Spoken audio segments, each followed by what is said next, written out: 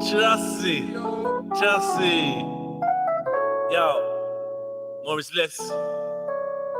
Less is more or less. Say no more. More is less. Never more. Say less. But less is more. Yo. More love, more life, more freedom. Less heathens channeling demons. More conversations with meaning. Less trying to slide in the freaks' DMs. Less separation, more elevation, more education. Less hesitation, less follow fashion. More leaders, more queens in love with their features. Less whips and chains, more kings, less slaves, less chemicals on my reefer. Give more to the poor, less to the rich. More people trying to think deeper. More ambition, less patience. More brotherhood, but less masons. Less mumble rap on them stations. More spirulina, less bacon. Less agents, limitations. Less racists, less cages. Feel with man them caught with them yay bricks. More ways of escaping the matrix. More power to the people. They want more cowards and more evil, so they can drain every drop of the goodness we have and leave us sour and feeble. More rebels and more riders. More non-conformists, more fire to burn out the devils and liars. More role models that inspire. More directions, less infections. More weapons for protection against the government's twisted intentions. I want more answers than questions. Yo.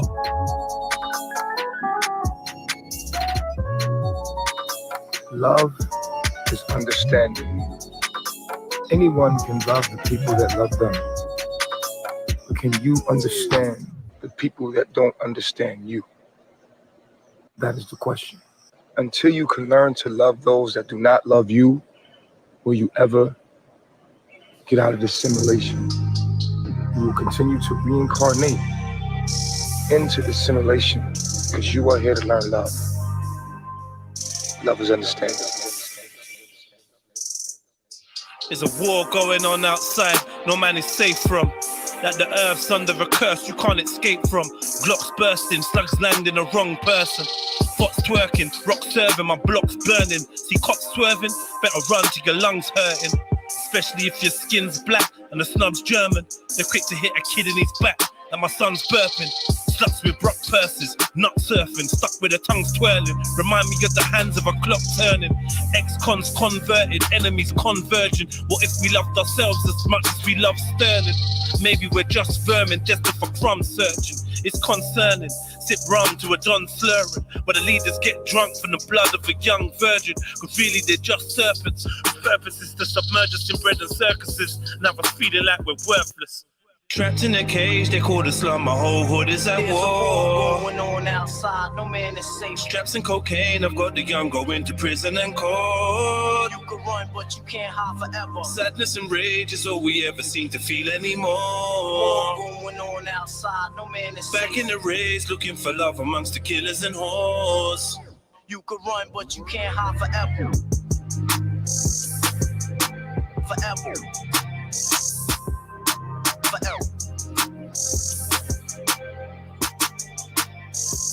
Forever.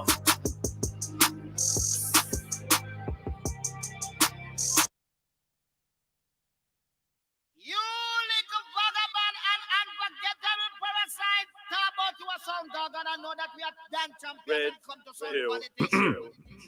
Strength, love, honor, trust. That shit makes me wanna bust my ting on a fed for violating one of us. Take a king heart and then dip it in rage. Force a king to live in a cage. Make him a slave for minimum wage. Put death on his plate and then fill him with hate. This is the world that we live in today. All of our energy given away. Malevolent entities have been manufacturing enmity. We've been enemies for centuries. So what, bruv? What's that got to do with essentially, they want us all gone eventually. Okay. Alliance of defiance, the rise of the rebellious tribes. I'm dead into ride. What is life if you ain't ready to die? I'm trying to thrive. What's the sky if you ain't ready to fly? What kind of guy am I if I ain't ready to try? Don't you know? All smartphone screens are scrying mirrors. Don't you know? Where supreme beings ruled by lying lizards. Don't you know? My free eyes open, but I ain't crying rivers. Strength, love, honor, trust is all you need if you're riding with us. Strength, love, honor, trust. Strength, love, honor, trust. Strength, love, honor, trust. Strength, love, honor.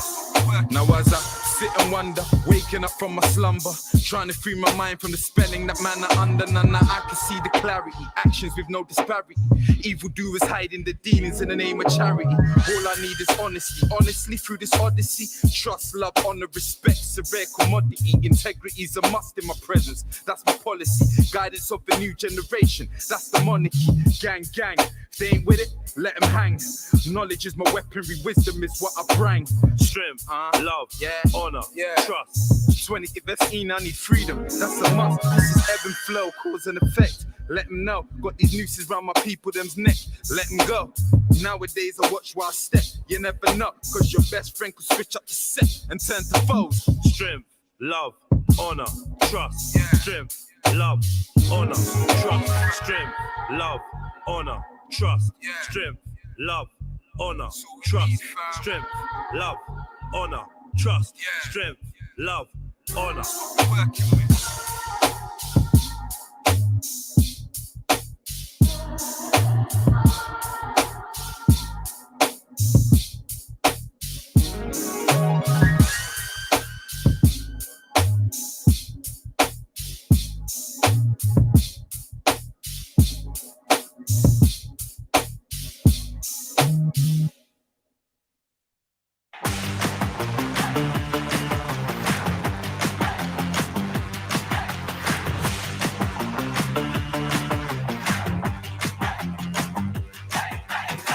The whole advert, you know. Y'all can do anything y'all want to do. If y'all want it, if you don't want it, then it ain't gonna come. If you want it, you gotta put in work to go get it. Sitting on your ass, ain't doing shit, you ain't gonna get it. If you want something, you go get it. You feel what I'm saying? You work hard and you go get it. Don't just sit there and talk about it. Go get that shit. Go get it. I believe in you. I was out looking for good and I found self. Soon as I stopped chasing money, I found wealth. No double guessing, I know who I am. Self-manifesting, I know that I can. I just want freedom to get it for man, it's myself. pro-life. I just want the freedom to live it. That's why I daydream when I build it. Back in 05, I sat in jail scheming to lick it. Like as soon as they free me, I wonder if any of you, how many of you have actually tried to hear my music or listen to one of my projects from the beginning to the end? Let me know, man. Give me a 7 in the chat. If you've ever been to iTunes, Amazon, or I don't know, anywhere to try and listen to the entirety of my music, YouTube, whatever. Have you ever thought, right, let me listen to this album or this mixtape that he's talking about or whatever, or that the mixtape that this song is from? Have you ever thought to listen? Let me know, man. Let me know if you don't even fuck with the music. If you don't, it's cool. Just stay silent. I get it, man. I understand. You're here for other reasons, and I respect that. But those that really like the music, my number one passion, or not even if you like it, if you've listened to it, downloaded, streamed, let me know. Give me a sign, man. And big ups, thank you if you have already in advance. And if you haven't, maybe it's something you might want to try. Just try it. You know, you can listen to it and be like, this is dead. Or be like, I like this song, or I like all these songs, or whatever. But yeah, I would appreciate if you go and check out the music, man. Click that link in the description entitled The Only Link You Will Ever Need. You know what I mean? Big up Jada, man, in the building. I know you're probably wondering what kind of time do you call this, Jeds? And I could give you a bag of excuses. Like, I'm not going to go into it, but there's like, I don't know, man, a lot of personal shit going on right now, man. And I'm just trying to keep my head above the water and make shit happen and not stop or slow down. You know, when life tries to throw you the lemons, I'm just trying to keep it rolling. I'm not even trying to jump online and bitch and whinge and cry. But yeah, man, you know, just keep your prayers with your boy and his family, and hopefully things will rectify themselves soon and everything will be back to normal or even better. Do you know what I mean? But yeah, man, there's some stuff going on around me, with me and my immediates and people, you know, I don't know. There's just a lot going on. But I'm trying to stay grateful and happy. And, you know, we'll just keep pushing. But yeah, sorry for the lateness, man. Trust me. I wouldn't be late if it wasn't necessary, man. All right, let's get back to this, man. Big up all the likers. Aria, Big Banger Theory, John B. Hold tight. JD. Big up everyone that's hitting that like button, man. Please. Yeah, John BBB. Who else we got? Yeah, JD. Where we going now? We got Randy Bennett. We got 77 Soldier. We got Mills Turk. We got Shakur.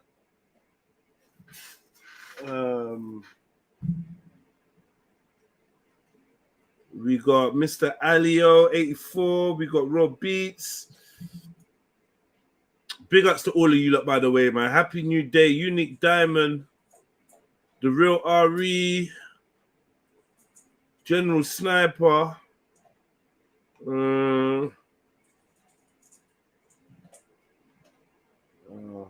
did I go? Where did I go? Okay, General Sniper.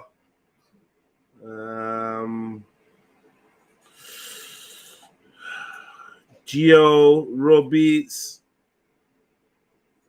Powers, come on.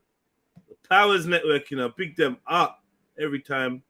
Empress Sakina, 77. Oh, now I'm wondering why you lot was pressing 7, you know. Fucking hell. Now I remember. All right, cool. I forgot the question I asked you lot. Just saying, thank you. My Spotify, I'm gonna do that now. You said it, Jedi. Your music is proper still, 7. All right, man. Try to do that, man. Yes, big up. Axum, big up yourself, like 25. Axum has Axum's funny, you know. She's a CS, big up. Mary Chili Jen, hope you're good, sis. Like 27. Need to catch up with you, actually. The day you remove this pig water, I might consider listening to one of your tunes. And it's not even worth you listening to one of my songs. If I've got to behave in a certain way and act in a certain way for you to even give my artistry a chance, then maybe I don't want you to listen. I can do that. I will. A shout out to my Lord for you, Jedi. Just know it came from the one and only Christ Jesus. All right, man. Big up. I might even put a like and a share with 1-2 million of my subscribers. Guess what? I'm a block you. So you don't have to worry about listening, sharing, doing nothing. You could just go wherever you came from and stay there. I don't like people that think, like, if you've got 1 million subscribers and you're telling me, oh, if I do something for you, then you're going to share it to your 1 million subscribers. I don't want your 1 million subscribers. I get it myself. I do it my own way.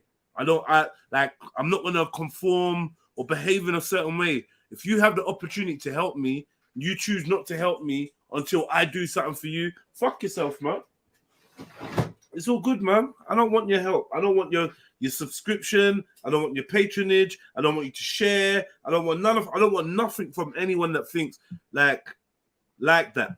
Just stay over there. Do what you're doing. Go watch some KSI. It's all good, man. Fucking hell. All right, cool. People write the maddest things, you know, and it's these little things that piss me off. Where we going? Like 26. My homeboy, the homeboy of homeboys, you know. Big up yourself, young man. Hope you're good around the city and that. Can't wait to link up with you, my brother. Do you know what I mean? I feel like I'm gonna need to see you before so I can do some ranting. I'm gonna need to rant, bro. I need to rant, brother. All right, man. Big up yourself, Zion Chill MC, you know. My favorite. Just saw the thumbnail. Why? Well, you know, it's just jokes. You know, it's just art. It's just art, man. Trill OG, big up yourself. Come on. Why is MJ getting sent love and weed? What the hell? Huh? All right, I ain't put the link out there. That's why you haven't jumped out, innit? Or have I? Like 34, big at yourself, get deep, man.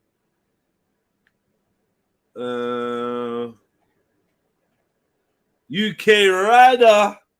Come on, big at yourself, big at yourself. Best stream to hit the tube. All right, cool. Yeah. And we missed your birthday, 77 Soldier. Happy birthday. If we missed it. If you came London, man, I'd have something for you to do, but I know you're not even trying to travel, man. But I would love to invite you out, man. I don't know what you man are doing, hiding in your little pockets of England. You need to link up with the family, man. All right, cool. So I think the link is out there. I hope it is. No, it's not. Wait, let me see. No, I don't think it is. 1 second. Let me sort this out. I was so blind, trying to read in the image. Now I'm exceeding the limits. Money so high, smoking the premium spinach. Y'all can do anything y'all want to do. If y'all want it, if you don't want it, then it ain't gonna come. If you want it, you gotta put in work to go get it. Sitting on your ass, ain't doing shit. You ain't gonna get it. If you want something, you go get it. You feel what I'm saying? You work hard and you go get it. Don't just sit there and talk about it. Go get that shit. Go get it. I believe in you. I was out looking for good and I found myself. Soon as I stopped chasing money, I found wealth. No double guessing, I know who I am. Self-manifesting, I know that I can. I just want freedom to get it for man, it's myself. pro-life. I just want the freedom to live it. That's why they dream when I build it. Back at 05, I sat in jail scheming to lick it. Like as soon as they free me, I hit. I was so blind, trapped by the greed and the image. Now I'm exceeding the limits. Man, it's so high, smoking the premium spinach. Bitch slap demons and spirits. Hey, hey. I was out looking for God and I found me. The rightful heir to the throne, now crown me. I got all the tools that I need to succeed. I don't need to choose the piece of the weed. I just want to be all I can be. 2 + 1, I just want to be free. NEGUSKING. It's all about empowering yourself. Mind, body, soul. That's real yourself. Watch the company you keep and the fuck who you eat and the bed that you sleep in. That's real yourself. Still keep a big gun by the biz out. Loaded with shizels, we're living in his hell. I was out looking for God and I found self. Soon as I stopped chasing money, I found wealth. No double guessing, I know who I am. Self-manifesting, I know that I can. I just want freedom to get it for myself. I was out looking for good and I found self. Soon as I stopped chasing money, I found wealth. No double guessing, I know who I am. Self-manifesting, I know that I can. I just want freedom to get it for myself.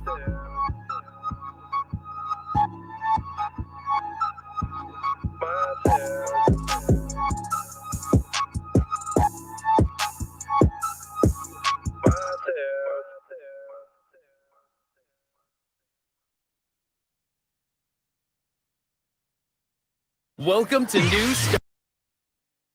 Hold on. Music, are you taking the piss about Jacure? Ha! You are taking the Mickey. Man said, is that Jacure, you know? Nah. I swear that brother went to jail for rape. Is that the one? Don't ever do that again. Am I Jacure? Fuck you then. All right. Sorry, Sash. My phone died.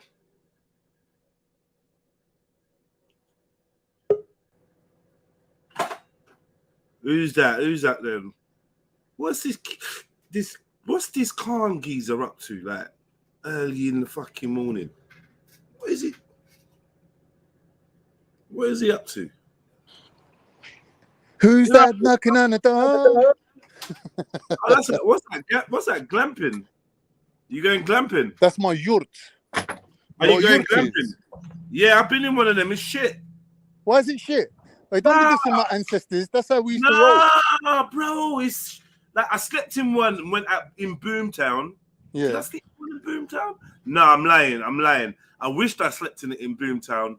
The guy that got us to Boomtown, he had one at that. But I went with the fam to Chesterton Zoo.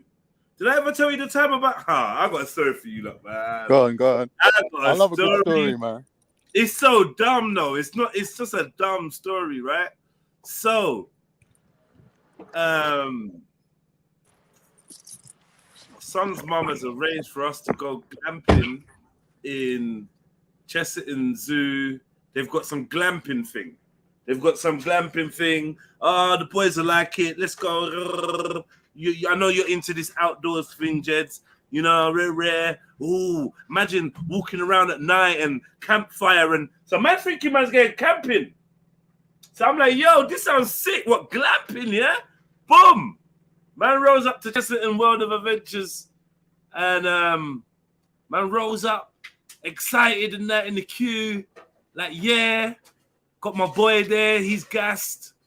You know, my son's gassed. Like, yo, oh, this is going to be good. We roll up.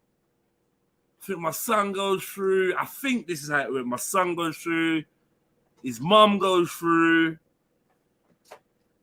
And then I go through, you know, and it's just like you're just getting through Chesterton, right? So it's like, oh, do you mind if I give you a quick search? Whatever, yeah, man, whatever, man. But go walk through. Excuse me, sir. Like, what's up?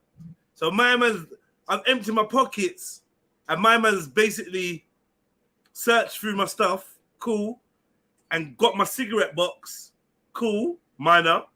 Get me, and then fucking opened the cigarette box and found like a tail end of a spliff. So what had happened was I must have smoked earlier in the day, chipped it out, put like a freeze. You lot don't smoke. A third of a spliff, right? A freeze, right? A third of a spliff, a third of a joint, which is tiny. I must have put that in my cigarette box, and I'll smoke that later. Forgot it was there. Got to the front, yeah, in front of everyone. My man's found the tail of the spliff, which is probably about less than a decimeter. I think a decimeter is a lot. It's like 2/3 or a third of a decimeter, right? It's tiny. My man's talking about, what's this? I'm like, boss, sorry, man. I did have a smoke earlier, late, and I forgot it was in there. You know what, boss? Dash that away. I'm not even trying to smoke that. I'm not even a smoker like that. Dash that, man. What is that? Dash that.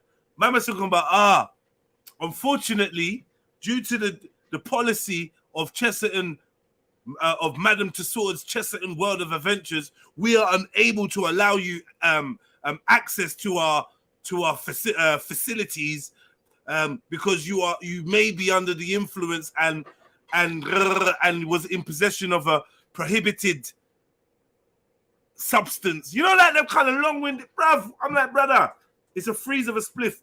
Allow me, man. Like, full back. My man's like, nah, man can't let you in. Job's like, worth.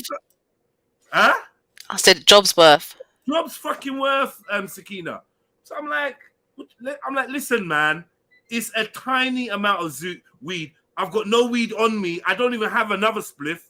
You can search me. Like, come on, man. I'm here with the family. My son's really excited to glamp. We've paid, and it was expensive. We've paid, like, rare, allow us, innit? No, I can't let you in, man. Because, I'm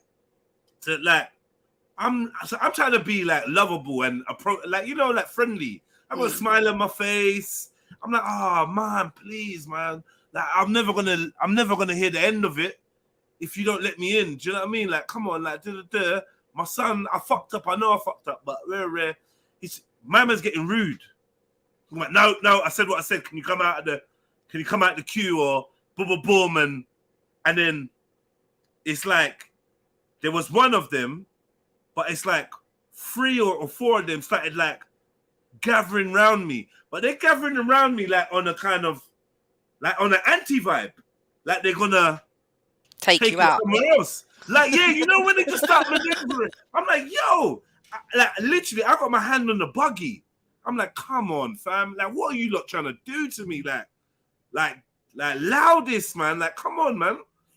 You lot probably bun too. Like, don't act out. One of them gave a little smirk and kind of looked away when I said that. So I said, come on, you acted like it's crack.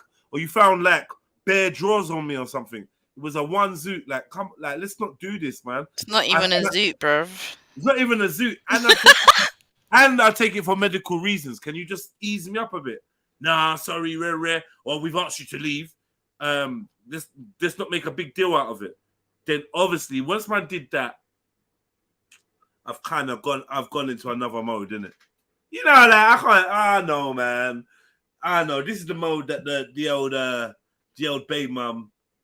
She doesn't want this mode to come out, so she's looking at the dudes like, "Yo, do you know, like this guy is probably the worst person to do this with?" So she's trying to do good cop, like, "Oh man, if you could just give him a squeeze." I'm like, "Yo, any of these lot be rude to her, it's gonna be peak. I don't know what to do." Two of them are acting a little bit like they want to get aggressive. I'm not giving them reason to, but the way they're acting. Oh, we've already said so. Rare. So can we ask you to? Now they're talking about, can we ask you to step out the queue? I'm like, no. I'm not stepping out the queue. We just queued there for how long? Let me chat to your manager. I am a manager or supervisor. I am a manager. I'm like, bro, let me talk to you, man. I'm like, listen, man. There's no way that you're gonna. Right, can you just leave and da. So I said, listen. Where you from? Man said, I'm from around there. I said, I'm not.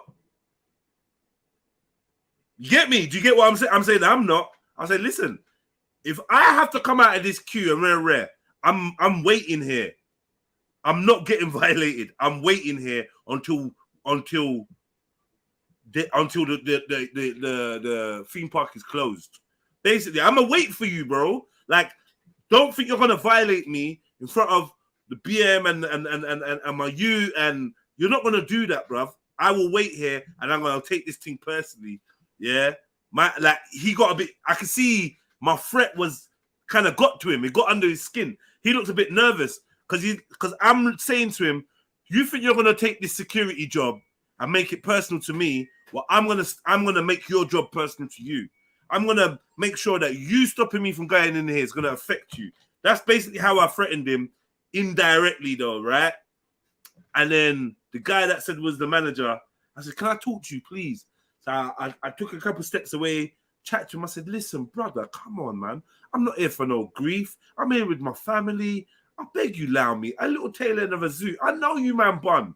They said, yeah, the problem is, the proper policy is if you're caught with any kind of drugs, you can't get readmission and da-da-da-da. And now, because, I don't know what he said, either because of your size or because of something, the security cameras have picked you up at this thing, so they know that there's an issue now. So they're likely to be watching. It's been radioed through that you had weed on you. They're likely to be watching in the main thing, and if we let you in, one of us going to lose our jobs. You know, one of them ones. I said, nah, bro. Is there got to be another way? Like, nah, there's got to be another way. In the end, I said, all right, cool. No problem. Bopped off. Yeah? Bopped off. Family in tow. Bopped round the corner. I'm like, yo, this is what we're going to do, yeah? Yeah. We're going to try and walk to the next entrance. I know there's another entrance to Chesterton. Every time I go to Chesterton, I only ever enter one way. But I know that there's other ways to enter Chesterton, right? So I said, let's just try to find the other entrance to try and get in that way. Man, try to find some other entrance, walking down some mad road, walking through some car park. I see the next entrance. As I'm rolling up to the entrance, there's like an army of fucking security guards running down the hill, running towards me. Like, yeah, yo, stop there. Rare. Oh, and we see what's happened. And why are you trying to re-enter the park? And then I was like, I didn't realize, man. I thought that rare. Luckily, one of them officers was cool. And I said, listen, man's not even trying to get into the park. Because part of this glamping deal is you get the glamping bit and you get free entry into the park. So you can go back and forth to the park as many times, back to your glamping bit, rare. So I said, listen, man don't even want to use the park. Man don't even want to go on rides, bruv. I just want to do the glamping thing.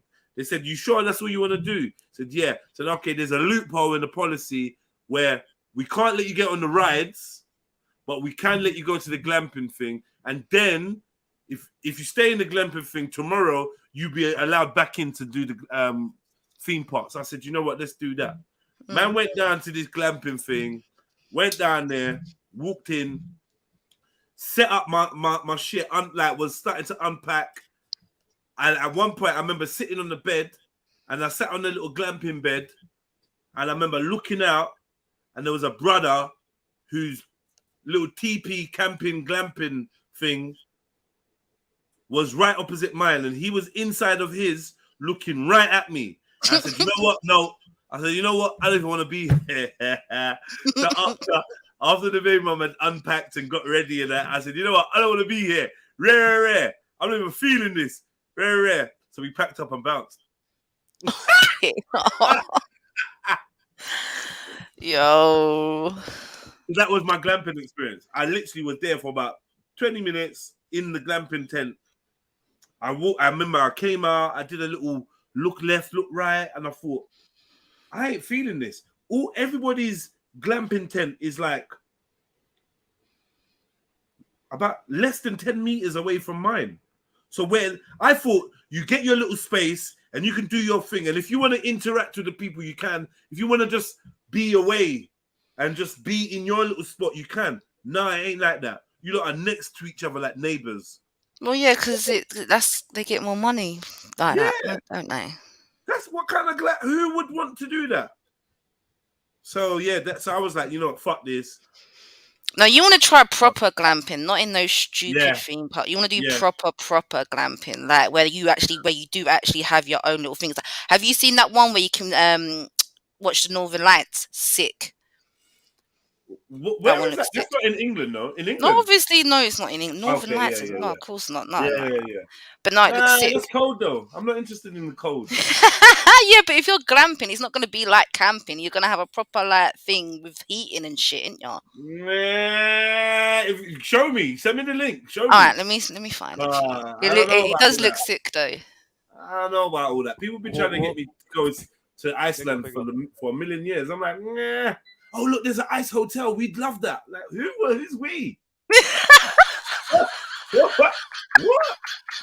Can you think an ice hotel? Are you serious? You think it looks good, but I do understand where you're coming from. Yes, good things about ice hotels. Oh, there's an ice bar. Yeah, there's an ice bar, and it's like, what the fuck?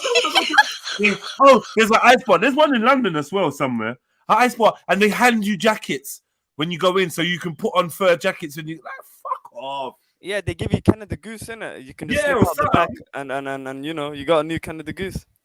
Bruv, listen, brother. No, I'm joking. I don't even know what ice thing is. I'll never go there. What's the point? So what if you want to go sleep? Where are you sleeping in the ice? Bruv, I swear down, the ice thing I saw, I swear they were sleeping on a slab of ice. I might be making it up. I might be making it up, but there was something. Let me see. Hold on. Ice hotel. Hold on. I mean, I'm even like a hospital. You know when you're dead and they put you in the yeah, you know what I mean? Slab and that. Like ice hotel in Sweden. I don't want to impersonate no dead corpse, man. Allow it. Let me tell you something, yeah. And big up Axum because she's there laughing because I know she's a fan of that, yeah. She definitely went to the ice hotel, man. I'm not involved. So this is the glamping thing, yeah? This is the glamping thing to see the Northern Lights. Right, this is hard still. That's why I said it looks sick. Wait, go back up. How much is that, man? That's dead, man. Which one do you like? Which one are you feeling? Yeah, but you got different ones, innit? Like, you don't have to be so close to each other. They're taking the pictures of these. I don't know about any of them. They're taking a picture. That one looks like that one makes me feel funny. Which one? This one? Oh my, that's a dead. That one. Yeah, that one. Yeah, that it just makes me feel funny. I don't know what it is. Yeah, that's too close. That looks hard still. But look at the interior of it, though.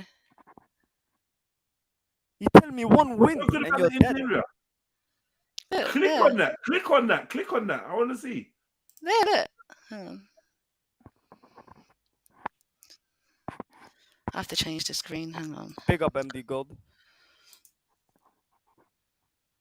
Do they have a fire hotel since they have an ice hotel where everything's burning?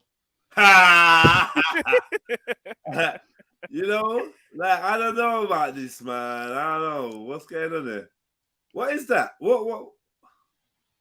This is like the interior of something. It's warm in there. Yeah. It's gonna be warm in there. 100%, it's warm in there. Yeah. So what's like? Next question I got. What's the weed laws in Sweden? I'm not too sure. You know. Okay. There are laws of that. These lot can test you on site and whatnot. What? Apparently, yeah. If I'm not mistaken. Yeah, In but they're Sweden, right they next contest to you on site. Holland, and it's legal in Yeah. Holland, isn't it? Whoa, whoa, whoa, So whoa, whoa, whoa. What do you mean in Sweden they can test you on site? I think they can test you, like if they suspect you of being like high or whatnot, they can take you to the station for testing. Sweden. This is what you Somalis caused. Yeah, with chat. You lot went there with chat, and this is what you lot have fucking caused. Lay. Like everyone's liable to be served. Lay. But to get if you want to get shit in Sweden, you can get shit in Sweden, innit? It is what it is. That's not even what I was asking anyway. I was just asking. I just want to know the weed laws. the Oh, vibe. okay. Because, like, personally, if I'm gonna go to a cold country, but you're selling it by saying your room will be warm, then I'm basically just gonna stay in a warm room then. Big Right? up, family. Big up, Bless MC. up, bless up. Like, comment, subscribe, hit the cash app, PayPal, all that good stuff. Yeah. You know Yeah, that no, don't get me Go on, wrong. go on. I've always wanted to see the Northern Lights, but I'm not a person for cold places, No. and I'd rather go to somewhere nice and sunny. Yeah. Hot. My whole thing of holiday, the HO in holiday stands for hot. Not whole. I know what you lot are thinking. The HO in holiday stands for hot. Holidays are warm. Yeah, but you can take a holiday instead of a holiday. You know what I I mean? don't know what you lot are on. When you go skiing, that's called a trip. That's not even a holiday. Skiing trip. Yeah? But some holidays people are warm. Yeah, I'd rather be in a hot place than a cold place, so you can get frostbite, and then you can end up having your nose feeling Frying cold and polar bears icy, and your that. Yeah, it's fingers long, feeling it's long. cold and no, it's not You're nice. stuck behind some mountain 24 hours because they left you. That ain't fun though. Am I right? Yeah, that's just like, yo, why have we gone somewhere cold? We don't enjoy the cold. Why have we gone somewhere we don't enjoy? Why would we do that to us? I got so much. And it's not even like you can enjoy it. There's plenty of water, and it's not like you can enjoy it. I know Can't people go in the go water, into that ice like, water. no. I can't do that. Them things. Are you looking at this? Look. Are you seeing this? What they're selling to us? Look at this. Okay, that looks fine. You don't need gloves. That looks fine.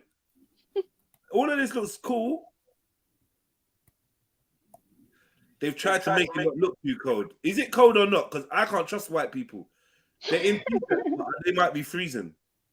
But you know what? I suppose it's all year round. You can go down there, so maybe you can go down there in the summertime. Do they have summer? I'm guessing so, because it's green. In that ice hotel, you have summer? Yeah, I don't know. These people getting cold water. I don't trust them. And they're doing loads of things I just wouldn't do, so I just don't know. Yeah, I've taken white guy holiday advice before. Yeah, man, you love it. Yeah, I don't think I did love it, but cool. Inside the world's first and most famous ice hotel. All right, what's on at Heights Motel? Let's look at art and design gallery. Let's see. What's the temperature in the ice hotel? So are we walking around in like puffer jackets and earmuffs and? Did I tell you that they sleep in ice, bruv? Did you think I was joking? Like, yo, Stopzilla? Stopzilla, do you see this, my brother? Yo, I just came back. What the hell is this? All right, it's not happening. Cool. That's what I was just cool. I can't cap. I've been to Iceland, so was I chatting shit about sleep? Was I chatting shit about Hey, sleeping wallah, on you have ice? to sleep on that. Now that has to be fake. No, it can't be. It can't be. Anything You're dead. about You're this dead. nice. You are dead if you go into this This holiday. ain't nice, bruv. Like, what Them is man are wrong with moving you like, lot? yeah, them men are moving like the walkers from Game What's of wrong with you, Yeah, man? hypothermia. Sweden. Big up. Nice, Nice. Big up. This Big ain't up, nice, Axum. Axum. I've Axum, never have you been there? though, Have you still, been there? but Tell it's us, up in tell us. north, yeah. It's in north somewhere. Is it Karuna? Yeah. It's Karuna, Yeah, innit? yeah, but Clearly the north. yeah, but but you know, we can What find do you mean some. now? What, you know, there's I don't know. What? I think. Nah. You know what? Is this how Have you you been create a up White there? Walker? No, I haven't been there yet, but I know someone who did, and they had to have some like big jackets to live in there. You see? Any black Yeah. person that goes there, they're taking the blackness out of you, man. If you sleep Actually, she was Eritrean. She was Eritrean. She did it though. Uh-huh. Mhm. And would she do it again? I didn't ask her. Ah, see, that's a no. The is a no. So yeah, it Wait, was, wait, wait, yeah. wait. Did you speak to her ever since the holiday, or she disappeared?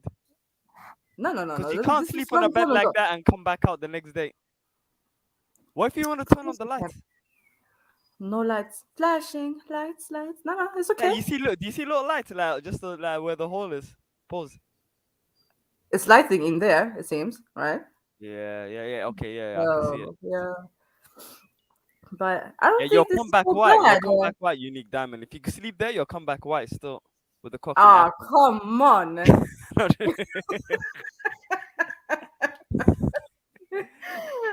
So yeah, that just looks way What too is cold. this That's though? way too cold. That's not appealing. I mean, it looks pretty. Don't get me wrong. It does look pretty, but that's a no from me. Yeah. There This even could is be like us. the ice bars. Yeah, the ice bars This are could cool. be us. Yeah. The idea. This is here. This is. If I was to label this picture, yeah, I would label it white fun. Oh my god. Hey, wait. Is that the? Hey, look what they're wearing. Is that the pajamas you wear like when you go? I to don't know sleep? what this is, but any This looks like the pajamas. any still. place that requires this amount of protective clothing, it's a bad idea for me to be there, man. Now me, man. Yeah. That's I But don't you know how can come that's. to other places in Sweden. Tell them stop Zilla. Stop coming. I've been, but but this you've is been up there. north. This is up north. This is up north, exactly. So what? Yeah. Down It's not south Sweden. is warmer. It's not Sweden, man. Hashtag Yeah, warm. I say. This is north. North. Yeah, it's north. Yeah, it's near Iceland and that. I wouldn't survive there, man. I don't have meat on me. I'd freeze as soon as I come out of that airplane. I'm icicle. It's true. You're turning into a Listen to this. Yeah, how they It's selling it. 25. No, listen to me. Listen to this, how they selling this. Okay. With an urge to explore. Why does that keep happening? Why is the picture you? The Unicef face keeps popping up. Why does that keep happening? With an urge to explore nature and its profound elements. Big up everybody, man. Big up. Come on. Sorry, Sorry, bro. Big up. Big up. Big up. Big up, my bro. Sorry to cut you. Go on. You ain't reading it no more. It's enough. What does it say? Sweden landscape from. Nah, I can't even read that. Sorry, I just saw Ice Hotel. Yeah, Who's but going that's there? near Mogadishu. I've seen No, that. You know. Monk's What? Boost. Oh. Mogadishu. I thought that's it, Mogadishu. I was like, what the fuck are we doing there? Nah. I've seen it. They got ice fountains and ice dances and all sorts. Yeah, and Ice Hotel. Fuck. Yeah. I wouldn't do it, man. It's just long, man. It's wet. No, you have to experience that at least once. All right. No. So he goes there. For what reason? Go on. With an urge to explore nature and its profound elements, you embark upon unknown ephemeral ground. Now, the thing is, if we find a word that I don't know how to pronounce, then this is peak. That means they're searching for deep words. Yeah. I've never seen this word in my life. Ephemeral. I need to Can we Google What that? do it mean? I'm going to. Yeah, let's find it. See it. That stupid money people talk, that is. Yeah, why do you need that long-winded word to try and get me to get somewhere frozen? That's what. Yeah. The bottom line. Like you ain't kidding. Yeah, No, man. really. Talk to me. Talk to me, family. I've never heard of this. Okay, meaning. I'm not white. I am not white. Lasting. Oh wait, let's say what? Hold on, listen. Ephemeral. Ephemeral. Now, what the hell is that? A very short time. Fashions are ephemeral. New ones regularly drive out the old. Okay. Wow. Ephem. I just Unknown. the ephem bit. Embark upon unknown ephemeral ground. Ephemeralization of the black man. Martin. A winding pathway edged with a massive ice crescents, diverse in heights and proportions. As if pulled by gravity, you are drawn in, and the wavy passage changes your perception with every step until the journey ends in front of a bed, surrounded by suggestive lights, filled with impressions you lay down, taking in the starlit sky. Suggestive light. What are we talking about? What sky? What sky? I don't know, man. Maybe you can Maybe take they have it. some I don't holes know. up in the ceiling. Yeah. I don't know what's going on. I'm not here. Cave day simulation, man. What is this? Really? Nah, they have to have some more Simulating pillars. the Though. cave beast. Really, go down. There's different type of caves. Yeah, Go there's down. more, there's more. There's the early spring cave beast, lost and found. Brother, listen, man. I don't know what you lot are trying to. Where you lot trying They to live? put fire in there, man. Yo, so you're moving like Ragnar. Okay. Exactly, and Ragnar would love this. See, with some Would he? rain. Even Ragnar wouldn't love this, bro. He'll kill Nah, you. man. Lost and found. What? What is this? Lost and Nah. found. It's called. It's dead food. I'm not If into you it. drop, you're breaking this and you're in depth. Like, it is mad. Yes, because people lost their mind going there. Where is this? Yeah. In the glacier? Like, what are we doing? Let me tell you something. You ain't Is it charging me. underground? You're not gonna charge me for ice. Yes, And if anything breaks, and your little ice sculpture is gonna like be joined together by some new yellow ice. You're gonna be like, where's this ice come from? that's how it came down. Pause. Yeah, like, yo, what? Severed through it with a laser. It looked like a yellow laser. You probably walk into the wrong room and someone's doing a sacrifice or something, man. You watch out at this place. That's what I'm saying. People walking around with hoodie on. Pause. Dragging a reindeer around, killing it. It's mad. Types of people. You know, like ice. It's ice hostel. Ice hostel. I reckon. Yeah, ice hostel. Hostel, yeah, man. You take the wrong turn in, and they're just doing a ceremony, like all in a circle. Like it's getting worse. Bro, this place ain't nothing to. This ain't A a Midsummer's joke. Night's Dream. Let's have a look at that one. No, really, they don't. What? They Say have what lie, they ice? put flowers in. No, ice. no, I no. am This is some scared. what is this? Ice madness. No, it's not madness. This is cool. Yeah, it's madness. You mean it's not madness? No, it's not madness. No, it's not. But Hey, wait, you wait, lot, wait, you wait, lot, you wait. lot. But Look this at the must bed. be some fake. How Huh? much a room is this? We need to find out the prices. How much is And it? I'm not being funny, yeah. Yeah, exactly, I'm Sakina. not How being much are they funny, charging yeah, everyone to be freezing themselves? I don't know Freezing about- their asses off, I don't know yeah. about ice bed. Look, they Is there tried ice to do bed there? midsummer What's this? storm. Wow, Look. if this What drops is on this? you, you're going to Valhalla A straight. vase. I mean, well, no, sorry, No, nah, chandelier. you taking the piss, yeah, but they're trying it. They're trying it. That's Wait, beautiful. go back. Can you go back to that picture? That's a chandelier, right? No. Look Yeah, at meant the to girl be, with yeah. some- Look at the bed. It's Plants, frozen. with dead The plants cover in is it. frozen. Look at that. That's It's mad. Yes, all over it's the ice stubbs. Come on. That's not a bed though. It's an Yeah, ice I- hotel. What did you expect? like I'm saying Nah, having sex. Hafte, we have Hold to on. let things like that go. Let Having it sex go. in Let your it room. go. In your room, yeah. Having sex in your room with a woman is gonna get hot. You can't. You're dying. You're getting frostbite. What on you say? You're gonna balls. melt So what You're gonna melt the saying, room. Mac, You're gonna melt the the room. ice is gonna melt You're around making you? I'm gonna Bed bend the away, room, yeah. I'm gonna bend. Yeah, you will do that, Matthew. I know. I Yeah. know. I listen. You lot. Melted I right in the kept middle you of the bed. Lord. You lot. Meet me outside, yeah. Say What is that. this? What is Meet this, a me DJ? outside. I'll see you outside. Let me just say that, yeah. What is Good this? night. You know who Good it night. is, yeah? Everyone that's sleeping, everyone that's staying over, good night. Enjoy your evening, and I'll see you at the airport, I suppose. Yeah, I'm gonna go sleep. How do you say good luck in Swedish? Yeah. Lycka till, lycka till. Huh? What you call me? Yeah. I'm gonna need some nicotine. Lycka Lycka till. till. Lycka Lycka till. till. You can't even. Liquor ting. You say Man. liquor what? Lick a ting.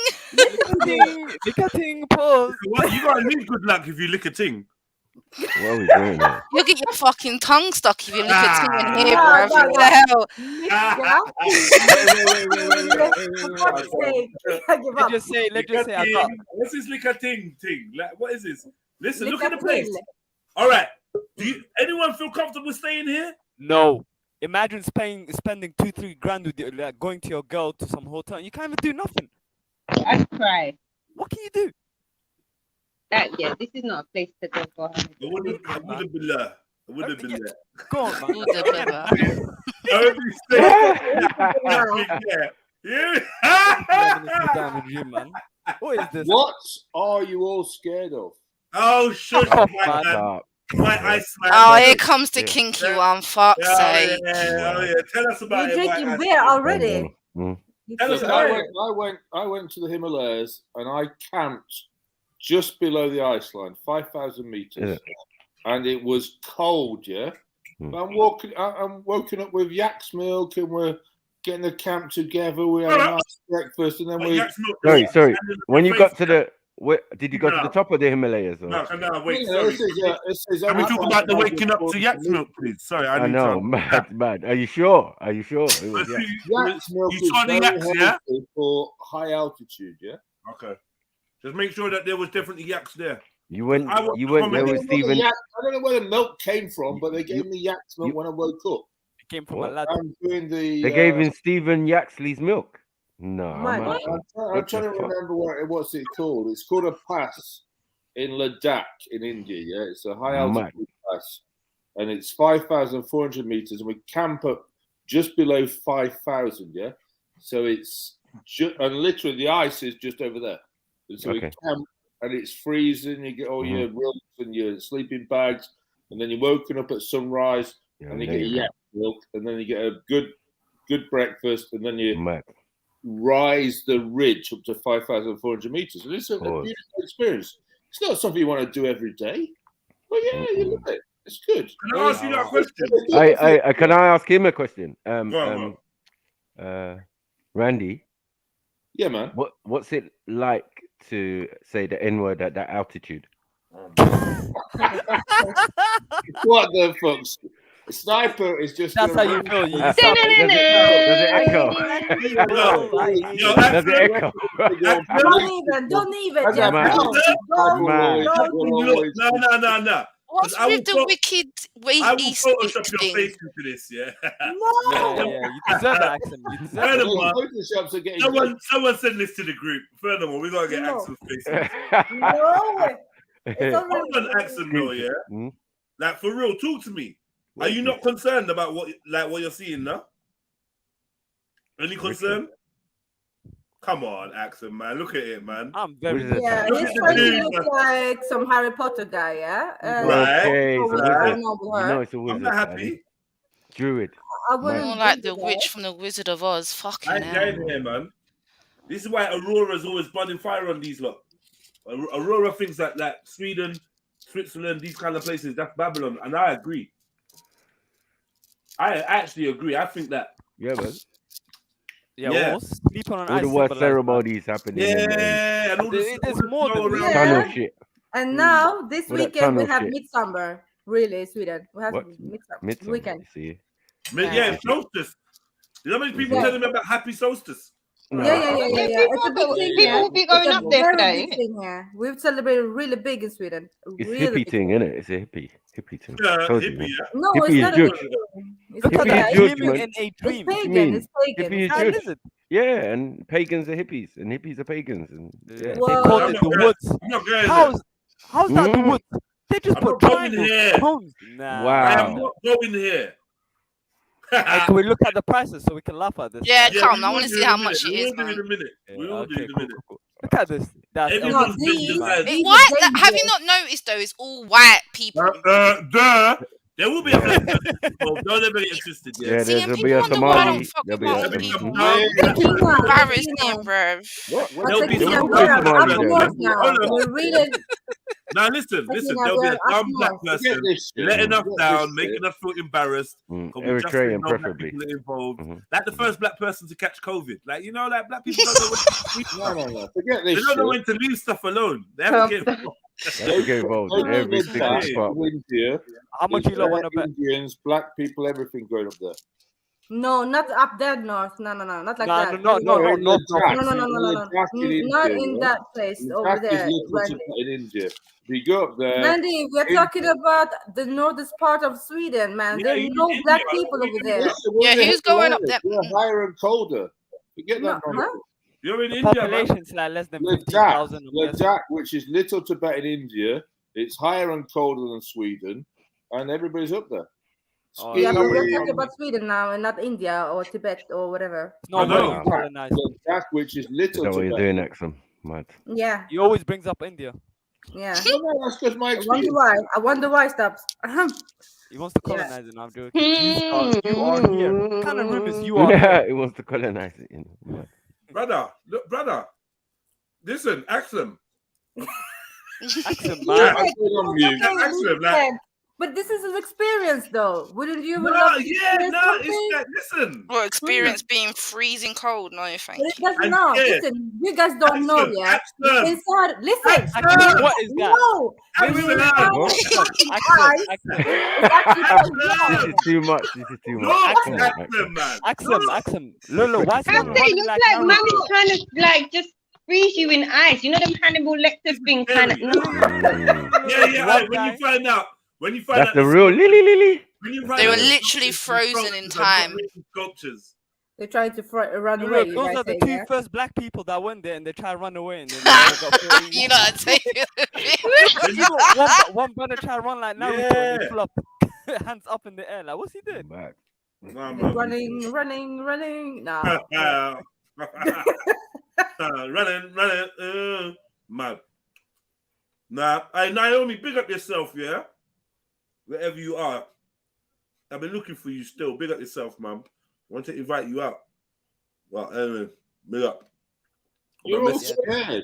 You're all scared. Yeah, I am. Because there's going to be people that look like you there. Has anybody got hypothermia? Oh my God.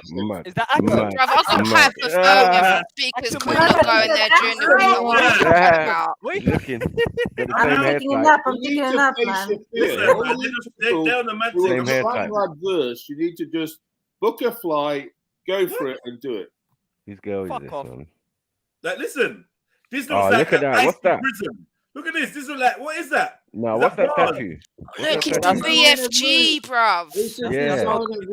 Are you got the BFG? Or You know the what, yeah? When you look at stay in places like this and end up bringing back a demon with you. Grendel? Grendel, man. Yeah, Grendel business. Why have you got Grendel there? Rooms. It's a big thing now. I'm going to do my dungeon as a theme room because it's a little niche. Allow it, man. But could you stay in the igloo? Could you guys stay in the igloo? It's warmer than fucking there. For what? I'm not feeling this. And then No, look, but she's actually staying in the igloo. You're all scary people, man. I know. I told you, hostile business. Fear. Whether it's like pumping iron or jumping out of an aeroplane or abseiling on a mountain, it's the same thing. Literally. Face your fear. This is not my fear. This is not fear, man. This is unnecessary. You're telling me to go against my instincts. Yeah, well, exactly. That's fear, Right. isn't it? That's Right. fear. When Not you're abseiling Not down a scared. thin I am line not scared. and you're relying on one road, You lot, man. Allow it, man. go over the edge. Allow it. Listen, this is not fair. I'm not scared of ice. I dislike ice. I'm not scared of the cold. I dislike the cold. Do you not get where we're going with this? Yeah, It's of not course I fair. do. I've been away with Goddess to colder places and we've had to sort that out. Goddess is shut in a man's mouth. It's cold. Diarrhea. I give up. Damn. So we can't keep Son. comparing Goddess to everyone else because Goddess is different. Goddess been with you. Goddess probably put your willy in her mouth. You get me? I can't respect her decision making after that. Yeah, ain't no way you're doing No a argument. I like how he twisted that. That was funny. He's like, you're right, Jedi. You're right. You're right. No argument. You do you, man. Do you. No, but on a serious note, Randy, yeah. On a serious note, all seriousness, and big up Goddess, yeah. This is not appealing to me, Randy, bro. Not one bit, my brother. I haven't done it yet, but my guess, the Korean girls, yeah, one of them's actually been to Iceland, yeah, and I was surprised because it's way off the beaten track, and she's like, yeah, I've been to Iceland. But I've been to Iceland and it ain't like this, man. It's not like this. No, but this is only a fucking hotel we're talking about in Kidnap. Randy, I told you already, yeah. After you fuck these chicks, don't be talking to them about where they've been. They start thinking you like them. Yes, listen, I am literally head down trying to keep out of the way. But this morning I got a Korean breakfast, so I was very happy. We had a nice little chat, so it's going well. I'm saying your daughters are treating you good. Was it? What's Korean fish like? Is she still there? It was like an omelette thing. It was like omelette, spring onion, tomatoes. It was very nice. I was like, oh, cool. What? And You we're actually trying to tasted get- it, yeah? Mad. Where's the address? I want to go taste it. Yeah, Drop You that. wanna taste it, yeah? Mad. There's a little festival in Clissold Park this weekend. They invited all my Airbnb guests down. So yeah, they were very happy. Like, yeah, cool. Let's get down to the festival. Okay. All jokes aside, who's prepared to like sleep here? Hell no. I wouldn't do But it for listen, free. it's not that expensive either. It's like around 150 pounds. Check this out. If they said we'll pay for your plane tickets, you can sleep here, you can get the best room. Yeah. I'm not doing up the Sub-Zero treatment. No, thank you. But, aw. I've actually been to one of these ice bars in New You're Zealand. scared of nothing. It was very, very old.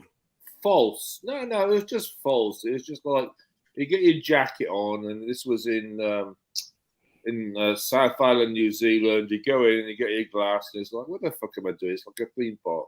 I left. I had one drink and left. It was nonsense. Of course, it's nonsense, man. And that's what you're gonna think at 3 o'clock at night when you wake up to go piss. You're gonna, anywhere though. You can piss Yeah, because you're not going to be able just to get up and go, are you? You're gonna look down at your boo, and you're not gonna be thinking, "Oh, I'm so glad we came here together." You're gonna think, "Fucking bitch, how could you fucking just to hit you? I've come all here like to do no." And you can't even hit her over there. I agree. It's not my first choice. But what I'm saying is, once you've done a few things, maybe you want to put it on that bucket list. That's what I'm saying. Never. It's not my first choice. I haven't been to Iceland. I haven't been to an ice hotel. I've been to an ice bar for 20 minutes. I've seen Superman, the Chamber of Solace or whatever it is that he goes to, you know, when he's trying to like get his life together, that little icy thing. This is dead. But look at the thing I put in the back chat now. Okay. I'd rather sleep on them love Look, hotels. I mean, you Hunting can for. do this. What have you gone hunting for? We don't care. Whatever you're showing us. No, but Have you actually been to Aurora, yeah? It's beautiful. We've seen that. These two, tell me, yeah. Oh, okay, Axel, stop. They're tell me batty that man. these two men don't look like the type of men to kill you then eat you. And then they're gonna go blow each other's backs out. Look at them. They look like the guy from Little Britain. Yeah. No, they look like the people from Get Out. No, Yeah, man. it's dodgy. No. It looks dodgy. Little Don't want to really Britain. be sitting No around one, the no fire one with the guy's that got the nose that goes up. He does that. I bet they were black, but they turned white. It's Little Britain, and they're like, he's cloned himself. One of them's a clone of him. It looks like And a let me ask you flower. something. What is it that they looks put like their a hands flower. on that they're touching like that? Because that don't look good. What? That looks like some sort of ritual thing they're doing there, boy. Why are they gripping up like that with both on their knees and that, like in the snow? Like, Why are they looking? Why are they both not looking at the camera? I'm not Camera's coming. right in front of you. Send me the brochure, and I see this in there, and I'm not coming. I agree. That looks dodgy, man. These are the guys. These are the guys That's not that solid. invented your room. Allow it, and they did some other stuff as well. I give Nah, up. man. I give All right, up. I think we out of this. Is there anything else you want me to see in this swing? Just the Get out of here. I want you to know the prices, innit? It's not that bad. That's the final. It's not that bad. Let's see. All right. Let's see. They let's just say summertime in it to negate the coldness. August. But it's not Is the it same summertime feeling in to go August there over there, during though? summertime. Come on. Yeah, I don't know actually. You should go there during winter time. That would be cool. Why are you gonna go there winter when it's even colder? I lie. That's just It's the experience. I don't understand. La ilaha illallah. A local tourism industry. Have you ever been to one of these ice hotels? No, True I or haven't. false? I haven't. None of them. I haven't. Wait, so you're back in this, but you've never been there. I thought you've been there. The way you're back in. No, I haven't. You've I not just- done this, it's have you, Sweden, Axel? yeah. Tell the I'm trying truth. to, you know. You probably will though. No, I don't like cold, to be honest. So I won't. So why are you back in there, man? So why you telling us this is all right? If you were there. It's just you have to do once in a lifetime experience. You have to do it. So Okay, so you're gonna do it. Yeah, Yeah, you'll probably do it. So are you gonna do it? Are you planning to do it? Wait. And it's nearby, isn't it? It's nearby. It's not far. It's not far away, but I'd rather Right. do this igloo thing in Norway and then the ice hotel. Nah. You see the igloo thing? I'm definitely gonna do that still. Yeah. I have to. I keep missing the aurora down here. Where I live. It was like with this Iceland. Northern Lights, so it's a waste of time. How does that make any sense? You won't go to an ice hotel, but you'll fucking go to an igloo. An igloo, Yeah. please, man. Yeah, because it keeps the warm better. The igloo That's is what I probably think. warmer still. It is warmer. It's You're warmer, probably you there know. with your t-shirt and that. When I was in Iceland, like it was cold, but the hotel like it was so hot. I had to sleep with a t-shirt.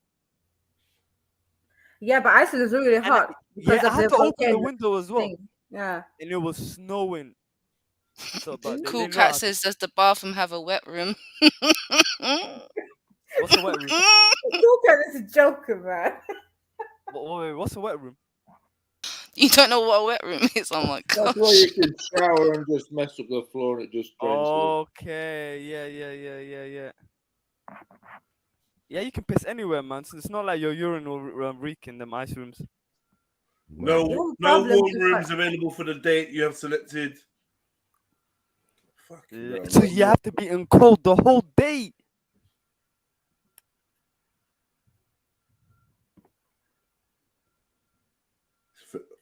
No warm rooms available for the date you selected. Click on the date, travel, whatever. Continue without warm room accommodation. So that's what. That's 2 people. 300 pounds. Yeah, around 200 pounds. 300. 150. What was it? 800. Oh shit! Nah, that's a lot. Wait. So how much? 3,000 kroons. Yeah. Isn't that 300? Yeah, it's almost like 2,900. No, 290 pounds or something like that. Yeah. 290 £290. pounds. 290 pounds. Yeah, the first one. Nah, fuck that. I'm sure That's not bad. I'm sure this was for like 2 days though. This wasn't for no long time. Yeah, look, one day, look, one night. Fuck off, man.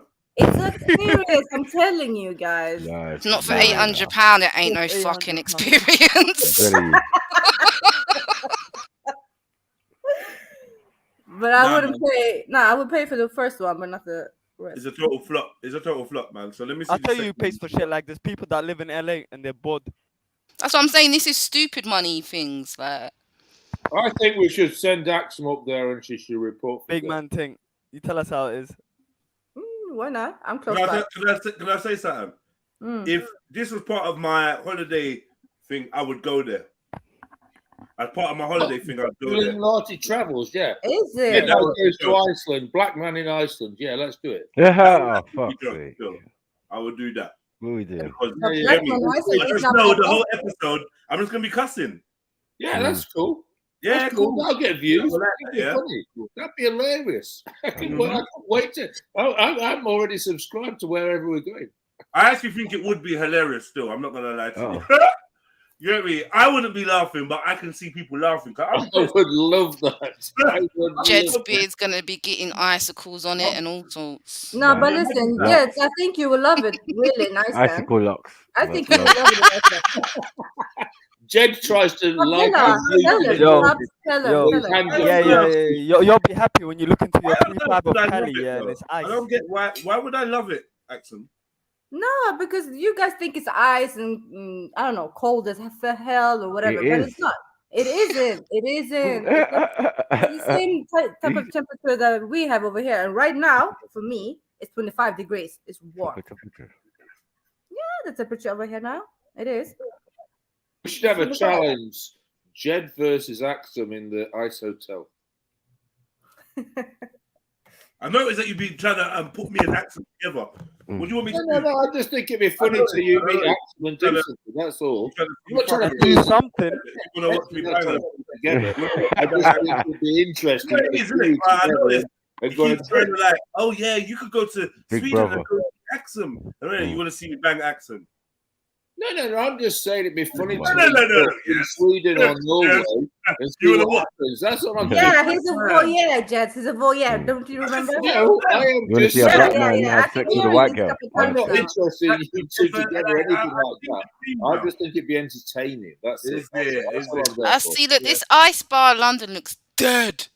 Fuck you now. That dead was crazy. I That dead was crazy. I'm not gonna lie though, but it looks better ice in it. It looks dead. You would go there. I know you would go He's there. saying Eunice would go there just to ask for a cup of water. Mud. Eat hummus. Oh, it's You don't need to put it in The fridge. ice hotel looks better than this shit, bro. Come on. Yeah, but this is in London. Yeah, is that made of crystal clear ice from the Torne River in Sweden. Maintained at -5 degrees all year round. Ice Bar London is the UK's coolest bar. I'm not even interested. So Yeah. you put your hand on This the is nonsense. I went into one of these in South New Zealand Islands. It's nonsense. And they give you a jacket, right, when you roll No, in. you walk in, you get a jacket And then ice you skates. get a cup made of ice, and you have a ice drink, and then you're just like, "What the fuck is this? Let's go. Let's bring some people drunk ice skate into the toilet, Skate to your room. Yeah. No, allow it. Ice bar, you know. Imagine in the ice bar place they give you a hot I drink. bet it's They just don't the rate bar you. that's made out of ice. Everything else is normal. That's terrible. Oh wow, that looks dead. Sorry. If this look if this What's was that? the- Ice the shots. ice Like, thing come on, must- man. Yeah, What are we ice doing, shots. man? Yeah. No, if you're going to do it, Jed, you got to do it properly. You got to move to the go north and see what happens. Oh no, it looks You lot hate us, man. looks dead, bro. Look, I'll get my Remember, cash you have to reserve a table and all that shit. and put my money where my mouth is. Let's get the What cash. table? They'll probably tell you sit on the Pause. floor. There's the cash out. Oh, There you it had is. one at Winter Wonderland. Well, there's the cash out. Dead. Another The £5. drinks over there probably cost like £50. Fuck off. Winter Wonderland's a fucking bump as well, bro. I would never go there. I would never go there. Yeah, well, I don't go there. It's a bump. Been, though. But I went there, all I saw was bare I think I people. walked through there with the kids like years ago. I walked through there with the kids, but we didn't buy nothing. I just let them look around, innit? But it was, it's dead, man. All you see is bare Badinas with kind of the gooses on, man. It's crazy. It's just nothing special. Hey! The goose in the big thing there. Yeah, but everyone got kind of the gooses. Nah. We got you. Yeah, my people, yeah. My people, yeah. See, we're everywhere with the brown eyes. Come on, Habasha. Oh my god. Photo shoot. Habasha gang. There you go. Look, I put £5 in the pot. Let's go. It's Lily. I don't think they're Habasha, you know. They're called Saints. Saints. What the Might be Saints a basher did. still. They got a little website, innit? They're called the Saints. I don't sound Darren and Sharon Henry. We are the husband and wife photographers, Darren and Sharon Henry. Sharing our They passion. sound Caribbean. Mad. Sharing our passion for Jamaica. photography and storytelling. Exactly. Jamaica. See? Nah. But yeah, bad. no. Why not? Could be Ethan. Oh my god, you lot want to hear the ice bar prices? Gone. Tickets start from £13.50 per person for a 40-minute ice bar experience, which includes a free spirit-based cocktail. Oh, that's it.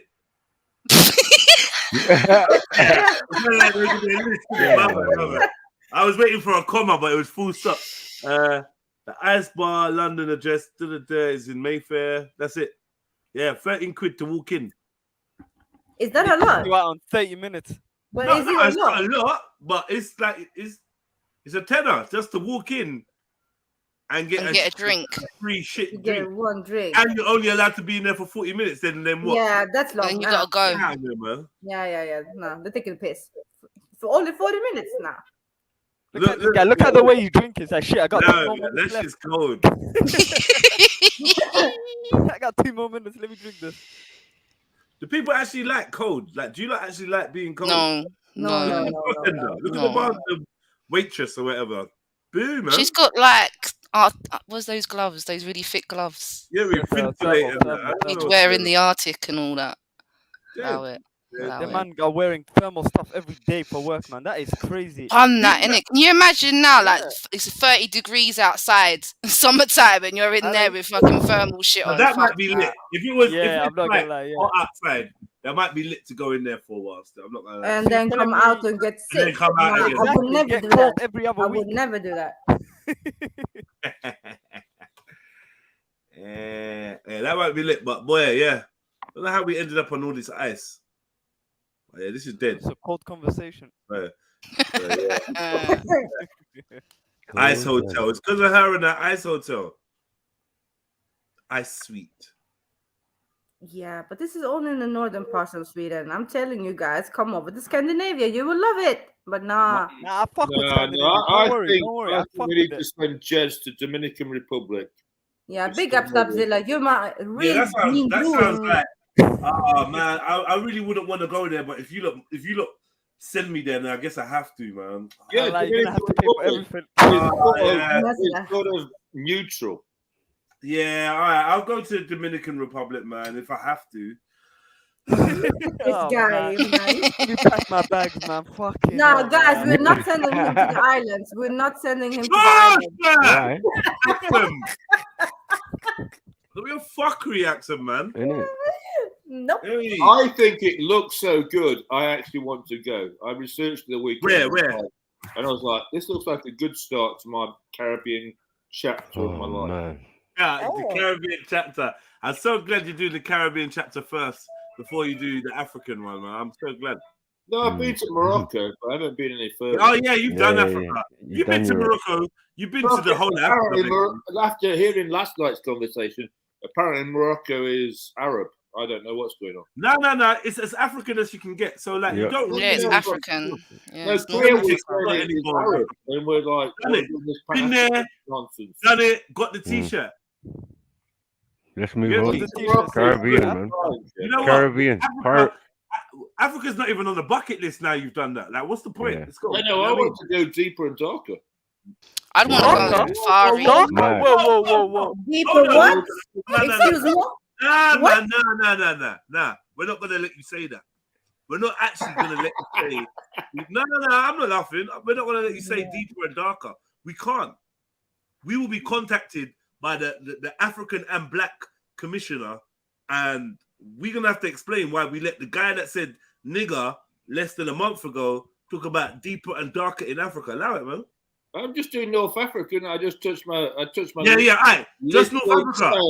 In Morocco. Go Algeria. Go Tunisia. Yeah, you know what? You're right. Go Algeria, Tunisia, Egypt. Live it up, man. Do your thing. Fuck as many as you want. No, don't. I might go Gambia next. No, I don't think. I've heard Gambia's not really safe to go to at the moment, so I wouldn't. No. Well, I'll keep it on edge, innit? I'm gonna No. Hackney, man. I'm taking my chances. You're about that life, yeah? Crazy. Do you know where I've heard is absolutely mental right now? Montego Bay. You might want to. I'm not going Jamaica. I'm going to go What? Dominican. Why not? Dominican Republic. Yeah, because you know they're bonfire from Batman. Because you know they're bonfire from Batman. You know when they go anywhere where they like to use petrol and lighters. Mad. I know what you're on. You want to go somewhere where you can maybe cut through. Then if that's the case, I'd say try Barbados. No, when I was researching this weekend, Come on. On Friday, I think the Dominican. I've got a good feeling about Dominican Republic. You can get cheap hotels. The flight's okay. I know what you see. You're a blatant sex tourist. Blatant. No, you try to act like you're not. Experiencing life. Don't try it. The experience. Shut up, man. Don't think about it. If sex tourism are going on, I just like living with the locals. Whatever, man. Listen, if you pick Dominican Republic, yeah, out of all the places you can go in the Caribbean, and you're telling me, oh, it sounds good, but you're not talking about the prostitution, the sex working, that is the big pull for men to be going there in the first place, then I know you're dishonest. You're like the kind of guy that goes to Thailand. You're like the type of guy that goes to Thailand, comes back, and doesn't mention the ladyboys. That makes no, I mentioned the ladyboys. I told you about the ladyboys. You didn't. We mentioned them to you. You were No, I mentioned talking about going there with your missus and yeah, fine, the sightseeing. Batty boy. Where you hide? You're laughing. I'm right. Listen. What I'm saying is, there's lots of Nah. You go in DR to get prostitutes. Explore. No. You're going DR to get prostitutes. Just say it. And I wouldn't have said that. I don't do prostitutes. I like to hang out with the locals and live the local experience. That's how I do it. Local experience, local. Let me let Born Rich in. Born Rich, I don't know, man. Let me let Born Rich in, see what you say. Big up, Born. What's up? What up? Commissioner, man. We got to kind of mask. He's trying to pull the wool over our eyes like we're dumb or something. Yeah. We were just as the black commissioner was just wondering how you guys let the same guy that said nigga a few Think about deeper and darker. Yeah. Oh, man. Yeah, that was a wild statement, man. What's Hey, listen, Randy, you're hilarious. Seriously, bro. Just come on for banter, you know that. No, we're all bantering. My bantering, I like to sound like I'm annoyed. Do you not get it by now? I do get it by now. Of course I do. You're annoying me with your sex tourism. When I say you're annoying me admit to your sex. Admit to your sex tourism, bro. I don't do any sex tourism. Nah, you're gonna admit today, bro. Yeah. Listen, everywhere you go, my receipts and my videos and my photos are in. That's the receipts. That's the receipts. That's not a fucking receipt, bro. Videos. You happen to take a video that wasn't of a 15-year-old boy. Congratulations. Dodgy photo of a model in Thailand. Congratulations. You took a picture of a non-15-year-old person. Well done. No, she was in her 20s. That's not true. Who are you talking about now? Who's it? You talking about someone else? Talking about the fake girl that you said was your girl, the black thing. I was talking about the girl in the pool that was in Thailand. Okay, is that the one? Oh yeah, the one you stalked. Is that the one that let you put her? Is that the one that let you put her child on your lap? Is that the one that let you put her child on your lap? No, that was different. Oh, that was different. Oh my gosh, that was different. No, we're talking the one. He took a picture of a girl. He was showing these pictures, and he said, "Oh, this girl, she's now doing this in England and blah blah blah." But first, there was controversy because he wasn't supposed to put up the video. He doesn't know the girl. You get what I'm saying? But over the years, he stalked her, man. She was a young real thing. Question. Ginger. Real question. She's a red-headed model in France. France. Well, Randy, have you ever paid for sex while on vacation? Never. Yes, you have, man. You missing out, man. Oh, you only took Goddess with you. Are you sure, Randy? You need to educate me now. Of course I haven't. All right. Why would I? I'm killing it out here. Come on. What did you ask? Remember, you can hire a whole family. Don't. What was he asked? Has he ever had sex? Has he ever paid for sex while on vacation? And he's trying to say no. He said no. I have say Randy. 100% definitely no. Randy, man. Don't. I have been offered. This brother that frequently goes Thailand and Goa never booked out to get some to fuck. Wait, how many times has he been? You can pay for a whole family in one sitting, you know. That's what I was going to say, Sniper. Yeah. That's a good question. Yeah, Let's start there. Sorry. That's a good question, Stopzilla. What was the question? Oh. What was the question, Stopzilla? How many times have you visited Thailand? Or Goa? Right, so the first time I visited Thailand was 97. Never asked you the first time. How many times have you been there, bro? How many times? I think I've been 8 times to Thailand. You have count. Fuck. From you've lost count. From you've lost count, family, yeah? From you've lost count of how many times you've been to Thailand. Please, I beg, man, don't tell me you never forked out to come on, brother. I don't need to. Must have been the way you was raised. So you don't need to. How many times did you go with a partner? How many times did you go with a partner? Listen, have you not seen my photo? How many times did you go to Thailand with a partner? I've been with a partner to Thailand 3 times. 3 times. Right. That's it. The rest of the time, you was a single man. Yeah, because I told you my mates were out there. So I bet they are. My mates. I've already been through all this. We know that. You talking about the mate that got killed? Yeah, well, 2 mates Yeah. have died. I remember Okay. one couple got married out there, full families and No, everything. my mates Yeah. both got married. Mm-hmm. Hey, That don't Randy, mean nothing. That don't mean shit. yeah, Randy, Thai you said, bride, man. I'm saying and Thai you bride, said man. the Thai bride pictures. to business. So you're saying we saw your pictures. So you saying you was so attractive that they was just throwing it at you like that. No. I wasn't out that. I'm out that the culture and living a local life, as I've mentioned 3 times before. Living Well, they're a trying to local advertise life. their business. The services. Yeah, I to mean, you. obviously, they'll if come I up go to for a you and touch you and massage, whatnot. You know there's what's going always on in Thailand? questions It's not no joke, after, you know. and I refuse every time. Okay. Here's another question. Where was you staying? Like All 8 in times, Thailand? 8 times he refused. Yeah, Alright, man's so I've banging been to transvestites and shit. Koh It's bare Samui. Yeah, transvestites. So because Alright, it's I've been to Koh everywhere, Samui, Randy. Koh Phangan, Koh Tao. I've been to Bangkok. I've been I bet you have. I bet this you went guy's there. banging transvestites and shit over And then there, I've bro. been to That's what's like the place up in the north?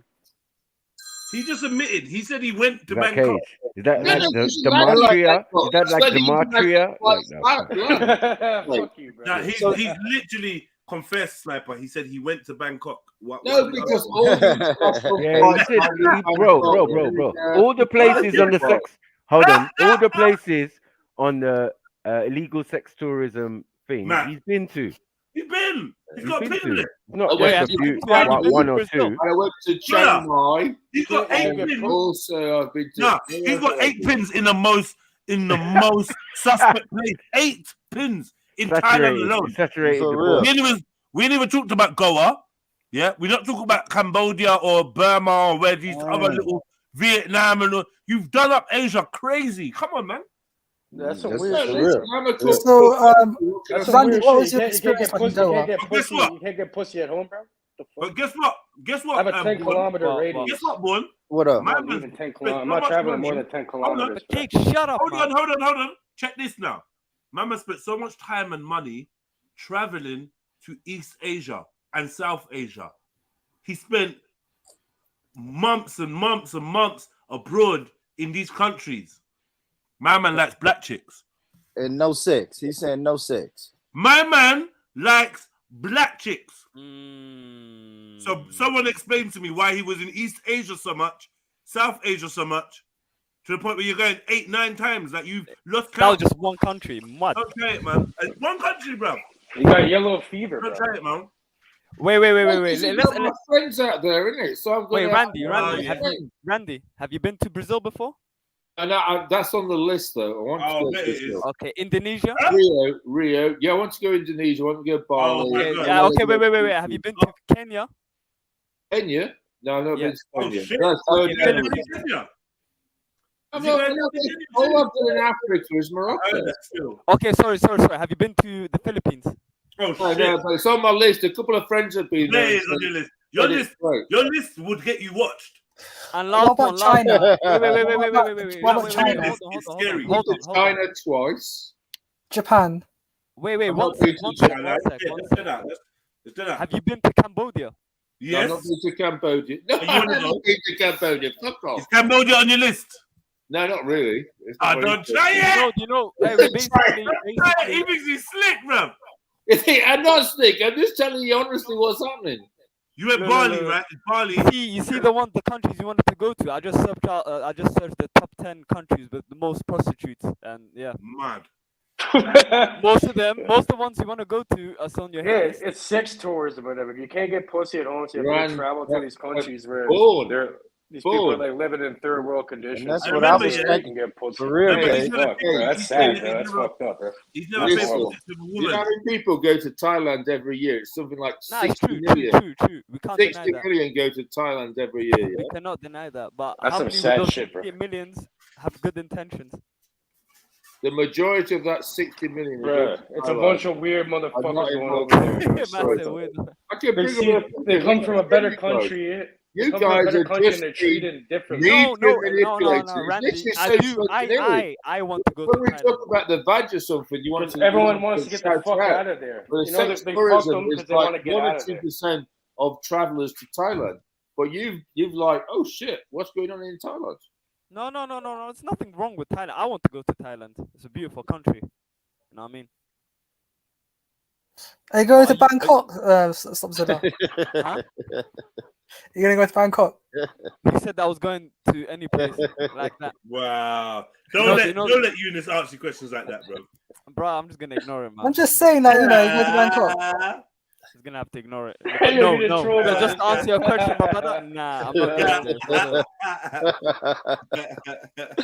Oh, what? Eunice proper answering if you're gonna Bangkok. Mad thing. Yeah. He asked me like 3 times. Like, Did we watch that show, Jazz? Did we watch like a Thailand vlog on this channel? No, I don't watch any.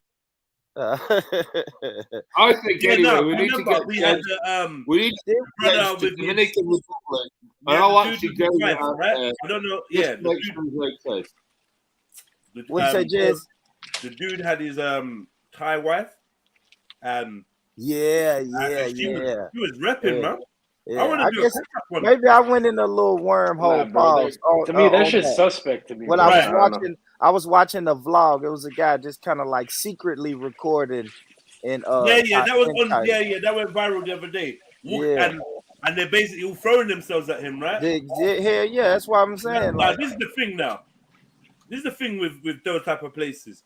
You're gonna get girls throwing the man cut up tonight. Cut up. Yeah, hold on. You're gonna get girls throwing themselves at you. You just have to repel Oh them. my god! How many times do I have to say hold on? Right, you're gonna get girls throwing at you for work, right? But you're also gonna get girls throwing it at you for the long-term game, which is you bring them out to where you from, you put them up, you get married, you rare, and then she uses you as a springboard if she wants to. You know what I mean? And I would say the second version is much better. You know what I mean? But the thing is, you got money, she don't. She's looking at you like, you can provide me the life that I want to live. In this situation, pick one up. There's no way you can have an intellectual conversation with a Thai woman. Oh, that's a bit rude. A Thai woman. That's not rude. It's rude. We kind of saw that. We kind of saw that. Until they start learning the English and that, the English that they know is very basic. And yet, you're not going to have a deep conversation. I've tried many times, but it didn't happen. I can see that's true. I'm not gonna lie, I can see that's true. I went out with a Thai chick back in the days. There you go. Let's go. It's a language barrier, though. That's the reason. Yeah, I would more say it's a language barrier, but also the type. And he didn't have to go all the way to Thailand. The type of things that you call deep and whatnot. Maybe a Thai woman from her culture is not very likely to be interested in those subjects. Like you ain't gonna. She's not gonna sit and talk to you about Freemasonry and Illuminati. They're into that Eastern. Jed has answered my question perfectly. I don't see it happening Because that's Western shit. Yeah, they're into that Eastern shit. But remember, the women that you can't. This is what I've started to look at recently and realize. Just looking. A lot of these so-called modern women that have all these new modern ideas and can hold these type of conversations, I kind of find it a bit pretentious. And I think I think I more enjoy those basic women that are like, have you eaten? Like, have you eaten? Do you want this? Is everything like? And I feel like those people whose minds are focused like that, more in tune with nature, they're happier people. They're more content. Yeah, real shit. I think these Asians, so they have less disappointment. And Jenna, let me make a quick point here, bro. I think these Asian countries are smarter in a different way, a more analytical way. Because the highest countries with the highest IQs, first one Singapore, China, Hong Kong, and South Korea, the top 4, all Asian countries. I don't believe that. Asians are what got the highest IQ per capita. Like if you average it all out. I just don't think they're the most intelligent though. So I get well, IQ is a different type of intelligence, right? Exactly. There's something called crystal intelligence. Yeah, when it comes to the IQ, when it comes to intelligence, I know about the brain boxes, but I was smart enough to make Li Hong write it out twice when he was writing out the right. No, but this is just like the average person. Who was more intelligent? It's like the I average get you, person. man. I get you, man. Just shut up, man. There's differences, though, you know? Yeah, we know, man. We know, man. Chinese people are smart. Congratulations, man. I'd rather be done with a big whip. Let me just leave it. Yeah, I want both. I'd rather have both, bro. Fuck You that want shit. both, yeah? You want a man with brain and a big dick, yeah? Mad thing. Are you fucking stupid? I'm saying just because just because you can still be smart. That's just some people on average. And that's the average people. It's like Americans are fucking Dematria, man. What you say? He's studying Dematria. Mad thing. Gematria. No, that shit gets deep though. It's good. It's good to look into. And you look into the Sephiroth, the Tree of Life, and all that shit. Hey, Randy. Yeah, man. Thailand legalized weed. Don't lie. No, You they never. can get it, but you have to keep it. Nah, someone's trying to say that they legalized weed. Trying to get Yeah, I saw that in the comments. But you have to keep it. That person trying to get Brumtown trying to get you to go to Thailand and get murked. Yeah, get that big 80 years for ounce of weed or some shit. You're gonna get thrown in a Thailand jail or something, bro. Keep it tucked away. Say that again. You have to be careful and keep it tucked away because they're quite. Because they'll walk down the beach and like look out for the Western tourists. Like, oh yeah, it looks like one, and it's like they'll be looking in your windows and stuff. So you have to keep it smart. You're gonna have to fucking. You're gonna have to live off. You're gonna go to the jail in Thailand. You're gonna go to that. Fuck that shit. You're gonna go to the jail. You're gonna be living off cockroaches and fucking rats and shit. What is the point? Elephants attacking you in your cell. Nah, I don't want that, man. Bro, you're gonna get fucked up in this for a while, bad, man. Like, it's cool. It's all right to not smoke for a bit, man. Yeah, for real. You know what I mean? Like, You can just drink on holiday, man. You can drink and shit. You know, you don't gotta smoke, but apparently they have a lot of mushrooms. Sober up and just do your thing. They have a whatever, shitload of whatever mushrooms floats your boat. over there. And mushrooms are legal, apparently. Apparently they have you know, there's a lot of strains that come from Thailand with the mushrooms and shit. Like Saboi, or whatever the fuck it's called. I don't know how to pronounce that shit. I forget how the fuck you say it. But yeah, it comes from some island there. One of the main strains of Cubensis people get. So they're Thailand. And they just grow there and shit. Hold on. Someone's telling me that Thailand has legalized weed. That would actually be crazy. Yeah, that is more I don't know that's anything more about of the that. incentive to go there. I'm not gonna lie. And they have mushrooms too. You like mushrooms, right, Jedi? Yeah, I don't know about doing mushrooms in Thailand. Like, why would I don't know about that? Why weed, not? cool. Cause like, why not? It's the last place you need altered perception. I'm very Last. particular, man. I met Yeah. this beautiful I girl. went to. You don't want to be looking at a gal who's not a I realized that burning weed in Egypt was different. Like, you know How? what I mean? What do you mean? That's in Well, different. it's just different, isn't it? It's just a. You went to Egypt? The environment is different, isn't it? Wait, you went over there? You went over there, Jedi? Sorry? So you went to Egypt? Yeah. Yeah, let me But put it in I realized that burning in Egypt was different. Mm. Like, it's different. It's a different sky. It's a different sky. It's a different atmosphere. It's a real sky in Egypt. Yeah. That's the true sky. I don't think I've really experienced that true sky before. Like, it was a real proper, like, you know in the movies where you see the stars and it's the like yeah. Super clear, yeah. Super clear. It was mad. I was counting stars. I was looking at like arrangements of stars I've never seen before. Like, honestly, there's no pollution. There's no pollution. No pollution. Yeah, you're right. You know, these stars look like they're going in a loop. Like, rah, look at these. Like, I was looking at weird shit. Like, rah, trying to film it with my camera. Yeah, you can't even see clusters of stars in England, man. You just see That's one that, little bro. spot. A proper cluster, you know. I was like, rah. Yeah. Did the you camel see proper people try clusters hustling and you? shit. They try hustling you. The guys with the camel rides, they try fucking hustling you, you know? Man's always come with crazy prices. It's a kawal, man. Kawal and finesse. I imagine I just caught some OCBs. They're the Like best. tourists, they hear your accent. They're like, okay, British. You know, they're gonna start trying to finesse you and shit. Yeah. That's everywhere. That's everywhere, man. Oh, already. Okay, yeah. This guy here, he's a European, isn't it? He's part of the European camp. So they start already with their shit. That's one thing I didn't like about Egypt, man. Their customer service was so see-through. It just made you feel weird. That it's like They overdid the niceness and rare. But then when they pass you in the street, they got nothing for you. Like no energy. They don't want to look at you. They don't want to stare at you. They don't want nothing. You just don't exist. Ugh.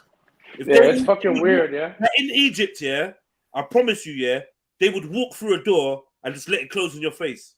They not see that holding the door, stretching your arm out and holding the door for someone else coming through and that. They don't do that shit in Egypt.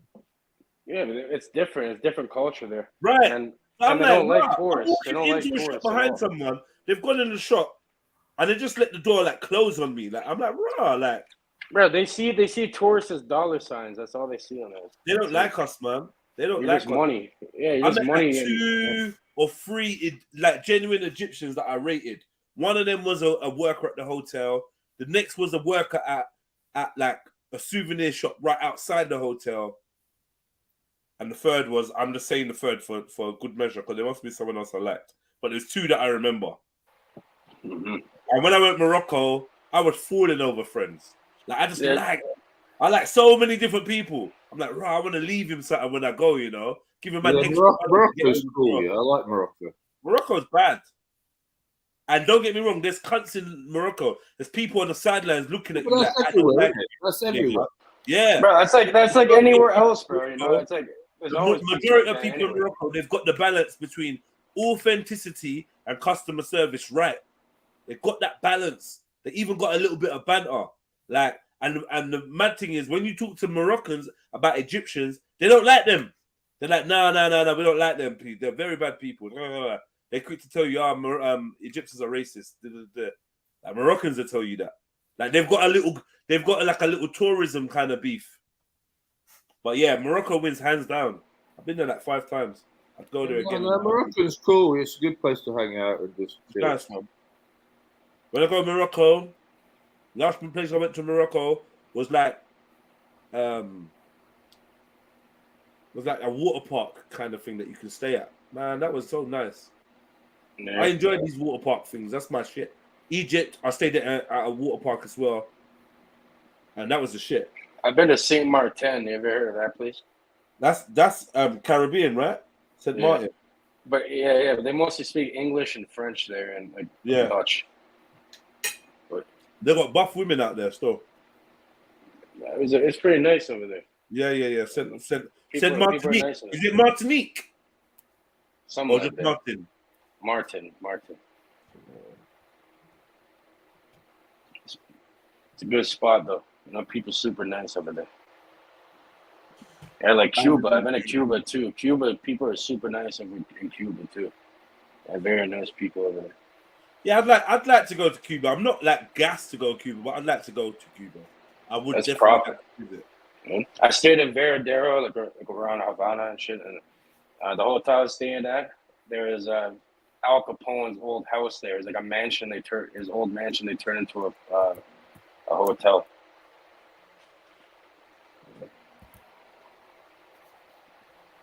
Drug lord's mansion into a hotel. I think the government seized it and just made it into a hotel.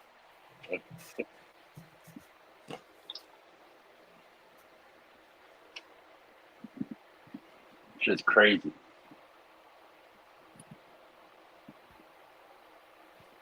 But yeah, over there, it's like these people, it's a communism, right? So it's like if you're like a janitor or if you're a doctor, everyone gets the same wage pretty much, unless you're in government. That is mad. So it's yeah. So it's like you give them money and it's like crazy. Like they get so fucking happy. Like you give them like $100, something that's changing their life, like pretty much. They can do a lot with that.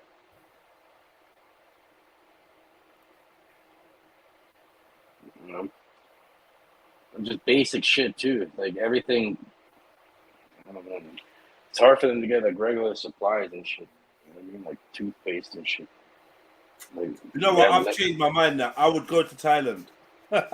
I've actually changed my mind. I would go there. Because what you saying? Bangkok? Is that even in Thailand? It's the capital. Oh, okay, then I wouldn't go to the capital. Just the outskirts. You gotta go to the place where the mushrooms go. So No, but on a serious note, yeah, Thailand has always looked like a beautiful country. But I've always heard these horror stories about, oh yeah, you go out there, man will offer you weed, you buy the weed, and feds will come busting around the corner straight after. Yeah, they set you up, or you get robbed, or you get you up fucked basically. Yeah, they set you up in many different ways, bro. You gotta be careful. Bro. So because of shit like that, you know me, I'm a smoker. There's not been anywhere I've gone that I haven't smoked. So that's why Thailand was written off. Any country that says they're gonna give you 99 lashes or 99 years for weed, I ain't going there. But if they've legalized weed, then man would go there. So I can't even lie. Because so much of that country and the amount of islands that they have does look amazing. And I always hear about these beach parties that go on at night and it looks like a vibe. But I'm just thinking people that go there, they either don't mind risking it for some weed, or they take coke, or they're just not into weed and shit. It's mad how you plan holidays around weed and availability. And accessibility to weed. Real shit. I know people that won't travel without taking weed with them, and I'm just like, bro, I can't. Bro, come to Canada. The shit's been legal. Go to Vancouver or something. That's a nice place to go. Yeah, I'd go to Canada. Canada's somewhere I'd go. 100%. 100% legal here. Mushrooms, everything you want, easy to get, legal, cheap as fuck too. You know? Yeah, I definitely would go to Canada. I wouldn't even think twice. If I had the opportunity to go to Canada, I'd go. Yeah, I go to Vancouver or something because you got the mountains, you got the ocean and shit. It's crazy. It's like rainforests and shit. You don't care about mountains, bro. Yeah, you got like rain. It's nice nature and everything though. But yeah, if you want like the nice like nightlife and like the city and shit. I'm not going to Canada for the nature. I can't lie. Yeah. You come to Toronto, you get the craziest restaurants, crazy entertainment, crazy everything. Yeah, I think go downtown entertainment district. I'm not going Canada to see the wildlife or that long. I still think Dominican Republic is a good starting point. Yeah, moose and all of that, and bears and that. Like, allow it, right? I don't mind Dominican Republic. The only thing about Dominican Republic is that I heard that as a black man, you should be cautious out there. Because one, either they think you're Haitian and they treat you funny. I know there's a lot of racism and people be dying out there. I know the Dominicans themselves are racist towards. No, but you're going to keep it moving. It's just like you're walking around. You've got to work it out. Go and look at the advice that other black men are giving other black men about going to Dominican Republic. Go and look before you just talk from your ginger standpoint. All right. I'll fall back and I'll research. No, I'm not saying fall back. I said go and. Never said go fall back. I said go and look. All right, I'll go and look, Jeds. I'll research. Yeah, I have. I watched the video. Where the guy was saying, you know, if you black, try to stay in the tourist areas. There you go, bro. See? And this guy's like, oh, I reckon. Like, but he's not even looked at where he's trying to send. Bro, I'm a father, you know. Remember, before you send me anywhere, yeah, make sure my youths are covered then. I'm a fucking daddy. You try to send man anywhere that you've seen off a text looked all right. I mean, you got to do your research, man. And yeah, boy, I heard the same things. Be careful. Even what they might. I'm sure he went there, or another traveler. He went there. Is it the Ace? I watched the Ace Live guy. He goes a lot of places, especially South America. And this dude was like, "Yo, yeah, they treat you differently. Blah blah blah. Be careful." I can't remember what he said, but it was like once they found out something about him, they moved different. Yeah. He had like some Dominican chicks out there that he had a friendship with and whatever, and then they were putting him up on game, telling him what they say, very rare. He went to a bar and the people were just staring at him. I can't remember whose travel blog it was. It was like, yo, okay. Because what the man them are doing, they're going out there and they're paying for sex. Yep.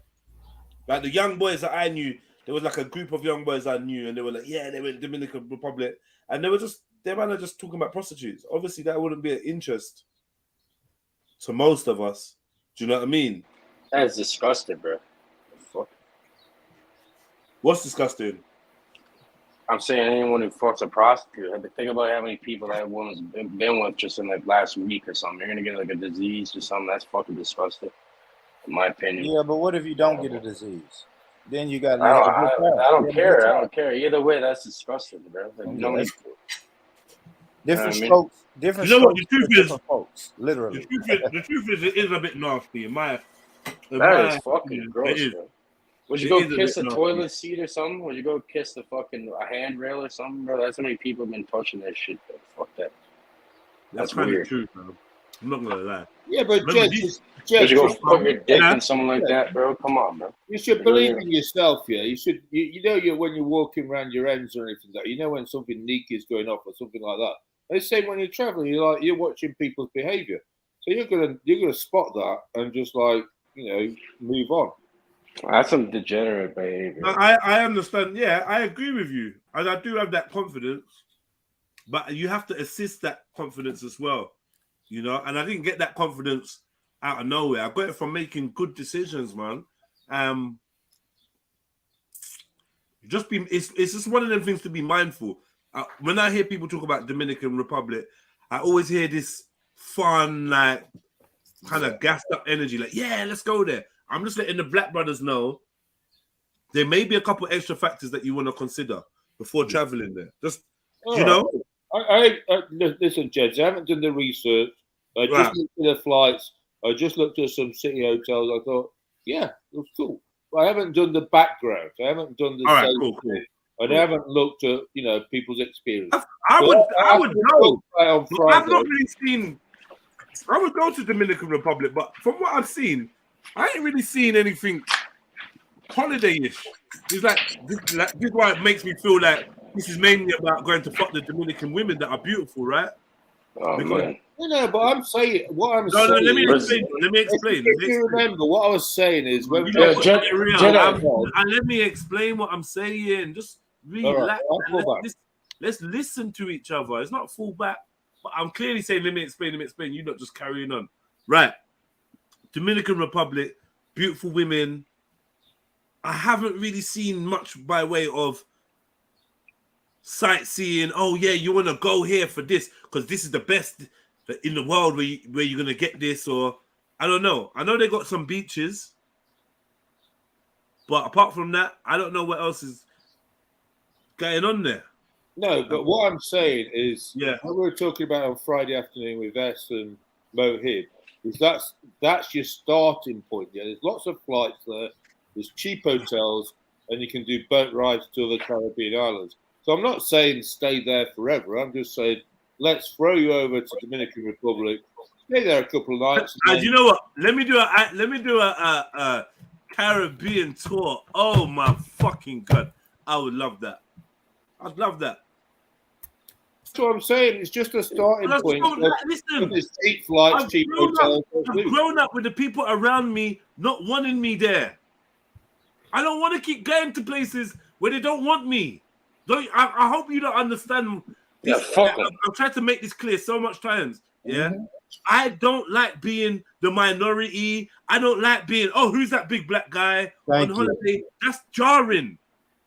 And that's all I've really had, apart from, even when I went to Nigeria, they didn't stare at me, but even in Nigeria, there was just a bit like, I could tell you from somewhere else, but it was cool. It was actually very cool. Yeah, but Jedi, full screen these plants, right? Let me show them motherfuckers the plants. Yeah, man. Let's get past that. Like when I understand that. You understand me, Paul. And you know what's funny, Jez, is I think I never really put this together until you just said that. Really, why when I go out of town, especially when I was younger, like late teens, early 20s, when I would go out of town, I would always want to go to the hood. Right. But now I think about it, I kind of fit in. I don't stick out. I don't stick out in the hood until I start speaking. Anyone staring at you? Yeah. Yeah, nobody's staring at me until I speak. Now, when I speak, they're like, right. Yeah, you country. Yeah. You're Mississippi, ain't you? Yeah. So I know what you mean. Though. I just want to kind of fit in. Man. Miami is cool, but boy, you can go to some places in Miami where you don't fit in. And it's not like everybody's staring at you, but you'll just look around and be like, oh, shit, we're the only black guys in here. Sorry, I just wanted to put this up on the screen. I had to. Sorry, Unique, but.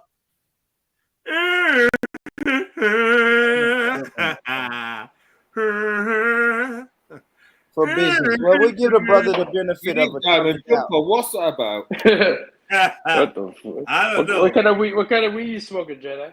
Holy fuck, bro. Weed? What are you on about, man?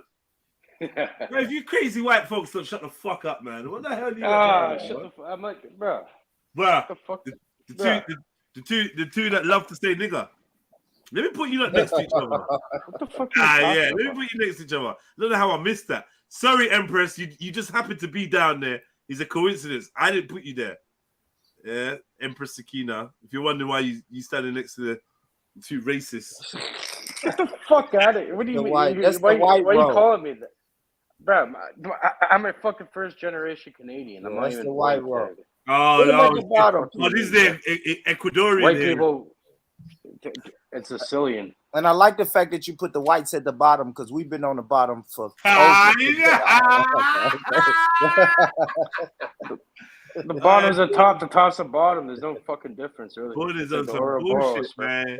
The snake eating its own This tail. ain't Bond. This is the Black Commissioner. And this guy gonna listen to. And the thing is, yeah, this dude's gonna listen to Bond, you know. And gonna get himself upset. Mm-hmm.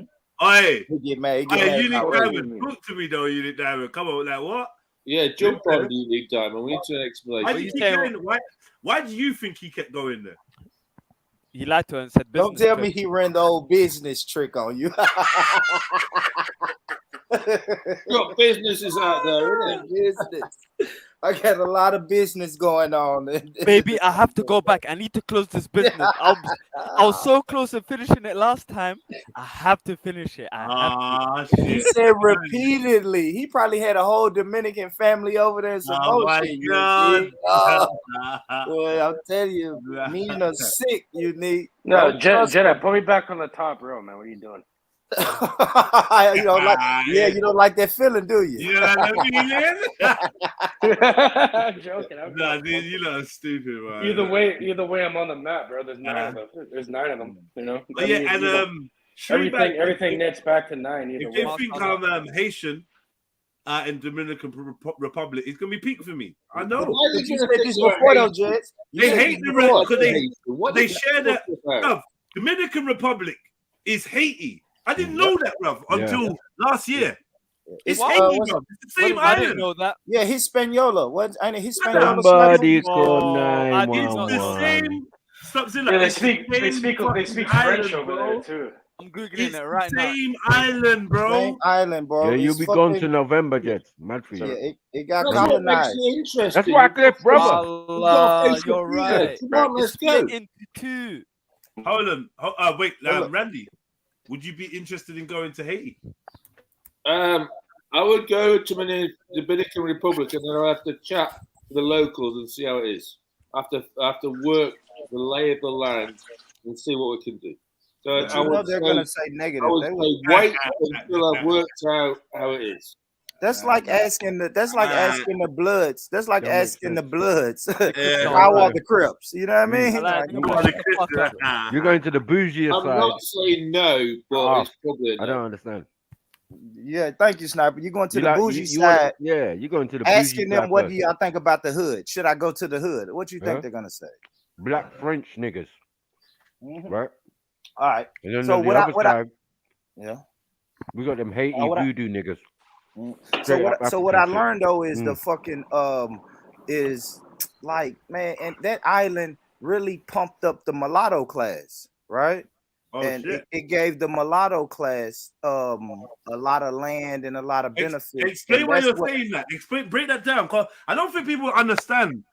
People Okay, don't know so- about Dominican Republic. They don't know No, where no, it is. I don't understand mulatto. So it was. Do you Yeah, know so like- what that is?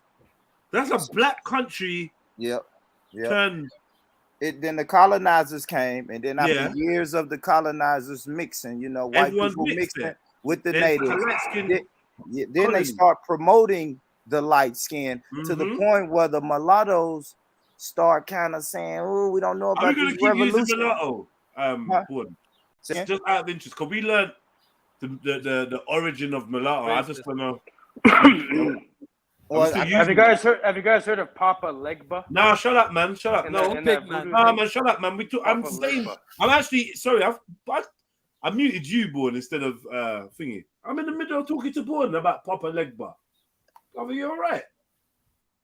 If you don't want to make sense, don't. But you're not confusing my mind, bro. I can't take it, bro. I'm already stressed. Like, if you can't have a normal convo, allow it. Anyway, Born. I'm saying, are we gonna keep calling the Dominicans and that? Are we gonna use this term mulatto? Because we found out its origins. It might be problematic. I didn't, bro. I didn't. Oh, you didn't find out the origins? Oh, well, basically, mulatto. The root word is mule, which is a cross between a donkey and a horse that can't breed. You know, infertile.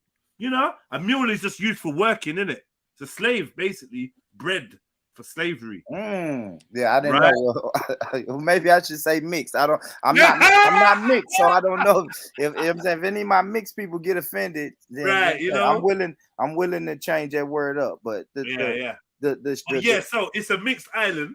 Basically, they were promoted above the darker skinned people. Yep, right. And to the point where even like a lot of before the Haitian Revolution, a lot of the revolutions was thwarted because the mixed race people was like, yeah, we don't really know if we want to do this revolution thing. Like, so they was kind of going back to telling, who was it? Was it the French or the Spanish? Whoever was over there at the time, they was kind of snitching on the darker people, and then eventually the mulattoes that stood with the French and the Spanish or whoever it was, they were promoted to pretty much, by the time the island got fully colonized, they were given like the Dominican.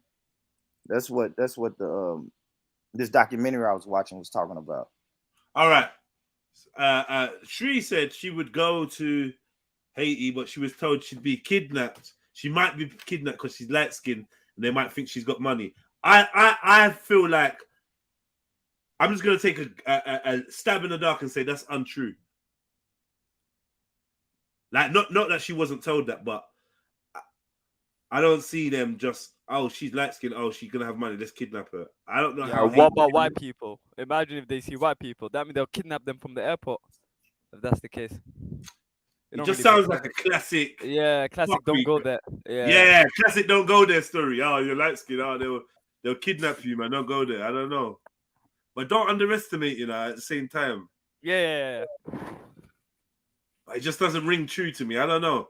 But I know Haitians can get grimy, though. And situations out there is quite peak. It depends what you put yourself into, innit? If you put yourself in shit situations, then shit, then. Big up, Sneets. Where's your like, Sneets? Keep these likes going, man. Let's get the likes up. We're only on Stopzilla's favorite number right now. Fucking what? I didn't even like it yet. 70. Make it 71. Good one, Stops. Good one. There's your like. They'll think I'm a Haitian refugee. Is it, Mr. Alio, man? Your tone in your comments is getting a bit. I mean, it's getting a bit. I don't know, man. I don't know. Dominican women are fire.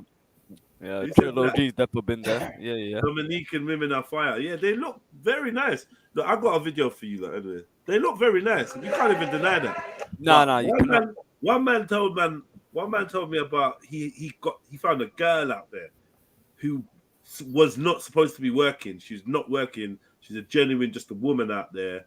He was seeing her. He was out there for, I think, 2-3 weeks. Ended up fucking her. Came home. Dick was on fire. Oh, I fucked up. He always use protection, man. No, but look, the key word was she was a woman. She wasn't. I'm not letting you say that. We can't always use that. No, we can't. How can you trust women, though? There'd be no us. Who trusts a woman? There'd be no. But like, don't do it in Dominican Republic. Yeah. I would say don't do it in a third world country. Don't do it. Yeah, I mean, I would definitely say that. That's for sure. Now, I'm not telling you to do it in But it's Brixton. okay to do it in UK, yeah? I'm not telling you to. See, I was getting to that part because I know how you think. Yeah, I'm not saying you to do it in Brixton either, rare. But what I am saying is you can make more of a calculated decision. Yeah, at in home environments. Yeah, with people that you're used to. True. You ain't gonna. I just. You know what I mean? Mm-hmm. That made sense. What I said, didn't it? You Yeah, can't. 100%. Yeah. Because Yeah, if you go yeah, it Dominic, does you make can't. sense. You don't know how it goes and everything. You don't know how to Right. differentiate between the scatty Right. ones and whatnot. The one Right. who got AIDS and whatnot. It's a risk. It's still a You roll know of the all dice. the though, time, man. yes, Pops. You know I knew every you was time. getting Yeah? somewhere, you know. Yeah, you still rolling the dice when you decide, okay, tonight I ain't using no condom. You rolling the dice. Yeah. It's a roll. It's a draw. You guys like living in danger, roll right? The dice, roll the dice in a war zone or a foreign country, or roll the dice in your backyard. It's up to you. Yeah, absolutely. You know, I would much rather roll the dice in my backyard. You know, I'm strapping up anyway. Yeah. I can if I go to the next state over, I'm strapping up. Fuck that. Fuck that. Wow. Remember, But you're in a yeah. third world country, and if you ain't take no DOMs with you, then you're pissed. Yeah, especially you guys with your little foreskins and that, man. You lot are in danger, man. You see what we should do. Astaghfirullah. What we should do. Here comes that day. Here comes that day. Jedi goes to Dominican Republic, and we should set a target for Bourne. And if we raise that much, then Bourne has to join him in Dominican Republic. Oh, that'd be sick. That'd be sick. But why do you keep sending us to these dangerous countries, man? It's cool, man. Lots of. I think it's cool. It's cool. It is cool. It is cool, but still. I was reviewing it. Our Bourne looks a little Haitian too, bro. We both look a little Haitian, man. Yeah, no, I'd rather go to Jamaica, man. For real. I didn't see negative. When I watched the Jamaican vlogs, they overcharge you a little bit, but I never feel like they're in danger. You guys want to do easy, innit? You never got no warnings from the Jamaica vlogs. You see that, Boone? No warning, no little print. They come up in the corner of the screen. They're about to beware. Nothing. Yeah. The worst thing is they said they got overcharged. That's what I saw in the vlog. Like he got overcharged for the shit he was buying. But you got to expect that. I always tell people expect that. I know if I go to the UK and I'm trying to buy some weed, I'm probably gonna get overcharged. Bro, check this out. You see my Jamaican friend, like he doesn't have the accent, but even he says when he's shopping in his hometown, he has to go with his cousin. As soon as he opens his mouth with his British accent, is game. The price goes up. The price goes up. I already know. Yeah. Yeah. Everyone gets that, man. It is what it is. I think so too. That happens everywhere. Yeah. But at least over there, you'll feel like there in it. Feel like at home. Yeah. I'm trying to see the beginning of Raw. Raw, you got a story to tell. Hey, Raw, jump on when you can, man. Where's the man, them, and the sisters? Raw, was you telling a story? Where's that? How did I just log in late? And I didn't see where's calling me Carter, man? I haven't heard you in a minute.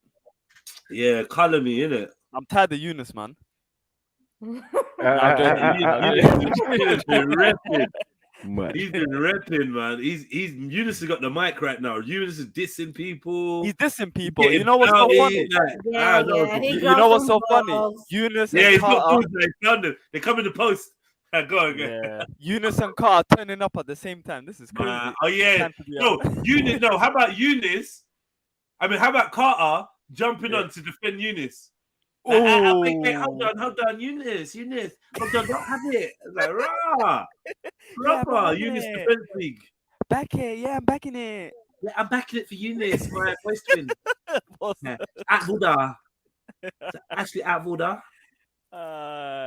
She taught him well, man. Them 6-hour sessions worked. But there was no more from Raw Beats. That was it. That's how you started. Raw Beats is one of them brothers that start a sentence like it's part 2 to something he said before. Weirdo, man. Fucking weirdo. Now she was a worker. My boy's been there. Got the whole. Okay, yeah, okay. I'm with you now. I'm with you. Yeah, I'm with you. It makes sense. Yeah, the girlfriend experience. That's what they do in Dominican Republic, and in Latin America. In Latin, Southern America, whatever. They do this girlfriend experience thing where She just acts like they do it in Africa as well. They do it everywhere. I'm not gonna lie, but the differences in What's the over there girlfriend is experience? My bad. The My bad. girlfriend experience. I'm not a hoe. I just really like you. And we gonna kick it. And we gonna kick it for your holiday. And you're gonna make sure I'm nice. I feel that that's more prepared. That's more acceptable. I may be able to get a hard on based on that. Do you know what I mean? because you all know it's a lie in the end. the stone cold, like, yeah, how much is it? Yeah, it's this much. Okay, yeah, money first. Okay. And then after that, I'm supposed to be feel passion. What? This shit, it just doesn't add up in my mind. Just don't. But it's not passion when you do that. You're just doing it, out of I just need to beat and cut type shit. Nah, but if I you're going can't with do that I can't do mindset, it without passion. I can't do it without passion, man. then that's not for you, innit? It's not for me. Prostitution is a passion killer. Yeah. It's a passion killer, man. That's like So is anyone else in the room, by the way. It's like masturbating just with a person. Yeah. That's really what that could be pretty passionate. I mean, it's like it depends on the work, innit? It's like I want a nut. You want some money? Let's do business. Yeah, boring. She's not even spat her chewing gum out the corner of her mouth. Yeah, she just like she's on the phone. She's on the phone. To her baby dad. No, imagine she puts her hair in a hairband. Yeah, and sets the timer. And it goes, no, man. Hey, wait. So you're telling me while you're beating it, she goes, "You got 2 minutes left." Oh my God, 2 minutes remaining in the middle of the 2 minutes remaining. No, love it. Yeah. You got 10 seconds. That last sheet of Rizla. How's she doing that? How's she doing the 10? You know the countdown. Left 10, 9, 8. Get out. Nah, that's horrible. That's horrible. Oh man. What's that? What were you showing us, Randy? The holiday. I'm showing you the 12 best beaches of Dominican Republic. Yeah, there you go. The places where you can cheat. Say less. Yeah, that whatever you got there, you ain't got better than this. But I'm gonna look at that though. But here we go. Watch this. Vanguard. Value to investors. Look at that blue sky.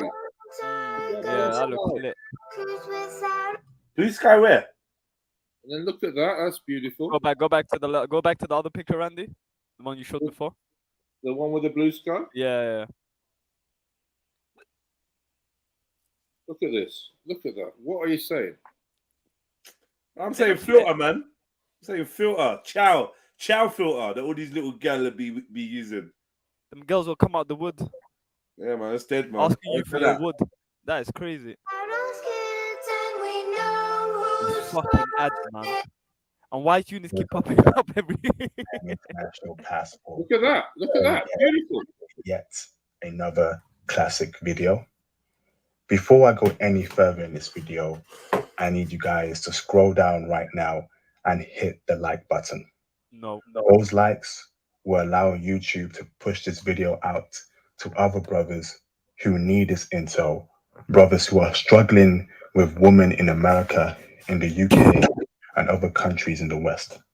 We need brothers to see this channel and this video. Also, make sure you subscribe, comment, and share. When you subscribe, please hit the notification bell so you won't miss an upload from me ever or a post. So do that right now. Thank you. If you're new to my channel, welcome. He pressured you. I speak about foreign women, getting your passport, stocks, crypto, wealth, and riches. Can we identify this accent? It's Kale. It's Kale. Is it Kale? That's Kale, my brother. Kale, let me find out this is you doing this. I like going around fucking. Let me find out this is you doing this unsynchronized vlog. Yeah. Unsynchronized vlog. Yeah. Bit of content. Yeah. We find out this is you. Oh man. Unsynchronized vlog. I'm telling you, brother, you come all the way out here for pussy. I'm telling you. Oh man. This is a channel where we share information. I want to improve the lives of other brothers. Therefore, I tell brothers how women are in foreign countries. I push out wealth, knowledge, things that actually matter in this world, and traveling. So if you're new, welcome. If you're an old subscriber, thank you for your support over the years. Now, let me get straight down to it. I will say that this video is one of my most important videos I've done in a long time, because I have been thinking about traveling to the DR. Based on my intel, I kind of had a feeling that DR was a good country for brothers to go to. But thankfully, a friend of mine recently called Remy, shout out to Remy by the way, went to the DR and gave me a whole wealth of intel and knowledge and info. Therefore, I am going to pass on that intel to you brothers, because on this channel, we share information. So thank you for watching. And I hope you guys enjoy this video and get your passport to travel to the DR. So how do women in the DR treat black men? Bro, The first thing I want to tell you guys. Why is all these black travel vloggers like, you know? They speak like they got a gun to their head. Yeah, like, you know, like BFM 20 says, you know, it sounds like he has charisma. With a smiley face. Why do they all sound like this? I don't know, you know. I think just the seriousness, just trying to get to the nitty and gritty. So he sounds like a funeral. The funeral home. Yeah, man. So it's like he's giving out a ceremony, or you know what I mean? Like, just. Kel said, Kel promoting dopamine. Yeah, we got too much dopamine for Dominican Republic. Too much dopamine. Yeah, man. It's dead. It's dead, right? You lot all know it's dead. Yeah, man. But this is the information now. Is the information dead? Nah, they're just that. Well, that's where we have to get to now. Hopefully, this is where you're gonna just blow it out of the park, isn't it? It's gonna be dead. When you get there, Judge, you're gonna blow it out of the park. You blow something out of the park, right? Whoa! What? Said you're gonna blow it out the park. There'll be no blowing. in or out of a park, there'll be no blowing. Fall back, man.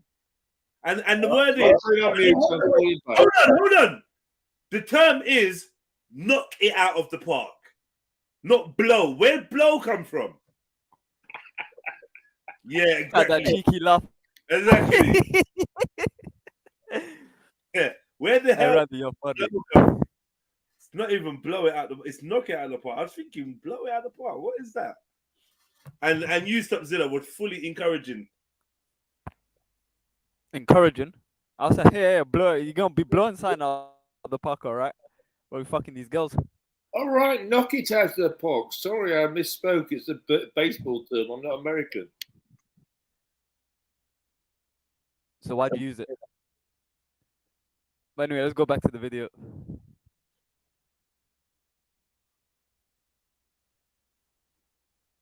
Hello? Yeah.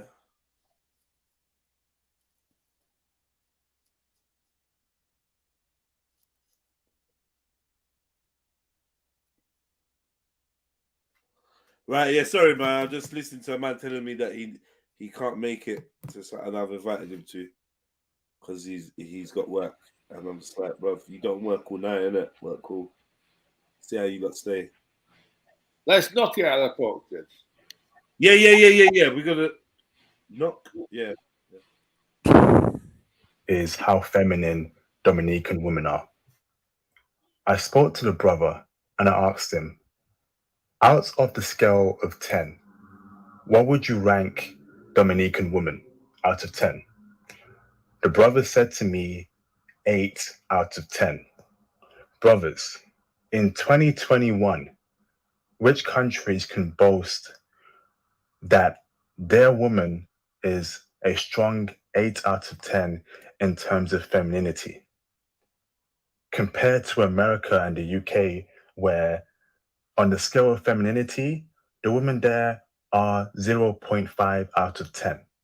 So you know the gap between 0.5 out of 10 to 8 out of 10. Brothers, that is incredible.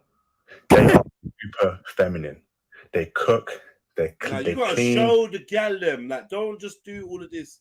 Show the gal them, or I'm just gonna listen to you narrating. Yeah. Come on, that's not. Well, I got one, Jess. I don't know if you can show it, but this is the guy who I watch a lot of his blogs. I just put it in the private.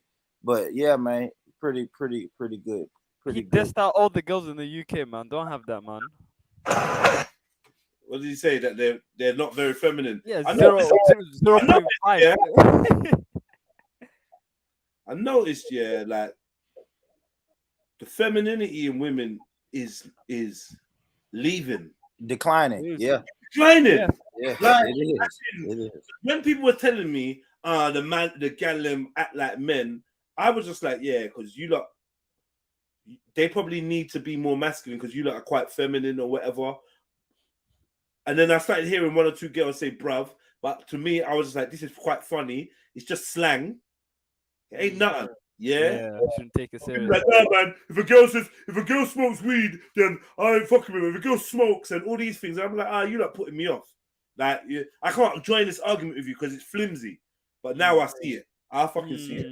Yeah. It's too common now. I'm hearing bruh and bro, and so it's like, yo. I actually fully see it now. It's like, rah. You actually don't even know how to. You just don't. Like, it's weird. The mannerisms, the tone, the movement, the body language, all of it is just like, and then the energy is just like, this is off, man. Enough Gala off. Too much masculinity, man. Too much energy of that, but it's usually, let me tell you something. This is the point I was trying to make earlier. It's usually these ones that actually think they're kind of intellectual. Yeah, the ones that have the politics of feminism in their mind. Like they think they're intelligent, and then they do all this masculine weird shit. Like they'll get into an argument with a brother that weren't saying nothing because you're angry because him as a man assumed that you as a woman something, but the whole energy you're putting out there is not feminine. You're defending. You're a feminist, you're defending women, but you're putting out masculine energy. Masculine energy, yeah. It's fucked, man. Once you tell them you can be like us, you can earn like us, you can eat and drink and sleep like us, and that's it then. They're gonna be you. They're gonna be you, bro. And then like the worst cunty version of a man that they could ever impersonate. Not like a well-rounded dude that they're gonna impersonate, like, do you know what I mean? That way we might not even notice. They're gonna impersonate a cunt, and like that's what it means to be male. Yeah. Do you know what I mean? The apex. I need to imitate this. This is manhood, and this is what I am. I just, when I was growing up, I just didn't feel like a girl. I always felt like a woman. What does it feel like to be a woman? I don't know. When I was growing up, I didn't feel like a woman. I always felt like a man. Was it feel like? I don't know. It's in the inside. What are we doing? How you feel like a man and you don't know what a man feels like? Nah, Jedi, you need to watch that documentary, man. What is a woman? I watched a little bit though, but I need to watch that thing. Yeah. Raw. Big up, Raw. Yo, big up, family. One. One sec. I'm just sorting on my headphones. Okay. Man, it South said a girl spotted me in the gym. The other apart from feeling see, look, I'll be real with you. Was she Dominican? 8 years ago, to me, a spud was non-gender. True. You do it with everyone. Yeah, in a bit. A spud was a spud. Obviously, I know you're a woman. Maybe the spud comes across differently. We're doing it as in I'm a guy spudding the girl. We know why we're doing it. It's like bants kind of thing. Yeah. What's the spud? What's the spud? Gal are spudding you from their. It's a. What do we call it? Fist bump. Fist bump. Fist You know bump. what is? If it's a girl in a group of boys, if I've spotted in the mandem and the girl's there, I'm not gonna go for a hug. She's getting a spot. Right, You know I'm just what I gonna mean? give you a little, Yeah, especially if she's that type of girl. I'm gonna give you the little spud, like, yeah, big up, man. In a bit. Yeah. But it's like when girls now started, now don't spud me. Like, what are you talking to, man? What are you talking about? Don't spud me, hug me. I'm a woman, so I'm like, what? Hold on, man. Where do you not put gender on this? But now I kind of see why people are trying to protect certain things, because I was too casual with it, but it actually meant something to people, isn't it? Yeah. So when I'm back now. Now this girl's going to spud you. She's spudding you from her corner of manhood. Yeah, exactly. There is no mandem around you or her. You know what I mean? She's actually trying to be mandem with that spud. Yeah. It's what man noticed. Like, rah, you think you're kind of mandem with that spud. I'm spudding you because you're mandem. You're one of the mandem. But you're spudding me because you think you're one of the mandem. Yeah. You're about to go half on a draw with that. It's mad. I can't do with the spudding. No, not spudding females, bro. Even like my baby mom tried to do that shit with my son, bro. I was like, what the fuck are you doing, man? Like, don't do that. Just hug him or something, man. For real though, but it was cool because the big women artists, they always used to do that shit with us. Spud, yeah, I know. That's aunties though, man. Yeah, but like, so that's different energy, man. How's it different? An auntie, is she not a woman? Are you the same as an auntie? But am I not a woman? You're not an auntie. But I'm actually technically I am an auntie. I have a niece and nephew, so now even without a niece and nephew, she's of an age where she could be an auntie to a young boy or girl. So yeah, well, she's an auntie. All women are homogenous then, yeah? You're all the same, yeah? No one said that. We're going with that. We're going with that then, yeah? Okay. No one said that, though. Why are you going there? No one said that, though. Exactly. We're not saying that, but I hear you. I don't know, man. Just spudding a woman was just spudding. It wasn't it was a minor, man. It was a minor thing, man. It was a minor. But it's a thing now, though. I'm letting you know that it's actually a thing now. Yeah, but would you spud your female that's not your brethren? No, of course not. What do you mean? What do you mean? Yeah. Like you female your man them brethren, like your brethren, innit? Yeah. Like you call that female your like man them, innit? But if it's just a girl that you just met or you know of her, but you don't, it's not that, innit? You want to spud her. No, I wouldn't. If it's just a girl that I don't know, and it's like, oh, Jedi, this is Veronica, this is Jedi, I'm gonna say hello. Yeah. Definitely. If it's a thing of trying to touch each other, I might give her a little hug, a handshake, Holy Ghost hug. If not, then it's a handshake, right? It could be a handshake, but I don't like the handshake either, bro. High five. What about a high five? No, it's not even that. It's a nod, bro. It's just like one of those little that acknowledgement. Straight. No, I'm going for the handshake. You had a head nod. Nah. Yeah, head nod. You're right. That's it. Done. What? I don't know you. That's what I do. Wallahi, that's what I do. Yeah, meet my brethren. It's funny you should say this. I've sort of every time these Airbnb guests, I might have been chatting to them for a few weeks. And when I open the door, I'm just like, I let them make the first move. So I just like, come in, there's the room, straight through. And I don't hold my hand out or anything. If they hold the hand out, I'll greet them. But I stand back because I don't want to. Do you not still shake hands then, yeah? No, I Yeah, I do. I know y'all. Let's go. Yeah, I'm not feeling it, man. A faux pas. Yeah, I'm not feeling the shaking hands thing, man. But yeah, if it was a girl, bro, I might give her a high five. What the hell's a hand slap? High five? Yeah, man. What's wrong with that? That's so lame. Wait. You don't want to shake their hand, but you want to give them a high five. I didn't say I don't want to shake the female's hand. Contact. That don't make sense. You love it. It's silly, man. Now just a quick contact. You're doing 5-second rule on your hand. The thing is, it's also changed since the illness, yeah? So one of the things since the illness is like, I want to keep away from them, let them in the room and just let them do their thing. So I'll step away. What about the high five when you put your you cross the fingers? There's no high five. There's never a high five. Yeah. No, not your customers, man. I think y'all tripping on the handshake, man. Literally, it's like a hotel situation. I'm showing them the room and making sure they have a good experience. There's no high five. I am the hotel manager in effect. So I'm just making sure they understand the run of the land, everything's here, whatever you need, ask me, text me, whatever you want to do. People in the chat are saying high five has come. Yeah, that's what I'm saying, man. That's still body That's contact, nice. man. It's a Yeah. straight nod, bruv. It's a straight Yeah, nod, it's a straight right? nod, man. Done. Yeah, exactly. You know when you nod your head up, when you nod your head up and down, like, you're right. Smiley face. Let's me show you the room. It's a great room. We can have a great time here. Let's go. So I walk in the room. And what's up, Stops? I shake Stops and you know. Oh, sorry, you didn't see the small print. The N word will be used on this premises. Right, just can't let it go.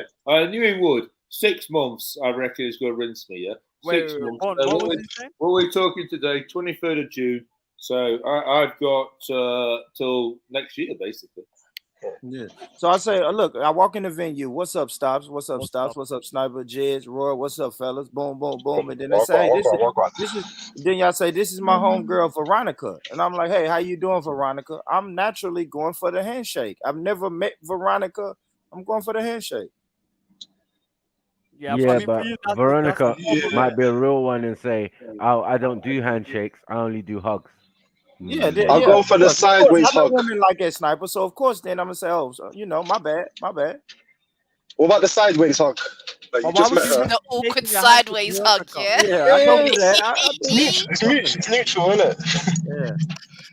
I'll be handshake, man, because I just don't. I don't want to be the guy that gets turned down from a hug, right? You go in for the hug and she step back and stick her hand out. So that's of course. I do the handshake first. The handshake is just safe to me, man. Yeah, no, but like Mohammed, who was here and then the hug. It goes through a diagonal, sort of grip thing, and yeah, cool, man. Good time, thank you. But I will say this though. Do the action again, Randy? Well, no, you know how there's like a handshake, but then there's like a brother's friendship thing. It's like that looks like he wants to kidnap you. There's different types of hugs now, yeah. You don't do that to a female. Yeah, he's a guy. He's Muslim, man. He says, "Oh, we had a good time." He's giving it the diagonal. I don't know what you call this, like the sort of shoulders together shit. Just touching anyone's hand, male or female, is just it kind of grosses me out. But like sometimes it has to be done. But I mean, usually I slap them in the ass, but apparently you can't do that no more. Oh, okay. You're gonna catch. Yeah. I don't know. It's 2022 now, isn't it? Shit. Yeah, man. You came from way back in the day, bro. I don't even know. Wait. That's always been inappropriate. That's what I'm saying. Oh my god, sexual harassment right now, bro. What are you driving? Shit, man. You never went to my school, man. Shit. No. You're talking about school, yeah? That's a whole different thing. Nah, it is. School is the jungle, bro. I ain't saying that in a work environment, you there quick, grab a cup of full. Hi, how you doing? Yeah, you're going pen. Oh my days. Listen, but I've just had a job, 2 jobs ago. Hey, she was office manager of a retirement home. My God. Hey, you saw the body on that, bro. Jeez. You're saying, Hey, I was moving a bit shy, I'm not gonna lie, fucking hell.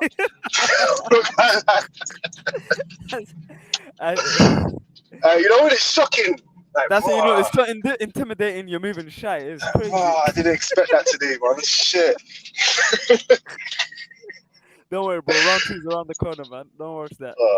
Round 2. What's that? Shit, man. Where did everyone go, man? Yeah, I do want to visit DR though, man. Yeah, man. When they come, but I don't know, but it's scary though, because like you're thinking every woman that you meet is gonna be a worker, man. What where? Dominican Republic. Oh, mate. You just gonna have to vet them out, innit? And then if your betting skills are good, then you don't come back with diseases. Well, I'll tell you about my brethren, yeah. Obviously, he got caught up with one thing. And, bro, he was snapping her every minute, bro. Just thinking, this guy is a proper simp, bro. But, like, he tried to make out like she weren't a worker, bro, because like, she was with him, like, everywhere he went. She was with him, bro. The whole girlfriend experience. And, like, she was nice, innit? But, bro, like, he went back, bro. I'm thinking, you know, you got her back. No, actually, I think he went back. He's gone there 3 times now, bro. Not even twice. 3 times. You know why he's gone back, bro. Yeah. Boy. It's a continuation of that girlfriend experience. That's crazy though, bro, isn't it? Like, how much money do you think he spent on that? Grand, bro. Fucking hell, man. And you know what it is? I mean, he could have went to Asia. He could have went to anywhere else and that. But I'm guessing over there, just like, I think this whole girlfriend experience thing is like driving a car that you never owned before. Rental, isn't it? Yeah. So they're doing Luxury Lambos rentals and and that, yeah. Ferraris there, man. I'm guessing. You want to go Thailand to drive courses? I don't know, man. Nah. You tell me. No, you'd rather go rent a pum pum, innit? Like, what the hell? Hey, no, we didn't say pum pum. We said Lamborghini. What more? What? But the thing is, if you ever run across another Lamborghini, you already know how to drive. Feel me? Exactly. Yeah, it's like GTA. You ever been in a car and GTA? Like, oh shit, that's always get one. one. Oh shit. No, But I'm not advocating any of this, man. Don't do that. Get a wife. Halal way. Don't lie, and stops. Don't lie. What do you mean don't lie? Whoa. Are you accusing me of something? Like, nah. Never that, man. I don't work too hard just to waste it on a couple hours. Or I don't know. But you'll get tricked into it because unless you're a guy that can just turn down women, they will move to you, remember? And what are you gonna say? If I know that's what they're on, that I have to pay for everything. Well, now fuck that. But think about it. All right, I'm not even condoning this shit, but think about it. You take a girl on a date, you're paying, right? Yeah. All right, cool. So what are you gonna do with a Dominican? If she moves to you, she's like, oh yeah, baby, you want to go out? Oh shit, that's Thailand. The difference between me, like if I know the girl or I know this, what's the thing called? When you send off your visa. What's that background check that you have to do for certain jobs? Oh, CRB check. At least you'll know the CRB check with the chick you're with. Now, you'll never know for these girls, bro. They'll tell you all the fibs in the world. This is my first time. Like, yeah. It's a risk, man. What you saying? You're not looking no pussy then on holiday? Well, obviously not. Fuck no, man. In another world, another life. Maybe not in Thailand, yeah? But other places. No, not Thailand. Fuck Thailand. Not Thailand. We're talking about Dominican Republic. Yeah. Thailand, there you're playing with your life. Because if the guy backs out his thing and you back out your thing, it's game over. Oh wow. Comparing sizes and shit, man. Yeah. Pause. Pause on that too. They're sword fighting. Allow it, sword fighting. What? Why are you thinking about what? I don't know. What's going on? It's called the joke, Mappy, man. So stop. She would do it in Jamaica, yeah, but not in Dominica. What's Jamaica? Whoa, no. I'm saying wherever I go, I'm never paying. No, forget it. No, I'm not saying full out paying, but like you said with the girlfriend experience, yeah, they're gonna move to you, yeah. She's obviously beautiful, so like she's gonna say, let's go out, let's do something.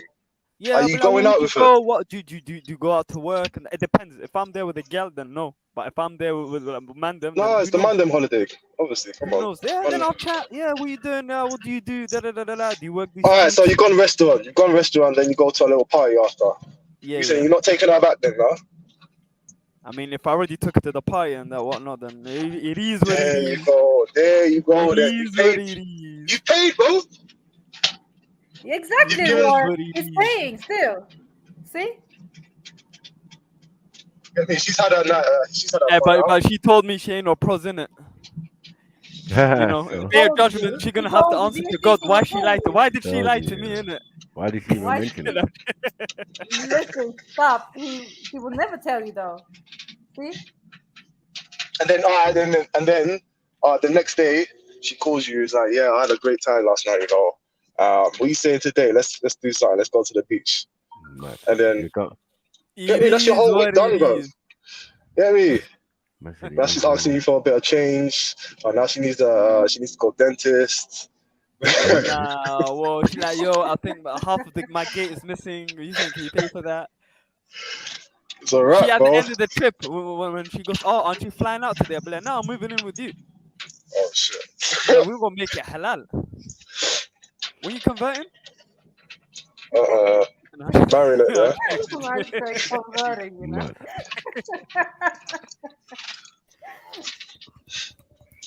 Can I ask you a question? Can you be a bad man and buy pussy? Wow. I'm joking. Are you really joking though? I Do don't you not think know? so. Do you not want to know the answer? Yeah, I like to know answers. It's a very curious question. A lot of people normalize it. Any bad man here would like to answer this question? I'm just saying genuine terms, isn't it? Like, did that person still gets, positive, like, Boy, like a I don't know review? about that. I'm a lover and a fighter. I don't know. Because it's a very normalized, I think you thing. can. I think you can. Okay. You never watched the You think? movie Are where you the sure? bad Are man you not gets the sure? girl and he falls in love and his head over heels for her and then he gets shot up at the end of the movie for the girl? Pardon? We all know a bad man that's fucking wife in a hole, though, man. We all know one. Alright, cool. You just need that clarification. Yeah. Yeah, but I just find it to be a bit mad, though, isn't it? Like, for instance, if a guy, has an escort or something like that, and he's for a fixed amount of time and all that, that itself is a bit cringy. When you But it's alright, Eunice. You never claimed to be a bad man. Get a woman in a bar and all that, and spend the whole night with her, isn't it? It's just mad, really, to be honest. And it's without charge, and it's no financial, a financial arrangement attached to it, or anything like that. Talking to a girl's mad to you, though, bro. Next thing you know, is you spend the night with with a beautiful woman and all that. How you boying the guy up, Ali? How many times are you gonna say as well? So much. Sorry. It's a bit mad, habit. You guys should be guiding the brother Eunice, not I'm just saying, like, if I was active, you won't know. So what age? What age would you like to be? I would probably, pull a You ask him what age he wants What to age? be showered. and all that. Okay. What age would you like to become active? Hey, Eunice, can you hear us? No, I don't think you can hear anyone. Did you just ask him what age he's gonna jump off the fence? What age would you like to pop your cherry? Pardon? He said, what age would you like to get deflowered or something like that? I don't know, to be honest. You never thought about it?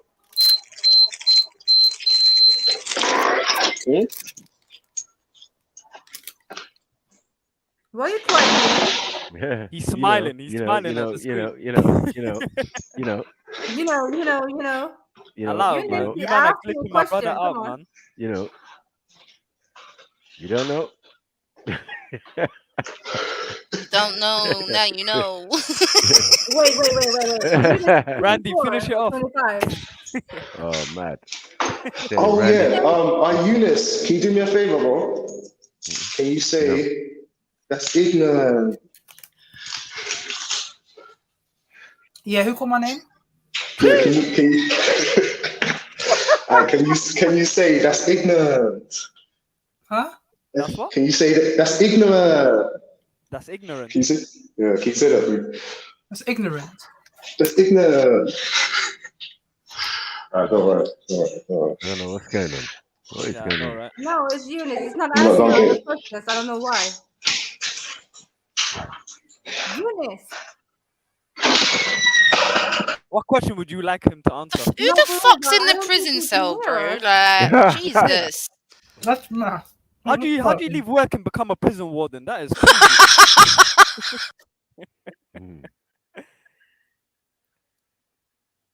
Eunice? He's jangling.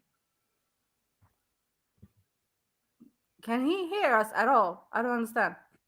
Oh, maybe that's Eunice's mental health nurse coming to deal with him. I don't even understand it. And Eunice got mental health. Fuck.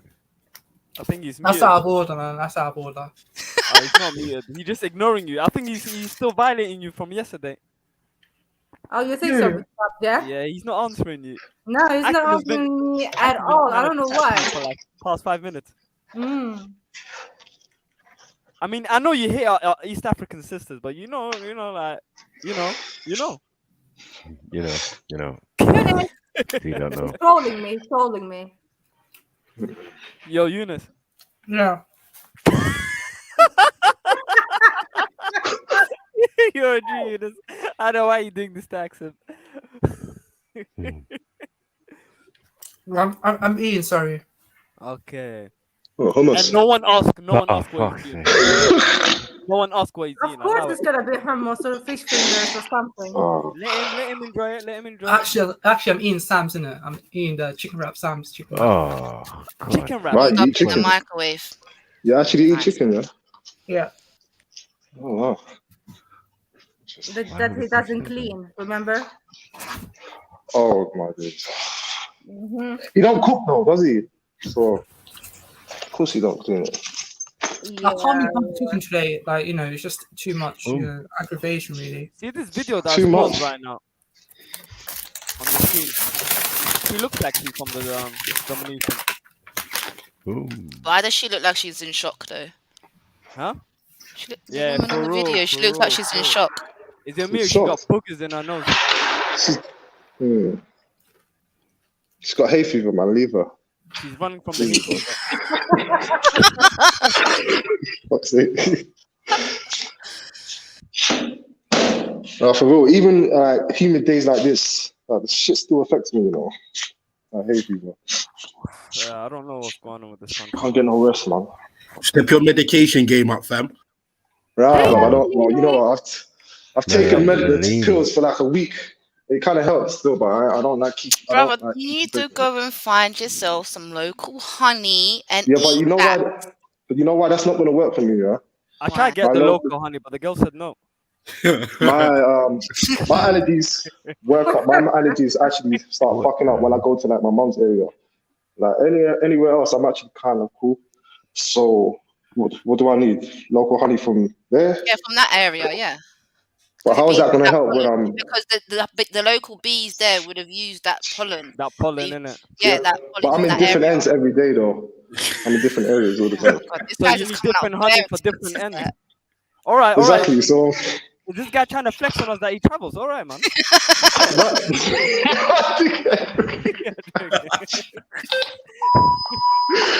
no, for real though. How's that No, gonna bro, work hey, for you? listen, there's some like tablets here. I don't even like taking these things because I can't stand them. But it gets to the point where, bro, I can't do certain things. You get me if I don't take certain medication. No, Anyway, I had to there's take these them for a week. yeah, there's these one called Alivia or something like that. But basically, they were prescription last year, but you can get them over the counter this year because $5.99 for like 15 of them. Trust me, they work. And you know what? I'm And gonna it's write that down. non-drowsy as well. You get me? So you ain't gonna feel fucking I'm mash up. trying to get waved. Say like. Mark, hey, listen, you know people don't understand. You see hay fever, cause like, bro, it takes like 20% of your energy for that day, fam. Bro, what? Yeah, Yeah, yeah, but yeah. it ruins motives. It ruins Telling you, motives, man. all that You know what's fucked sneezing as and well, yeah? fucking, it's just long, man. It drains. You know what's fucked as well? I went swimming yesterday, and but swimming and hay fever do not go together. I'm telling you, bro. All my days, every time I arose from the waters. Mad. You better think about your word. Anyway, every time I arose, Yeah, say that. You rose, yeah. Yeah. Say that. Huh? Drip or drown. Bruv, would you like the other alternatives? Exactly. Big up, Anyway, yeah, Jump bear down. snot, man. Bear snot is nasty, man. bro. Do you know what? You see, for me, because there's the sneezing and the eye thing, yeah, that's bad. Because you see when like your nose is running from, and you can't That's stop what it. I have. That's what what fucking I annoys have, me the man. most. So runny drunk. nose, Right. blowing my nose, my eyes itching. Like, it's Bro, man has to rip off the tissue, cousin, like make it into like a ball, bro. Certain times when they yeah, like to stop yeah. it, stop my fucking. Bro, I swear down, it's mad, it's mad. And you see when you Yeah, go to blow your story of nose, my fam, life, yeah, I'm it's like when you go to blow your nose, yeah, car, your nose is so full of pollen and all that other shit, cause it's like you can't even blow your nose properly, fam. You It's blow, annoying. you're blowing the tissue 3 times. Yeah, you have to cause dash it now. You have to it's a dash it. joke, fam. It's a joke, man. See, you non-hay fever sufferers, you lot are lucky. You don't realize how Big good man. you got. I used to take the piss out of people that would Trust suffer hay fever, and then now, You jinx yeah. yourself and stops. That's why. Yeah. That's what happens in it when you talk too much. I spoke too much. Yeah, trust me, it's bad certain times, man. But you see, this year it was cool, fam, and then one day, bro, it just like they switched on the machine, fam, and it went Brother, mad. I remember was just as Ramadan was ending, I was sneezing so much, my shoulder was hurting. I never had that in my life. My shoulder was hurting. Yeah, no, it's crazy this year. Like, man's all sneezing till they're dizzy and them things there. That's just long. Have you You seen the guys picture of got to Poland really late, though. I don't understand. Really late. late? I think it came early. What do you mean late? Bro, this is summertime. This is summertime over here, Axel. You know, June, July. I've been suffering for like the past 2 months. Forget like but this month. Usually it comes around like in March, April. Yeah, we don't live in the Nordic fucking fields, bro. We don't have no March fucking. Like, what are you talking about? I lie. Bro, it's still fucking cold and raining, bro. Like, No. April shower and all that. Well, trees comes along around March and April, then it's like a madness over here. But you guys have it now. It's too late. I don't know what's being said, but yeah, big up everyone. Big up. I don't know what she talking about. Hay fever. Oh, hay fever. That's why it didn't make no sense to me. I was trying to proper get like, what are you not talking about? Hay fever. Okay, cool. She's trying to tell us she gets hay fever in March. Yeah. Yeah, I mean, why not, man? Maybe they got different. Nah, I it mean, does to come be out honest, around March and March can start like that. Yeah. Maybe over there, cuz, but over here usually we don't really. It's still kind of raining and a bit cold, fam. So I was trying I'm to not say, gonna lie. Yeah, but you know what? It never used. I mean, there was a period of time where March was like one of our hottest months. Yeah, I remember MZ like 2 years ago. 2 years ago, yeah. 2 years ago, I remember. Because we got a one hot March, bro. Allow it, man. No, we didn't get one. Nah, it was a Not like repeat. couple, man. We got a couple. We got hot Mays. We got hot Mays, fam. We got like one hot March, bro. Nah, bruv. Even like last year, I saw like April it started getting hot. Yeah. Heat waves. 420. Every time for 420, so that's the fourth. Yeah, we say yeah. So I remember even that 420 that we went to, that was on YouTube. That was like this fake sun. That, you know, it was mad bright, and you didn't need to wear a jacket. But if you put your hand in the air, your hand would be cold. That still baffles me, bro. It was warm. The sun was beating. Man standing directly under the sun, and man's not baking.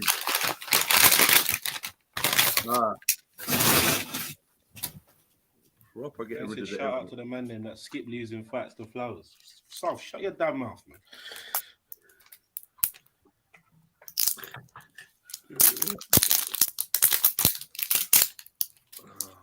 All right, bro. Well done. Eunice, mute up with your crap. Congratulations. You've got an item. First man's eating hummus out of a packet, you know. Crazy. I didn't know they make it. Like dried hummus. Yeah.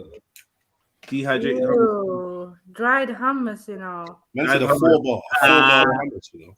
He's like, that sounds. Yeah. Let me inquire about that. I can actually see him eating that, yeah. Hummus flakes. With milk. Is that what Ozzy sitting in the? What are you talking about? Who's Ozzy? Anyway, I don't know. I'm just rolling my spliff so I can do a shit. Thank you for the information. Good. No problem, no problem. It's like a rock and roll album, isn't it? A heavy metal album. Yeah. Makes it go easy for you in the bathroom, right? Hi. No, nothing. I don't need anything to go easier for me in the bathroom. What kind of? Why are things Yeah, going? some say coffee, some say tea. Yeah, some say coffee definitely makes you want to shit. That's for facts. Yeah, it's a diuretic. And the right type of herbal tea and that. You know what I mean? Orange juice, all these things. Prune juice. Prune juice. What's the other one? Pomegranate juice. I love pomegranate juice. There's a specific one that I love, but I know it's full of sugar. It's called Pom. Have you seen that one? Is it called Pom? I knew someone was gonna say it. I knew. I was just waiting for it. No, it's called Pom because that's French for apple. But yeah, you could think Pom. If it was called Pom, you would never drink it, would you? I don't know. There's an energy drink out there. Yes, called we know. Pussy. We know, Empress. We know. Yeah, What? I was sponsored. I was sponsored by Pussy. We know what the drink's called. You get me? We used to crack jokes. Yeah, when they first came out, like I mean, I don't think anyone did an event with Pussy before me. I was giving them out. Well, I had like crates and crates of Pussy, and it was like, yeah, giving them out to anyone that came. I had a famous like video chick that was like our Pussy model, taking pictures with, like we had all the branding as well, stickers, posters, everything, man. Swear down, Pussy stickers, mad. Swear down. Yeah. Sounds like a live event. Not gonna lie. It was all right, man. You know where it was? It was in Croydon still. It was in do you remember where Bar 7 was? Yeah. Yeah, it was in Bar 7. I saw some bear shit in Bar 7. There's been about 20 different bars in the last 10 years. Yeah, I'm surprised I remember the name of that place. Bar 7, you know. That's like 07, cause 06, 08. G-Agent. Yeah. Dude, and so guess do you know the guy that owns Bar 7 owns Bridgestone? No. Yeah, it was one Asian brother, bruv. Owns Bridgestone function rooms and Bar 7. Okay. Me and myself was gonna smack him up for something. I can't even remember now, bro. Yeah, I swear I ended up falling out with him.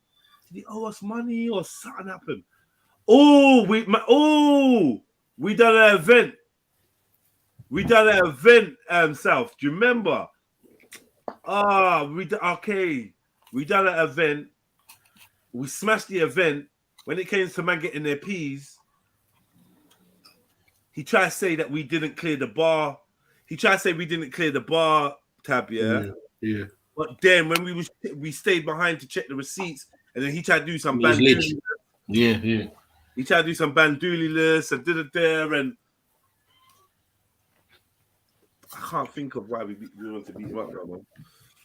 But yeah, I remember going to his other place and turning up and boom, boom, and the man give me the lowdown. Oh, he thinks he's a gangster. He thinks he's this and this and that. I don't give a fuck. Get me? Yeah, fuck, man. Why do people never want to pay you what you're owed, brother, man? Why? Oh my god! Oh my! Yeah. But why? Run. Was it Friday? Was it Friday? No. What was it? What? Maybe Tuesday afternoon. I popped out for a little bit. Yeah, you see it. Bruv, I'm chilling. Some brother talking about, yeah, you're right, mate. So I was just like, yeah, you're right. And then I looked proper. It's Donny. Oh, shit. I'm like, what? He said, yeah, man. And then he's across the road, you know. So I'm like, what? So I'm like, looking at him like, what are you doing? I'm like, if I have to get up, I'm gonna go bruck this guy up. I have to get up now. I've gone over there. I'm like, what? He said, yeah, shake my hand, man. I'm sorry for what happened. I'm like, what? You mean shake your hand? I'm like, where's my fucking spinner, bro? You know me, bro. I'm straight back it. Where's my fucking like, bruv? Oh, mate, this is why I say shake my hand, because I just wanted to sort it out. And I'm like, brother. Anyway, I didn't want to go into it, but yeah. We'll chat. Needless to say, if you see me, man went angel on him, yeah. One day business. If you owe me money and you muscular blood, me, come to me. If you owe me money and you see me, approach me and tell me what is going on. Don't make me have to do anything. Ask you no questions, Nothing, bruv. My man's like talking about, oh yeah. So why have you called me? Why did you stand there and look in my face? and you know who we're standing with? He's standing with 2 other brothers that was there that day, Emzalini. They weren't with us, they were just there. So I say to my oh yeah, I've just come. He said, oh yeah, because I've just come to meet him quickly and da. So I said, what? So they never told you I was here. They should have been said, oh, Rob, my man's here, you know, so you might not want to come around there unless you got his skrilla. You just making my man walk around and bro. Anyway, man, it's so lucky for him. So lucky for him. Where I was standing right under a camera. It was just perfect for you. I said to you, like, if I make you 5 minutes up the road, or 5 minutes, or 2 minutes around the corner, or whatever, you would have been going to hospital, bro. Because I'm not playing with you. And he had his rollie on his arm as well. You know what I mean? And these brothers, let's just wrap him. Let's wrap him. I said, bruv, there's the 51 cameras pointed on us, bruv. Talking about wrap him. Wrap him for what? I'm a big man, you know. I ain't wrapping no one for no fucking watch and having to walk off or run or do anything. You get me? If I take your watch, you're giving it to me because you owe me. I ain't robbing no one. Next man owes me $1,000. I'm gonna start putting in a real team together. A real debt collection team. Yeah, fucking team together, bruv. Yeah? Right now, I'm sitting there, I got no money, bruv. Yeah? There's man out here that owe me like skiller, bruv. I know, fam. Yeah, we definitely go through them times. Innit? Yeah, definitely.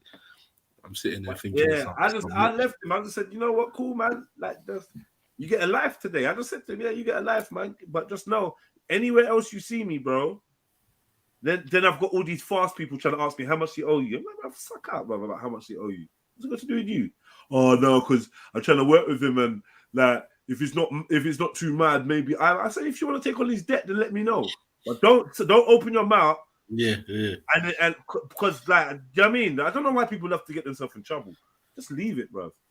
You're talking like you got the skrilla to pay it back. You know, you just want to know how much I'm looking for. You get me? It could be a tenner, bro. Like, you don't have to. You know what I mean? Don't try. It's not to do with you, man. If you weren't involved in it, just mind your business. It's like bare matter. Yeah. Oh, just how much was it? Because I'll try. Like, oh. And then the other dude that was there, the other guy that was like running the event, was like, oh, if you told me, like, I would have sorted that. I didn't know. Shut up, man. So yeah, you just walked right past me. I said, yeah, because I just done some stuff and I needed to leave. Just done some stuff. And I had to leave. It's funny, man. As a leader, you set me up. As a leader, was like, no one touch my Richard. No one touch him. Don't touch him. I know he's moving crazy right now, but don't touch him. Yeah, because you get me. Don't touch the brother. Yeah, see how I'm losing my mind, bro. I remember that. Do you remember the chick? No, I don't. Do I? Yeah, you do. Yeah, you do. I refresh my memory, cuz. Oh my God. You don't remember the chick? Oh yeah, what the one that was with man in the main room at first, like the little kitchen thing. No, not that crazy one. Oh. That's a whole nother story to that, yeah. Oh, okay. That goes nuts. Whole nother story. No, there was the chick that kept screaming, and was literally touching me, holding me, touching me, that in my face. Only one chick that was doing that. Kept touching me, coming up, and she was just right there. You don't remember? Because I was just more thinking. I just want to make sure that no one will try to get it. It all of her girl, and in the end, right? In the end, she must have got her passport stamped.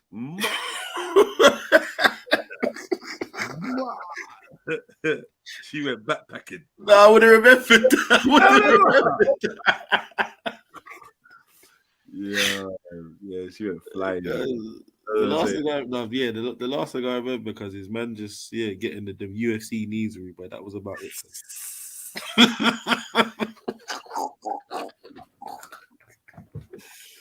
I was like, yo, my man's nose is all to the left. He talking about, because oh, mate, you busted me up badly. I I don't know, man. Because all I was trying to say to Donny is, bruv, just give man his deal with man properly, bruv. That's it. I'm trying to help you, bruv. You get me? Give man these things, cuz. Where's everyone going? Where's everyone going? No. You lot ain't leaving. I'm.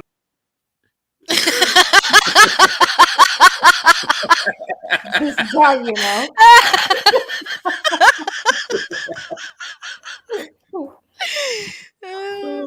This guy's too much.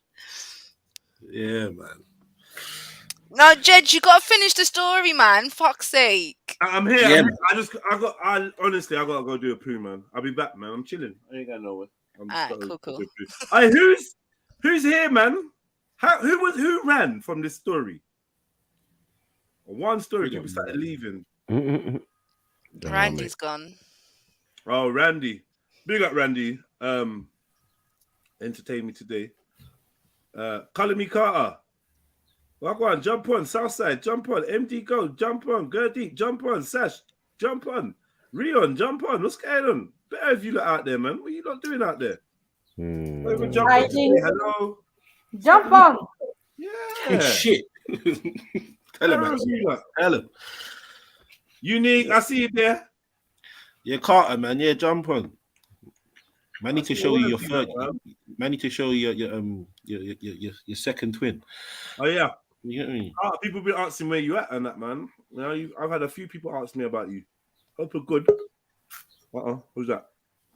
Blue Red. No one asked for Blue Red. Do you remember me saying Blue Red traitor? I know. Can't forget me. This one. Might as well see what he's saying now. Yeah, fuck it. Hey, Blue Red! Hey, big up, Kazi. Well, go on. You know what? Yeah, you know what? Yeah. Oh, come on. Hey, he is not saying a lot, boy. Fuck you know. No. You lot are violating.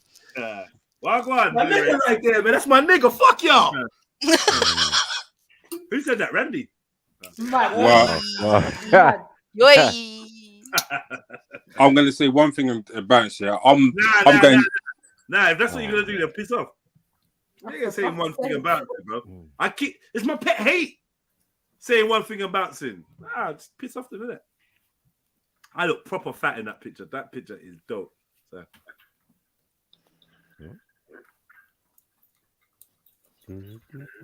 Yeah, where is Kale? Yeah, that's bad. Mad. Blue Red, talk to us, man. What's going on? I'm going to G Block. Goodbye, man. You getting G Block? I'm going G Block, man. Fuck this.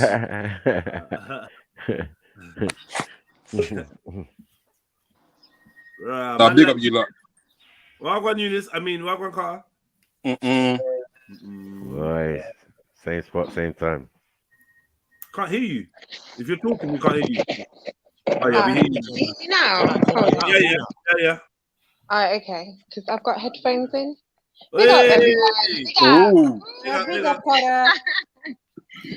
Yes, I know. I've just been busy. Just been running a few errands. All Yeah, right. how it goes. Enjoying the weather. How's the Wi-Fi, calling me, Carter? Is it getting better? Listen, it's good right now. Good to hear. Yeah, let's hope it stays that way. Yeah. Don't jinx it. No, I won't. I'll shut up now. All right. But yes, who's been calling my name? And you know, Bear people. Where's Carter? Where's Carter? Okay, where's Carter? Nah. But Eunice, where is this voice coming from? I don't get it. Like, you're becoming a different person. What's going on? I'm just saying that, I didn't know my voice changed a bit. Whoa, hold on. What the fuck was that? Nah, Jen, do you see what I'm saying? Eunice is coming with voice, like with bass. Like, what was that? Eunice, what was that? It's nothing really, like, well, yeah, I was speaking. He's got a cold. He's got a cold. Man, put more bass in it, man. He's proper funny still. I can't lie.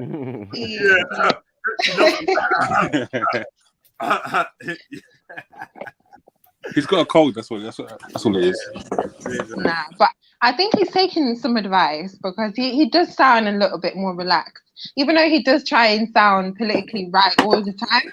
But he's low key sounding a little bit like the Mandem now, should I say? Yeah, big up you. I don't know about that. Really? I wouldn't say Mandem.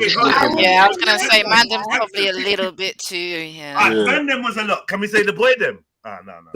Yeah, that's so disrespectful. Maybe youngers. Maybe Yeah, for younger. man, that's out of order. That's out of order. That's at all. Nah, that's out of order. I'll put a Jenna, I'll put a video in the back about body counts, innit? If you want to review it, bro. You did what? Did he say something about body counts? Did I hear that right? Yeah. Put a video in the Yeah, back. we could do that. We could do that, man. I'm just doing a doo-doo. Something. What? That's literally what he said. He said, I put a video in the back, but something. I was like, okay. Pause that. He'll be back. Is that gay, yeah? A little chill, blue red. Yeah. Okay. I apologize. Yeah. I'm just being a dickhead. Yeah. What's going on, man? What's everyone saying? Same old. It's nice down here. The weather's alright. It's just humid. But so it's just relaxing. It's them underwear weathers, isn't it? The underwear in like your bedroom.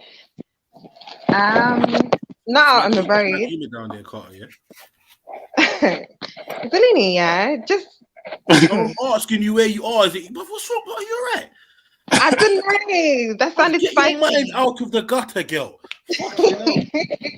Not everything's a sexual innuendo. Okay. Did you guys know? He's an angry guy. Did you guys know that you have to change up your £20 and your £50 notes? So if you got anything rolling about, in your secret stash, make sure you change them up. They're going to be coming. You're not going to be able to use them in 100 days. But wasn't the 20s just brought out like 3 years ago? They made the new 20s. I don't know when they brought it out. The last of the paper ones, right? Yeah. The old £20 and £50 notes. They're getting rid of them. So you got 100 days to either take them to the bank or spend that shit. Do you know how many people have buried money? And if they get out in the next 100 days, it's going to be like yeah, trust me. Can you imagine? You've been in jail for how many years? That'd be crazy. Yeah, but you see, even after that, like you can still find old money and get it changed and converted. And obviously, you just got to go for a whole different process because it's like a bag of forms. People find money in old houses all the time. Oh. Like some person found money from like the 60s, early 70s, and they traded it up for the value of what it was now, or what it would be now. Okay. I'm sure it's some kind of crime though if you're if you got old money. Or No. Basically, you hand it in, and obviously, if nobody claims it or they can't prove it's linked to anything within a certain period of time, then it's your money in it. But if they can, then obviously take it. Okay. Like the numbers on the notes that they can link it to anything stolen or whatever. That's like any money. If you was to find £1 million right now and nobody claimed it, and they can't prove it's from nothing, but after like 30 days or maybe 3 months or something, they have to give you the money. Oh, okay. Because I was gonna say, if I found a bunch of money that somebody buried or whatever, and so I could keep it basically. I wouldn't have to give it to the government. All right. They'll probably tax it though, no? They'll probably do like a little shitty little tax, finder's tax, whatever. I'm not too sure. Maybe if it's over a certain amount, I'm not too sure. I think so. Yeah. Like a little shit, like a finder's tax or something like that. Government. I don't know, man. Oh, I'm sorry to bring this up, but I didn't really get to catch yesterday's show. So I kind of catched up this morning, and like, what's going on? Like, Why do people hate Raj so much? Like, I just don't get it. Like, Oh God! What? Don't say his name 2 more times. Don't say his name 2 more times. He's like the fucking Beetlejuice. Stop. Wow. Stop right now. Female Triller smoked him yesterday, man. You get me? Nah, she was. I don't know. She's serious. Like, I don't know. How'd you compare the good rat to Tommy Robinson? You're bootlicker. You're a bootlicker, lad. You're a rat. You're a rat.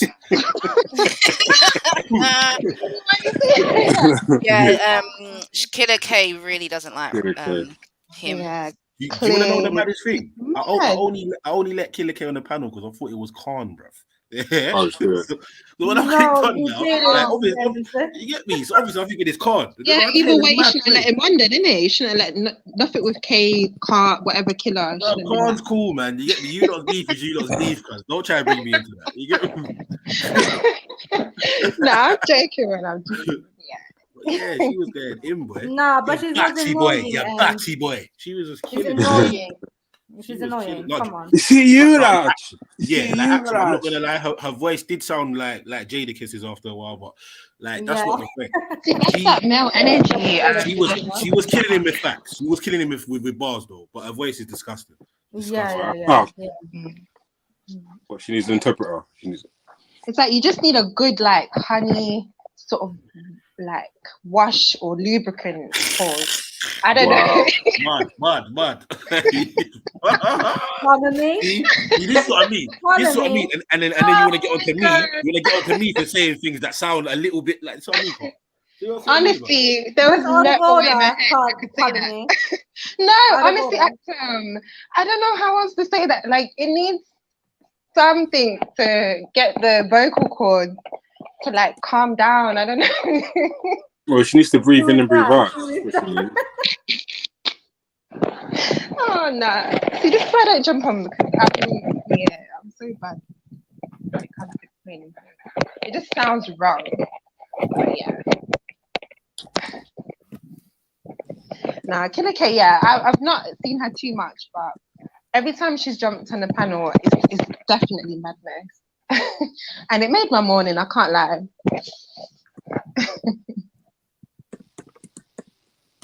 Where's she from? Birmingham, innit? Something like that. Yeah, apparently she's from Handsworth. Handsworth. Wow, look at you, like fucking. Okay then.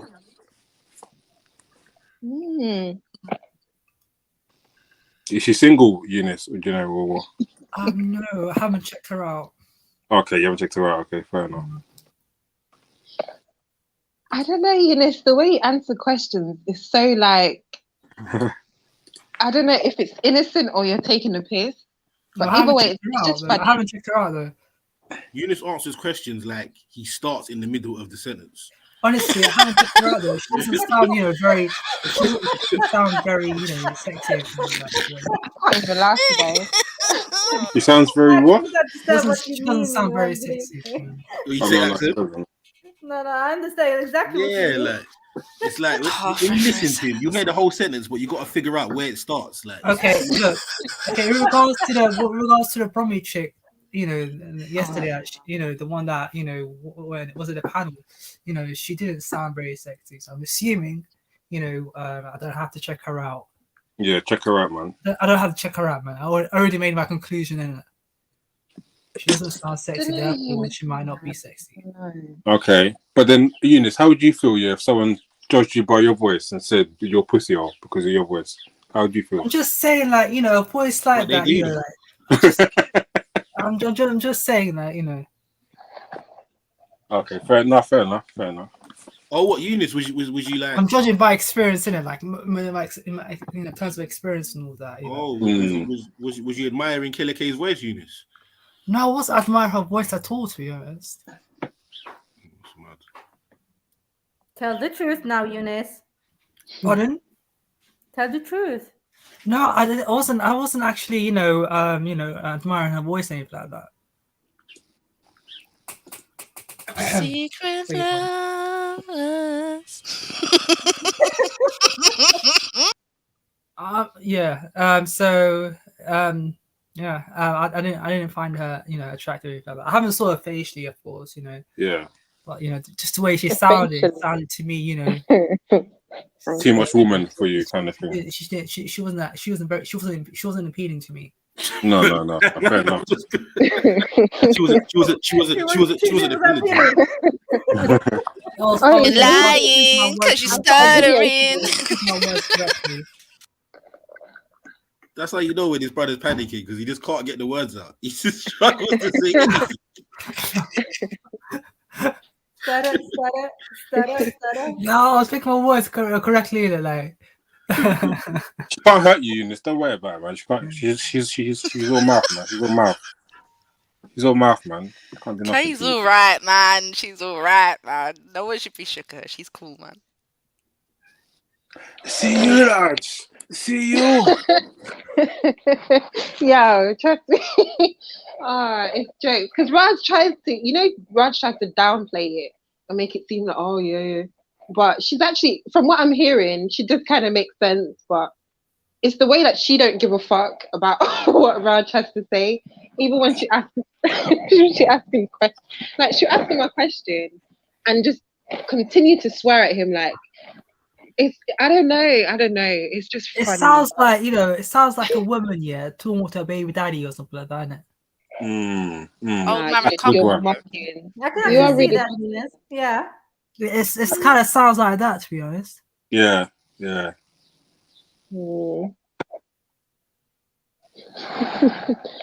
oh no, wait! You know what made me laugh though? Oh my gosh! When Raj was like, I'm gonna bust. I'm gonna. What? Yeah, no, you.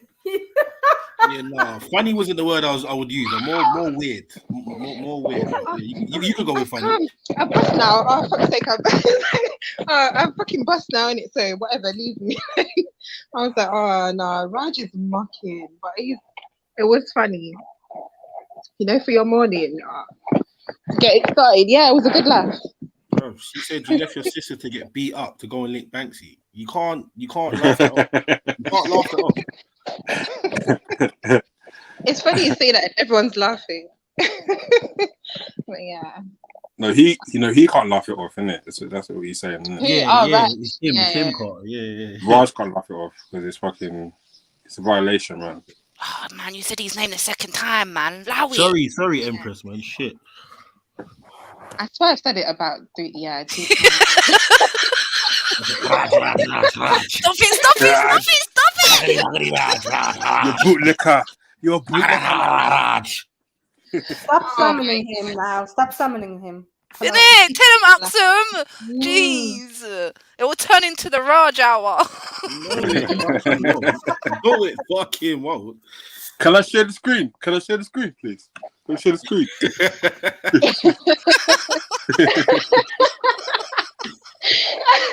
You know, it's so funny because I don't know. It's like I don't know if he's trying to show off and like show his accomplishments. I get that. Don't get me wrong, but I don't know. He's a bit of a beg sometimes. I said it. I'm sorry. Oh shit! He's gonna come after you. Yeah. He's gonna come after you. He didn't do nothing. No, you don't want him as an enemy. What's Raj gonna do? He's gonna stand. He's gonna go to the police. You don't want him as an enemy. Officer. I'm just quoting Killer K. I'm just saying. This is what she said. He won't do nothing, but he will go to. You know, like Raj will get you 3 months easy, man. Oh God! Yeah, he will get you prosecuted the full. He's calling everyone, authorities, custodian. He's calling everyone. And you know what? He'll tell you that as well. I'm a fucking snitch. Yeah, you say loud and proud as well, like. He wears that badge. Yeah, he was pissed when she said, you dirty turban. Out of everything else, he didn't care. But when it came to that, he was like, "Yeah, I'm not having it." Yeah, but isn't she Sikh as well, though? Yeah, that's what I was like. Yeah. That's weird, man. That's weird. Big up the panel. Big up the whole panel, man. I hope everything's going all right today, man. Yeah, it's good. It's good. All right. So everybody gave thanks already today? Yes. Yeah. Beautiful. Wake up in the morning. All right. And yourself, Mr. Carl? Yeah, now from morning, we give thanks. From morning, yes. Yeah, I try to get up at 5:30. So early bird gets the worm. There you go. So it's like, yeah, I always see the sun, try and see the sun. Yeah. That's how it should be. Yo, Eunice. Who are you talking to, Zalini? I always have to ask this now. Eunice, actually Eunice. I would Okay. not fake Eunice. Like, hey, Eunice. All right. Yeah. Do you know who just jumped on the panel? Can you pronounce that name? What? Like the bottom right corner. The bottom right corner. So you're talking. Is it Trill? Is it Trill Billy Cole? There you go. Because I don't know what you said yesterday. Yeah, exactly. Thank you, James. Yeah. So Wait, what did you say yesterday? You see how easy that was, Yeah, I Eunice? got the names mixed up, innit? What did you say? I thought Zalini was Trill Billy Cole. Nah.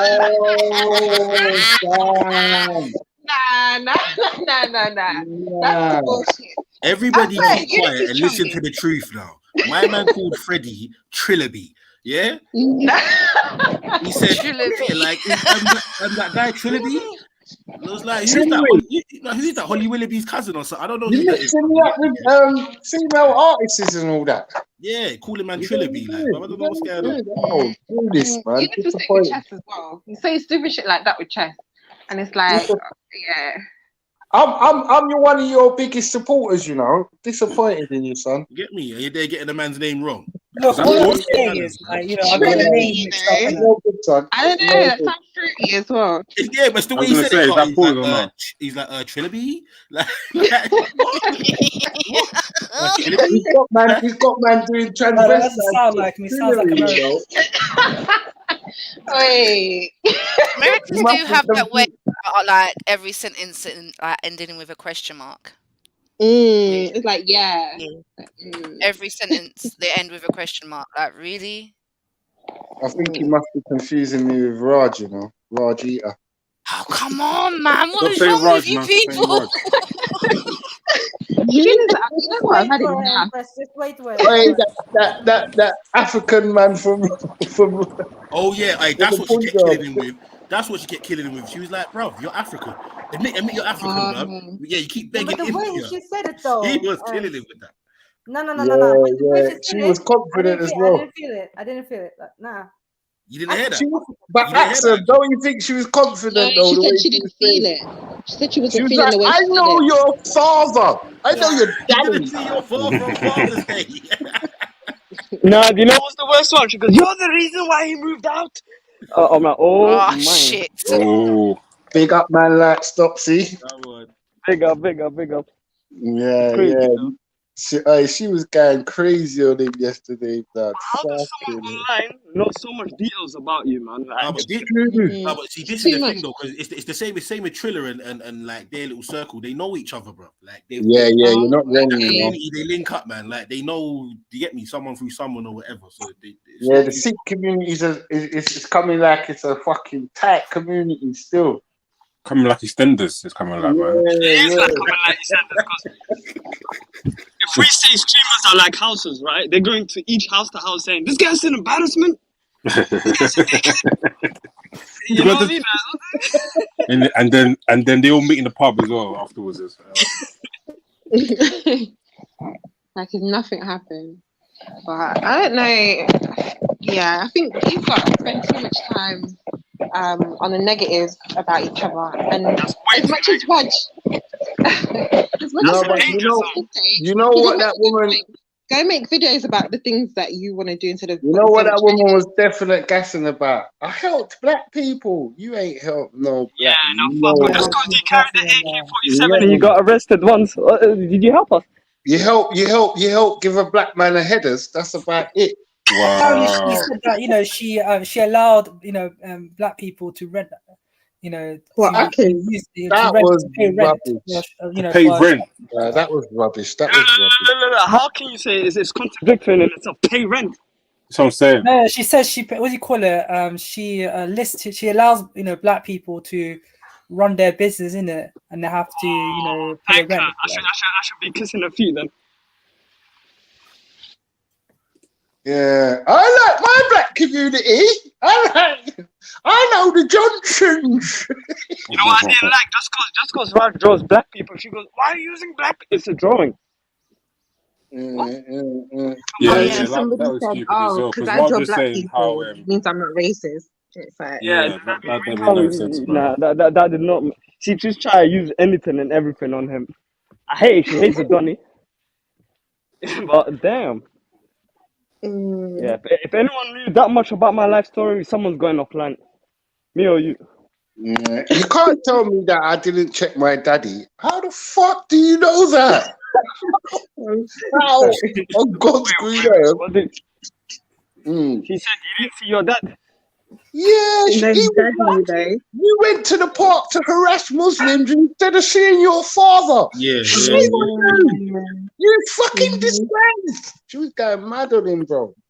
and he's trying to play off, showing the video like, "Oh yeah, I went to this temple." But it's like you kind of proving her point that you didn't literally go see your dad. What would you do on Father's Day? Like, oh man. Yeah. Even though that day's a Babylon day, innit? I swear to God. It's got They're both Sikh, innit? So both of them shouldn't be really celebrating Father's Day. got If I'm not nothing to mistaken. do with Yeah. Mother's Day's got nothing to do with mummy, innit? I promise to you, man. You get what I'm saying? Am I supposed to dedicate one day out of 365 there days? you go. Allow it, man. Just like Easter, innit? A quick thing for them to make some revenue. I'm not gonna lie. The only thing I like about Easter, is the chocolates, and that's it, really. Listen, son, you are a full Babylon child. You're a child of Babylon. Wow. Look, all I'm saying, the thing Say how about you Easter feel, is man. just the chocolates. Say how you feel, man. Why, Tilbert, you hit that one right on there. Nah, it's right. And hit the like button, family. Come on, bring up them likes. We should have been by 100 a long time. Hey, I was saying, you guys. I put it in the chat, but it seemed like she was gang raped. The way she was speaking, and then she was saying from when she was 12 and she was running away from Yeah, didn't you hear when she spoke? I swear. Do you know what? I think with all the shouting, maybe certain things she said may have flown under the radar. It's what you said. Why are you coming in with the big bazooka and the machine gun like that? How can you detect kind of gang get where rape? you're coming from.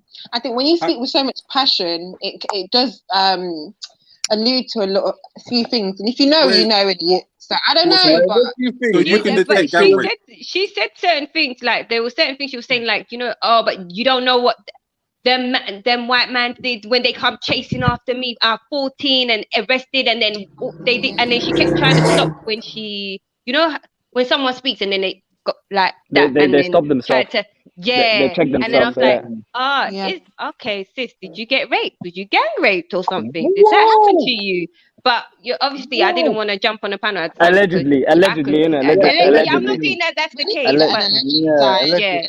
but meme and. All right, we're not saying that she was a Johnson back to Dolly. We're not saying that at all, right? Listen, she wasn't. She sounded like a victim of it, No, she was on some drugs, guys. Come on.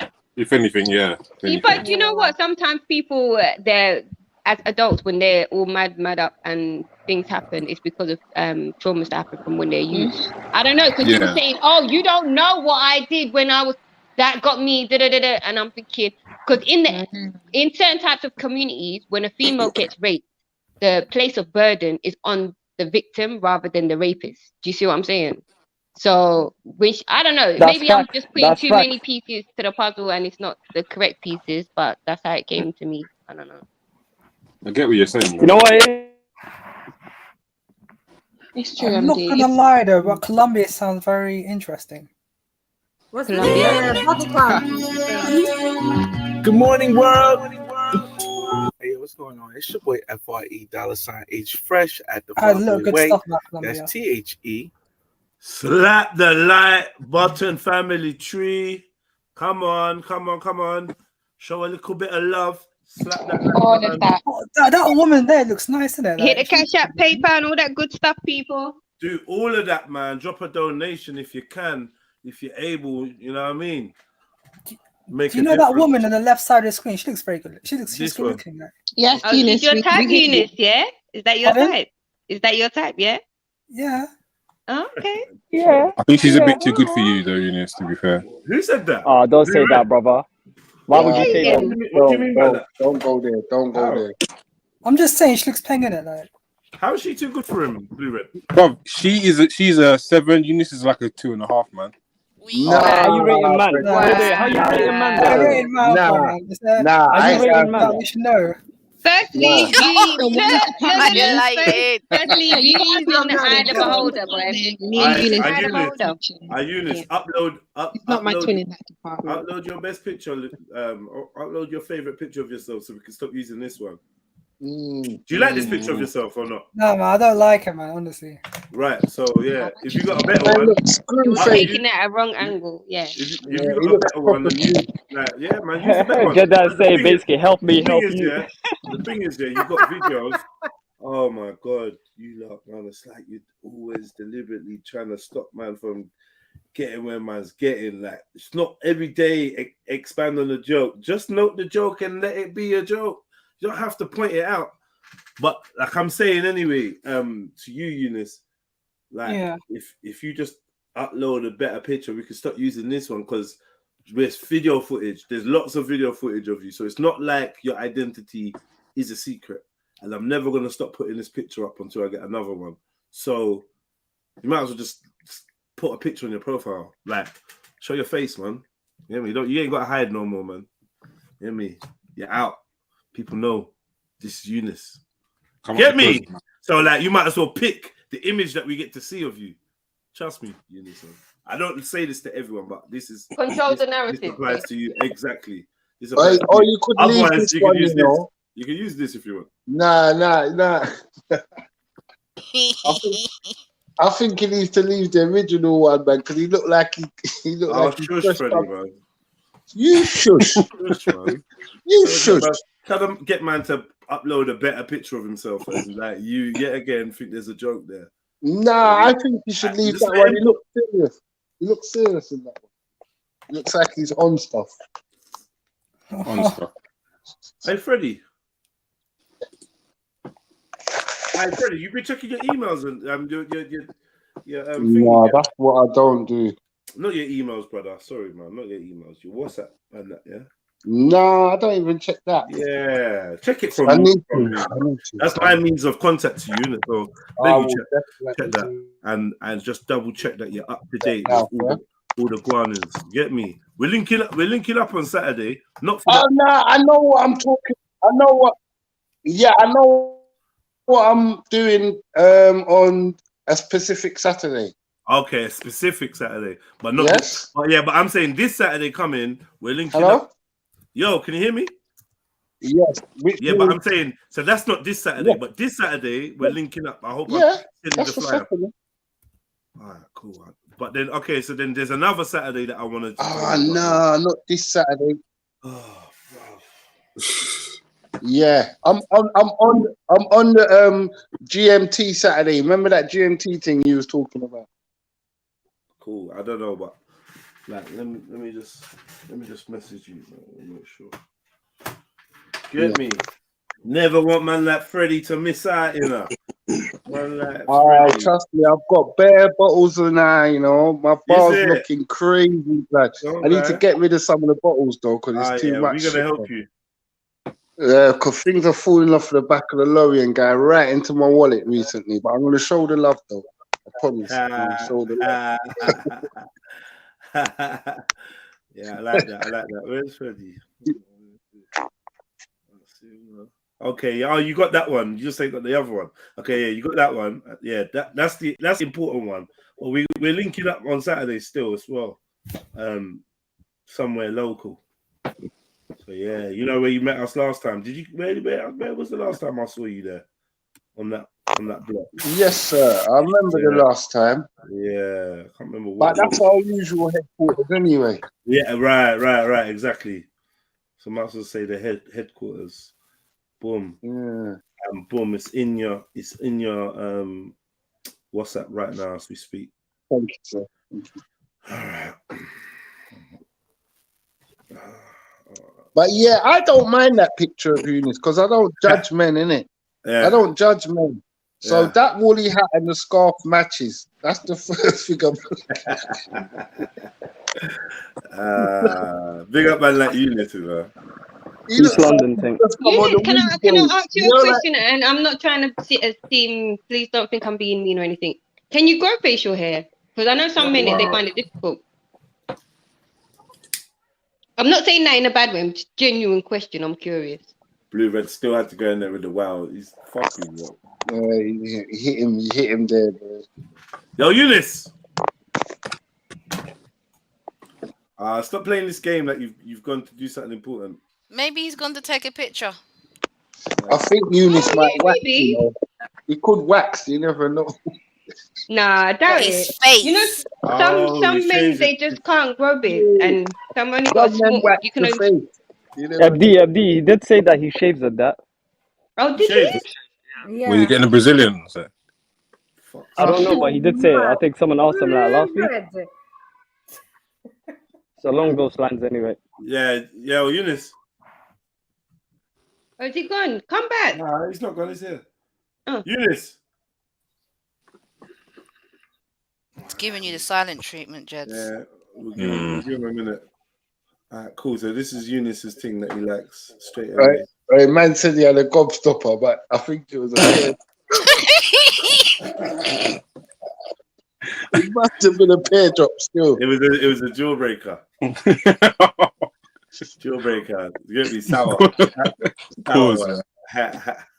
FLY. Why didn't you pause gobstopper? Oh yeah, true. Say exactly. Pause. Why? WAY. Don't ask why. I just got the channel. Oh my and God. we are here again with the Black Man's Guide to World Travel. Man, first I want to say thank you to everybody who's been supporting the channel. And man, I mean, viral is not even a word when I look at these analytics. But I want to thank y'all for sharing the word. I mean, leaving dope comments, and like I said at the beginning of every other. Yeah, man, you gotta leave comments on these videos, man. It's another thing where I'm losing out on comments during these live streams because the live streams are based on comments, but they're just in the chat, innit? I need comments under the video. So everyone in the chat, just pop to this pop out the chat onto the actual live stream, onto the video, and leave a comment. You can do that now. Yeah, Takes you 2 can leave seconds. a comment on the video, while you're watching still. A lot of people don't know that. You don't Didn't have to know wait that. for the video to be done. Yeah, you can leave a comment on the actual video. I People normally just- wait till the show's over and then Right, yeah. and leave a little something. Yeah. Well, respect to everyone that does leave a comment and interacts and all that. I know I say it all the time, but literally, that is the biggest currency on YouTube. That's why I mention it all the time. It's not because I'm like, oh, there's not enough likes, people don't like the stuff. It's because it's literally currency, which will help the channel grow and become bigger. If the channel's bigger, we will enjoy it more because there'll be more people interacting and, it'd be a bigger deal, I know you look like to keep me a secret. Like, there's this channel I'll go to. Like, yeah, hear me? I know you look like to keep it your best secret. Some of you lot on there living double lives. That's why, man. I see you. Black Man's Guide. If you have any comments or any questions, I don't charge for consultation and anything like that. You just gotta wait. That's a babes though. A little bit because I do a lot of stuff, or leave in the comments and I'll get right to you. So because of some comments that I got on other Black Man's Guides, let me start with this disclaimer. This is my perception of an experience that I had in the beautiful city of Cartagena, Colombia. Yours may differ, factual based on my experiences, may not be factual based on your experiences. Now, with all that said, let's get to the topics. Now, in this Black Man's Guide, I'm going to discuss flights, transportation,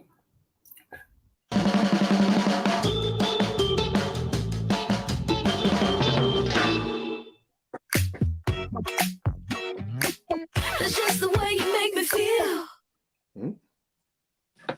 Activities as far as day activities, activities as far as night activities, and I'm going to talk about the currency exchange as well as women. This time that you see on the screen right now. What's happened? What caused that, man? Something's going on with my computer, man. I need to take it to Mac. It's like every time I see that Apple shop though, man, it's like got a queue. I can't be queuing outside no Apple shop, man. Ever since someone that deals with computers, that if you've got an issue. Yeah. I think I need to take it to Mac though, because Apple, I need them to, you know what I mean? Because they might give me a new one when I tell them what's up with it. It's still within the warranty, it's still a new computer. All right. Just need a new one. That's it, isn't it? If it's had too many problems, just give me a new one, please. Go on the back. You know we do. And then after that, then I'll start going to the. I mean, we don't go to Apple for nothing, but if you think you can get a new one, then go there. Yeah. It's going to be the point at which I start talking about the women of Cartagena, Colombia. Now, this guide in particular is going to be a little more raunchy, a little more detailed, and it's going to be a lot about pros in Cartagena. So if you are a lady who does not want to hear that part, then you can stop the tape at the time that I'm pointing to now. Let's begin this Black Man's Guide with the flights. I'm flying out of the New York area, the tri-state area, Newark, New Jersey to be exact, and the price normally ranges from about $400 to about $700 for a flight from Newark, New Jersey to Cartagena. You're just making all that noise in the background. Can you put your mic on mute, please? You know, it might have been me. Very quickly, when I went to Colombia back in February, the currency exchange rate was 3,100 Colombian pesos for every dollar. A month later, it was 4,100 pesos for every US dollar. So you want to make sure you check the currency rate before you go. You want to make sure you have some money on you, though, to exchange, because ATMs don't work all the time in Cartagena. One reason why you want to book an Airbnb instead of a hotel in Cartagena is because Airbnbs are usually guest friendly. Fellas, you know what this means. Ladies, it just means if your friends come over, you can keep them over there without Airbnb causing an issue. Also, Airbnbs are far less expensive than hotels in Cartagena. Now, the price. Say that again. Echo's kind of bad, to be fair. It's still echoing. Yeah.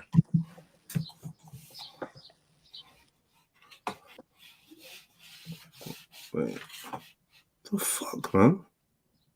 Who's got the birds? Let me mute you up. Tell me if it's echoing still. With all that said, let's get to the topics. Now, in this Black Still Man's Guide, echoing? I'm going to discuss There's no flight, echo. It's mad. transportation, Let me go mute then. activities as far as day activities, activities as far as night activities, and I'm going to talk about the currency exchange as well as women. This time that you see on the screen right now is going to be the point at which I start talking about the women of Cartagena, Colombia. Now, this guide in particular is going to be a little more raunchy, a little more detailed, and it's going to be a lot about pros in Cartagena. So if you are a lady who does not want to hear that part, then you can stop the tape at the time that I'm pointing to now. Let's begin this Black Man's Guide with the flights. I'm flying out of the New York area, the tri-state area, Newark, New Jersey to be exact, and the price normally ranges from about $400 to about $700. I love the street for art. a flight from. I love the street art, man. That's fucking. Bro. That's lovely. That's nice, man. Did you the dreadlocks thing? She looked. Yeah. That was dope. Dope. That was dope. I know you like the little bead in the back of her hair. I see that What's one. blood? Ice gold and green. Blood What do you say? That's a picture opportunity. Nah, I'm a sucker for a dreadlocks thing or a thing that's got a head wrapped in it. Right. Modesty, I go for that. Innit? Newark, New Jersey to Cartagena. When it comes to currency, the currency fluctuates very quickly. When I went to Colombia back in February, the currency exchange rate was 3,100 Colombian pesos for every dollar. A month later, it was 4,100 pesos for every US dollar. So you want to make sure you check the currency rate before you go. You want to make sure you have some money on you, though, to exchange, because ATMs don't work all the time in Cartagena. One reason why you want to book an Airbnb instead of a hotel in Cartagena is... So when I tell you, now when I do it myself, and I tell you, oh yeah, you get 3,000 whatever Cartagena dollars or whatever for £1, I also got to tell you what you can get for £1, or what you can get for the $3,000. Yeah. Do you know what I mean? So we understand what that means. Because you just telling us numbers right now, homie. Like, about the fuck.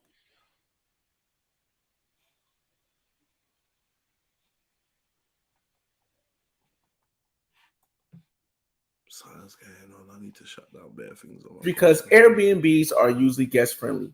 Fellas, you know what this means. Ladies, it just means if your friends come over, you can keep them over there without Airbnb causing an issue. Also, Airbnbs are far less expensive than hotels in Cartagena. Now, the price I paid for Airbnb was $39 a night. It was $39 a night for this Airbnb I paid for. It was a 1-bedroom. It was pretty dope. It had air conditioners in each room. It was a great Airbnb in the area called El Aguita. Now, El Aguita is in the Boca Grande area. When it came to activities during the day, I chose to do 2 major activities, one for each day, because I didn't want to overcrowd myself. So I booked a walking tour. And with the walking tour, it's basically a person comes in as a group of you. It was usually like 4 or 5, but I got lucky and it was just me. Old Cartagena is broken up into 4 cities. The tour guide takes you around all 4 cities to the major spots that you see a lot of people taking photos at, because you really can't find these places unless you have a tour guide. These places are on like back streets, and these places are in private areas. So mostly you're going to need a tour guide to really show you how to get to these places. We walked through San Diego, Matuna, Get Some Money, I'm probably pronouncing these names wrong, and Old Town. Those are the 4 cities that make up the old city Cartagena. The second place that I went was a cooking class.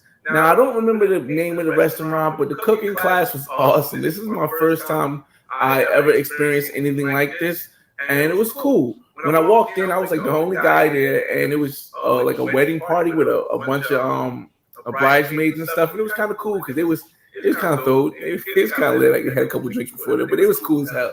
And they actually helped me record when I wanted to record myself.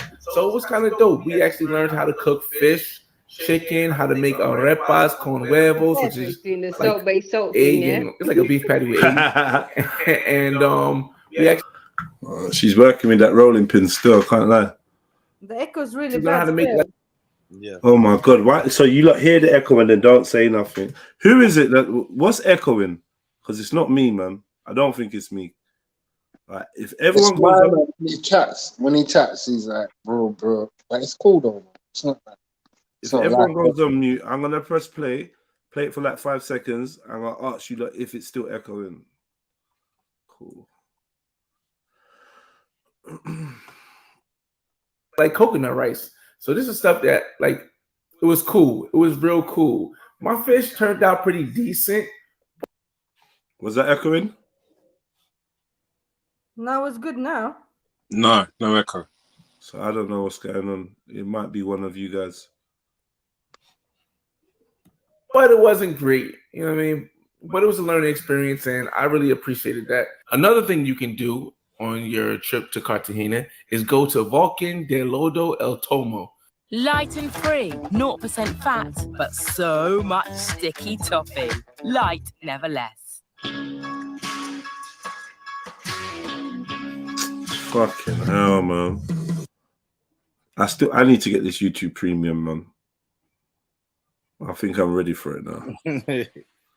or the ad blocker or whatever. Del Lodo El Tomo is a volcano that is like a mud pit. Now, when I say it's like a mud pit, I mean it's like a place where they mold bodies. It's crazy amazing. It was my first time experiencing something like that. My skin felt so exfoliated after I left there, and oh my god, it was so nice there. I don't want to get into too much detail because we haven't gotten into the women part yet, but it was so nice there. I really think it's worth the trip. Me personally, I took a personal driver to get there. It hasn't got to the women part, the bit about women at 12 minutes. Okay. But you can also take a $50 bus that pays for your ticket entrance and your ride there and ride back to get there. Now, this is about maybe 30 minutes to an hour outside of Cartagena, but the bus leaves Cartagena and drops you there and comes back. When I was there with my private driver, I seen a bus, and what it is people in the mud pit, they like put the mud on you, they massage it into your skin. Now, guys, you got to be a little bit more open because there aren't many women there to do it, or you don't have to get it done. You can do it yourself. Really, all a man would need would be help to put something on his back in it, and that is no big deal for a man to do that for another man. I don't need to put on my back. I can just lay in it. Like, what are you putting it on my back for? Oh yeah, no, for real, yeah, because he was lying down. Yeah, then you don't need anyone to put it on for you anyway. It's okay, brother. I'm all right, brother. no, thank you. No, thank you, brother. But you can't reach. Yeah, I can. Yeah, I'm no, good, because you can lie down like in the swimming pool. You know, backstroke. Pause, brother. Pause. Brother. Like, no, I'm good. Sound like Kel, man. Fool the hell back. But I don't know what's going on with this echo thing. That's better than sleeping in the ice bed. Yeah. Paying to be cold. Yeah, I do this. I definitely do this. Just my instant thought was, what about my locks? That was just my only thought. Oh, you'd have to soak them in after. Yeah, soak them after. No, I'm not going. I'm not putting my locks in it. I ain't gonna put my locks in it. So either I have to find a way to waterproof my head, or you put a plastic bag and then a do-rag on top of the plastic bag, and then your hair is watertight.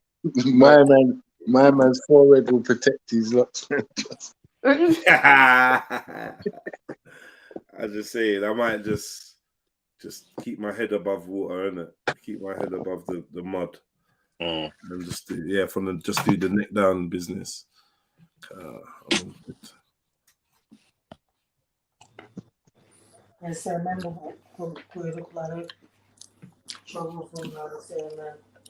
But if you're fine with yourself, then still echoing. After you get in the mud pit and they put the mud on you and they massage it through your skin, you then get out. The mud hardens up. Can everyone hear the echo? Yeah, I hear it. I know it sounds fine to me. Okay. Yeah, Jay, it's not a problem, man. Trust me. Just have to roll with it until the video is done. Cool. But these lot can't hear it. These lot in the chat can't hear the echo no more. Okay, then that's fine. Walk to the water. In the water, there's some nice older ladies that like wash you down and they make sure that you're good. Now, this part, fellas, yes, there are ladies there that wash you down. It's pretty cool. It's a pretty. Are you talking about his voice, like that? The fact that he sounds like he's in like an empty room. A little bit, yeah. It's like he's in like a bathroom or something like that. You kind of get that. That's what you're calling echo. If you can hear it from mine, it does sound like he's saying the same thing twice, isn't it? Yeah. Oh well, then that's different. That's an echo. All right, cool. I don't know, brother. Sorry, man. I'm going to experience. Also, they had food there, and the fish there is amazing. I mean, it was great. This fish was like the size of a. It was crazy. It was a big fish. It was a real big fish. Now, another activity you can do is go to the city of Palenque. For me, it was an amazing place because I'm Black. So I kind of felt a bond to the people there. It kind of felt like home away from home. And I was able to meet a cool guy by the name of Alberto. And Alberto showed me everything. Now, they do have tours that leave from Cartagena. And they're day tours that leave from Cartagena and go to Palenque. Yeah, Palenque sounds like a spot. It looks vibesy. It looks like, yeah, I know what he means. He's gone and found black people in it. Palenque looks alright. Yeah, go chill with the homies and that, man. And The he told you Afro-Latino man. section, yeah. Huh? The Afro-Latino section of I'm Colombia. not gonna, I ain't gonna call them that still. Whoa. Hold on. What do you mean? What do I mean? Yeah, they Afro Latinos, right? I ain't feeling that. I ain't feeling that title. I don't wanna. Same thing with I African don't wanna. American, right? You ain't feeling that, right? That's up to you. If you tell me you're African American, you know, that's up to you.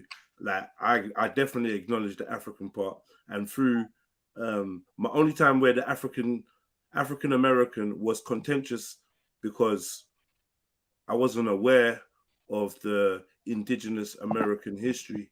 Once I came out of Africa kind of vibe, and I studied, I saw that there was black people everywhere.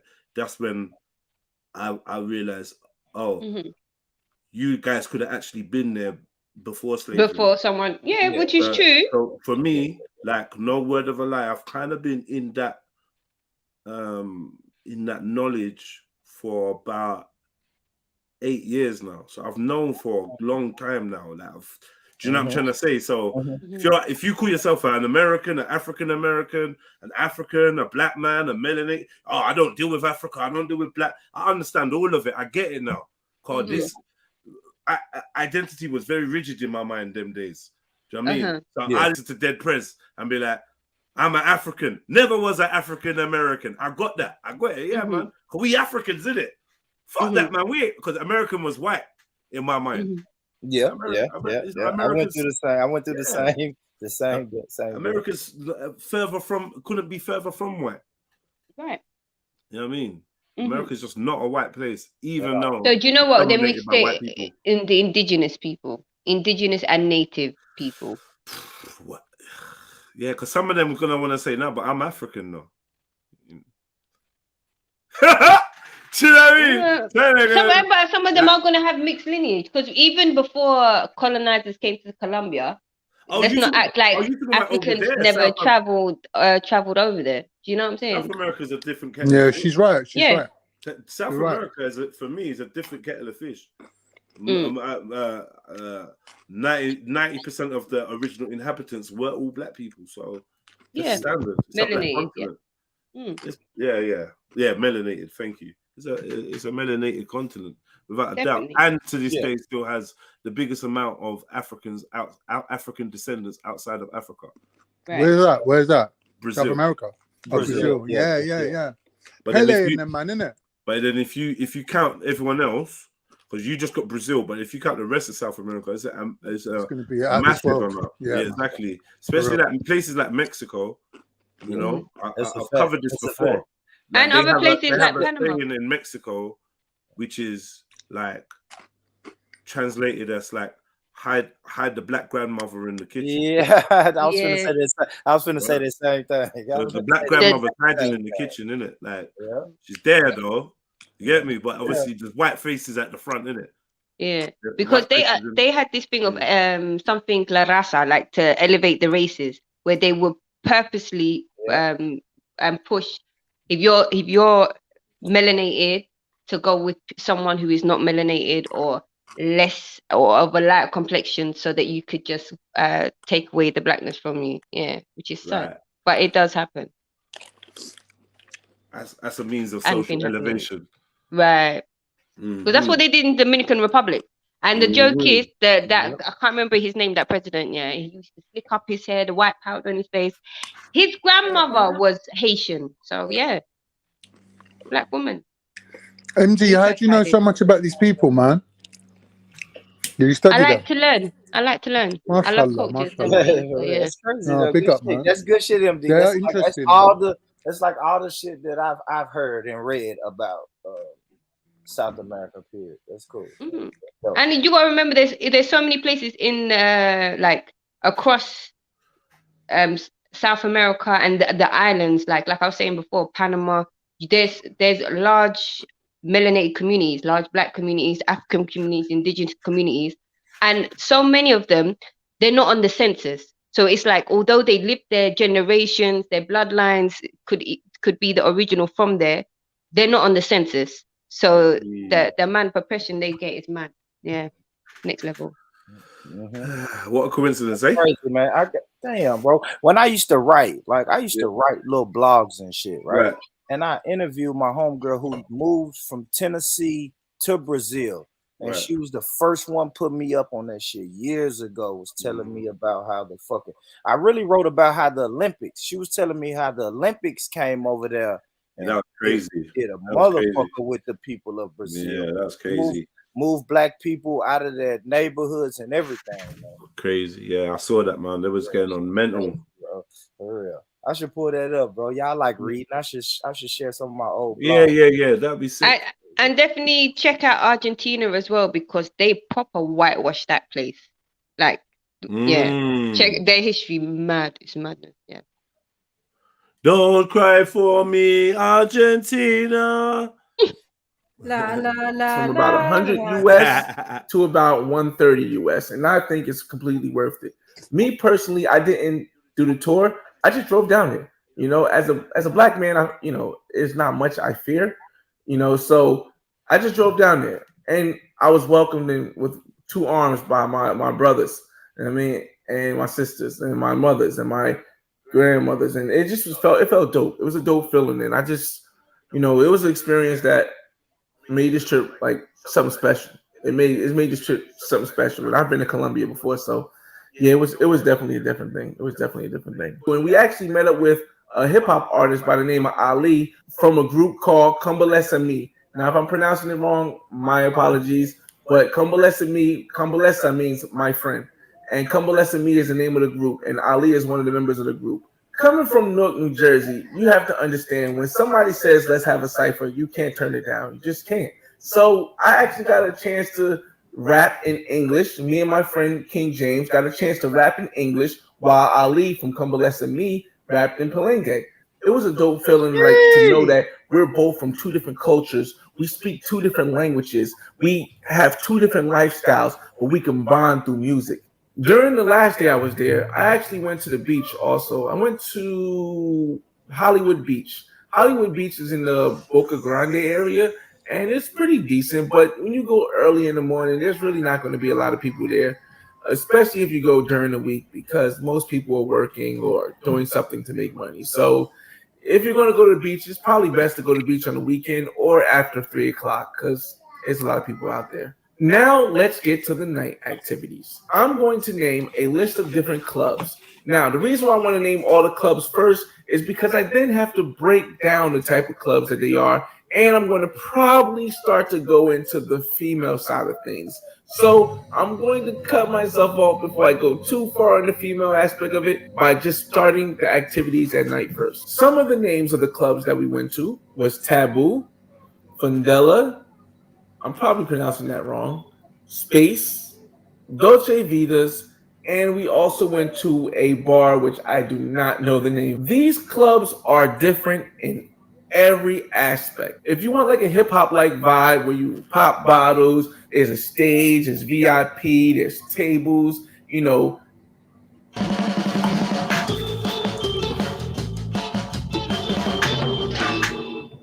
At Booking.com, we're just here to help you make the best of your holiday. Because now, we also do... Fucking adverts killing us.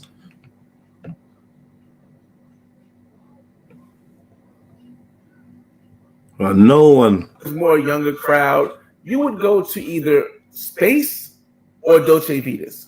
These two clubs are right next to each other. Space is a more darker, dim lit light. You could chill, and it's all chairs. You could just hang out. And then Dolce Vita is more of a, you want to dance a little bit, but it's always packed. So, it's more just hanging with your fellas or hanging with your ladies, and you just want to have fun. If you want more of a laid-back American club where it's like tourists there and local people, I would suggest you go to a place called Taboo. Now, Taboo is about 6 blocks away from the clock tower, but it's in walking distance and it's not far at all. And there are so many people there. It has an upstairs and it has a downstairs. It has a DJ, and it's like I said, it's a local vibe or a touristic vibe. and it's a pretty cool place to go. It looks Fendula was touristy. Like I didn't see any really locals in Fendula. I just seen like a lot of tourists and all different ages, and it was cool. If you want that vibe, if you want to bring your girlfriend, you want to bring your husband, you want to bring your wife, it's that kind of vibe. So if you guys want to go out for nightlife and you want to bring your husband or wife or girlfriend, I suggest you go more to Taboo or Fendula versus Space and Dolce. I'll explain why later. Another thing you can do at night is you can walk Old Town by the clock tower. Now, it's going to be a little bit different, and like I said, I'll have to explain a lot of this stuff later because I want to separate the parts of it. It's going to be a little bit different, but walking down the neighborhoods, you can walk through San Diego, you can walk through Gets Money, and it's safe, and there's police everywhere around Old Town. When it comes to transportation, to get from the airport to the central part of town, it's about 30, maybe sometimes they try to overcharge you to 40, but it's about 30 or 40 mil, which breaks down to about 10 or 12, $15, something like that, US. It's not bad at all. Okay, now everybody, now we are going to get into the women of Cartagena, Colombia. I pre-gamed for a month before I went and found 2 different women and 1 woman that I knew from the previous year. It doesn't always work because Colombian women flake a lot. Now, for those guys who are just watching the first Black Man's Guide that they ever seen, flaking means the woman doesn't show up when you have plans. Every single woman I planned with flaked. And guess what? It didn't even faze me. And that's what I'm trying to tell you guys. Still pregame, but it's not needed in Cartagena. Now, here's the thing. The clubs that I spoke about earlier, Club Space and Dolce Vita, are clubs that you go inside and you can have anything on the menu. Now, when I'm referring to anything on the menu, I'm not talking about the bar. I'm talking about any of the women in these clubs you can pick out and have them for the night. But let's rewind. Don't help your that's it. I knew there was a shit vibe in there, man. Everybody on business. Everybody on business. Yeah. I see what you're saying. Yeah. I knew You can have any woman you want because they're all so skint that they'll go with doesn't sound anyone. good. It doesn't. When you think about it, man. Like when I think about it, I should say, speaking for myself. And by all means, if you not are into this or whatever, don't follow the crowd and be like But for me, that's creepy. That's like going on a safari and all that, and all the animals have been shot already. Yeah, they line them up. You stand here, stand on the X. He's gonna shoot you. I hear all that. I hear all that. But man, I go from club to club to club, and ain't nothing popping by the end of the night. I'm probably gonna stop back by this club before. Long. I'm just saying me. That's me. Yeah, I hear you, bro. Don't you feel like rah? I couldn't get literally. You must have the thought. I couldn't get a gal on my own volition, based on me. So now I'm gonna go into this place, and pay and get something. Yeah, I'm gonna get my nut at the end. They're more likely just give her the money and say, "Keep it, man. Out drinking. You don't have to fuck me. I'll give you the money." Yeah, I've been out drinking, shooting my shots. The shots wasn't falling. I'm drunk. I'm in fucking South America, bro. Yeah, I'm probably gonna end the night. I'm probably gonna end plan B with somebody from that club. I'm be honest. I'm being 100. That's just gonna kill me, man. You're just gonna go home and hug yourself. Yeah. You get me scrub and hug yourself. And look in the mirror. Or avoid the mirror. What do you say? You avoided the mirror. I'm not even worried about that. I'm in Colombia. I don't feel dirty at all, bro. I'm in a Yeah, but you're American. You lot do that. Yeah, I'm in South America. America. All throughout like the world doing that, bro. You ain't gonna care. Yeah, I'm in. I had a friend once. I had a friend who went to Cuba. And he met a nice girl. He said to her, like, do you want to come out on a date? She's like, yeah. They went to the restaurant. He ordered steak because, they love their steaks in them part of the world, right? So, like, his food come, her food never come. She's going to him, eat. He goes, no, I can't eat until your food comes, innit? And she goes, my food's not coming. I told them to wrap it up. I'm going to take it home for my son to eat. He goes, what do you mean? She goes, my son's at home, innit? Like, I'm going to take the steak home for my son to eat. He was like, all right, cool, yeah? So he ate his steak, took her back to the hotel and done whatever they were doing. Afterwards, the woman was saying to him, can I have your pants? He goes, why? What are you going to do with them? And he goes, he just had bog standard Marks and Spencer's Y-fronts, right? And the woman was like, no, these are really good quality. I'm going to take them home for my dad. My dad hasn't had pants in years. This is in Cuba. He goes, he nearly cried. He goes, so I take them, man. He goes, I went through my bag. I gave her like clothes from London. Check this. All the clothes. Check, you know what's mad, yeah? How can Is it Cuba where they don't have shampoo? You're not allowed to luxuries. approach a woman? No. You're not allowed to like be a single man approaching a woman. Nah, no, not in Cuba. You sure? Yeah, 100%. They got a very lively nightlife. Nah, man, it's not Afghanistan. It's somewhere that one of my friends went, and it's like you had to either pretend that you was married, or I've never heard of that, and definitely not with Cuba anyway. Okay. Cuba, you got 50-year-olds out on the pool, man, looking for men. For real? Yeah, they're very open culture. Cuba, I don't know, man. I know, right? I'm not sure. They're stuck in like the 1950s or 60s. Thank you. All That's the what I heard about embargoes that they're over there. But I rate Cuba because they've got. If you see their literacy rate, outdoes North America. Plus, they give free education if you want to be a doctor over there because obviously it's to help their people. It's only for the embargoes and stuff that it's in the position. Yeah, that's it's in. true. That's It's right. a beautiful place, and the people, are, they're good. Yeah, they're on partying. The partying's their culture. They love partying. Like in the 60s when Cuba said, listen, man, if you want to get away from the fucking racist police in America, come here. I always respect Cuba for that. Yeah. Like, if you want to run from the police, you come over here, you good. You good. It's like MD said, it's just embargoes. It's political embargoes, isn't it? That's what it is. I always respect Cuba for that. I mean, to be honest, in regards to Cuba, like, they were like in a, what do you call it? They were in a Soviet packing with Russia, innit? So obviously they had, something against the US, innit? So obviously they had their own interests. Yeah, exactly. Particularly being part of the Soviet Union. They got the best boxing academies in the world. All their boxers all get into the Olympics. They all get medals. They got the best cancer treatment in the world. They do natural treatment for I think it's shark's cartilage they use to treat cancer. Yeah, but you say all that about the boxing. Like when they do get the boxing academy medals, they can't make a living off it because they've got to run to the USA to make a living off it. Yeah, so that's a fact. Same thing with baseball. A lot of Cuban baseball players got to fucking defect. Divert, they defect and run, and they defect and get over it. You actually got people smuggling Cuban baseball players out of Cuba. Crazy. For real, I've heard these. Yeah, not crazy. Yeah, it's good side and bad side, isn't it? Obviously. Yeah. Well, my mate, there wouldn't really be much of a bad side if there weren't no embargoes and all the things that happen over in Cuba.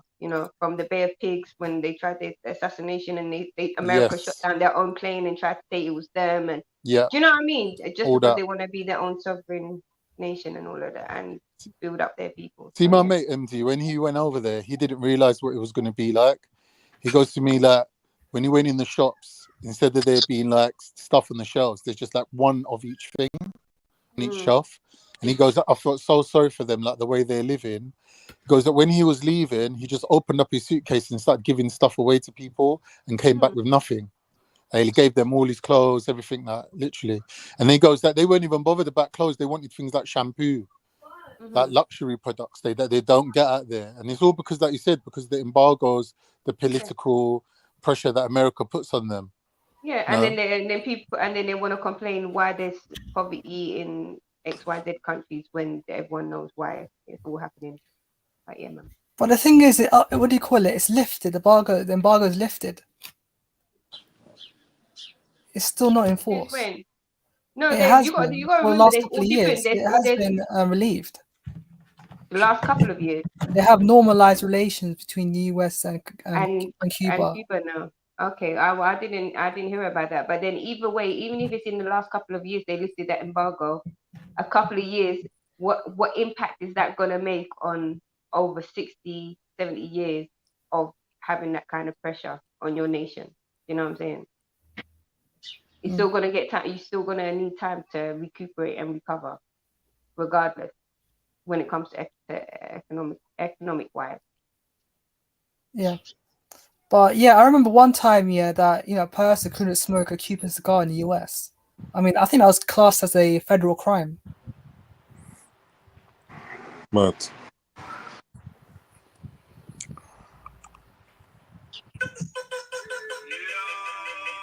But side note, what's the point of smoking cigars? Because you don't inhale it. It's like shisha, like how people do shisha, yeah? Yeah.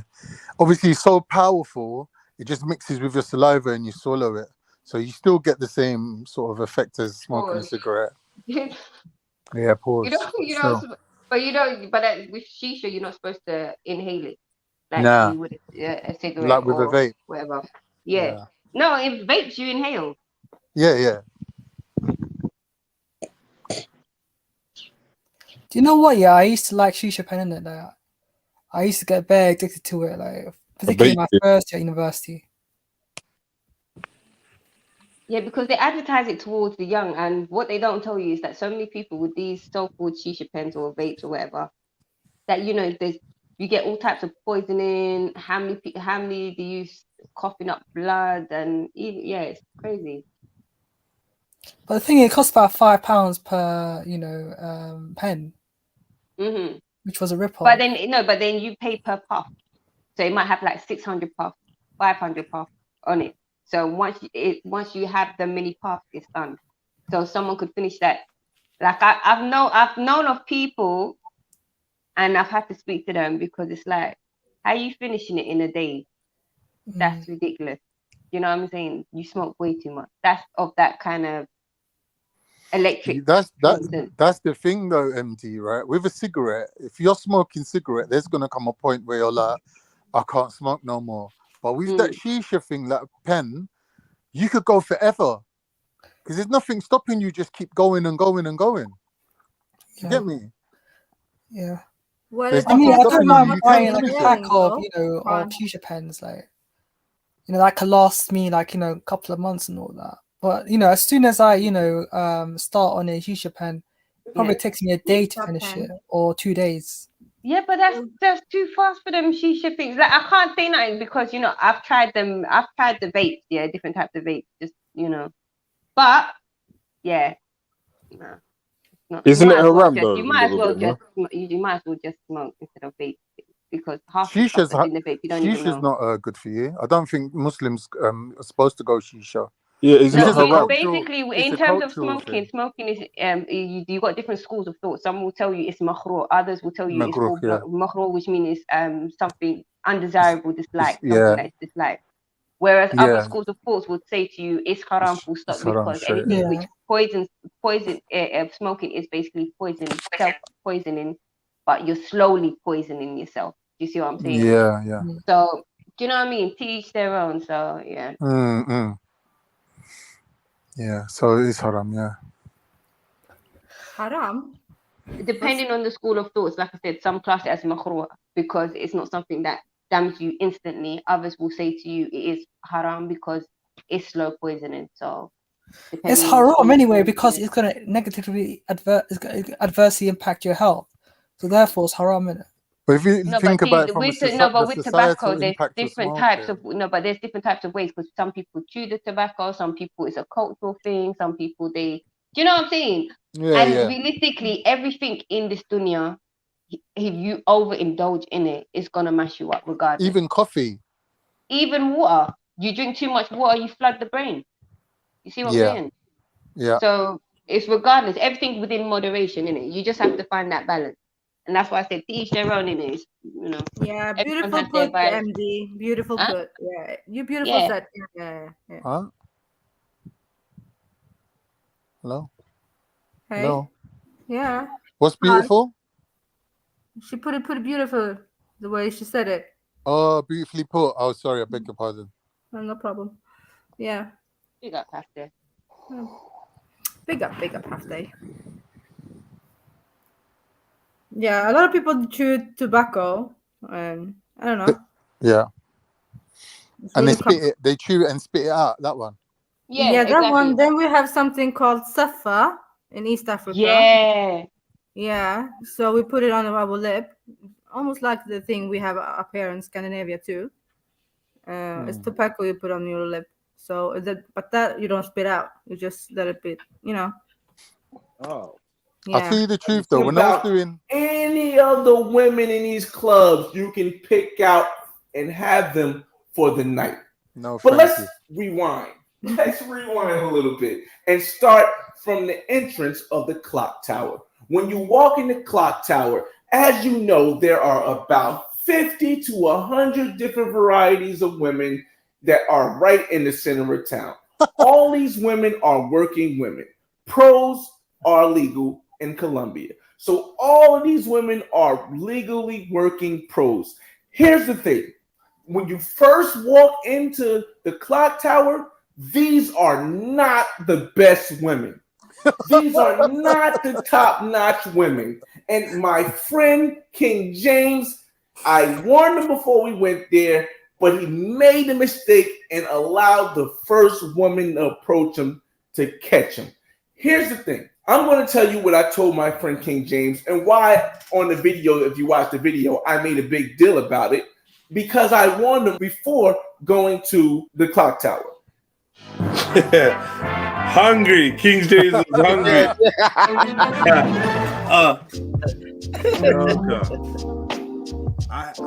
So many pros, yeah? I In really one don't place. relate to this, Hey. I really don't relate to it.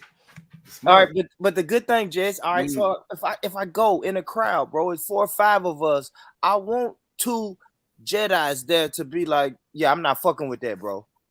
So, cause you're gonna be the one watching my back when I go to the hotel room. With No, you're going on your own, While bro. you're sexing the prostitute, I'm gonna be watching your back. Pause. No No, way. but I'm just saying though, bro. It's gonna be you're gonna be the homie. Of course, you're gonna tell me I told you don't do that shit, but you're gonna be the one that's weary about the bullshit. It's gonna be You're like, gonna come out there going, "Where's my phone? At the same time, I've lost my phone, kids. Where's my chain? Oh I will shit! catch Go Joe. back up there." I will catch Joe walking around the square, right? Oh, these girls As will soon rob as you. you. As soon as you lot start getting in your wallets and securing deals and handshaking and that, I ain't gonna be feeling that.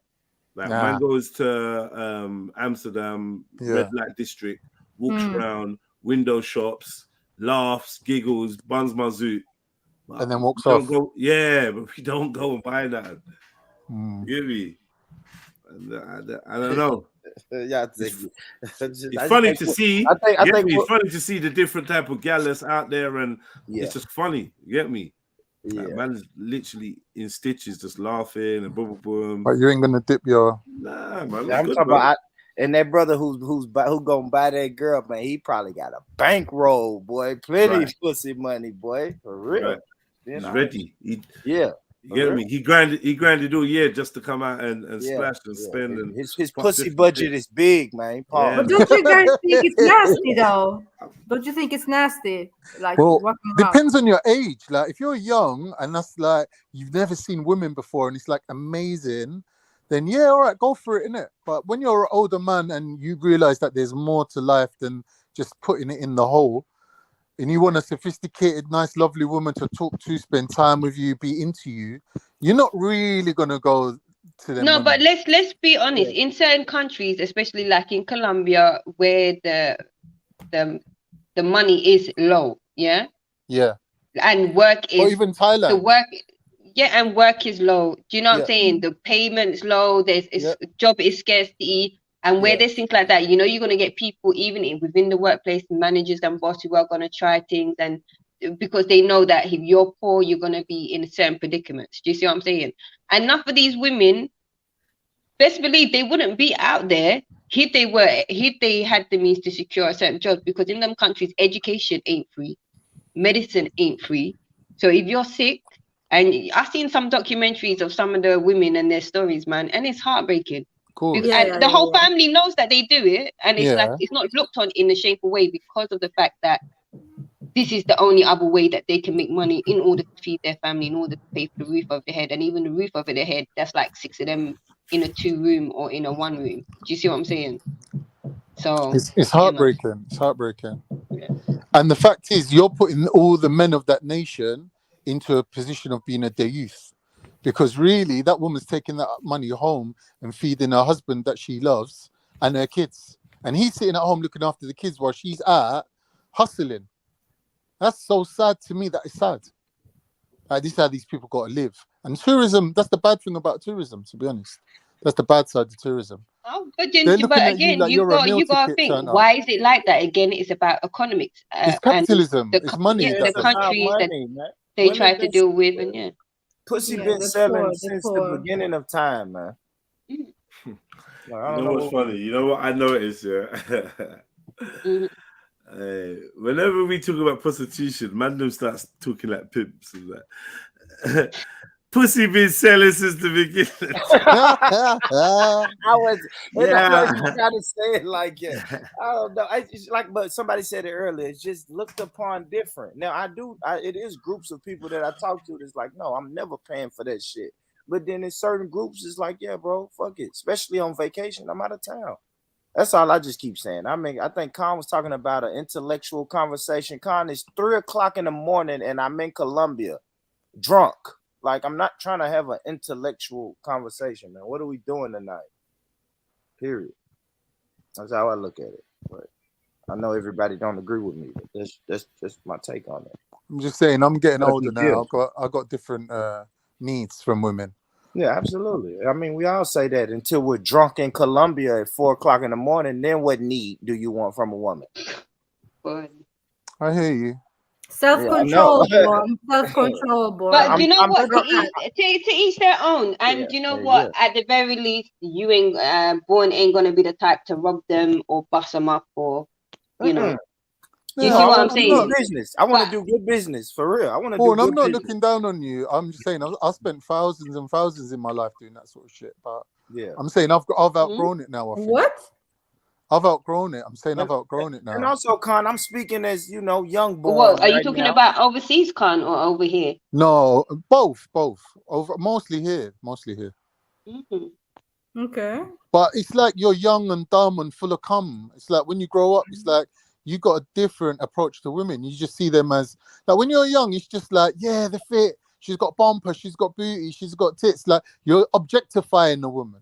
When you get older, you realize that the most beautiful thing about a woman is when she's into you. Like you can't pay for that. You know, you can't pay money. You can't buy that. That chemistry, that, you know what I mean? When you click with someone, it's different, man. You know? That's my opinion anyway. I think it's like people who ain't lived that life when they're young now and they come across it when they're older. I can't really like there's married men that had arranged marriage and they've been with the same woman for 30 years. And then they just like want to have a midlife crisis and go mad and start banging young chicks. I can understand it, but that would never be me, innit? Because I had my life when I was young. I don't need to do that now. But some guys do. Like you said, each to their own, isn't it? No, I feel you, Con. I feel you. Like I said, when you go to the clock tower, women will approach you. You don't have to be extra nice and keep the conversation going to be kind. Because if you do, that's a sign that you want them for the night. If a woman comes up to you looking like SpongeBob and asks you for money to be with her, yeah, that's a waste of time. So you can say thank you, but no thank you, and keep walking. Let's give a number. Let's say the women that you first walk in are going to range from 5 to about 7.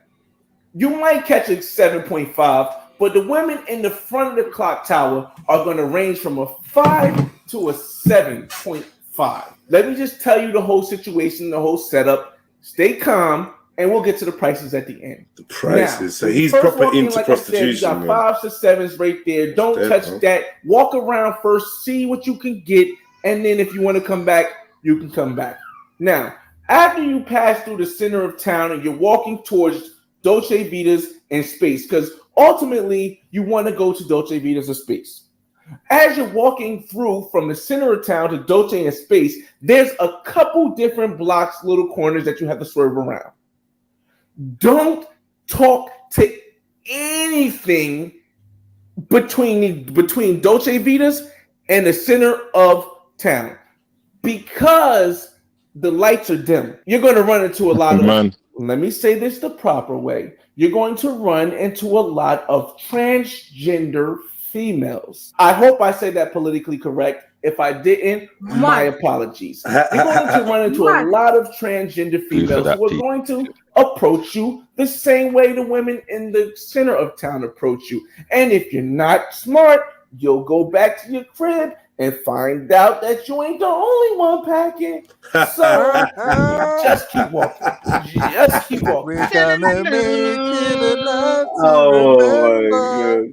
What's going on, everyone? You still saying the same, yeah, Born? You still saying the same? Born? Big up, S. Paul, you better watch this video closely, brother. Big up, Yo, S, big up yourself, brother. Yeah, big up, brother. You good, bro? Yeah, man. Yeah, I'm done.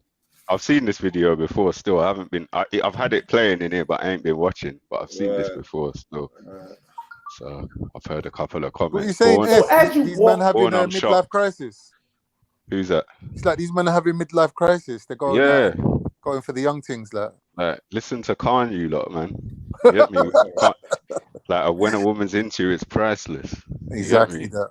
Even if you don't even end up getting the pussy, just seeing it in her eyes, knowing she had to go because she's got a man. This is why I class flirting as cheating.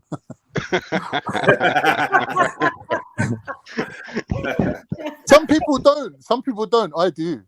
I don't. I agree. I don't. No, I don't either. Flirting is I don't. Yeah, but if it's my missus, I would. Huh? I said I don't, but if it's my missus, I would. Double standards, yes, double standards.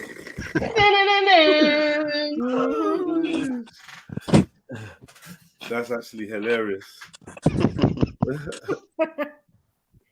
S, you up to date with all the invites and that, yeah? Yeah, man, obviously. You know what I mean, bro. Man, like Ghost S, you know. I was hoping you Ghost didn't ask. Michelle. I wanted you to pretend. I wanted you to pretend you thought you weren't going to see me. Nah, man, come on. Listen, I bet your yard. I bet your yard, man. Yeah, man. All right, man. So basically, my man seems super into. He's a connoisseur of ladies of the night, isn't it? I've seen this, man. I've seen this actual video. This is what he's on. Yeah. Oh, it is what it is. Ain't there a whole section of YouTube that does this though? This is yeah. I think Banksy was doing that at one point. And the doing, walk bys, I find the walk bys funny, man. Remember we watched a couple of them, you know, man just walking and like it's Kitty, like he's just walking with his camera and he's just capturing people on the street and that. These girls are just harassing him and whatnot. And, hey, come in here. Mad thing. From the center of town to Dolce Vita's and where Space is at, you'll see a couple of bars on the right-hand side. They're pretty nice places to lounge. But if you're looking for a woman for the night, these places are going to be a little bit more difficult because there's a lot of tourists that go there. So when you get up to... Like real women, basically. You'll be real women there. No lack of prostitutes. It's going to be difficult. And this is the thing. Like, we're just totally different animals, like creatures, people. Yeah. You know what I'm trying to say? Because it's not business. It's just not how, man. It's just not the thing. Yeah. Do you know what I mean? If that's what you're looking for, then you've got to put in the work, and or not. Maybe you don't need to put the work in, but either way, that's why you be happy at the end of the night, not because you had enough money on you. Yeah, price tag too. Yeah. I'm just wondering what. Like, I said, literally every night you're guaranteed to have a woman because you can pay for it. How is that? Where's the satisfaction in that? What is that? The satisfaction you just trying to the nut, man. You're not. No, man. Y'all trying to think of something that's gonna make it deep. Y'all making it deep. Why is it not deep? No, I'm saying this. Why isn't it deep? Because why can't you go spit game? Yeah, because this is the thing. Yeah, even in America, you got the pimps, you got the max. How come you can't go spit game and get this chick to pay for you to fucking have sex with her? The fuck is going on with you? But you have to pay every night. Technically, he did that with the one in America. No, I'm not. No, I'm I'm not. not trying to put no work It's a in. one night stand. So Yeah. let me ask you something. What would you enjoy? A one night stand with a woman that you wooed and wowed with your character and personality, and you lot just clicked and had that animal magnetism, or something you paid for? Of course, the first one. So why do you So why deny even yourself consider the second? Why Yeah. do you deny yourself the? Why would you deny yourself the opportunity? But you have to think, bro. Is when you're fucking when I'm out of town, it's just the first one. I mean, not the first one. It's at the end of the night, bro. If I don't have anything else that I put the time and the work into, it's like, boom, I want to get a nut. Let's do business. You have a product for sale that I want to buy. I want to purchase. I'm not thinking too deep. I'm gonna wake up the next day and still enjoy South America. You see what I'm saying? I'm not paying for pussy in my backyard. You know what I mean? Yeah. That's why I put the work in and do all of that, bro. But if I'm on vacation in South So why you? America, Yeah. Sounds boring, Yeah. Born. Why you switch out your you switch Sorry. out your MO when you go abroad? You got Because I'm everything abroad. supporting you. You got sun. Yeah. You got no stress. No, I'm abroad, bro. I know. I strike out at home. I can call an old faithful. See, when I'm at home, I'm gonna have an old faithful. It's gonna have an old faithful, man. Come on, man. At home, I got an old faithful. Well, I done put the work in. And you know why I got an old faithful? Because I put the work in. So she just happens to answer the phone at 3:00 in the morning when I'm drunk. But in South America, I don't have her. Yeah, but you're supposed to line that. What I'm saying, I just said the girls flaked out on him. Every girl he set up something with before he got there, they didn't show up all of a sudden when he got there. He been putting in that work for months. Because they don't want you in Colombia. They want to come to America. And...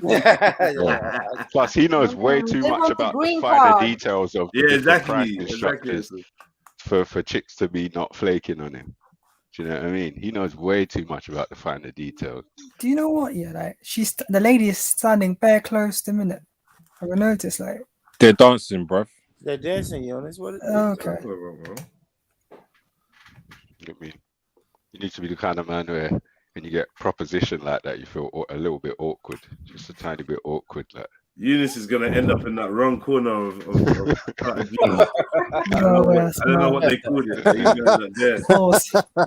He's going to be drifting down there, accidental, like the guy ended up in the back of Bazi corner. Oh, how did I end up here? Bazi corner, you know. Accidentally ended up there.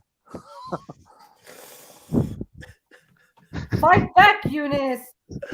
I heard Eunice fighting back the other day. I'm just saying it's pause in it. Who is he talking to? It's ridiculous, isn't it? It's outrageous. Oh yeah. No, he was talking to hate. Yeah, I know. Yeah. He triggered hate so badly. No, but So I actually bad. Hating him. I heard sustained periods of time where there was bass in Eunice's voice. It's not even a joke. No, I think he had a sore throat. You can analyze it on the spectrum analyzer. You would definitely see some frequency that could be considered bass. He had a cold. Diagnose another man with a sore throat. Who said sore throat? Why are you a GP? You have no right. No, man. Who said sore throat? He had a cold. He had a cold. Just declared that Eunice has got a sore throat. That's the prognosis is there. I'm going G block, man. Fuck this, man.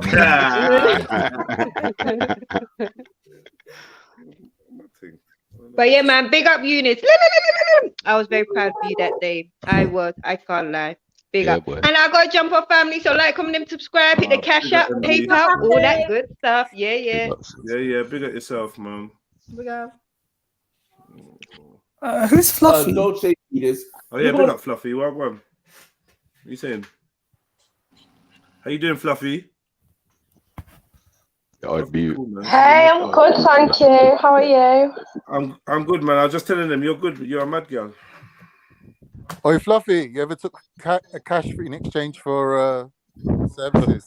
Fucking no, say hello. I know, Khan, I'm not even going to entertain your question.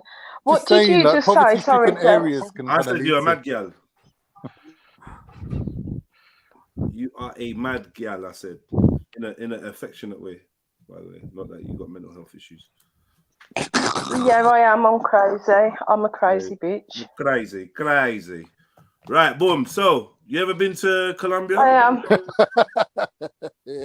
No, I haven't. I heard they got nice Coke, Coca-Cola. Yeah, I was gonna say. Coke is a ram, innit? Cocaine's a ram. All I'm saying is, I think Colombia is a beautiful country, man, and Colombia should be proud. I don't know about you lot.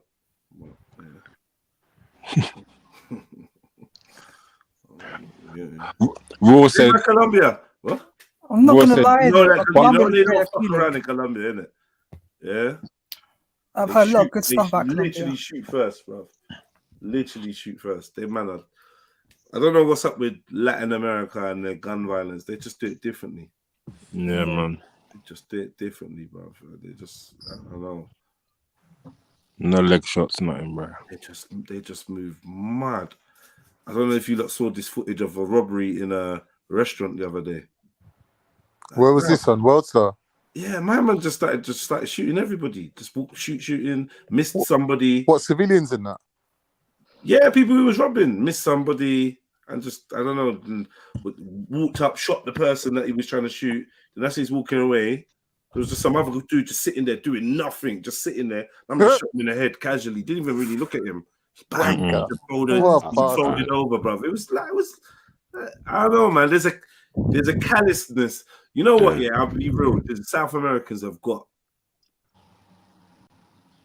The venom. something. There's something. You see the way that the cartel and all, like the way the psychology in South America is fear runs things, right? So Yeah. you got to do the scariest, craziest shit to be feared. But it's like they're all like doing each other to be the most brutal. Like, Yeah. it's mad. I don't know, bro. Have you heard about that thing called the 1,000-yard stare? I reckon, like, if you've been in the army long enough and you killed enough people, you got this sort of glazed over look in your eyes, like death don't bother you. And I think a lot of these Mexicans and these South Americans, they expose themselves to this extreme level of violence where they're just like desensitized now. You know, like, because I watched a program about Harlem and about the gangs, and they were saying when the El Salvadorians moved in, they were just chopping off people's heads with machetes and doing all brutal shit. They were going, we've never seen anything like it. It was all unnecessary violence. It weren't even necessary. They were just doing it because that's what they were used to. It's like someone just lived their whole life as a child in a horror movie. And now they unleashed him on society. And he's going on like he's Freddy Krueger. It's desensitizing, isn't it? That's what it is. I think they deliberately do that. It's like you said, Jeds. They deliberately do that to their people. Or is it a narrative being spun to me? Do you know what I mean? Is it like a propaganda kind of narrative that the media and the so-called alternative media is spinning to me, that South America is a poor place filled with uber, mega, ultra violent people, mafias and gang bosses and cartels and shit, right? And it's almost as if like the Western world isn't like that. Exactly. I don't think it's a narrative. Europe I think and it's America. It's a fact. It's like I'm not saying it's not a fact, but remember, only certain facts are pushed out. Remember, only but we used to live like that, Jed. We become soft. Wait. Only certain facts. I know there's violence everywhere. This is the whole point I'm trying to make.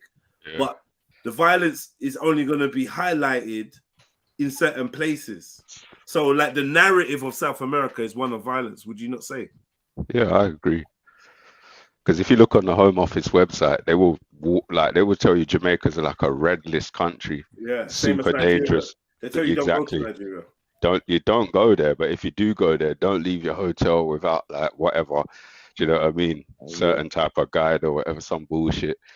But that's not the reality. Like, yes, the dangers are there, but the dangers are here too. They're everywhere, man. Let me So tell I you. think to answer your question, I think it is a narrative that's being pushed out, and yeah, it may be fact that the dangers exist, but at the same time, people live normal lives there as well. I agree. Like, and I don't want to not getting off the subject, but like, what's y'all outlook on how does the media spin Chicago? You see what I'm saying? They make it seem like it's all animals there and don't go like people live normal life. And Chicago is pretty. But Born, you're saying that, but If look the how gun you speak murder about stats are true though, boy, in Chicago look is how you wild. speak about Pakistan and Afghanistan and that. You've Yeah, obviously exactly. been Same thing you've with been mediated, Afghanistan. bro. You've been mediated. Hey, you know what's funny though, Khan? Even when I was looking at like army footage of Afghanistan, I'm like, bro, look at the fucking palm trees and shit. Like that shit still is aesthetically nice. I can't speak for Afghanistan though, but when I've seen Pakistan on videos, I don't see no women. Yeah. We've been through that still. You know what I mean? I don't see no women. I just see man everywhere. Everywhere. But what Jay's talking about, the propaganda is crazy. It's hard for me to speak on South. I'm happy that I'm starting to see this, and I spoke with a sister that was in Brazil for years, because without that, the media is just telling me what y'all talking about. It's cartels and they shoot up your car 1,700 times. And, Right. They Yeah. let you know that a mayor or a senator has been killed. Facts. No, 3 in a assassinated. row, Jeds. I watched a documentary where they said the 3 mayors back to back got assassinated. I got a worse one. I see a headline yesterday or day before. 17 men and a monkey in a bulletproof vest found dead. Cartel members. What? Google it. 17 They really men shot the and monkey. a monkey in a bulletproof vest were found dead. Bro, I listen. Yes, I listened to a podcast where they said, what's my boy name? El Chapo. His gang was killing people. Oh, Chapo. Yeah, Is it El Chapo. El Chapo. Oh, Chapo. El Chapo. They said his gang was killing people, and they used to put him in this field. They had a field, and the lady on the podcast was walking through that field looking for her son. They said it's hundreds and hundreds of bodies buried in this just isolated field with no grave tombstone. What, they line them up just out there? Like Yeah, they don't know. They do mass graves out there, bro. Yeah, that's what they saying. They saying the whole this whole town knows that what this field is for, but nobody can never find bodies when they go digging in that field. Like it was crazy. It was kind of crazy. But that's the propaganda that we get from South America. I'm not saying it's fake news, David. I'm just saying that I have to keep retraining my mind to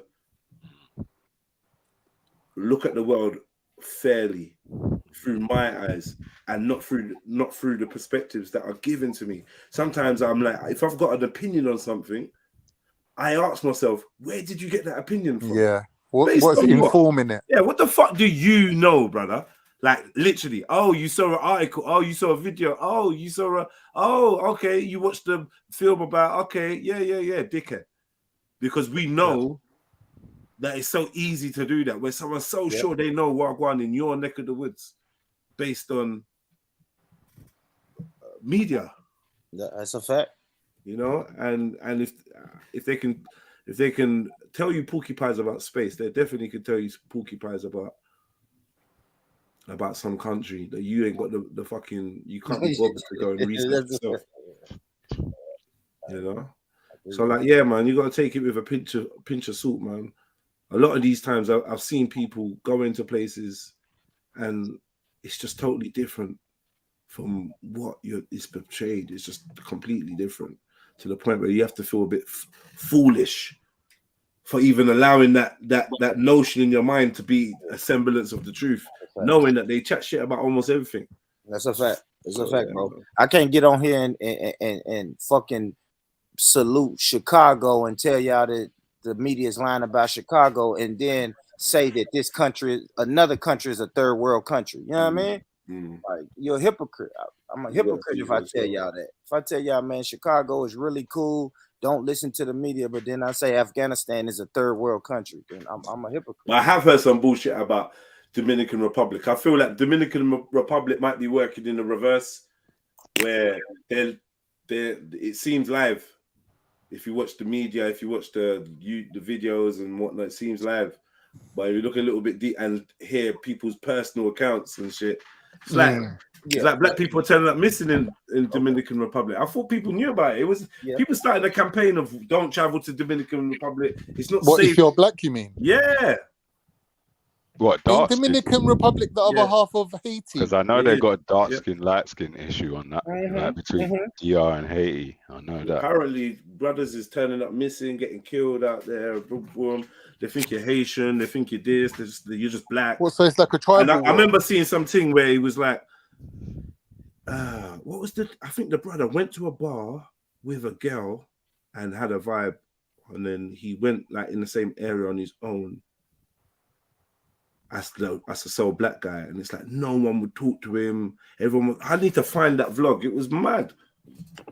It was I like, think yo, I see- listen, don't be fooled. These lot don't fucking have love for us out here. Like, don't be fooled. Like they're not feeling us. It's mad because I questioned them about that out there as well. Mm. And then obviously they made out like, nah, it's not like that. We What love they them. doing They're is our like brothers. Texas Well, that's Chainsaw the people Massacre I style. spoke to. Where you No, just no, wandered no. into the wrong bar and you got chopped up. The island is split in half. You must know this, Con. I know you know this. The island's split in half. Half of it's Yeah. Dominican Republic, half of it's Haiti. Yeah. And the Haitian people are black people. The DR people are mixed race. Right. And white and whatever else. You know what I mean? It's like, in a way, it's like Haiti's Africa and Dominican Republic's the West. Yeah. But it's still got the same foot on the throat like Africa. It's mad, bro. It's crazy. But I saw bare Haitians when I was there, though. There's bare Haitians in DR, in the tourist areas at least. What, like working there? Working, hustling, the whole lot. Mm. But then what, do they go back to their own ends? Or how long do Yeah, they they come must live for? They there. just come for like this holiday season and then go back? Possibly. I don't know. I couldn't say.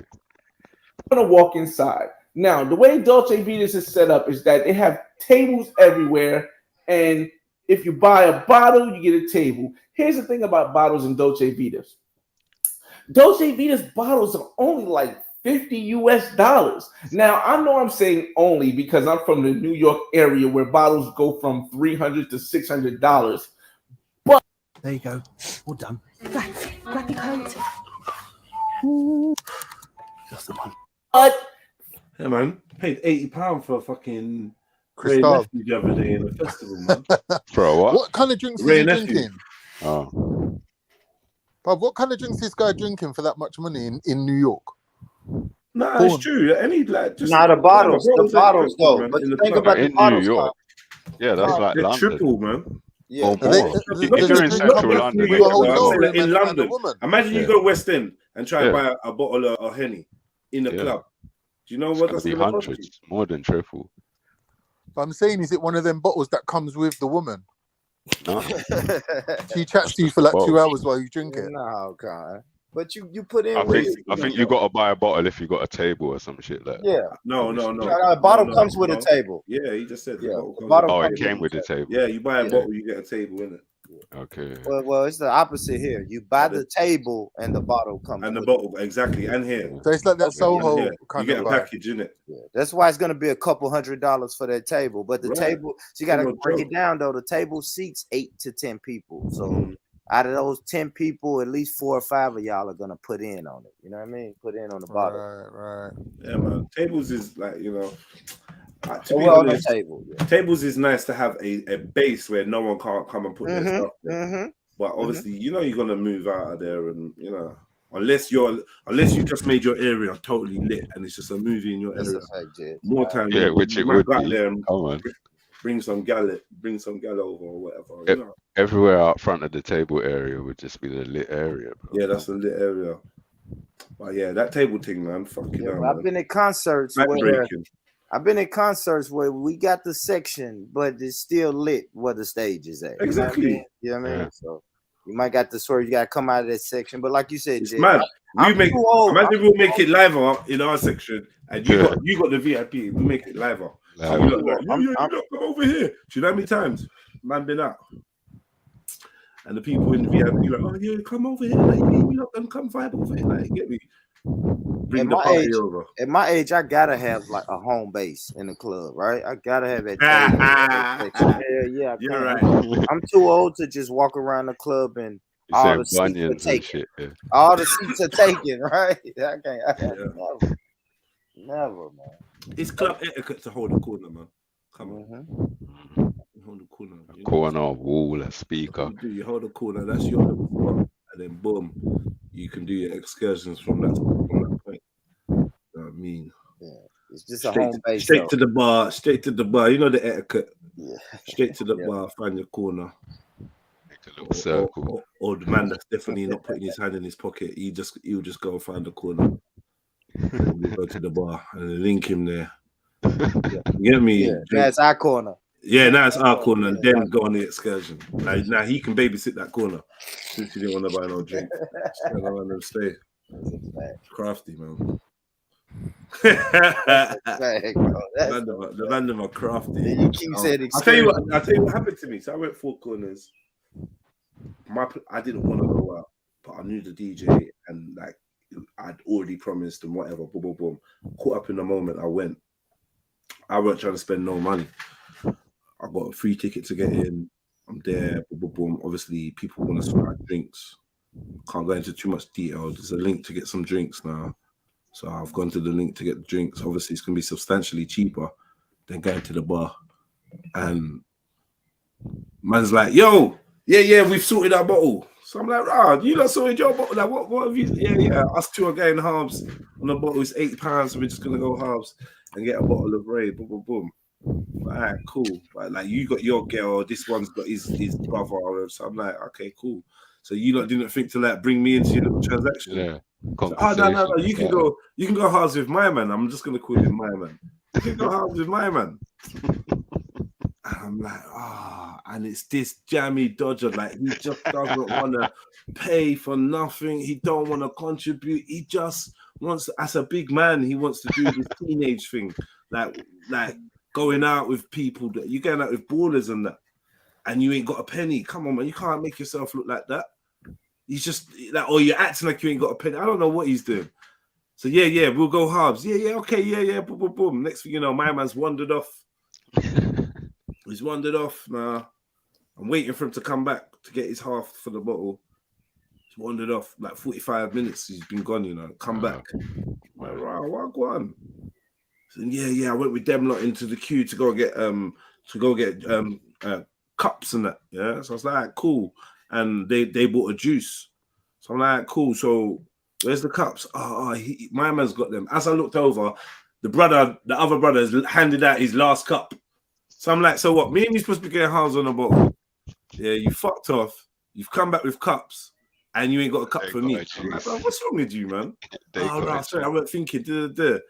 Next thing you know, I turn around. I'm hearing this guy has gone and chipped in with like 3 man on their bottle to get some of their bottles. So I'm left stranded.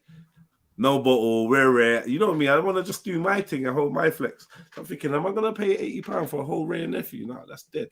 I'm just going to buy a couple juices at the bar and fuck everyone off. And then, I found someone that was like, yeah, boom, can we do it? Can we go halves, innit? I was like, yeah, can we go, bro? And then this brother's like proper holding out his cup to get juice. Like, no remorse, holding out a cup. Yeah. So you realize you was gonna get cornered into spending £40. That's it, £40, And because you didn't want to spend the £40, you went and did some diversion and came back and did this and did that. And now there's drink flowing. You've got your cup, a cup that you didn't get me, and you're holding it out to get juice. People are wicked, man. Can't take these immature people, bro. I try to stay away from these people. What you do, Jay, is give them a little shot, though. You poured them a little shot, though, right? Yeah, standardly, man. Yeah, you know what I mean? I put it in you get me? Drink up, man. Enjoy yourself. But like, see me and going out with you. Yeah, never again. It's not happening, man. It's not happening. Follow my intuition. That person will throw my vibe off next time. Yeah. Right? If y'all tell me we going out and he's going, it's like, I'm exactly. I'm not really feeling it, the whole vibe off. You know what I mean? I kept it cordial and poured him a little shot, but I ain't like that. I ain't feeling that bullshit that man's doing. No, that's mad. Yeah. I can imagine man doing that. I can imagine man doing that. I say, What, you man drinking Ray and nephew on a night out? Yeah. It was an all-dayer, isn't it? It's an all-dayer. That's some hardcore shit, bro. What are you mixing that with? Wait, you poured him a shot. What the fuck? Shots of Ray and nephew. You know, a hardcore, brother. There's mixer there. Man got Yeah. You can mix that with pretty much anything, Con. Yeah. I Top it drunk off with a that little shit. That something, shit can it? was But crazy. a shot of Ray and Nephew, I don't know if even I could do that. Yeah, Ray, just pour some water in that, man. Ray and water is the one. What you savage? Ray and water is the one, bro. Yeah, fuck that. Yeah, it's like whiskey. You gotta put a bit of water in that. It's like if you pour water in the Ray, you actually taste how sweet the Ray and Nephew is. That's Without full the of sugar. heat. Yeah, it's full of sugar. It's sweet. It's not bitter Sweet at all. word. Boy, I drunk that shit one time in my life. I was fucked up, boy. You abused it. You didn't respect it. I did not respect it. You thought it was some Tennessee bourbon. Yeah, I thought it was some Jack Daniels or something. That shit was different, boy. It tastes like that cheap. I don't know. If I'm honest, it tasted like that cheap shit. Like my family used to put in the punch, man. It's called like Everclear. That shit tastes like Everclear to me. Everclear. That sounds like drain cleaner. Yeah, that's what I said. Sounds like homemade vodka. It's like corn liquor or some shit. Oh, yeah, hooch. Was it white liquor or brown? It's white. Everclear is white, man. And they put that shit in the punch. They used to my parents would, my family would put that shit in the punch with all the fruit and fruit juices and shit, and pour some of that in there. Everybody's fucked up off that. That's what Ray and Nephews reminded me of when I tasted it, just like a little sip of it. It's like a corn rum, that Everclear. Ray and Nephew's made from straight sugar though, isn't it? Sugar cane. Yes. I mixed it with grapefruit juice. People thought that was weird, but that shit was fire. You can mix it with anything, man. Black grape, cherry, sweet cherry, sour cherry, anything. Yeah, even rum and milk. You can mix rum and milk, it tastes like milkshake. No, man, it tastes like milkshake, bro. The rum is sweet, man. Rum and milk alone tastes like milkshake. $50 for a bottle is pretty good of a decent price. And if you get a bottle, you get a table. Now, Monday through Wednesday, if you buy one bottle, you get a table on the side, which is a good place if you want to just pull a woman off to this. So let me ask you something. What makes you special in this club? What makes you different? I don't know. Could only be the thing that makes you different normally, which is yourself. Money. Yeah, but that's not going to count now because everyone's got money and everyone's paying. Yeah. So Yeah. It's a the conversation or the vibes.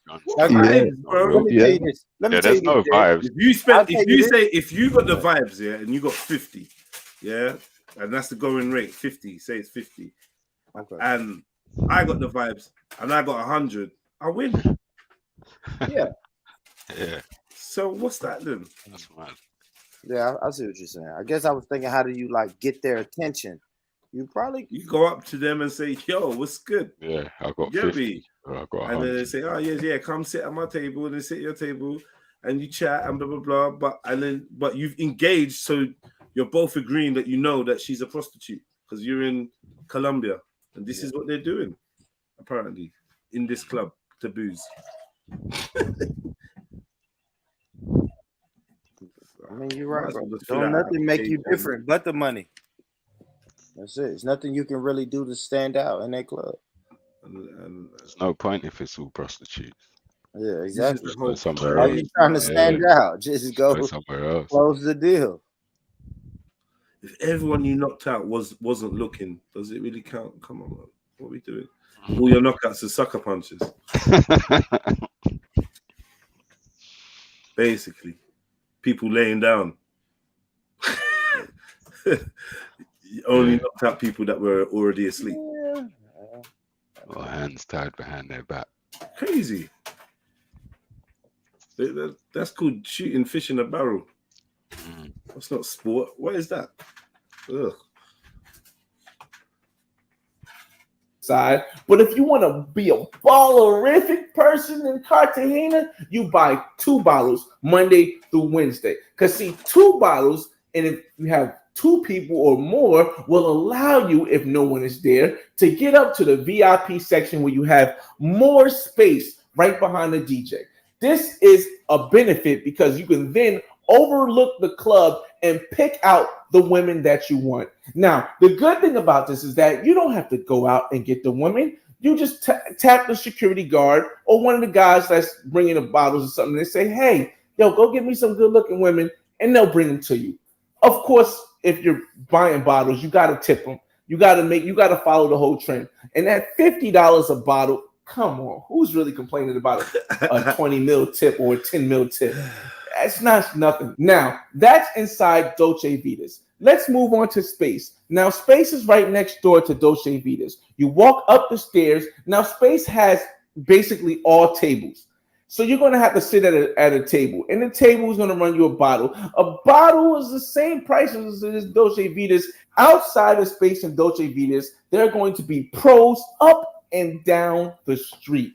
These pros are usually going to be, in my opinion, these pros are usually going to be a little bit less money. Not to say it's a better or worse thing. I'm just trying to point out the way I noticed it. I actually seen a girl who I met last year, and it was cool with, like, you know, just we both friends on Instagram and stuff. And I seen her out there with one of her friends, and I said, "What's up?" She said, "What's up?" That was that, and it was cool. Now we're gonna get to the prices. My friend King James had the desire to have a threesome. And y'all hablo español. We went inside Space, and when we got there, I talked to the women about price. Now, the women are always going to start off high. That price is not the right price. That's just a price to see how high a person will go. They'll even cut almost half that price off if you negotiate. And it always depends on what time of the night it is. You see, the later in the night that you go there, when you're gonna go on holiday and go and link up with these soulless chicks. Mad. And there's probably a beauty there, like proper clean-hearted thing, and man's just gonna be rolling in filth. Ugh. What? And Resist, brothers, resist. When you're done beating, she's gonna go wipe herself up and go straight back to the club. Yeah. Mad.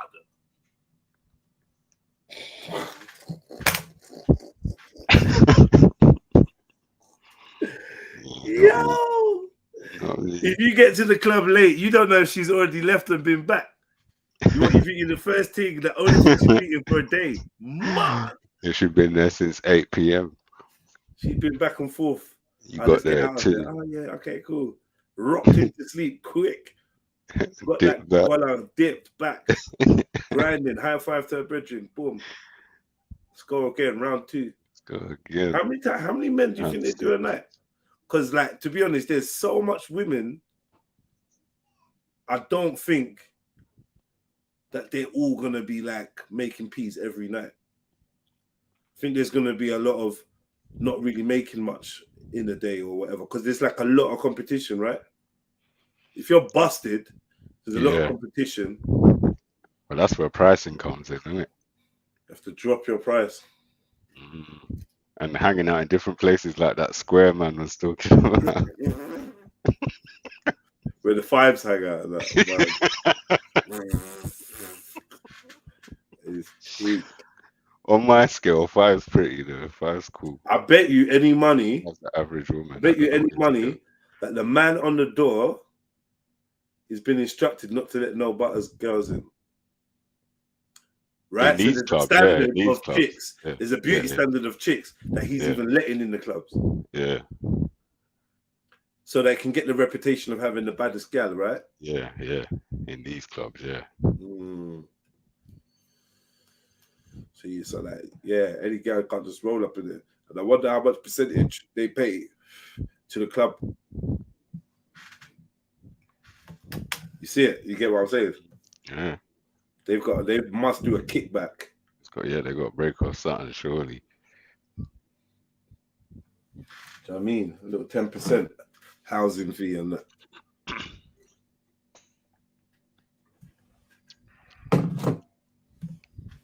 Yeah, most of these women look terrible. Yeah, I hear what you're saying, but I still think that they probably got some kind of quality control policy.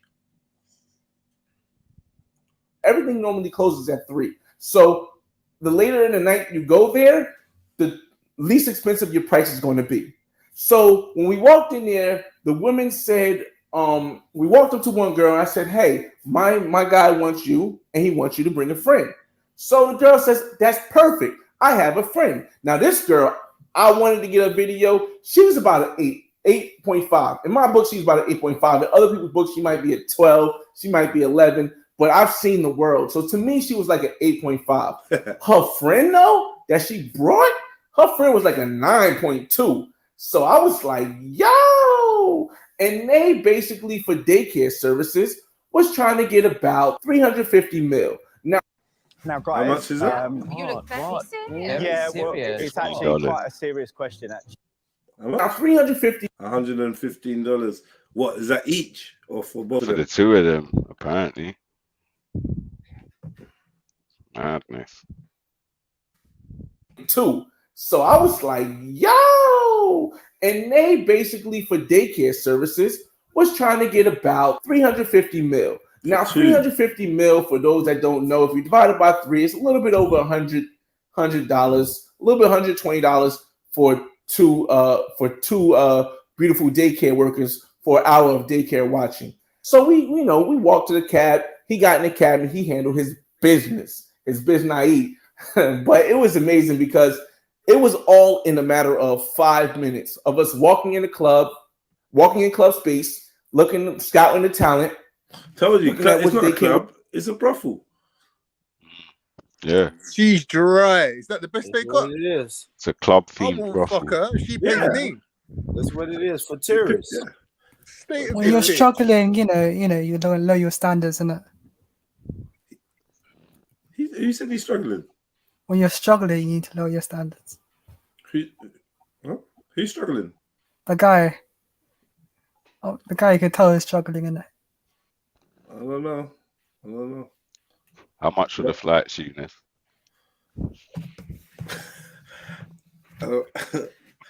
Like, basically, it doesn't look like you need to struggle. Like, why do you need to struggle with prostitutes? Yeah. I'm just saying, like, she doesn't. She looks She's a average. Isn't it? prostitute. Yeah, but like, I mean, you could pay and get any gal. He's just told you that. So I don't know what he's doing. I don't know what this is. If this is even in the same club at the same time and that he's talking about, I don't know. But he could. Do you know what? Yeah, I reckon. Yeah, if he dressed smartly and he went to the club, he could get a woman without paying her. Well, this guy spent his whole life not getting women. That's why he's I'm just saying. Yeah, he goes on these sex tourism holidays and documents them. That's why he's having a midlife crisis at the age of 35 or 38 or whatever he is. Looking like he's with a 14-year-old. Allow it, bruv. Oh, that's fucked up. It's wrong, bruv. You ain't had a life. That's why you're having a midlife crisis. Yeah, man. Trust me. It seems like a good idea. As well. I get it. Seems like a good idea. Oh, yeah, just go here, get any beautiful woman. But, like, the reality put a is, goatee on this chick. She looks like me. At some point, you're going to feel unfulfilled because you're not getting these gal just off you. And this is why a lot of people that come into money but wasn't very successful in a love life or sex life before that, they become insecure because they don't know whether it's them or the money or whatever. Well, you stand a better chance when you was doing it from the ground up, when you had whatever, a game, charisma, lyrics, whatever you want to call it, confidence when speaking and dealing with people, and you got positive reactions from that.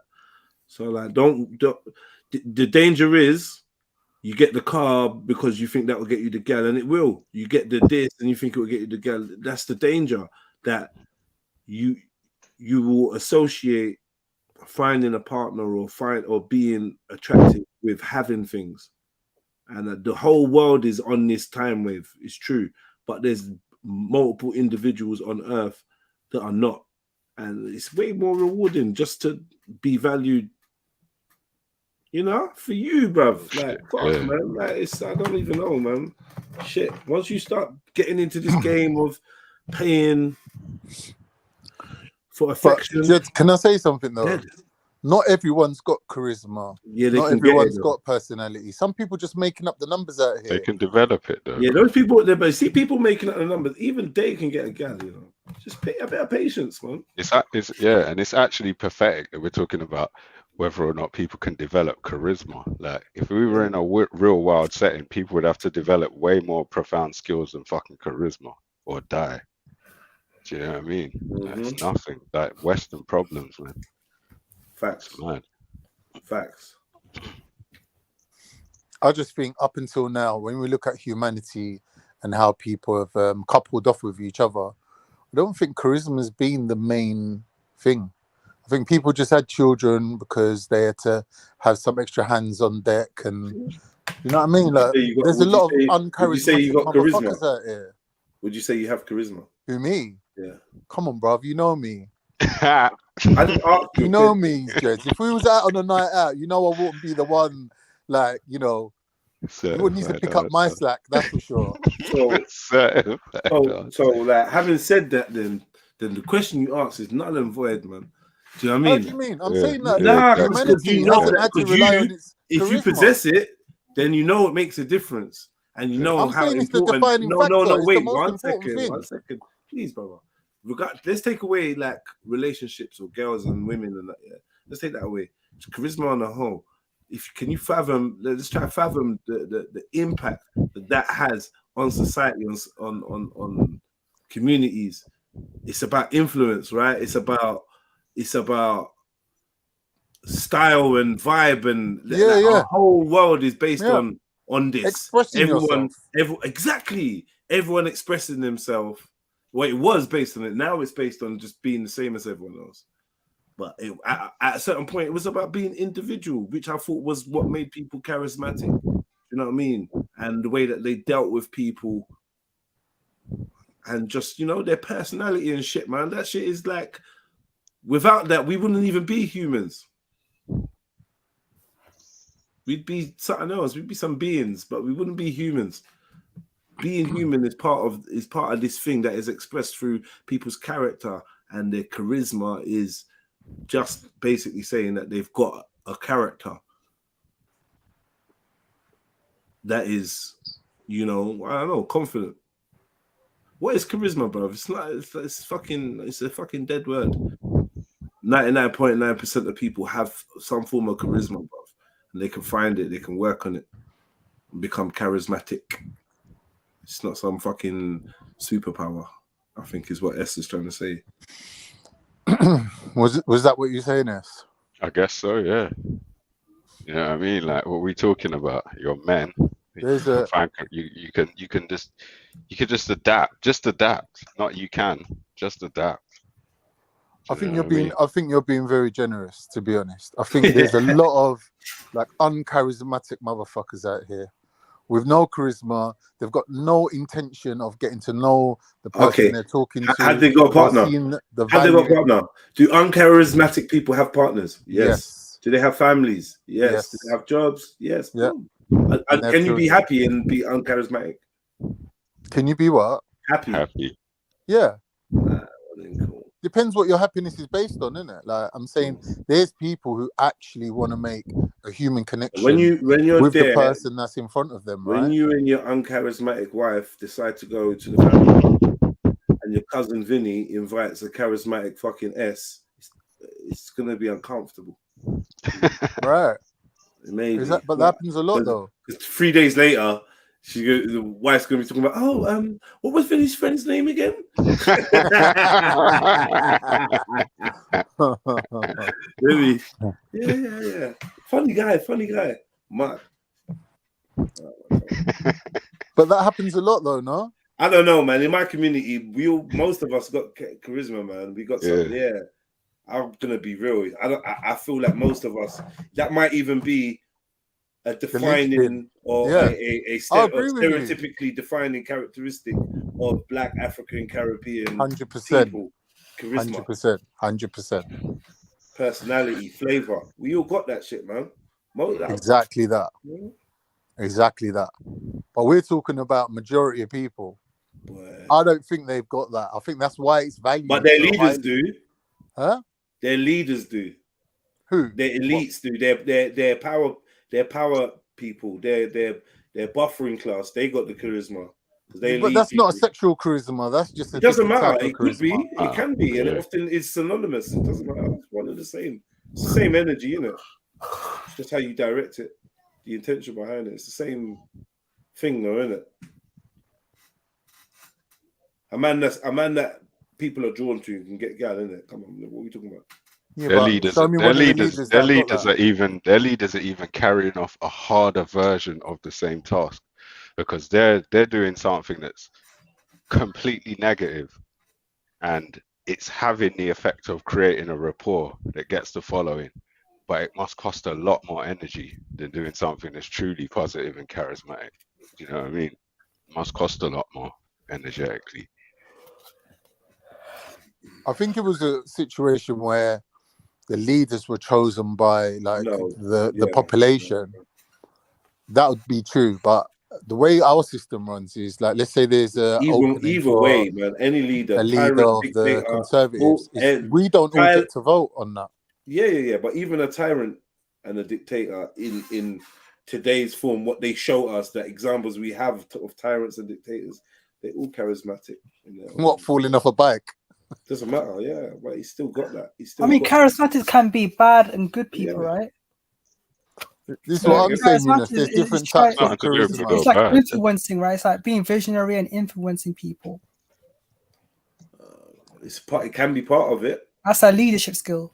Yeah, it can be part of it, but it can also just be in being good at being a spectacle and drawing attention and drawing people towards you, making people want to talk about you.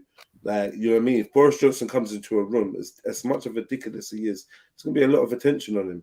Mm. He has a large presence, buffoon or not. Do you know what I mean? Yeah. I mean, Boris Johnson, he can be a dickhead and all that, but the thing is, he's very charismatic. I'm sure we just said that, but yeah, big up. Big up, family. Big up, Dublin. Big up. The most charismatic man. Workers to What? pick. Did I break up So there? he picked one. Boom, boom, boom. Me talking. This all happened in a matter of 5 What is minutes. he saying to him? If you want a daycare worker, Club Space and Club Dolce Vitas are the place to go. Now I want to get back to the price. Now, on one of my lives on YouTube, somebody said that the price for the daycare workers that's in the center of town is $250. That price is too high. That's probably one of the prices that they threw out there, and then you're supposed to reel it back in. Now, the regular price ranges from about 170 mil to about 260. What are we talking about? Anywhere from 170 mil to about 260. However, 260 is very much pushing it. I'm sure they're going to negotiate. We're talking about, or he's talking about. Who's that woman on the right side of the screen? Working ladies in Colombia. Okay. What was the 260 mil and 250 mil and all That's of that? their currency. All right. But Okay. His mate just got 2 women that he reckons are like an 8 and a 9 in looks, for the equivalent of $115. Yeah. I'm not gonna lie, Cheap, though, but your soul isn't going to be happy after it. All right. It's that woman on the right side of the screen. Is that woman there? It's an actual woman. I can't confirm or deny. Why are you so interested? Eunice, why are you so He likes interested? it, but he wants to make sure that he. Okay. It's a woman and it's not a man. I get you, Eunice. I get you. You just seen the titties, Eunice, and you're that like 170 is strong. No. That 170 mil is strong. Now, when it comes to Dolce Vitas and Space, the women inside of Dolce Vitas and Space have a minimum, because I've talked to 2 of them and I asked them, I said, hey, what's the minimum for a daycare worker around here? They have a minimum of 200 mil, which is $50. That's because they got a kickback. To some people might be a lot, especially if you live there. But for somebody from the East Coast or somebody from a metropolitan city, $50 for an hour of daycare services is a pretty great deal, especially based on the fact that they look amazing. Now, once again, regular girls aren't very frequent, but if you do want a regular girl, here's my little 2 cents about regular girls. If you want a regular girl that won't flake on you, your best option is to try to talk to a bartender or something like that in one of the bars, because they see you down there in person and you're going to have to know Spanish, because everyone in Cartagena is going to know that if you don't speak Spanish, you're only there for a little bit to hit and go. Randy, you need to get in touch with this guy before you head over. Pick up Spanish, and definitely you're gonna still have to pregame and just hope that they don't flake. But I hope I gave you guys enough information, because that was a long time. And if you have any questions, boy, man. Yeah, man. Fucking doing a whole podcast on how to get browsers. Yeah. Fuck's sake, bro. Yep. Breakdown of pricing tiers and all sorts. Jesus Christ, man. Quality How many views has it got, Jed? You probably don't want to know. Fuck's sake, man. And Randy, I heard Randy talking about the Haiti and Dominican Republic earlier on. They're expecting him over anytime soon, are they? God love that island. That's not good. Oh yeah, that's it. Big up, Dubs. Big up, Axum. How are you?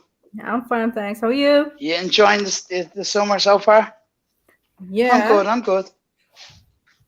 Yeah, it's sunny over there. Sunny over there? Or... Yeah, it's really warm today. It's 25 degrees. So, but yeah. 25. That's not too warm. What's that, Axum? About 70, 75 or something, is it? Or is it about 60? Yeah. About 70, 75 Celsius. Yeah, in the Fahrenheit. I always do with Fahrenheit. I don't know why. I think it's because that's why I'm mad on it. Okay, I think it's about 70. Enabling alert. Okay. I mean, 25 Celsius to me, yeah, it's not hot, is it? Like, it's a bit warm. It feels like 25. It's like 15 Celsius. It's not cold anyway. You want to put it that way. It doesn't really matter though, does it? At the end of the day, it's warm. It's summer. It's sunshine.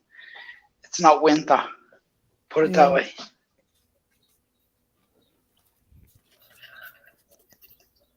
Big up, Carol. Are you there? Mr. Pan-African. No? Hi, That's Carol. good. Hey, how you doing, Chris? You all right? Yeah. Yeah, you good? Yeah. We Just didn't run moving. you off yesterday, yeah? We were like going in on you. Pause. Well, if you want to call it going in me, I wouldn't use that word, sis. Not be a good word to use right now. Everyone was just like onto your case, but we just want to know, Well- and understand this whole Pan-Africanism. Well, the thing is, it's politics. Big up, Kyle. How you doing? Didn't You're know right, who it was, bro. Big up, How bro. you doing, We man? haven't. I don't think we've spoke together on the panel there. But nice to meet you. No, we haven't. Yeah, I'm same to you as well, fella. Same to you as well, man. Sorry, carry on anyway. What you were saying? Yeah, I was just saying, and it was just politics. Politics. It can get that way, but I just gave the feedbacks, and that's all to it, man. My dad always told me never bring up religion or politics in a pub, or you're gonna get into an argument sooner or later. Yeah, it's crossfire, crossfire. So, what, you into selling dogs, are you? You into dogs? Or? Yeah, breeding dogs. Yeah. Well, that's it's kind of it was a hobby, and then I ended up having needed an accountant for the hobby, so it ended up a business, So. I hear that they're starting to not cut the tails off the Rottweilers anymore and the Dobermans, man. Have you heard anything about that? They stopped that over here ages ago. Yeah. Oh, we're still cutting. We're still trimming the ears on ours. Oh, that's raving, that is, man. Yeah, I You know. better be careful that ISPCA don't come down in you, man. Well, that's it. Yeah. They're We like just say. gangsters are, man.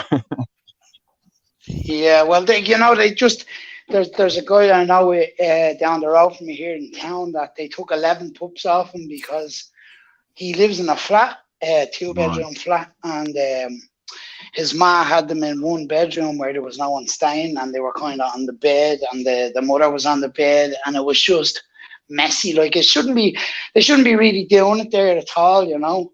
But the 11 pups got taken off him. He paid $7,000 for the semen, so he's out of pocket there, big time, bro. You know. Yeah, that's raving, that is, man. That's a lot of money, that is, man. I remember in the night. He would have got 10. He would have got 10 each, you know, for each pup.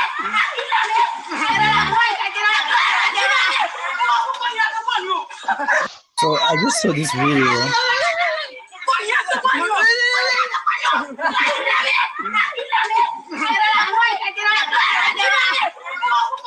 What the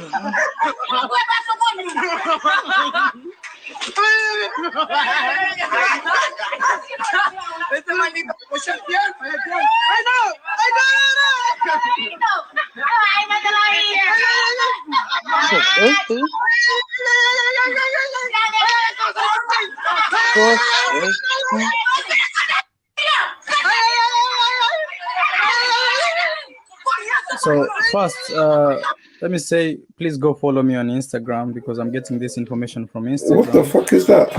This is my Instagram right there. My name is Marwa. All I need is you, baby, baby.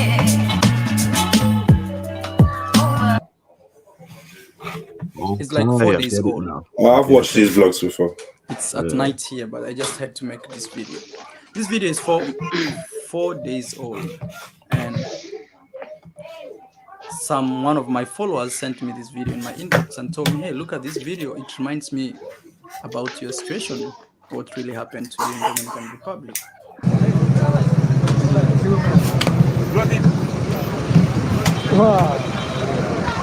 It was this brother that I watched. Yeah? It was this brother that I watched. He was definitely one of them that was keeping it real. Because he's like, yeah, boom. That's an African. Yeah, that's it. Come on, show them. They don't think they're one of you clean-cut, light-skinned South Londoners and that. Do you know what I mean? Fuck's sake.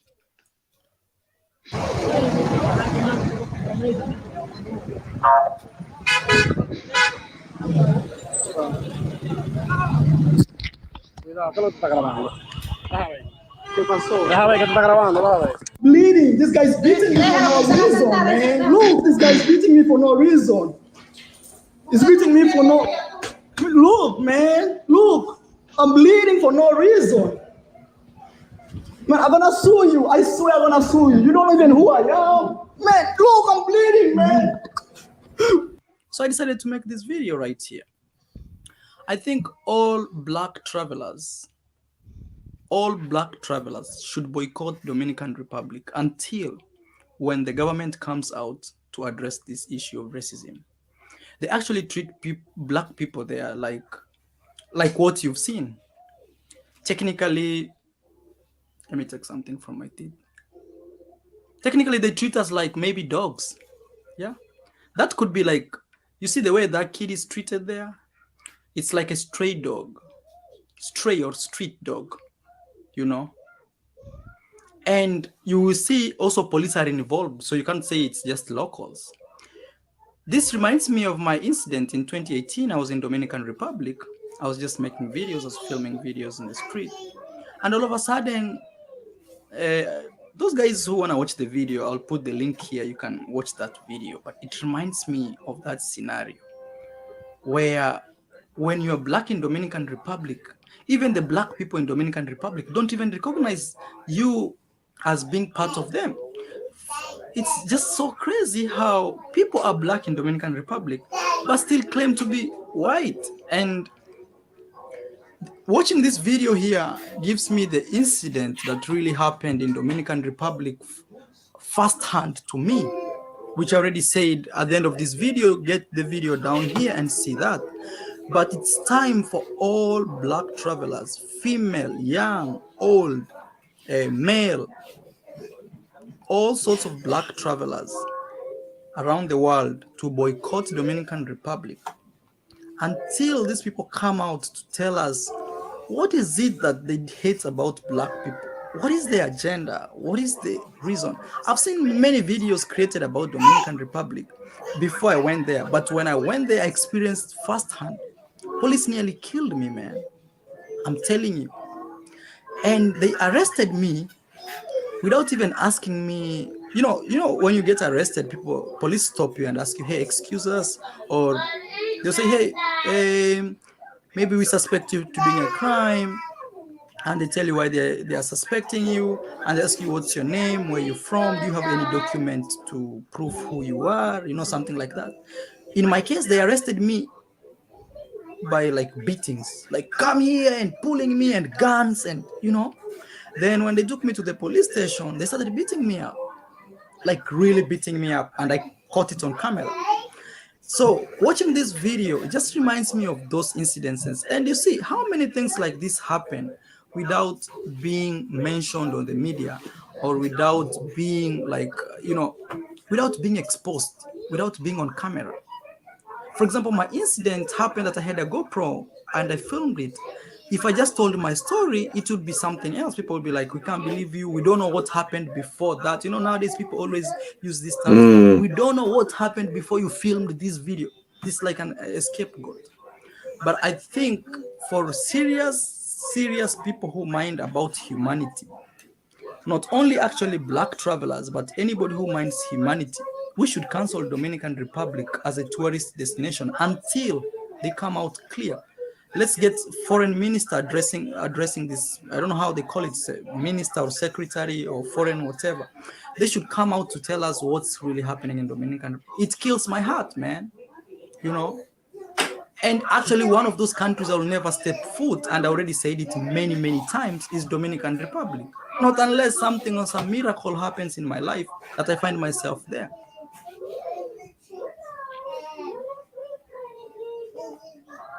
My clothes. Mom, you'll see in the pockets if there's something, just in case.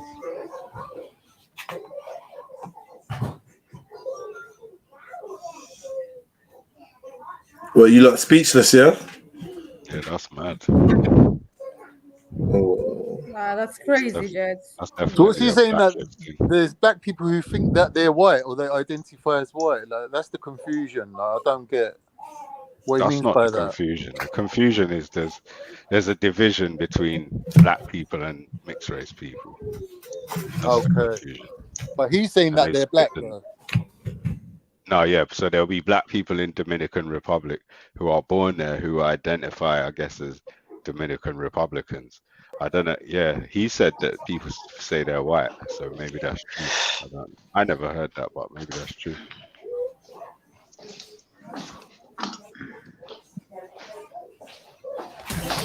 Say can do and choose now. Boost.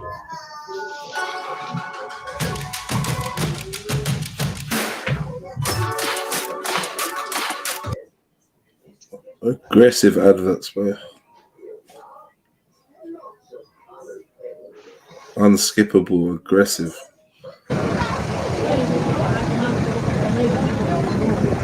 Get the free month, Jed.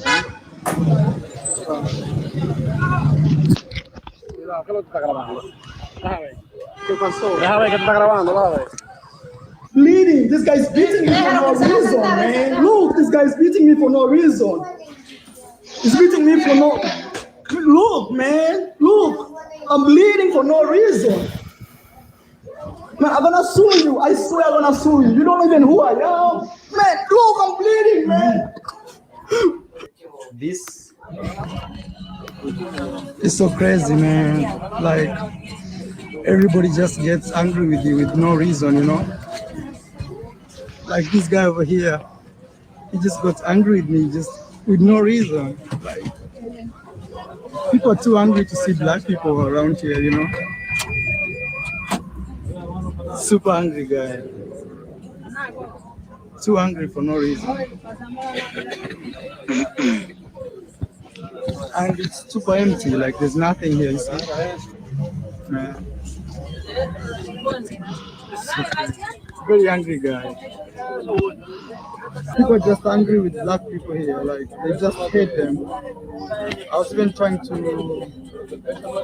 ask like for like help. Everybody seems like never to care and worry. And they just feel bad when they see you as a black guy. I don't know. Dominican Republic, so crazy. Yeah, so it's mad at me. I didn't say anything wrong to him. He just didn't want me to go inside the car with my bag. It's my bad. To this.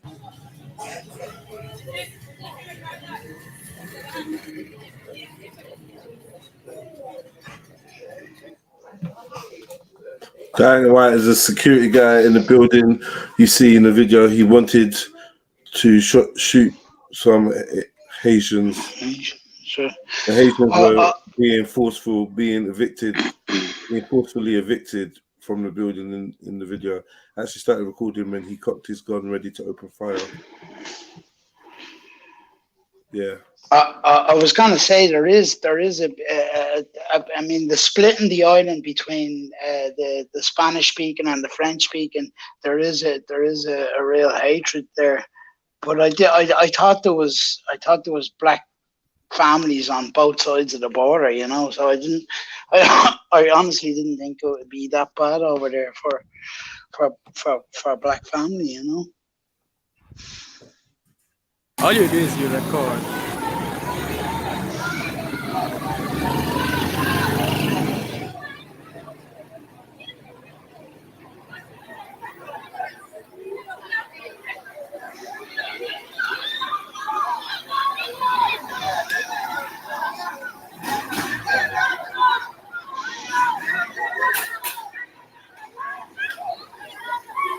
Something crazy just happened right here.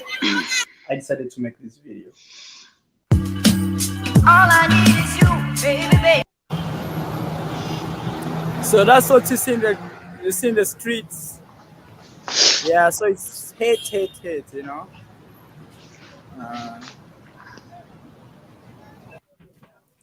What's up, guys?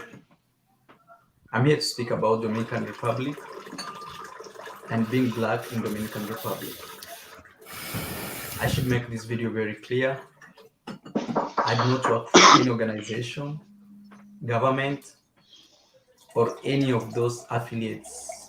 I'm a solo traveler, and I've been traveling now 8 months non-stop, country to country, city to city.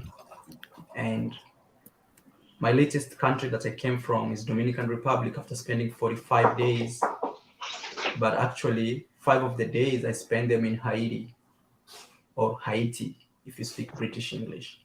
My name is Marwa, and if your first time to this YouTube channel, kindly subscribe. So here, I'm here to give you facts about my experiences. I have to repeat that. Facts about my experiences as being black in Dominican Republic. This is a country where you find people are black, but they will say they are not black. So man, here I feel like people really, they hate really black people here. And actually in essence, these people are black, but the way they behave like they're white, And they just hate you for no reason. Like they just gonna see you with something like that, or they don't wanna talk to them. And it's so crazy, man. It's like they just hate for no reason. This is a country. You do, I'ma do too.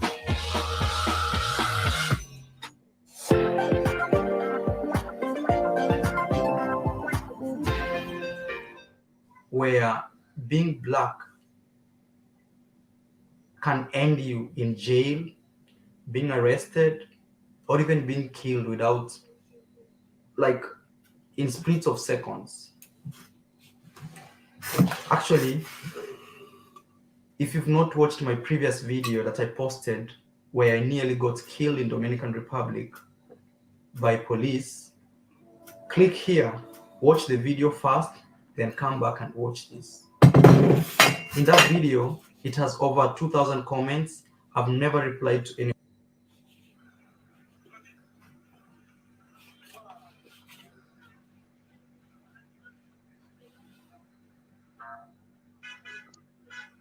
Why'd you pause it?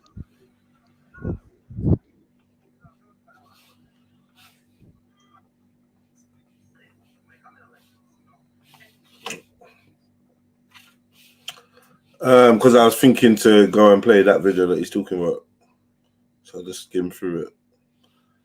But basically, we've seen what happens. It's just, I think, him explaining firsthand. Let's go to it, couldn't you? Just want to hear what happened to him.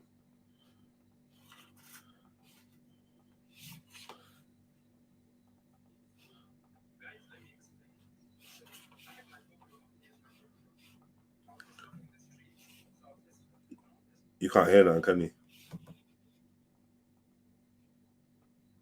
Yo. The volume is very low, Jets. Yeah, it was quiet. Yeah, sorry, I was muted. My thing. So guys, let me explain. So I had my GoPro. Here's my GoPro. I was just walking in the streets. I was just filming, just doing my thing with my GoPro. So all of a sudden, I'm telling you, all of a sudden, like in a split of seconds, some guy with no uniform actually came to me and said, "Hey, what are you filming?" So I had my GoPro like this, and I looked at this guy. I thought he's just a civilian who wants to rob my camera actually. So I held my camera like this, and he pulled me and he pushed me, and the other guy was there and they were harassing me on the street, not like harassing me, how they hold you and they put you like this. And they were actually municipal police right there. There were like 4 cars. So all of them came with guns, with everything. They started like pushing me, telling me, "You keep quiet," pulling my cameras, pulling my bag, pulling everything.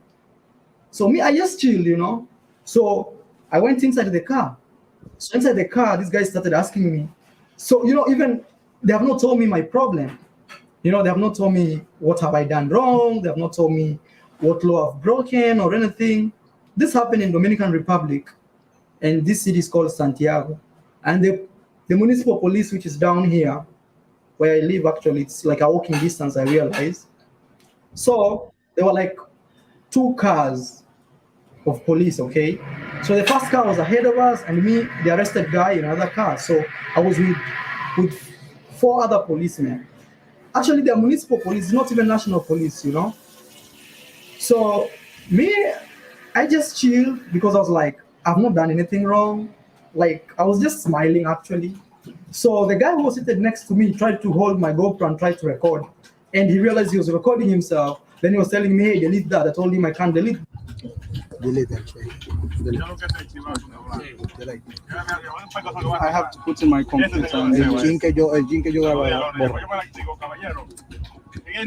Because I have to go to the computer and delete it because I needed some evidence, So they checked my bag. They got my big camera, which I'm filming right now, Canon 70D. They got this guy checked, and he was like, "No, this guy is just a photographer. He's doing his own thing. Just let him go." But the other guys were like, "No, we have." I don't know if they talked because I didn't understand what they were saying because they were talking very fast. And they said, "So we're gonna take him to the station." And they tried talking to me in Spanish. I didn't speak Spanish at that time. I couldn't speak Spanish because I knew if I spoke Spanish, they may bring many conspiracies, so I spoke English 100%. So we arrived at the station, the first car parked, the second car, which I was, so the policemen in the second car, like, they had chilled with me, they had no problem, so they were like, even I thought they just want to say, "You know what, you walk away and just go," because they realized, like, I'm not doing anything, anything wrong. So the 2 other guys came from the other car, and they were like, "Where is that guy who we arrested? Where is that guy?" And the other police told him, "This guy has nothing, man. Just let him go." Some 2 guys insisted. One guy with a gun, actually a long gun, and with a uniform, and one guy who is a civilian. So they pushed me, and they were like, "We're gonna take you inside there." And actually, they were. How people arrest people like Osama bin Laden. How like they tie you, they hold you here, and another one is holding you here. Man, it was like that, man. So me, I just chilled, man. I just chilled. I was like, let's go. Where are you taking me?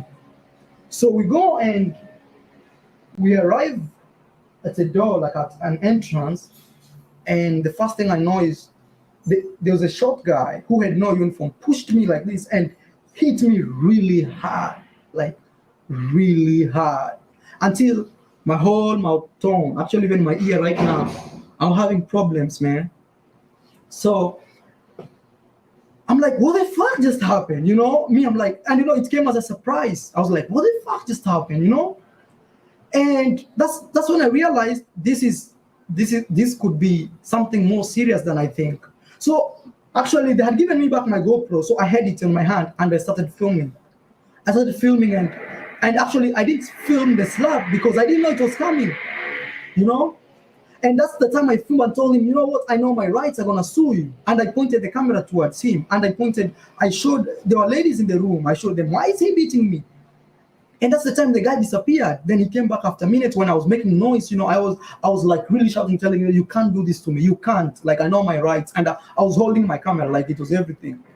So when they realized that, other people came and they were like, why did you beat him? So they were asking the guy, why did you beat him? And that's when the guy felt so cold.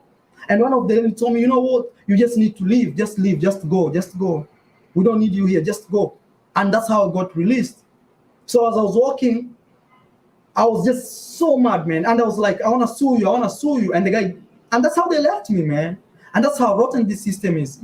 They harass you, even they arrest you for nothing you've not done. They try to beat you. Ask this guy, where is it written that you have to beat me? Take me to court if you think I've made some mistake, That's what I told the guy. And even the ladies in the room, they were like, that's what you've done is wrong. And I was filming. And even the main guy who arrested me, the first guy who came with a red t-shirt, I told him, why would you bring me here and you're bringing me to people who are beating me? And I was pointing the camera to the guy who beat me. Even him, they didn't say anything. They left me walk away. And that's how now I'm able to make this video, man, to share. Yeah, it was just a tough day, man, tough day. Man, remember to hit the subscribe button, man, and share this video. I don't know, maybe at some point I felt like, you know how people look at you and they say, oh, this guy is a black guy, maybe he's from Haiti, and they're gonna harass you just because, I don't know if it was racial. Yeah, so yeah, that is it, So guys, ensure you give this video a like, man, subscribe, share to a guy coming to Dominican Republic and tell them this story, man. Yeah, normal shit, man. Normal shit. Yep. Ain't nothing strange. That's been mad. It's a bit mad. Apparently, I think like 47% of people that were in contact with the police in the Dominican Republic, they had to, offer them bribes or something like that in order to let them go. So yeah, I suppose if that person paid them bribes, then they'll probably let him go in it. But end of the day, it's a third world man country. got boxed though before any bribe could be given. He just got boxed. Maybe they're looking for money. I don't know. It probably would have been peak if he had money on him. I would say it is strange because black people are doing it to black people over there. It's mad. To me, that is mad. Actual black people calling themselves white. He didn't show no supporting evidence of that, but he said it. So, assuming he's telling the truth, that is fucking mad. I heard the population is like 70% mestizo. What's that? Mixed. Around 7 out of 10 of Dominican people who have Dominican Republic citizenship, they're classed as mixed. Okay. So what's this then? Light skin versus dark skin, yeah? Perhaps, yeah. Mulattoes. Yeah. Pretty much. Born. I don't like that word. Okay. To the extreme. Mulatto. Nobody showed me. Nobody checked me earlier. Well, Jez tried to check me on it earlier. Nah. Okay. You don't like He's not a mulatto. guy, but okay. What about half and half? Nah. I like half price. Half price, yeah. Old school. Half cast. Half cast. But what is forecast then? I know it's like an old word, you know. I'm just wondering, you know, what is the basic meaning of, you know, the term half caste? Yeah, I don't know, man. Half cast. I've heard it. Kind of person said, you know, I'm a full caste person or something like that. Who said that? I'm just saying, you know, if there's like a half caste, you know, as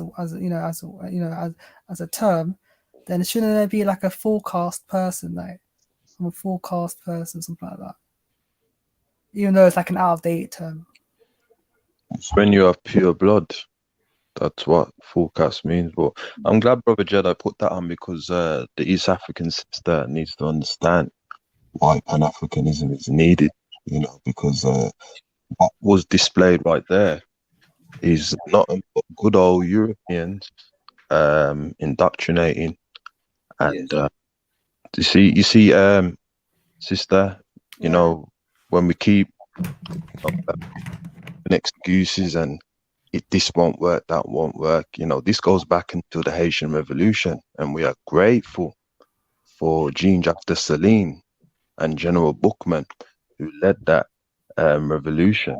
And also we cannot forget in 1937 when Rafael Trujillo, a Spaniard, who also caused a massacre on the Haitians. So it's the French and the Spanish wanted full control, and they're still displaying their mindsets in us as a people. Don't you think we should be Pan-Africanized, or do you believe we should be Europeanized, my East African sister? No, listen. The things I'm talking about when I'm saying this would not work is that I feel like Pan-Africanist people believe that Africa is one homogenized people group. You see, people don't really care about that where they live, because they have other problems to take care of, like surviving, right? In our countries. I know, but sister, did you see what happened to our Haitian brother? He's in a situation where there are black people who are calling themselves white, and I'm not surprised by that, because we call ourselves mixed race and ourselves all these other names that has nothing to do with African. So that is really nothing surprising. But can you see what the situation like? Where can he go to seek help? He can't go to that black tribe, so because they're unsynchronized. So where is he gonna go to get help? Well, that's my question for you. What would he need to do and stuff like that? And all due respect to his sister, it cannot involve in asking Europeans, because it's the Europeans that's allowed that to happen. So what would he need to do in order for him to feel more safer without non-African people's help, sister? I hear you, Kale. It's a very difficult situation. Yeah, I cannot answer that. I really don't, because this is pure racism, isn't it? So the whole system has to fall when it comes to this. I'll give you an example in that, right? And then I'm just speculating. When there was riots in Birmingham, right?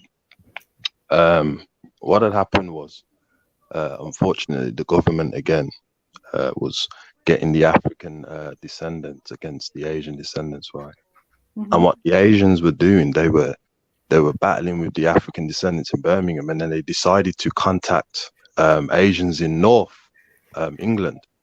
So the African descendants in Birmingham, what they did was they contacted their cousins in London and elsewhere. You see that there and that?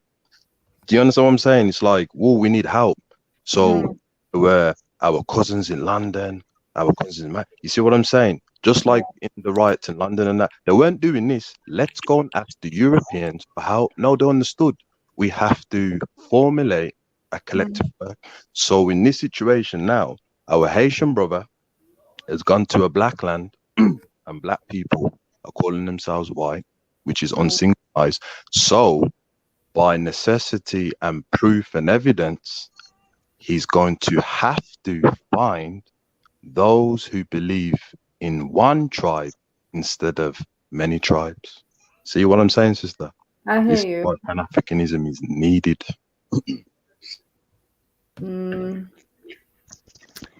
I hear you, Kale, but do you really think this will be like, will this actually happen though? Unifying all black people under one banner?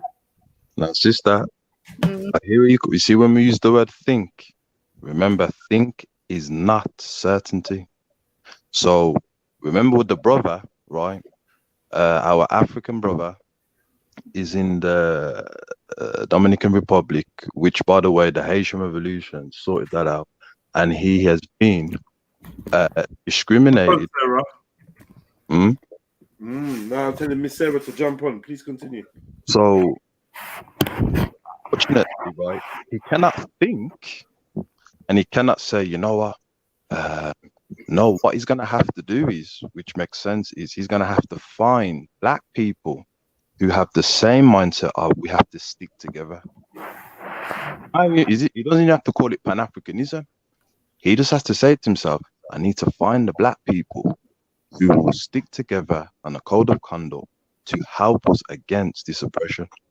This is what naturally will happen. But if he starts thinking and saying, no, collective is not going to work, his energy psychologically is going to project that in other black people, make them nervous, make them be doubtful, and then it's more oppression. You see how deep the mind is, sister? Pan-Africanism is needed. Yeah. To be honest, yeah, like, you know, I don't believe in Pan-Africanism, to be honest, though. But like, in regards to, you know, the situation pertaining to Dominican Republic and all that, you know, for years, I think people were talking about it, that Haitians, they get heavily discriminated against, particularly in light of, you know, of the earthquake that happened in 2010. You know, and there's, due to, you know, the refugees going from Haiti into Dominican Republic and all that. But yeah, I think that I think Pan-Africanism is not the answer, to be honest. I think that you're gonna find people that are going to mistreat you in life and all that, you know, where they could be, you know, racially, religiously, you know, class-wise. You know, you got, you know, for instance, you might have black hair, you might have like crooked nose, or you might have like Bugs Bunny teeth or something like that. You know, people bound to, you know, be, you know, picking on you and all that.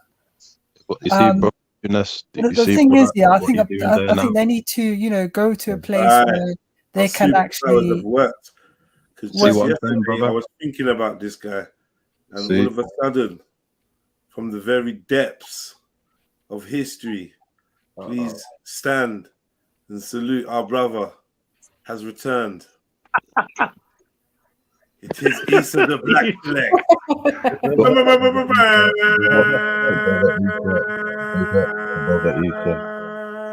He's on fire. Johnny flame and way too much heat in my cranium. Like a hot boy push up geranium. Make the lava splash like I'm capable. Or the block like the sun boy. Jado, I'm not entertaining them. I got there's some right. There was absolutely no stimulation for me to think about it yesterday, except for the fact I was like, hold on, I bumped into Issa the other day, yeah, like, and I totally forgot about it. And then I thought to myself, I should have took a picture with my man. That was a thought I had just yesterday. How is it that you've popped up today? I don't get it. Peace and love, brother. I've been trying to get on for several days. You get me? I came on last time and my phone wasn't working properly and thing. And yeah, man, I've been listening in, brother. Yeah, so he yeah. did. It's been around still. That's crazy. No one told me. Like, we can confirm. No one said that's true. he's I did. been around that. And that's crazy. Hold on. Who put me on that time? Was it my stream or your stream? It was my stream, no? Was this? It was this. I swear it was this. And then you came on my you forwarded on my stream. And then this is your third appearance, right? So right. I think so, yeah. The second time at all. Thank you. Welcome, Peter. Boy, see my yeah. I was boy, long time. Oh, let me just close the window. It's too much. One sec. And we got Caleb's in the building on 2022. Or what do you want to be known as? I don't even know, man. You got so much names and fake names. Yeah, I wanted to have a convo with Kale though about Pan-Africanism. If You wanted to have a what? A convo with Kale about Pan-Africanism, right? Are you there, bro? Kale, are you there? I'm still here, brother. I'm still here. As much as you can pose the question to Kel, I'm sure you can appreciate there's 10 members on the panel, so anyone's free to really give it input. But yeah, Kel, I think you got a fan. Yeah, bro, I think you misunderstood the content. I think I don't know what your idea of Pan-Africanism is, but I think it comes from a misunderstanding of the culture and the people of Africa, really. It comes from a good place in your heart, I can see, but you need to know the continent first and the people, their culture, before you form this organization based on that Pan-African thing, right? So, like, Pan-Africanism means like all Africa, right? So if it is all Africa, let me put it this way, right? So do you know the 3 largest countries in Africa by population? Can you name them? Algeria. This is for Kale, please. I would like to know what are you getting at, to be fair. I'll make my point if after you try to attempt, after you answer the question, really. Do you know the 3 largest countries by population in Africa? What I know is, brother, and I'm going to be very candid with you, with due respect here, is that whether I mention the 3 largest countries or not, has any one of those countries defeated? Okay, let me give you the answer to those, right? So hold on, because I was trying to make a point. Brother, you asked me a question and I'm answering it. Can you allow me to answer? Right? Yeah, go ahead. Just name those 3 countries, please. I'm gonna narrate this. Has any one of those 3 countries that control the resources on the African continent, developed a military base to protect the African Americans, and also restored the resources back in the Caribbean? Has those 3 African countries ever done that, brother? Now. Okay, you're diverting from my question. The point I was trying to tell you is by asking that question, I was trying to tell you these 3 countries, if you don't know them, they are Nigeria, Egypt, and Ethiopia. Those 3 countries do not have anything in common that's unique to them. The people are different, their formation is different, their culture is different. They are even genetically and linguistically different from each other. So when you say all Africa or Pan-African, what are they uniting based on? These people are, we understand Africa is a landmass. Those 3 countries are completely linked. So, first of all, that's a lie. You see, brother, that's not a lie. Like Egyptian and Nigerians. You can't say Egypt, Ethiopia, and Nigeria share no commonality. What are you talking about? Okay, tell me one then. Oh, bro. No, you see, brother Jedi. You see, whenever an African descendant, no, just name one. Like if you really, no, they don't really. Egyptians are another people. Nigerians are a whole different people. They are genetically different, linguistically different. No, they're not. No, they're not. Just tell me one example of what they have in common that's unique to them. Then I just told you they're related. What? They're related. And what? Just give me an example. They are related linguistically, genetically, or what? This is very unsynchronized. How many times do I have to say to you? Very unsynchronized. I know, man. None of you can give me a definite example of what's unique to these 3 countries in Africa, right? They're not unique, brother, because they all have problems with the same enemy. But brother, you're being very unsynchronized at this present moment. No, bro, Kale, just listen to me, brother, just listen, right? Like if you are uniting based on your oppression, you can unite with South Indians or anybody else, like the Russians, the Ukrainians. Being oppressed is not a unifying factor that's unique to Africans. Actually, it can be. Now, can you see the unsynchronization, brother? Indeed. We don't want the help of non-African people. But do you see what you've just done there? But you want the same people who is subjugating Algeria, as you mentioned, Ethiopia. I didn't mention Algeria. I didn't mention Algeria, bro. Hold on, Just give me a want second. the If you can same- make me, so if you just let me speak, you might understand. Yeah. Okay, brother. Go on then, brother. Go on then. It's very rude what you're doing, Caleb. If you're going to continue to do that, then just leave it. Because you've just started a fresh conversation, very argumentative, interrupting when people are trying to answer the questions you've asked. And I just don't think this is going to be a functioning way to move forward. I hope that you can demonstrate some restraint, my brother, so we can have a conducive conversation, please, for once. Yeah, mate. Go for it, man. So are you listening, Kev? I'm listening.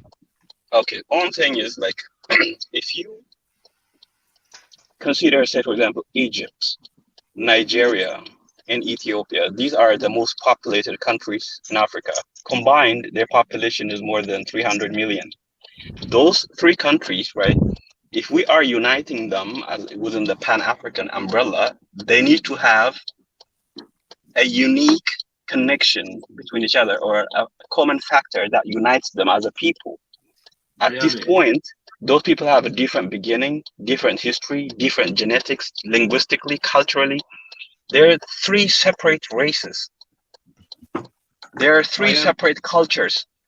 So when you're talking about Africa or uniting Africa, I just gave, based on just those three powerful countries in Africa that I gave you, what do they have that's unique to them that you're going to unite them?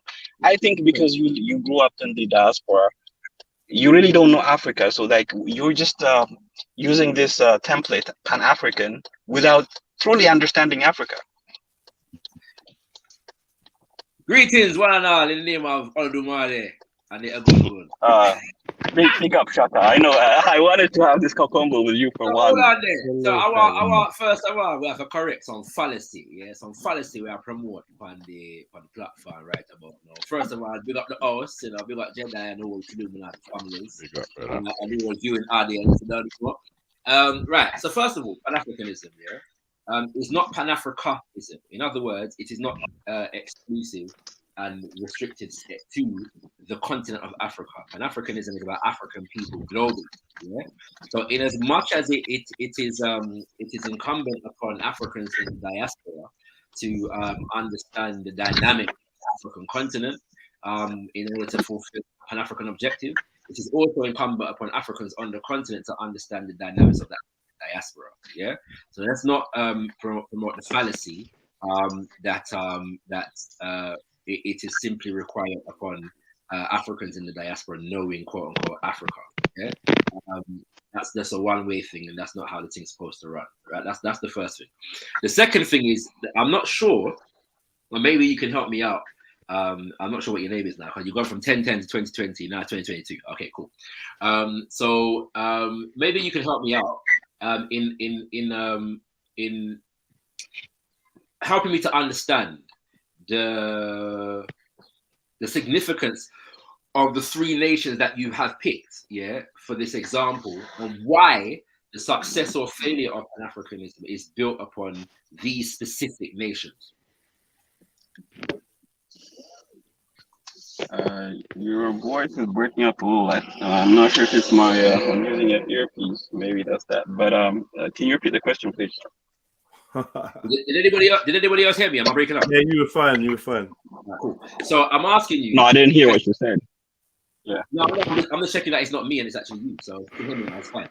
I'm asking you, can you explain the significance of the three countries that you mentioned, yes, and why the success or failure of Pan-Africanism, as far as you are concerned, is dependent upon these three nations? Okay, so the reason why those three nations were mentioned is because when you're talking about Africa, you're talking about Africans, right? The population from this country represent a significant number of populations. So in the same way that like there's a European Union, like a continental political entities can unite, and like we have African Union, which is located in Addis, right? But when you are using or injecting Pan-Africanism as if the whole Africa, or like using the black label or all Africa, who are you really talking about? Are you talking about like sub-Saharan Africans, West Africans, or because there are a lot of people, an entire group of people within Africa who don't even identify themselves as black. So like starting from the name, when you say all Africa, who are you exactly referring to? Who is your constituency? Who are you addressing to? Because Egyptians don't look at you. They call you Abdi when you go to Egypt. They don't consider themselves like black or like what you would consider woke black or whatever the situation may be. The same goes in Ethiopia. The same goes like Nigeria can be included in your because you have a historical connection with them, maybe probably. But like Africa is not just Nigeria and West Africa. There are a lot of people. There are the Amazigh, there is the Ethiopians, there are like North Africans. Those people don't have a self-identity tied to blackness. I'm not sure you answered my question, but I'll correct you again in the sense of the fact that when we say Pan-African, we're not just referring to Africans on the continent, we're also referring to Africans in the diaspora. Yeah. And so so like maybe the name is misleading. The name is misleading because instead of using Pan-Africa, use some other label then. Sorry, allow me to finish. I'm not sure you're in a position to dictate what title should be used, but however, the point needs to be understood that it is also incumbent upon Africans on the continent to understand the conditions and the dynamics of the African diaspora, as well as Africans in the diaspora understanding and appreciating the conditions on the continent. There's a symbiotic relationship that is being called for within the realms of Pan-Africanism. And the purpose of this is to be able to throw off the political, cultural, and economic oppression that has been imposed upon African people. Yeah. And so Kale is right in the sense of the fact that it hasn't been imposed on us. But that's what I'm trying to tell you, Shaka. It hasn't been imposed on us. Excuse me, allow me to finish. Thank you. So Kale is correct, yeah, in the sense of the fact that one of the starting points, it's not the only starting point, but it is the fact of colonialism and neocolonialism sharing a geographic space, yeah, creates economic relationships and opportunities that, as much as you want to confine it to the present day borders on the African continent, are not confined to the present day borders in the African continent, because borders are not always, and especially not in the case of Africa, a sign of ecology, yes, or geology, all right? So there's nothing to stop Africans from Ethiopia and Eritrea, for example, having an economic and political relationship, except for the fact that there are... That's why we have AU, we have African Union. But the border is not a natural border. It's no more natural than the border between Togo and Ghana. It's no more natural than the border between South Africa and Swaziland. It's no more natural than the border between Congo and Angola. Yeah, in that respect, all of these borders are artificial creations that are there to suit. No, they're not. Yes, they are. Look, Shaka. Hold on, just let me make a point, right? It's not your relationship with your so-called oppressors and enslavers is different from our interaction with Europeans. Is different. Your interaction is different, so you can pick up like a geographical area where that happened in West Africa. True, but like we have known, like hold on, just let me finish, right? We have known, we're able to self-identify. What? Like for example, like you said Ethiopian, Shaka, Ethiopian. Yeah. No, I want him to identify. Oh, he said that. He said Ethiopians. All right, okay, go. Yeah. Go. So, a diaspora cannot define who I am because I'm from a country, the oldest independent country in Africa, and one of the oldest countries in the world. So you cannot now tell me that, oh, well, You don't know your border. You don't know who you are. You don't know your language. You don't know your history, where you come from, or who you have connection with. You cannot just do that, because if you do that, you're doing exactly what your oppressors are doing to you, to label you. Brother, this is very unsynchronized of what you're saying, you know, brother. Yeah, it's very unsynchronized. I agree. Very unsynchronized, brother. Ethiopia is not independent either. And ahistorical. The idea, first of all, nobody's telling you who you are. Yeah? So let's not straw man the thing and put words in people's mouth. Yeah, nobody's trying to tell you who you are and all these things. Yeah, but if you are going to suggest that the borders, although it is said and it can be questioned that Ethiopia never experienced colonialism, and there is an extent to which that is true, but there is an extent to which that is flawed reasoning. But They're either way, experiencing colonialism now. Unless, well, yeah, exactly. So we're dealing with. Remember, I said colonialism and neocolonialism, and even if you're going to argue that Ethiopia did not experience colonialism, it is without a doubt. Yeah, it is certainly the No, case. that's not my point. That's not my point, Chaka. Just listen to me, right? Give me a minute here, right? All I'm saying is just listen, right? All I'm saying is. Allow me to finish. All I'm saying is. Allow me to finish. Okay. Allow me to finish. Oh, yeah, okay. Yeah. What's it called? Yeah, it is with certainty that we can say that Ethiopia has experienced neocolonialism, and it is also certain. That's not the argument, is what I'm saying. The argument is. The argument is not whether these countries were colonized or not. It's just because all I'm telling you is we do not have the same origin. We do not have the same. Excuse me. Allow me to finish. Caleb, please. I've already had to speak to you about your impulse control. It's very frustrating, man. Thank you very much.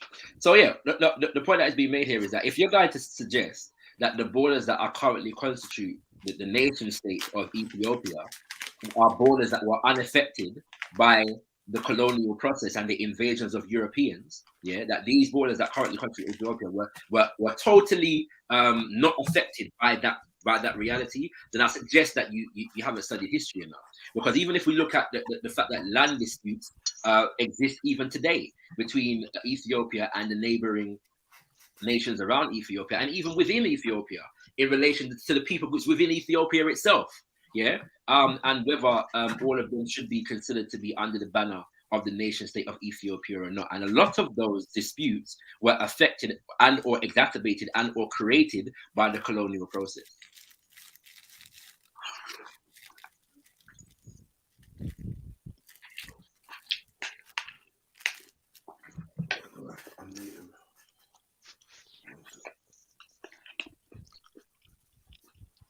Caleb? I think I was muted, so that's why I was unable to speak. Shaka, can you hear me, Shaka?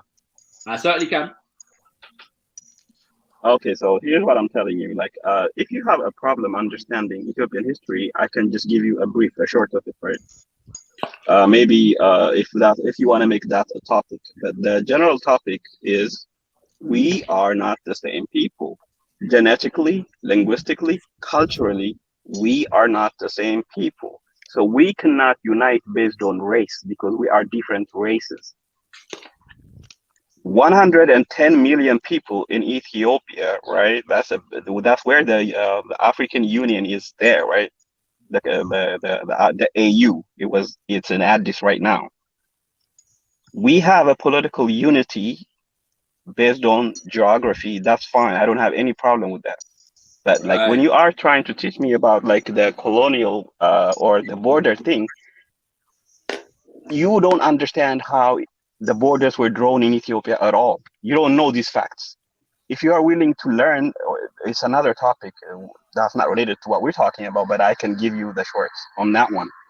I'm not sure we want to take the conversation to a particular country. I mentioned those three countries to make a point that people within Africa are different. The Amazigh are not Bantu. Brother, the Ethiopians are not Bantu people. Brother, I asked you before, brother, has those three countries, have they defeated white supremacy, restored back full control of the resources on the African continent, built a military base to protect the African Americans right now and restore the resources back in the Caribbean. Have they done that, brother? Now, If my country is lacking economic brother, progress, it's not your not problem about because you lacking. have Have nothing they to do with done that, me. brother? But have they done that, brother? That's all I'm asking. Because if I was What to I'm ask, telling you, Kel, bro, yeah, brother, if I was to bro, ask, that is Katia, like your go on. problem should be focused on your people. Your people are not, they don't have anything in common with my people. That's what I'm telling you. That's the short answer. Okay. Is, now, brother, as I said Can before, I this is ask Caleb a question? very unsynchronized with you, brother. It's a shame that you are going to separate against a greater enemy which your tribe will not be able to defeat. The Berlin Conference. Europeans are your enemy. They're not my enemy. Europeans are your enemy, not my enemy. My history with Europeans is different from your experience with Europeans. That's what I'm trying to tell you. When Haile Selassie was on the, defending Ethiopia and Menelik II from the Italians, that's not my enemy too. Who are, by the way, So look, still Kev, Napoleon invaded Russia in 1805. Moscow was burnt. Brother. I never said So Napoleon. what I'm saying is war happened between nations, right? So you cannot tell me, oh, Europeans had a fight with you so that you can side with me because I share melanin with you. No, brother. You seem to be confused, brother, right? I'm not confused. You are confused about your identity. They want the African continent and to exterminate the African people. You see? So because Who of that, are the African people what you're talking about? Are you talking about the Bantu, the Niger Congo? Are you talking about the Amazigh? Are you talking about the Abyssinians? Are you talking about the Somalis? The Somalis? Who are you talking about, African people? Africa is not just a landmass. It has people in it, racially different from each other. The same way Europeans are different from Africans, within Africa, there are nations that are different from each other. brother, this is very unsynchronized of you. Because the Europeans have I'm just stating facts, Kel, because I'm just giving you facts. You cannot dispute these facts. Brother. Black people get oppressed, brother, because we are African people. So the fact that you're going to say we are all different, brother, this is very unsynchronized and very misrepresenting to our people and the youth that are listening right now. Because what you're demonstrating, as long as I'm not, and the youth are not, as long as I'm not from that tribe, I won't get oppressed. Can I ask a question? Can I ask a question? Yeah, on Ethiopia. Live long, as I said to you, brother. Live long and prosper. Indeed. What's it called? Captain Spock. Yeah, you know what I'm saying. What's it called? The geographic, the demographic, sorry, of Ethiopia. What is the largest people group in Ethiopia? I would say, like, if you are interested in learning about the people's group in Ethiopia, Eritrea got its independence 30 years ago. Prior to that, there were distinct racial groups within the empire. It's an empire, right? So within that empire, the Abyssinians or the Habesha people are probably 40%, 50%, I would say, combined. So those are like the Semitic people who built the empire that we know as Abyssinia or Ethiopia. And they are like hold on, let me finish. You asked me a question, right? So within the empire Ethiopia, there are 6 million Somalis, there are 2 million Nilots, and there are about 30 or 40%, 30% the Oromos, who are Cushitic people, just like the Somalis. So even within the empire Ethiopia, there are different races who have distinct religion, distinct linguistically, in every way possible. But just like the Roman Empire had many, Britain used to be a part of a Roman Empire, but the British speak today a different language, right? So in the same way Ethiopia was an empire, it still is you can understand it that way better, I'm sure. So, but that's a smaller point within a bigger point. The bigger point is within the empire Ethiopia, there are different races who are distinct from each other linguistically, culturally, and religious or cultural in every way possible, even within the Ethiopian empire itself. Now, when you are talking about like an entire continent, you have the Amazigh, you have the Somalis, you have the Nilots.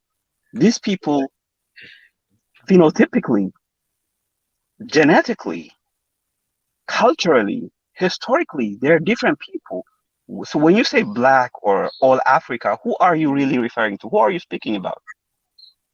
You're not answering my question. I never asked you about the empire of Ethiopia, and your statements prior to just now were not relating to the empire of Ethiopia. You spoke about Ethiopia as a country, Nigeria as a country, and Egypt as a country.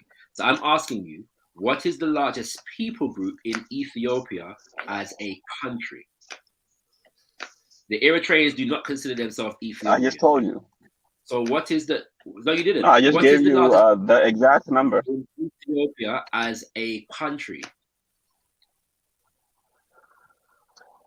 50% of it is the what you call the Semitic people, the Habesha, right?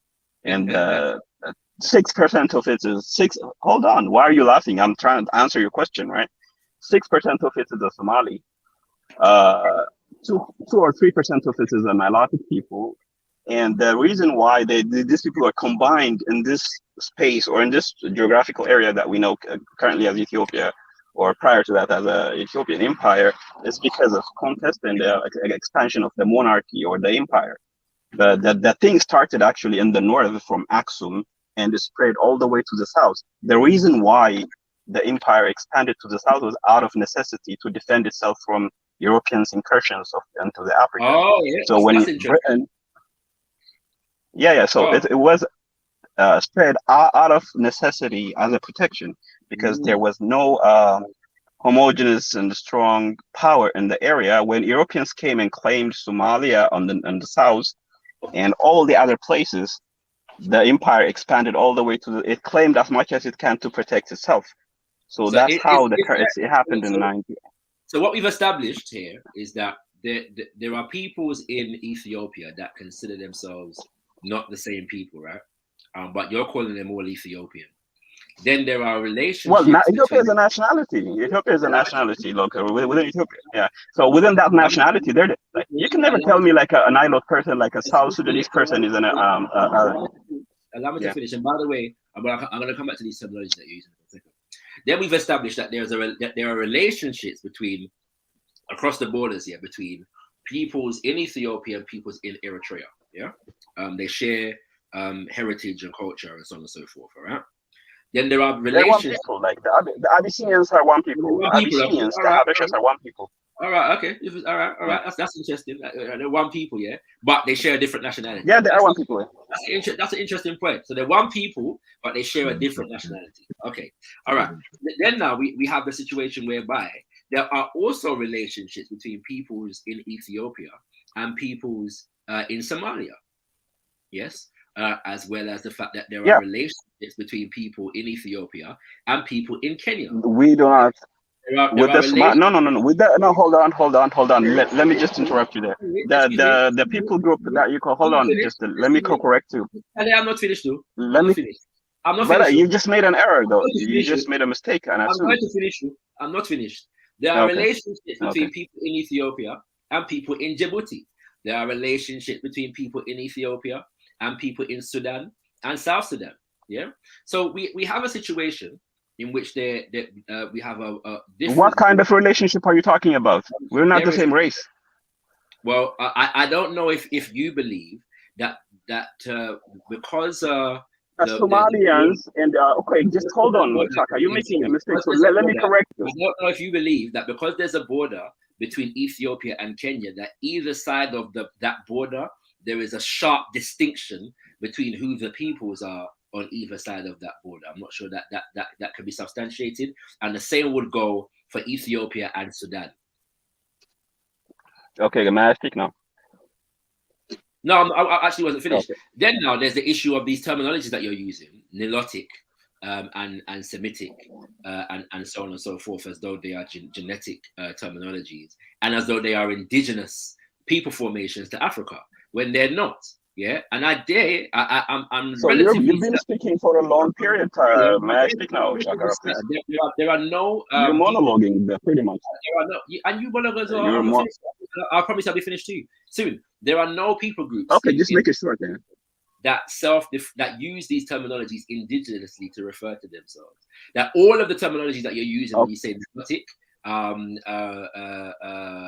what's the word? Semitic or Afro-Asiatic and so on and so forth are designations that were developed by European anthropologists who are part of the colonial project. And these languages, may I respond now? Peoples, the indigenous languages of the peoples have no You're equivalent. monologuing. May I speak, Shakara? Please, I want this to be like a you know I'm done. like Go ahead. I'm done. I'm finished. okay. Okay, so you made a lot of like I understand why you can really not understand African history because you're not from Africa. You're not Ethiopian. You're not. I don't think you have ever been. But this is my history.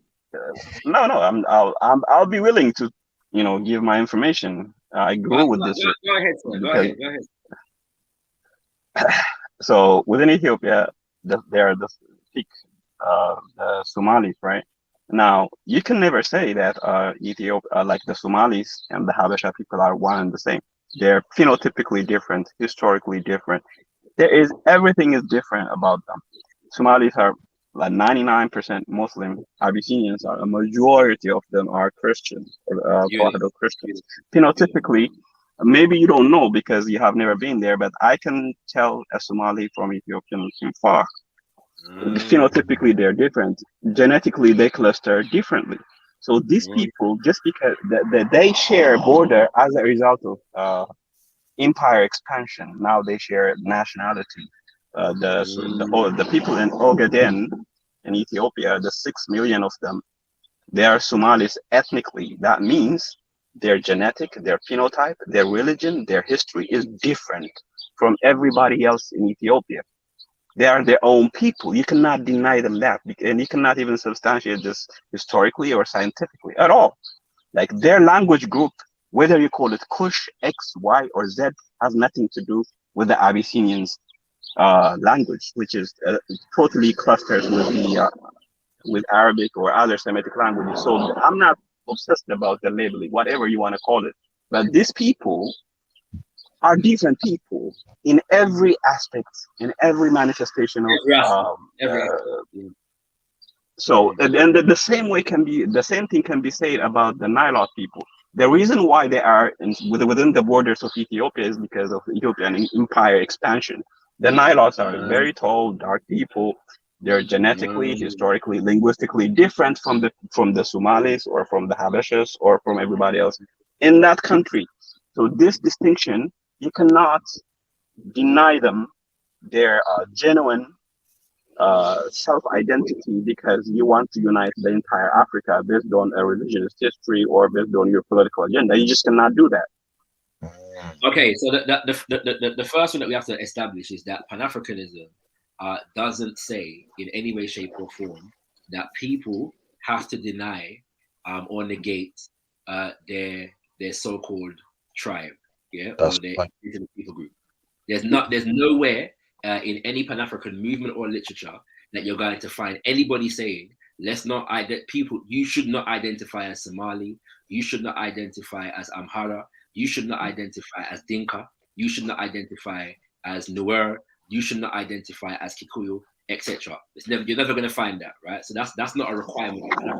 We can do away with that fallacy right there. So at the same time, I never made a statement that the Habasha and the Somali are genetically linked, even whatever that means. Yeah, I never made that claim. What I said was there are people in Ethiopia that share a heritage with people in Somalia, which is a fact. Yeah, there's no doubt about that. No, we don't. That's not a fact. It's not a fact. It's not a fact at all. You're just making shit up. That's why I'm trying to educate you on this. You're making things up.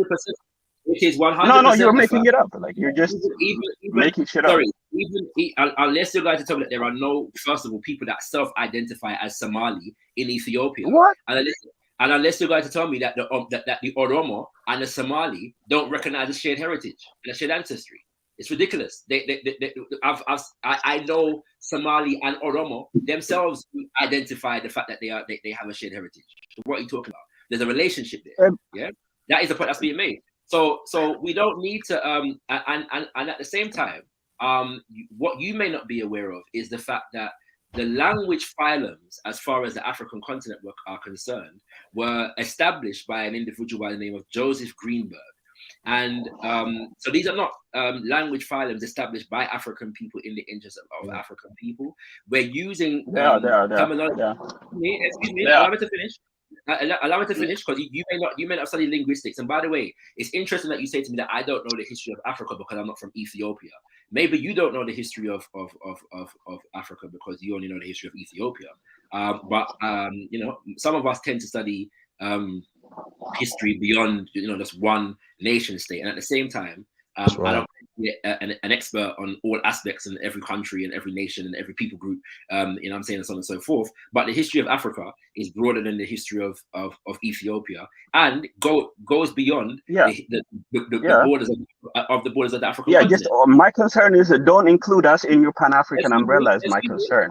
If you don't want to be included in it, that's fine. But then all we have to do is unite and collaborate with the brothers and sisters from Ethiopia who do recognize themselves as African and Pan-Africanists. That's what that is. So where was I up to before I was interrupted? Yeah, the fact that first of all, if you make it short, sorry, excuse me, thank you. The fact that the language phylums, were established by an individual by the name of Joseph Greenberg, So when we say you said that already. Yeah, Cushitic and so I wasn't. Let me respond to that one. I wasn't finished the point before you interrupted me. Thank you.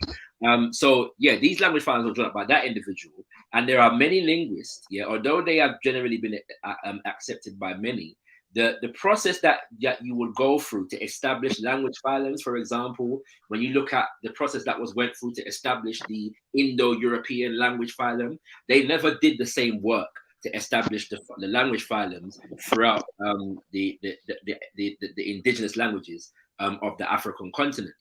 And so many linguists, and no linguist is going to suggest that they actually did that work finally. It's still a work in progress as far as some of them are concerned, and others believe that it's fallacious, that the language phylums as they currently stand do not represent the linguistic development of African peoples, and so you have to look into the work of people like Baba Kwesi Pra and others who have actually okay. Let me just respond to that point, and so on. Let me respond to that point, Shaka. Let me respond about you brought up the linguistic about this whole thing. So now let's talk about linguistic, right? So my concern is not what you call these language groups, right? But if you look at the characteristics of the language that are called Semitic, right? Like you form a word based on roots syllables, right? Right? So say, for example, you make a word by adding vowels in between those three syllables. That is true in most Semitic languages. So we're going to use whether vowels. You call this language Semitic, you can add, like, say, for example, KTB, right? KTB, kitab, or you can add a book, or to modify the word rather than adding a prefix or suffix. Sometimes you add, like mostly you add like a vowel in between the consonants to form a word, the root word, the root meaning, right? So this kind of distinct characteristics within the language, right? Whether you call that language group, it's not my concern. Whether you call it Semitic, X, Y, Z is not the issue. But if you look and study the language, which I don't think you speak any Semitic language, I don't even think you speak a Bantu language, Shakara. But you're just giving me a reference to some revisionist historian who's deluded about his own past to teach me about what linguistics is. But this is very simple, really. You don't even have to be a linguistic to see the similarities between language groups. So, Brother Caleb, even some of the work. Brother Caleb, what is your sorry, Carl. I'm gonna say one sentence here, and I'll let you in. If you study linguistics, you know that language phylums are not just established based upon similarities between languages. One example of this is the fact that English is a Germanic language. It's despite the fact that it has great influence from the so-called Romantic languages that derive from Latin. Go ahead, Kel. That's right. Now I was going to ask the brother Caleb, what is the solution, brother, to relinquish, these colonization mindsets which we have, and restore back full control? What is your solution, brother? My solution is like it cannot my involve solution the is It cannot involve the non-Africans, bro, because remember, they're the ones that's put us in a situation. So what is the solution, brother? The solution is to be honest about our past and our present. To be honest, really, because a lot of Pan-African people are not honest about their past, their history. I think for them, it's about creating a new narrative. It's about the revisionist history.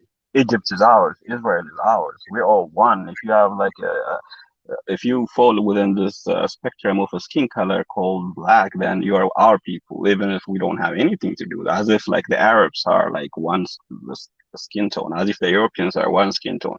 So like, first of all, you have to start from respecting other people that are Africans, who are really continental Africans like myself. I come from a country that's like 110 million people. I don't want to be lectured by somebody who doesn't know my history and to falsify my past to feed a certain narrative. So, brother, this is what's gonna. So, this what you're just saying there, right? This is going to relinquish the IMF hold on us. It's gonna help. This is what you're saying, brother, and this is the solution for us to get our power back. No, but you're assuming that he wants to relinquish the IMF hold on us. It would appear to me that brother Caleb is quite okay with the IMF control. He just doesn't want Pan-Africanists. You know what, Shakara? You have to my ignorance. You know, you're right. You know, you're absolutely right. No. If my country is having a problem with IMF, it is my problem. It's not Shakara's problem. It's not like if Shakara is like a revolutionary, he can go liberate Jamaica, not Ethiopia. Okay. Now, and see, this is the point, right? So, in as much as you're saying that ones do not understand the history and politics of Ethiopia, clearly, but based upon the statements that you're making, you do not understand the history and the ideologies within the realms of Pan-Africanism. Because I doubt if I asked you to substantiate any of the claims that you're making, you would have difficulty. Which claim? Any one of them. Which claim? Pick one. Pick one. Any one of them. Pick one. You pick one. Any one of them. Okay. I'll pick one. I'll make. Okay. I'll pick one. What I said was, number one, the Bantu people, or like the Niger-Congo language-speaking people, are ethnically, linguistically, historically different from my people who are called Habesha for more than 2,000 years. We have nothing in common. We are different races. One claim. Are you going to dispute that? What claim are you trying to prove? Sorry, and how do you substantiate within the realms of Pan-Africanism? Well, for you to say that you cannot tell the distinction between a Ghanaian and an Ethiopian phenotypically, genetically, and linguistically, that's ignorant. You're lying. No, whereas we may challenge some elements of the genetic point, the idea that you cannot tell the difference linguistically and phenotypically, there's nowhere in Pan-Africanism where you're going to find that that can't be done. No, that's my claim. You said like all of your claim you cannot substantiate. I'm asking you to substantiate it. I'm asking you to substantiate the idea that from a Pan-African point of view, people don't believe that you can distinguish between the phenotype of people in Ethiopia and the language of people in Ethiopia and those in Nigeria. Where are you going to find that? Which Pan-African organization, theorist, leader, so on and so forth has ever made it? Okay, don't hide behind the templates of or the ideas of Pan-Africanism. Now, this is Shaka talking to me. Don't hide behind. You don't understand, brother. You're making a claim about Pan-Africanism. So I'm asking you the question. Where are you going to find this idea that you're putting forward about the thing within those who have adhered to it and developed it as a movement and an ideology? Okay, so do you concede the fact that like Ethiopians are not black? Sorry, I'm trying to get you to substantiate the fact that that Pan-Africanists put forward the idea that you can't tell the difference between Africans in Ethiopia and Africans in Nigeria, linguistically. Because the word, it starts from the label, it starts from the name, all Africa. How are you going to build a political movement saying all Africa when there is no such a thing? Hold on, just let me finish my thought, right? How are you going to form, start from the name, Pan-Africa? Pan is a Greek word that means all, right? Africa was like So yeah. So like when you are organizing based on all Africa, so are you going to be galvanizing the entire continent of Africa? Is that your, Again, because the name said yeah? Pan-Africanism is about African people, yeah, globally. It's not just about Africans on the continent. And it's possible to differentiate between different groups of African people, just as well as it's possible to differentiate between different groups of Ethiopians. We know that some Ethiopians, or what is referred to as Ethiopians, are Oromo, and some are not are Amhara, and some are other than, yeah, these designations. All right. So, but if you can identify them all as Ethiopian, then it's the same way that we can say, right, you have some Africans who are Yoruba, you have some Africans who are Kikuyu, you have some Africans who are Dinka, and you have some Africans who are a composite of many different groups of African people through different trials and events of history. And so let me ask you a question. You identified and you related Bantu to Niger Congo, yeah? And so in your humbler estimation, what is the spread of the Niger Congo stroke Bantu across the African continent and the diaspora? Well, it correlates the spread of their languages. It correlates with their migration pattern, right? Which happened, I don't know, 3,000 years. How long ago was the Bantu expansion? I would say what, 3,000, 2,000? Depending on whether you affirm all aspects of the Bantu expansion or not is neither here Yeah, nor yeah. there. So it correlates. Yeah. Their expansion. The people Yeah. that you identified as the Niger Congo Bantu, where do they? It's just far as the continent. In fact, let me just ask you as far as the continent is concerned for now. Yeah, how far are they spread across the continent? Well, from starting from Cameroon to South Africa, if you go to the south. Yeah. So there's no Niger Congo Bantu west of Cameroon. No. I said if you like, that's just one. I said I was not finished. So this migration or expansion. Hold on. So like, you're interrupting me, Shaka. Please let me make my point, bro. With all due respect, yeah. So these are like historical facts, right? So the Bantu expansion or the Bantu migration started from maybe Cameroon and Nigeria, and it's expanded southwards, right? That's a historical fact. Nobody disputes that. And the testament to their expansion is there. Like, hold on, just let me finish, yeah. Just be kind. Let me finish, and then you'll make your point there. So their language correlates with their migration. So this people group, you can cluster them as one ethnically or racially one group. Basically, these are people who migrated from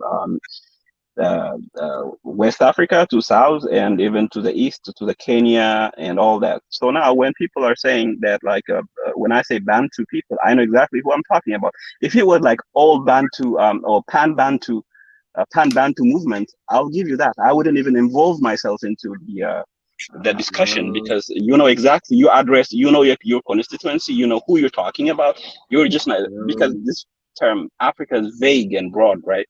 So when you say Bantu, Pan-Bantu movement, it's clear. It includes your people. You're taken from that part of the world. Your language clusters with them. You are genetically clustered to them. So you know who you're talking about. But when you're saying Africa, you're talking about Algerians, you're talking about Moroccans, you're talking about Somalians. Are they all, should they all be part of your movement? They cannot be part of your movement. The reason why they cannot be part of your movement is they don't have the same interaction with Europeans as you do.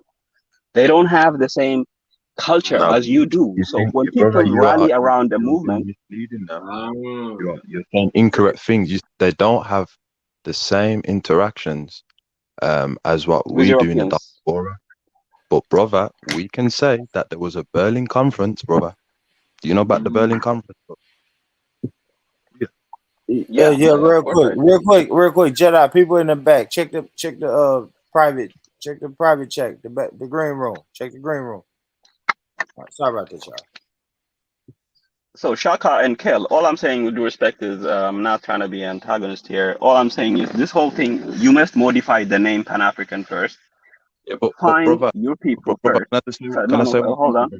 Hold on, brother. Yeah. I don't have to convince you or persuade you to know that you have to collect with all African people. The non-Africans every day are telling you, we will never sincerely help you. I don't have to convince you, brother. I don't have to persuade you or, you know, beg you. They will tell you already that we're not going to help you sincerely. This is why Ethiopia is in the state what it's in. This is why Eritrea is in the No, state it's not. You don't know anything about Ethiopia. You don't know the history. So like you are trying to tell me something that's going on in my country. You don't know.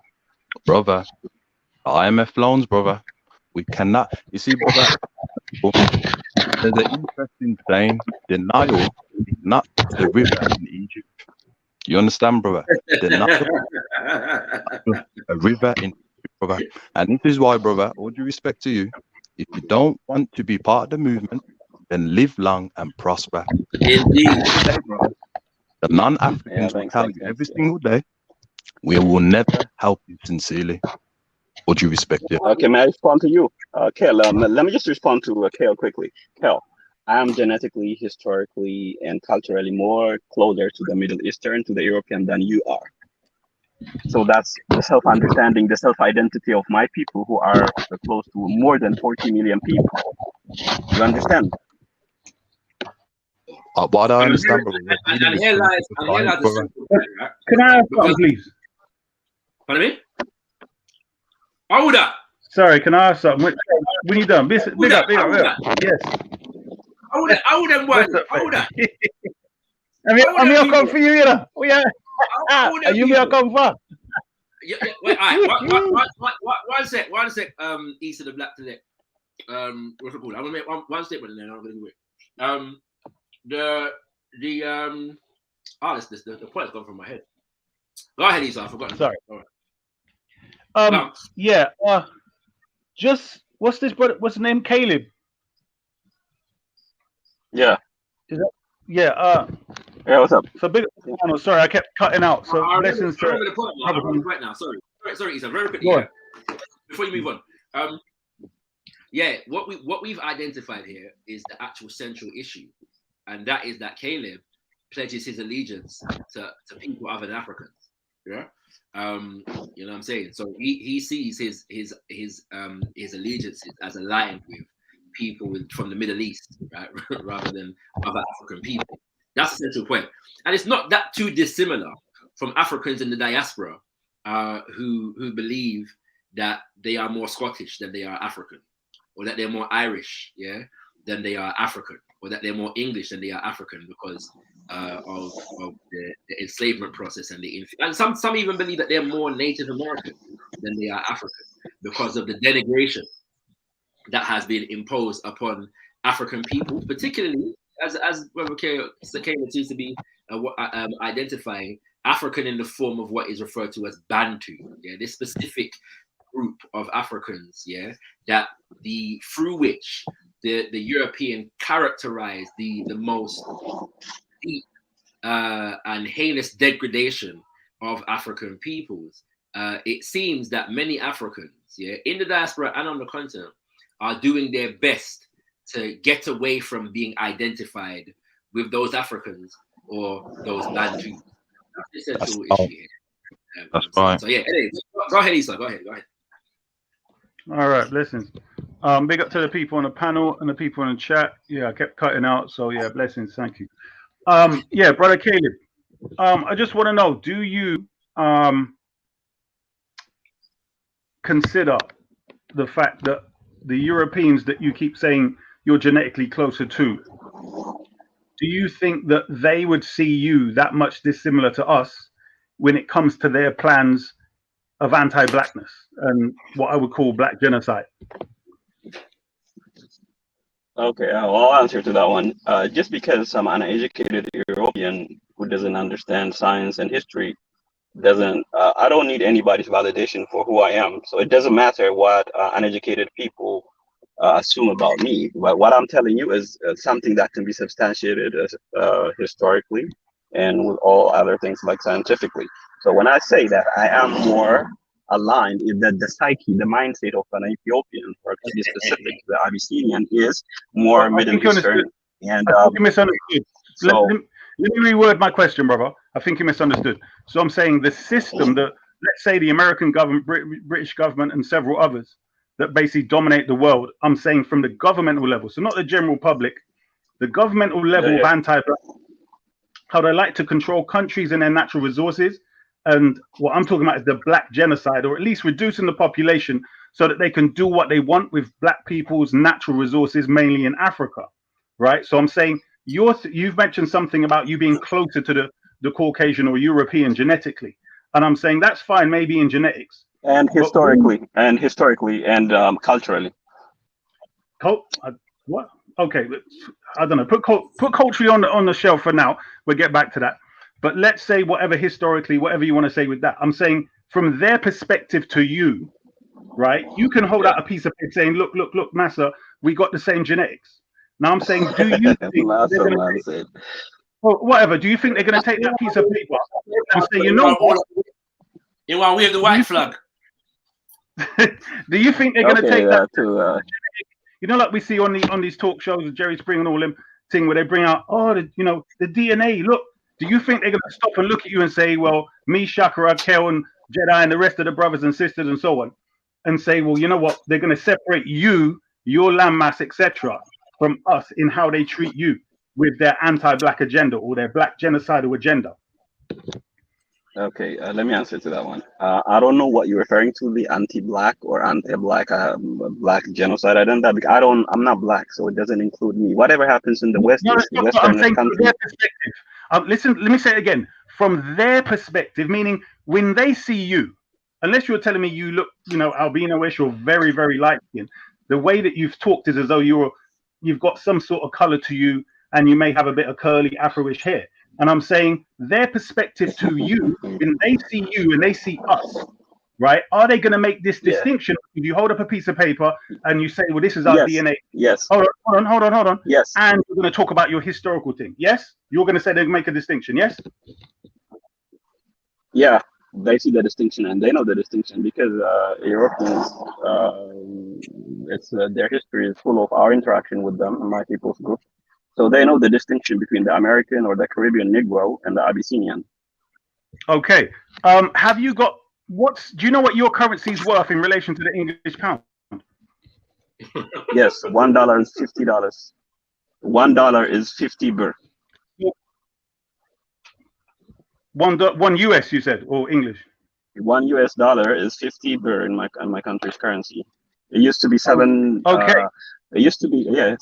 So what's your point? So, hold on, I'm getting there because you're saying they see this distinction, right? So I'm saying when I go, if I look around Europe and I look at how they treat their other Europeans in relation to their land and natural resources and their people, one of the things is in relation to how they value you as a natural resource, a human being, and two, what's in your land as a natural resource as well. And one of the things they do is to give it a certain value in relation to their own.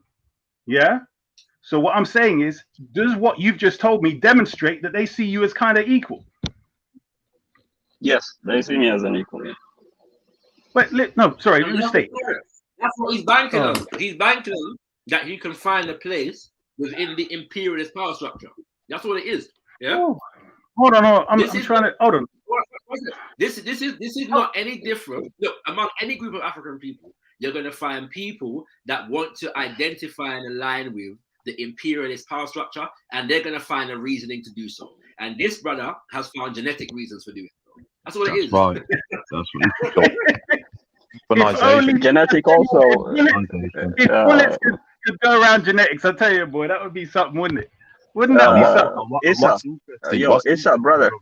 What's interesting about Issa is that Benedict II had to fight after European, but our brother saying that England was same as the European. World War II happened between European powers. So what happened? It doesn't mean my alignment and my historical my point is here, right? Let's make it short. My point is our relationship. The point is that the Europeans fought each other, and therefore, if Ethiopians are seen as like first cousins to the Europeans, therefore he's like, well, that's just cousins fighting, like the brothers and sisters Europeans. Hold on. A family. What was the context of the Ethiopian, sorry, the Italian invasion of Ethiopia? Well, that's where I was coming, bro. But all right, go ahead. All right, let me put it this way. Let me put it this way. Caleb, when they were fighting the Europeans, how were they seeing those Europeans when they were fighting them? And when they were coming to Ethiopia and various parts of Africa, how were they seeing you lot, you Ethiopians, and the rest of the sub-Saharan us Bantu people? How were they seeing us in their way of dealing with us compared to the European, Mr. K? So how are they? Okay, in the same way when Napoleon invaded Russia, or in the same way when Nazi Hitler invaded the other European countries, enemy is an enemy. So don't try to put something on it. It's a matter of resource.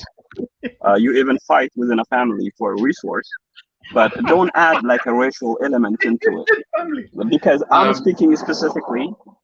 I'm speaking on behalf of specifically my region, right? So my interaction with them cannot be defined by you because you're not there. You don't know the whole. You relate to Kevin Hart or Dave Chappelle or something.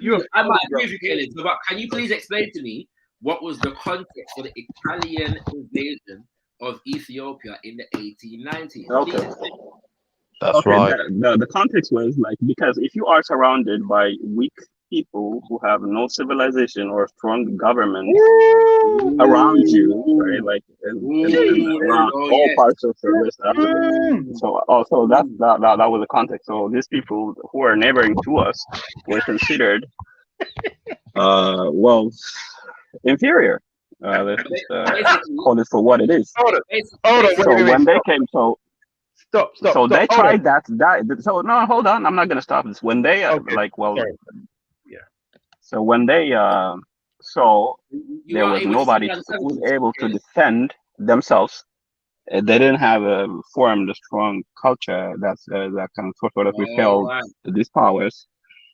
They tried it and they learned pretty quick. Like it's they cannot fight that from where we are. So that's the context, the only context that I see. So like this whole, because if you go back in history prior to the expansion of the Europeans or the scramble for Africa, Europeans were begging Ethiopians to defend them from the Arabs in the Middle Ages. The king of Portugal and all these Europeans. This is very incorrect. In the Middle Ages, European monarchs that like hold on. Let me just make this point quickly, right? It's like in the Middle Ages, when Europeans like the Spanish king Alfonso V was writing continuous letters to Ethiopian monarchs. At some point, they even wanted to form a marriage union, just in hopes that they could be saved from the Arabs, because they know their history. If you go back in time in Aksum, they know our history, and we are in the Quran, so they know our bravery and our history. So they were begging us to save them from the caliphs. Your history is what? Sorry, did you say Quran, Bible, and Quran? What did you say? Because Muhammad was shook, right? Muhammad grew up knowing about Ethiopians, right? He even said that, like, if Islam ends, it's... No, I'm trying to get the Muhammad grew up... No, I understand that bit. What I'm saying is, you're talking about a cultural unity or something in relation to the Europeans, right? Historically. How far back would you say? Is this a BC relationship? No. What I'm saying is, just listen to me carefully, brother. Yes, what I'm telling you is, like, if you go back just a little bit prior to the scramble for Africa, which is in 1988, if you go to the Middle Ages, say 1414 or something, European monarchs, who are the ancestors of these people who founded the Americas, were writing letters to Ethiopian monarchs to help them in the battle against Islam. And they had a relationship. Hold on, just let me finish this. They had to a point where they wanted to unite the two families, the royal families of Ethiopia, and the King Alfonso's sister was supposed to marry, I think, Ethiopian Zara Jacob's sister or something.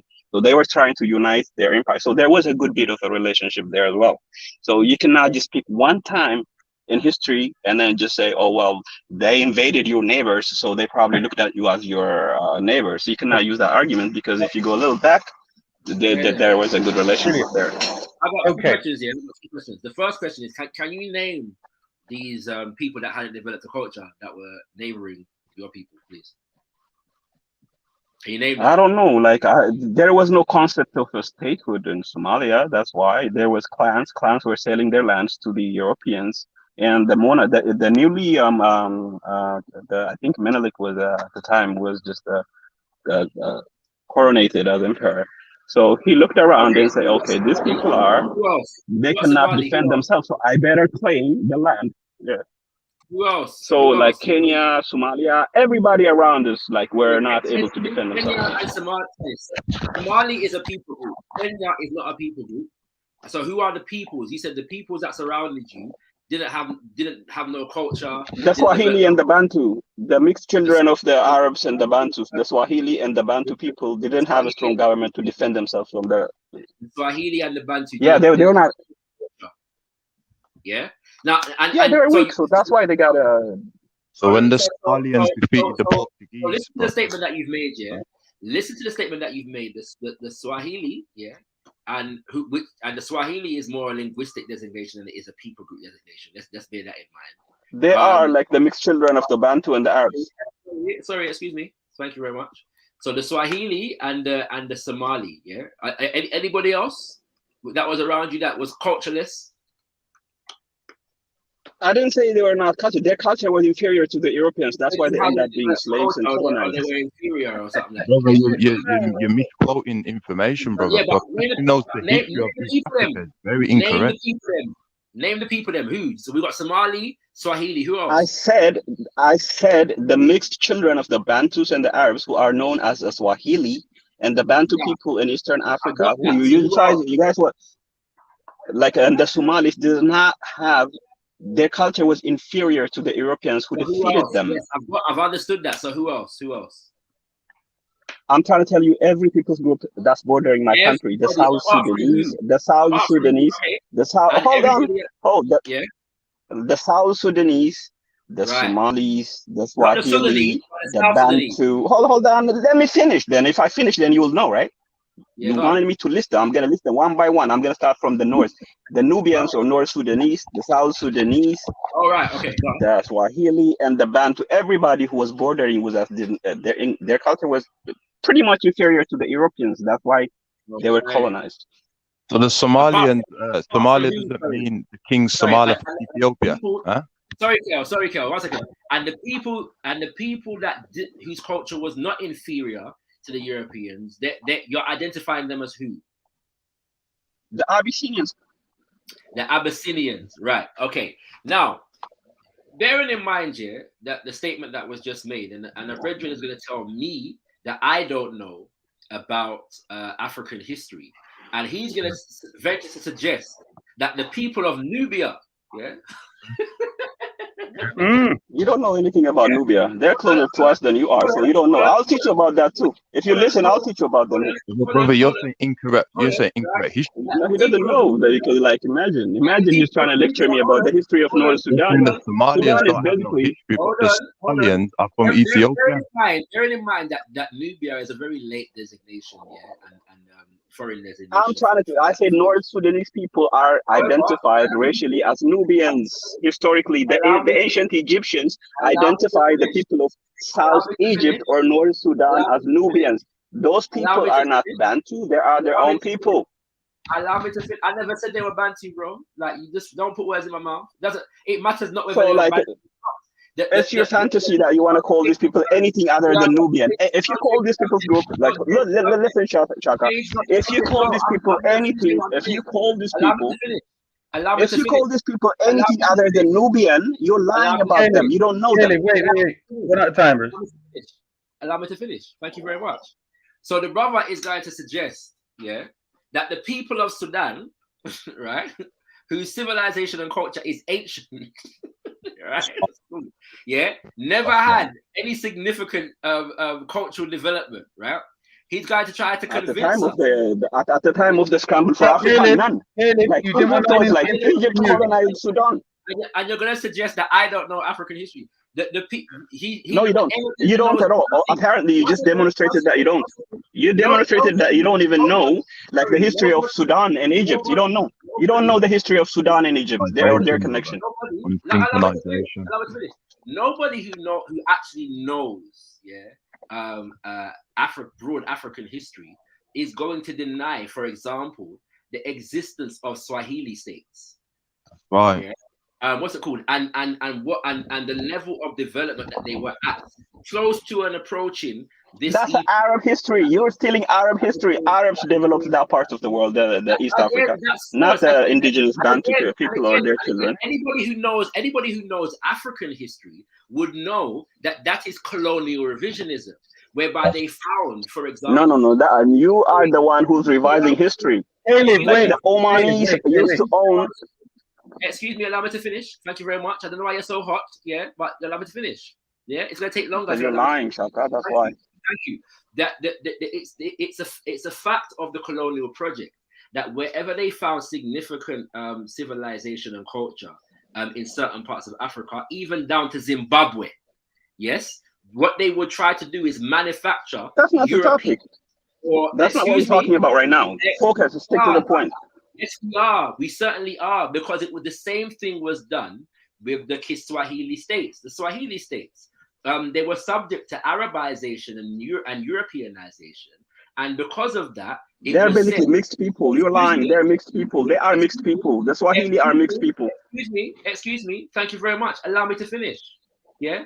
So anybody who knows African history, yeah, notwithstanding the trade with the Arabs and so on and so forth and all these kinds of things, is not going to deny the African development of the Kiswahili states. Anybody who knows African history, yeah, not revisionist African history promoted by colonizers and invaders, but knows African history, is not going to say that. So you are in no position, yeah, to question anybody about what they know about African Okay, may I speak now about the Swahili? May I respond about the Swahili, Shaka? May I speak about the Swahili now? The Swahili language itself is 40% Arabic language. So the language is related to the people group, which are a mixture of Arab and Bantu, pretty much, period. Everybody knows this. This is a... No, it's not. It is. So now, like, because you identify with every other... Hold on, Kashaka. You've been speaking for a while there, so let me just talk as well, please. So you identify this little like tribes everywhere in Africa, and somehow you pose as if you are trying to defend them. But what you're actually doing them is like changing their history and who they are. The Swahili, the language itself is like a mixture of Arab and Bantu language. So the people are, of course, a mixture of Arab slave masters and indigenous Bantu slaves. Their children are called Swahili, and the language is testament to that in the same way. Yeah, that's brilliant. No, I love what you just did. Brother Caleb, is the Habashis full Ethiopian? Are they? I don't know. I don't even know like what you mean by that. I just want to identify what the brother did, yeah, because he said that it's not Bantu history, it's Arabic history. You're stealing the history of the Arabs. Then he goes on to say the Kiswahili language is part Bantu and part Arabic. Yeah, and so if that's the case, yeah, then it is as much Bantu as it is Arabic, right? You know what I'm saying, right? If we're gonna take Caleb's, the language gives you a hint, an example. The language gives you an example of the people who they are. Then he goes on to say that it's a mixture of Arabs invaders and Bantu slaves. Yeah. So the only contribution of the Bantu, yeah, element of this thing, is as slaves dominated by the Arabs. He evidently doesn't understand what a loan word is and how loan words function over time in the language. No, you don't know. Do you speak Swahili? Excuse me. You don't know Swahili then? Excuse me. You don't know. You're just talking shit, Shaka. Excuse me. You don't. Excuse me. Thank you very much. Sorry. Language. When you're dealing with language, there are different categories that things go through. The development of the language. Families. Right. No. I'm not talking about families. We're talking about parts of the language. When you're studying linguistics, you're studying phonology, the sounds. Yeah. Yeah. Called semantics, the meanings. Yeah. Morphology. How words are formed in the language. The structure of the language. Right, the structure of the language itself. And so like when you're music, looking at language, obviously the most obvious thing to engage is lexicon, which are the words in the language. And it is true that Kiswahili as spoken today has a large number of Arabic words within it. but it is a Bantu language in every other essence, of the language. All that's happened is there are a number of loan words that have come in through invasion and through trade and so on and so forth. But the foundation of the language is actually Bantu, and it retains Kiswahili is among the so-called Bantu languages that retains among the largest percentages of the original Bantu word, and so we can see that that Brother Caleb position is based upon a sense of superiority in relation to so-called Bantus. This is the emphasis of his argument. This is what so he wants to credit anybody out that is not connected with Semitic people or Middle Eastern people with the benefits of civilization, and culture. That's all that's taking place. And so because of that, he is inclined to align himself with Western imperialists. And so he doesn't want to do the IMF and the World Bank. He doesn't want to do the World Trade Organization, Britain and America and France as invaders and colonizers. That's what it is. Sorry for interrupting you mid-flow, but the brother referred to certain people having lesser cultures that enabled them to become colonized, and the Westerners having a superior culture that enabled them to colonize. Can you ask him to explain that, please? Because I don't see how Westerners have a superior culture. It's a confusing criteria that is set up. Caleb, No, but my I think question. that's obvious. I think that's obvious. Wait. No, Shaka, what it was, I wanted him to go into detail in relation to what these cultures contain, so that we can do a cross comparison. That's right. Yeah. So I can explain that. While you're at it, ask him what the Abyssinian culture was pre-Judaism and Christianity. Oh Lord. That's also that's what I did ask him, but he's somehow jumped all the way back to the 1700s or whatever it was. Yeah. So Caleb, can you please give the details, the most basic things of the cultures of the European, as though they are one culture, which is very strange. I don't think they've ever had one culture, and that of the Bantus, so to speak, which enabled them to be, what was it, conquered and enslaved, I think you said. Yeah. So my response to that would be like culture. My understanding of culture, most people's understanding of culture is, it could be interpreted as a mindset, as a state of mind, the way you think, right? So not having the right mindset will get you end up being a slave, pretty much. Having a sense of a strong self. Please. Hold on. Sorry. Hold on.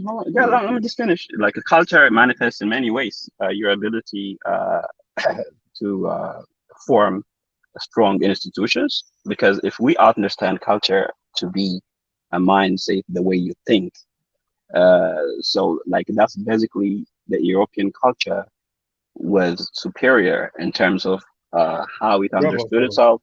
It's organization, like it's organization. Hold on, let me just finish. Yeah, it's organization. Before warfare, right? Like being warlike, that's in itself is a culture. It's a mindset. Like if you say some tribes are more warrior than the others, that's their culture, right? So that if you understand culture from that aspect, you'll understand why your culture was defective to the point where it was not able to defend itself from an invading culture. Okay, so you've kind of dealt with that question the same way I eat my cherry baked balls, except you didn't get to the center of it. So you eat round the crust around the ting, and you left the cherry in the icing. This is what I'm asking you, something very simple. Yeah, cherry bakewell, Isa, what go on? You have to keep eye on the cherry bakewell business. Mine's iTunes, bro. Mine's made from natural, bro. Come on. Are you saying, like, at the time of slavery, are you saying your culture was superior? Are you saying your culture was superior? Okay. Hold on, Caleb. Are you saying? Okay, so are you saying your culture was superior to the European? Is that why you end up in a slave ship? Yes, of course. Because wait. Shaka, wait. Hold on. This is the thing, Caleb. You started off to define and explain culture, yeah. So let's actually start there. When it comes to human beings, would you agree the superior culture relates to what's most humane? Yes or no?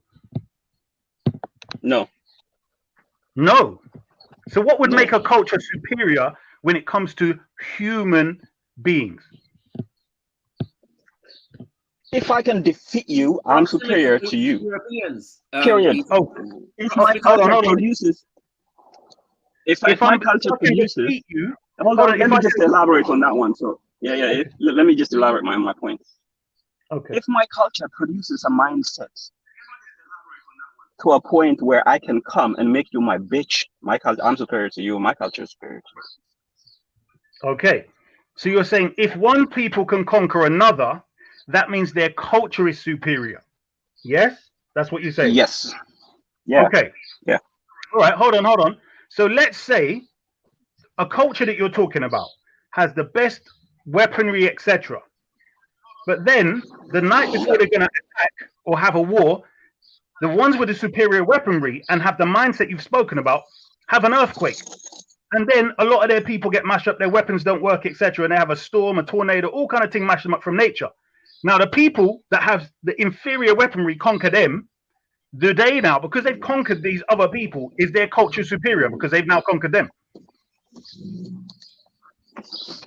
I think it's a very simple point. You complicated it by going around. No. So all I'm saying is, like, you're like, if you understand, like, hold on, Isa, just listen to me. If you understand culture as something bigger than just food or cultural grace or wearing a dakisha, whatever they call it in Nigeria, or a language or anything, it's a mindset. It's a collective mindset of how I agree with you. Yeah. But culture, all right, culture. So if that people. Okay, hold on. Let me just give you a specific example. The European Enlightenment, or the Industrial Revolution is a byproduct of a superior culture.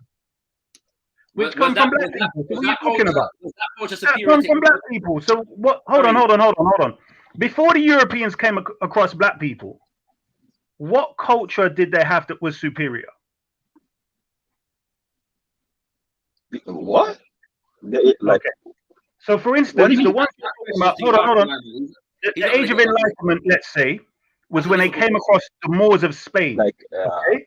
So this was black people that went to Spain. And hold on. That went to Spain, and they were there for about 700 years, and they developed all these different sciences, alchemy, the whole lot, psychology, the whole lot.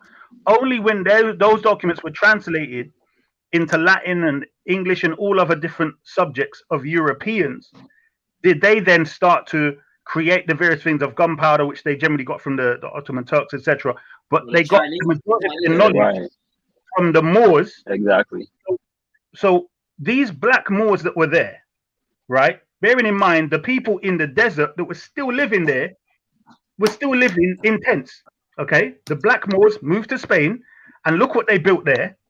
These so-called superior Arabs or mulatto Arabs that you're talking about still lived in tents 1,400 years after Prophet Muhammad, peace be upon him, who had a superior culture of sand, cactus, and lizard.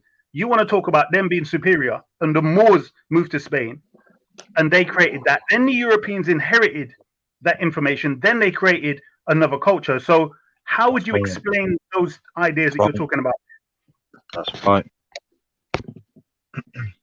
Brother Caleb. I didn't hear some of what you said, but because my my earpiece is breaking up. But like, let me just summarize this. Let me summarize this. I think from what I understand. Hold on. Just let me. Hold on. So what I'm telling you is just you are assuming. I think your flaw in reasoning comes from your misunderstanding of what culture is actually. So like culture can borrow from other cultures, and if you take the best from everybody and make it your own culture, it's yours. The only thing that matters is at that point in time where there is a scarce resource, and Caleb, can you answer the question? To take that resource? I think he's answered it. But what he said is the case here, except when it comes to Swahili. Because no, Shapa, don't take him back there. Don't take him back there. We've got him now where we got him. Brother Caleb, again, you talked about superior cultures, yeah? Now I would suggest something you add to culture, which is something called timing. Okay? So for instance, the reason why the Moors of Spain generally got conquered is because they had infighting. Yeah? So this is what weakened them. And then one of them, or several of the groups, made pacts with the Catholics. And then the Catholics, after mashing up certain other Muslims, they then mashed up the ones that they had the blooming agreement with in the first place. So Yes, Isa. Tell him. which is normal, right? So Caleb, I want you to pay attention to what's going on here. Timing, add time, because it seems only when we, the original people, taught you about time, how to measure time, so to speak. Yeah, all these heavenly bodies moving, the sun moving. Just remember, we gave you the hour of the day. You didn't know how to divide the night, day. All you knew was here's the sun, a big ball of fire going through the sky, coming back again, and that's it. You didn't even know how to call it a day. You didn't know any difference. That's you get what I'm saying? We were the ones that categorized this thing for you. Even then, you didn't know what to do, right? You still have raping. Let me ask you this, Caleb. Why is it, since before the Romans, but we majorly know this type of behavior is majorly expressed through the Romans, with all their great empire building, etc., they still had a culture and still have a culture where they have their women for breeding and little boys for something else. Explain to me how you consider that to be a superior culture. In fact, specifically asking you that question, Mr. Caleb, do you also consider their culture of holding little boys and whatever they do to them as being a superior part of European culture for over 2,000 or more years continuously? Please, talk Caleb. about the Roman Grenco culture. Talk about it, brother. Talk about it. Caleb, hello? Did your headphones mess up again? Hello? I just want to know if their culture was superior to the Abyssinians. Because we got to talk about the Roman Grenco culture, Mr. Caleb. You're joking, bro. This is the thing when it comes to, this is why, you see, when you talk about your tribe. Did he run? Did he run away? What? That's got me. You see, when you talk about your tribe, the dopamine, right, controls the whole thing and you get disorganized. You know, this is not great political science and it's very unsynchronized. And this is a lesson for all of us, right? There's nothing wrong with belonging to your tribe, but if your tribe is going to make you disorganized and make non-African people capitalize on it, which happened in Africa, the Caribbean, then we are lambs to the slaughter. Right. It's weird, you know, that me come on and I'm giving Caleb that fire because I really came on to deal with Kale, and obviously he tag team his brother Shaka Ra for help. You know, mercy. see my name come up there. Wagwan. Okay, brother, if I got a rule right. Did you tag team Reggie, Issa? Oh my God, a real African had to come into the building now. You know what I mean? Reggie, hold on, Kale. What did you say? Coming up on my African brother, you know? Yes, yes. No, brother. But he said you got. What? Yeah. Hold on, sorry. What? You coming to defend your quote-unquote African brother who said he ain't got nothing to do with you, and said that you have no culture and civilization? Is that what you're doing? No, I didn't really hear what you come to defend your African brother Reggie. who said that Very Ethiopians have unsynchronized. nothing to do with Nigerians. That's what you're doing. No, Is that what you're doing? I came in. I entered the. Well, I listened in quite late. But his last point about superior culture, I don't really like to use superior, but you can make a case for some cultures being better than others. I think there is a case to be made. That's true. Reggie.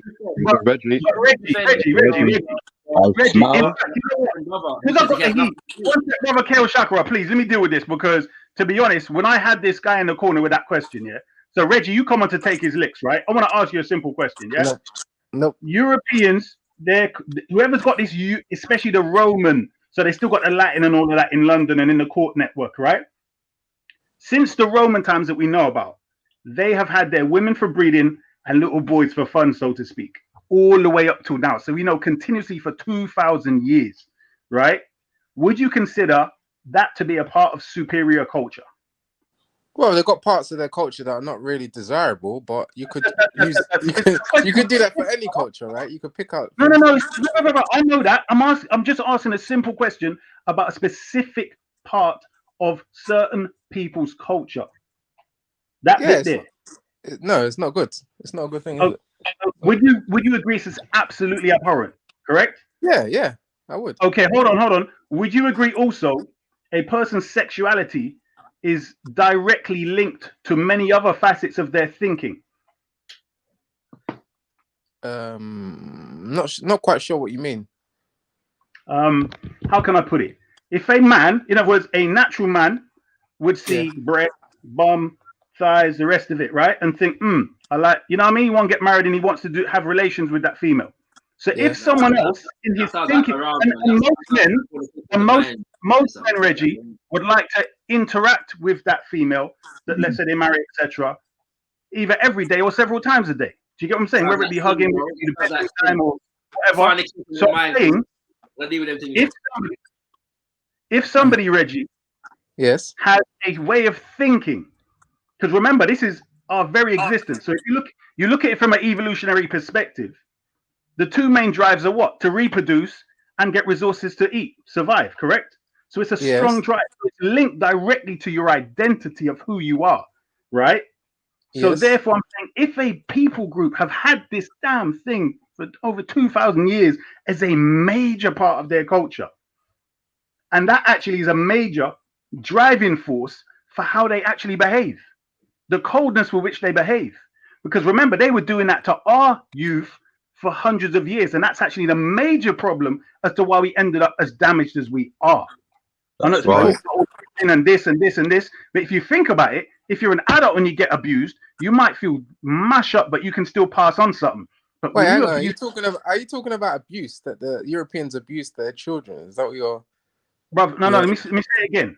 I'm saying in the Roman times, it was open where they used to say and walk around with little boys as their partners, right? That they would abuse. Okay. Yes. It was known.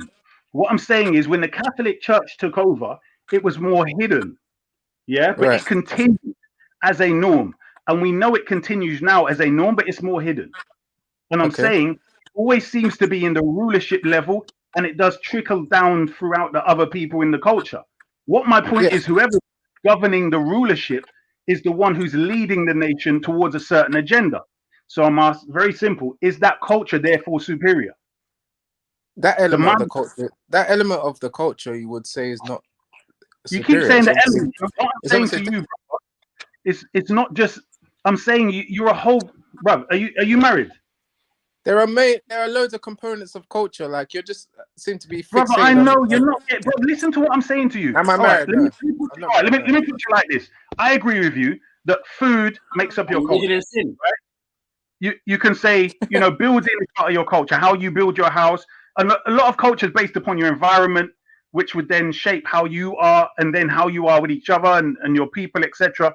You look at most people, the more wealthy they get, kind of the less groups and bonding they are towards family members, etc., because they got more money, they don't need them, etc., etc.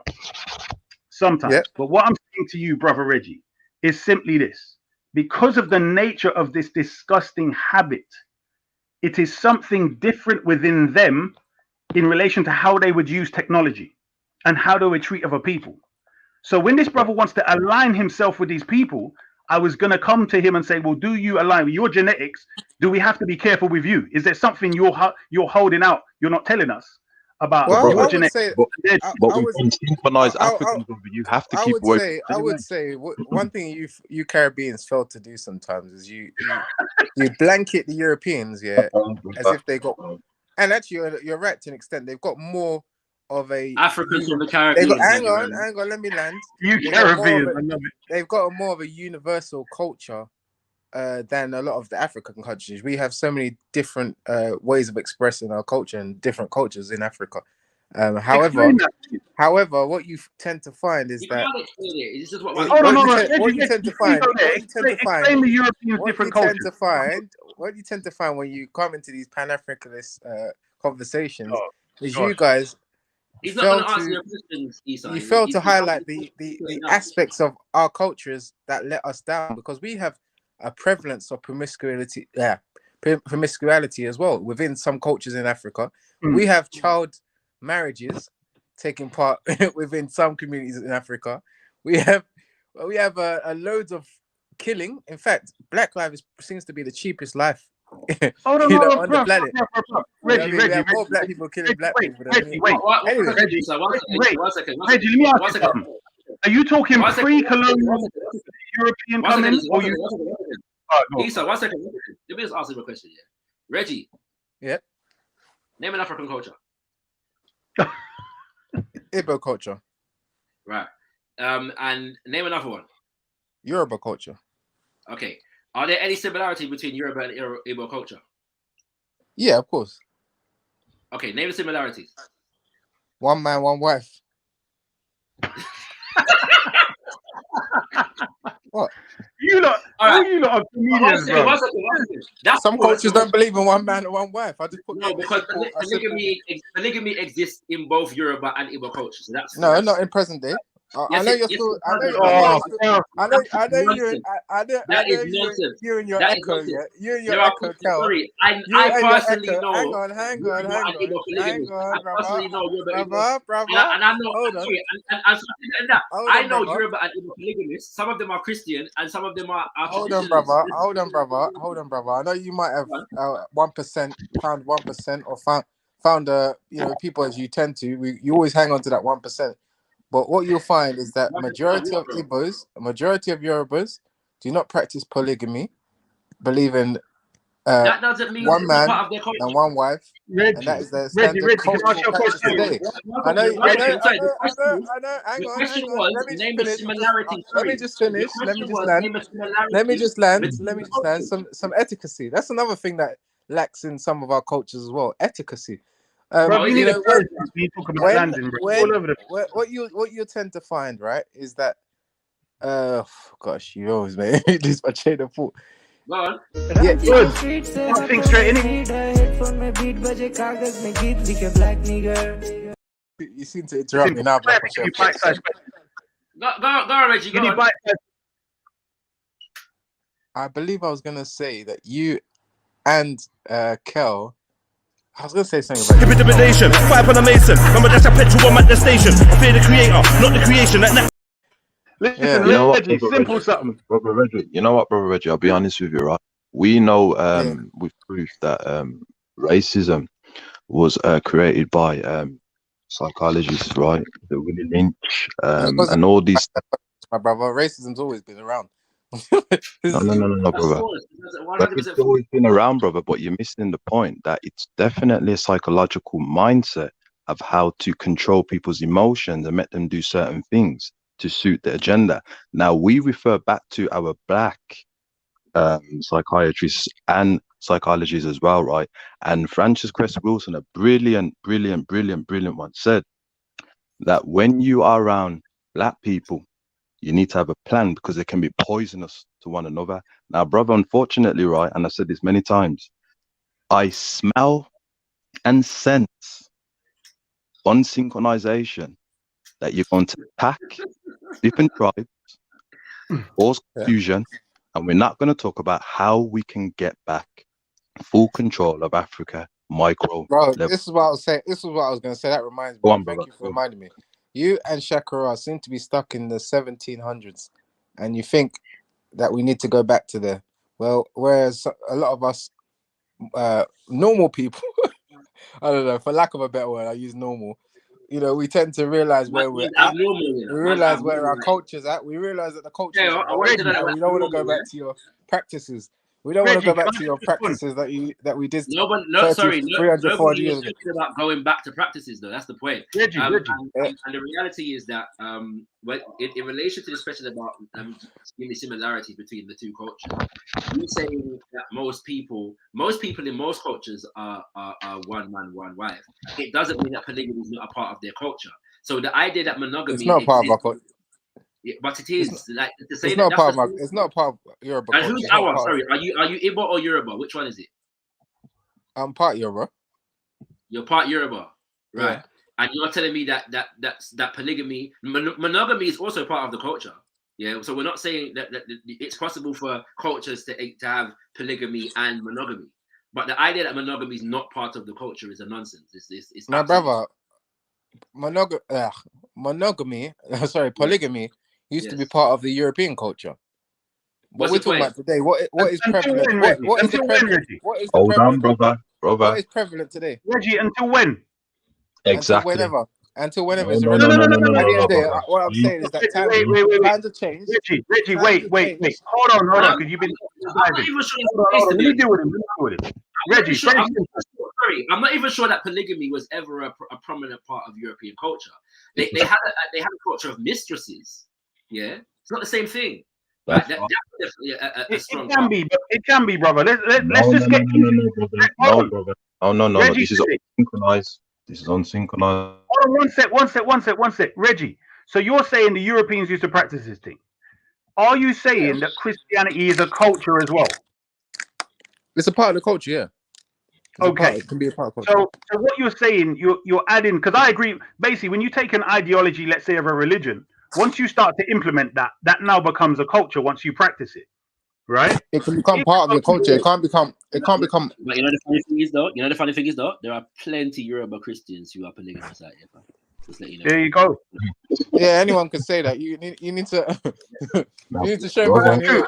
I know that for sure, bro. But anyway, Reggie. I can tell you this. I can tell you this. Not even just based from my own mouth. There have been contentions within the church, the Anglican Church, in particular, between Africans on the continent and the Europeans in Europe over this issue of polygamy. Yeah. And the fact that some of the Anglican priests in or a significant number of them in Nigeria and other places have more than one wife. Them thing that that's gone. It's been a debate even in the church. My brother. Anyone can call themselves. Anyone can call themselves a Christian. Anyone can call themselves a Christian. Sorry, we're talking about the institution of the church. We're not just talking about random Baba Tunde. So which institution of church? Which church institution accepts polygamy? See what I mean? Which church institution? Which church institution accepts polygamy? We're discussing. And by the way, I'm at some point I'm gonna go. So I want to get to whatever. Run, devil man, run. What's it called? I know. I want to get to whatever Issa wants to Duppy man about. But the point is this, yeah. Oh, but sorry, before I make that point, Reggie, name an African culture from outside of Nigeria. Well, you got Zulu, ironically, yeah. Well done, obvious one, yeah. Oh, you are.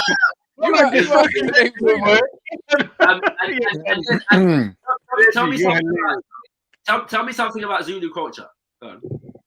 He learned whatever he learned was from amongst his football hooligan friends, isn't it, Reg? Come on, tell us what you learned from your white friends. He may have watched the film series Shaka Zulu. So I don't know your point. I don't know your point. I'm Nigerian. I just want you to tell me something about Zulu culture. Tell me something about Zulu. What percentage of your adult life have you spent living in Nigeria?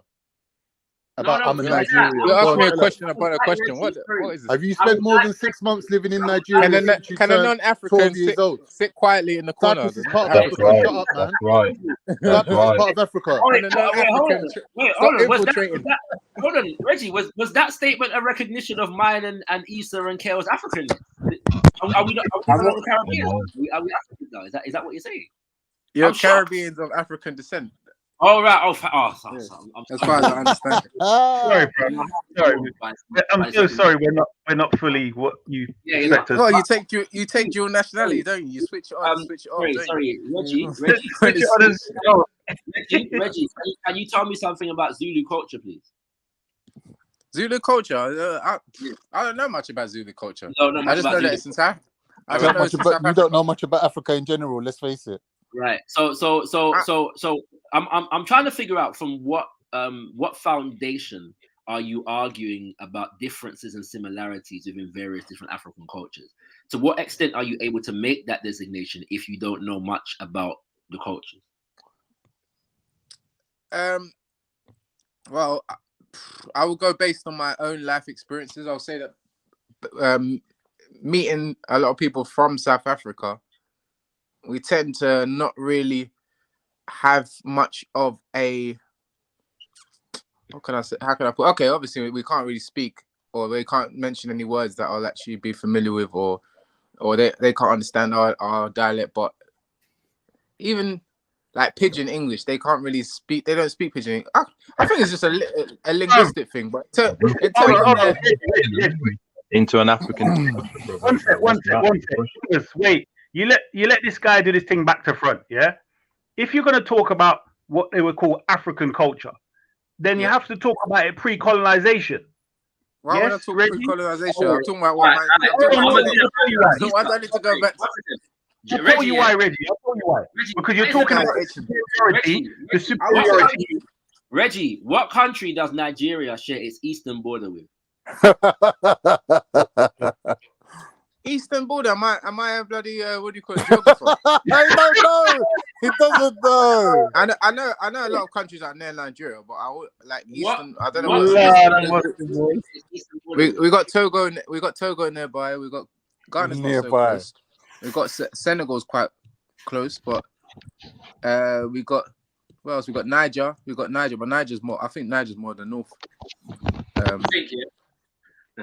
I think Niger's more northern, more out northern of Nigeria. But these are all you're asking like I'm coming to say that I'm some sort I'm gonna of leave that alone. No, it's historian.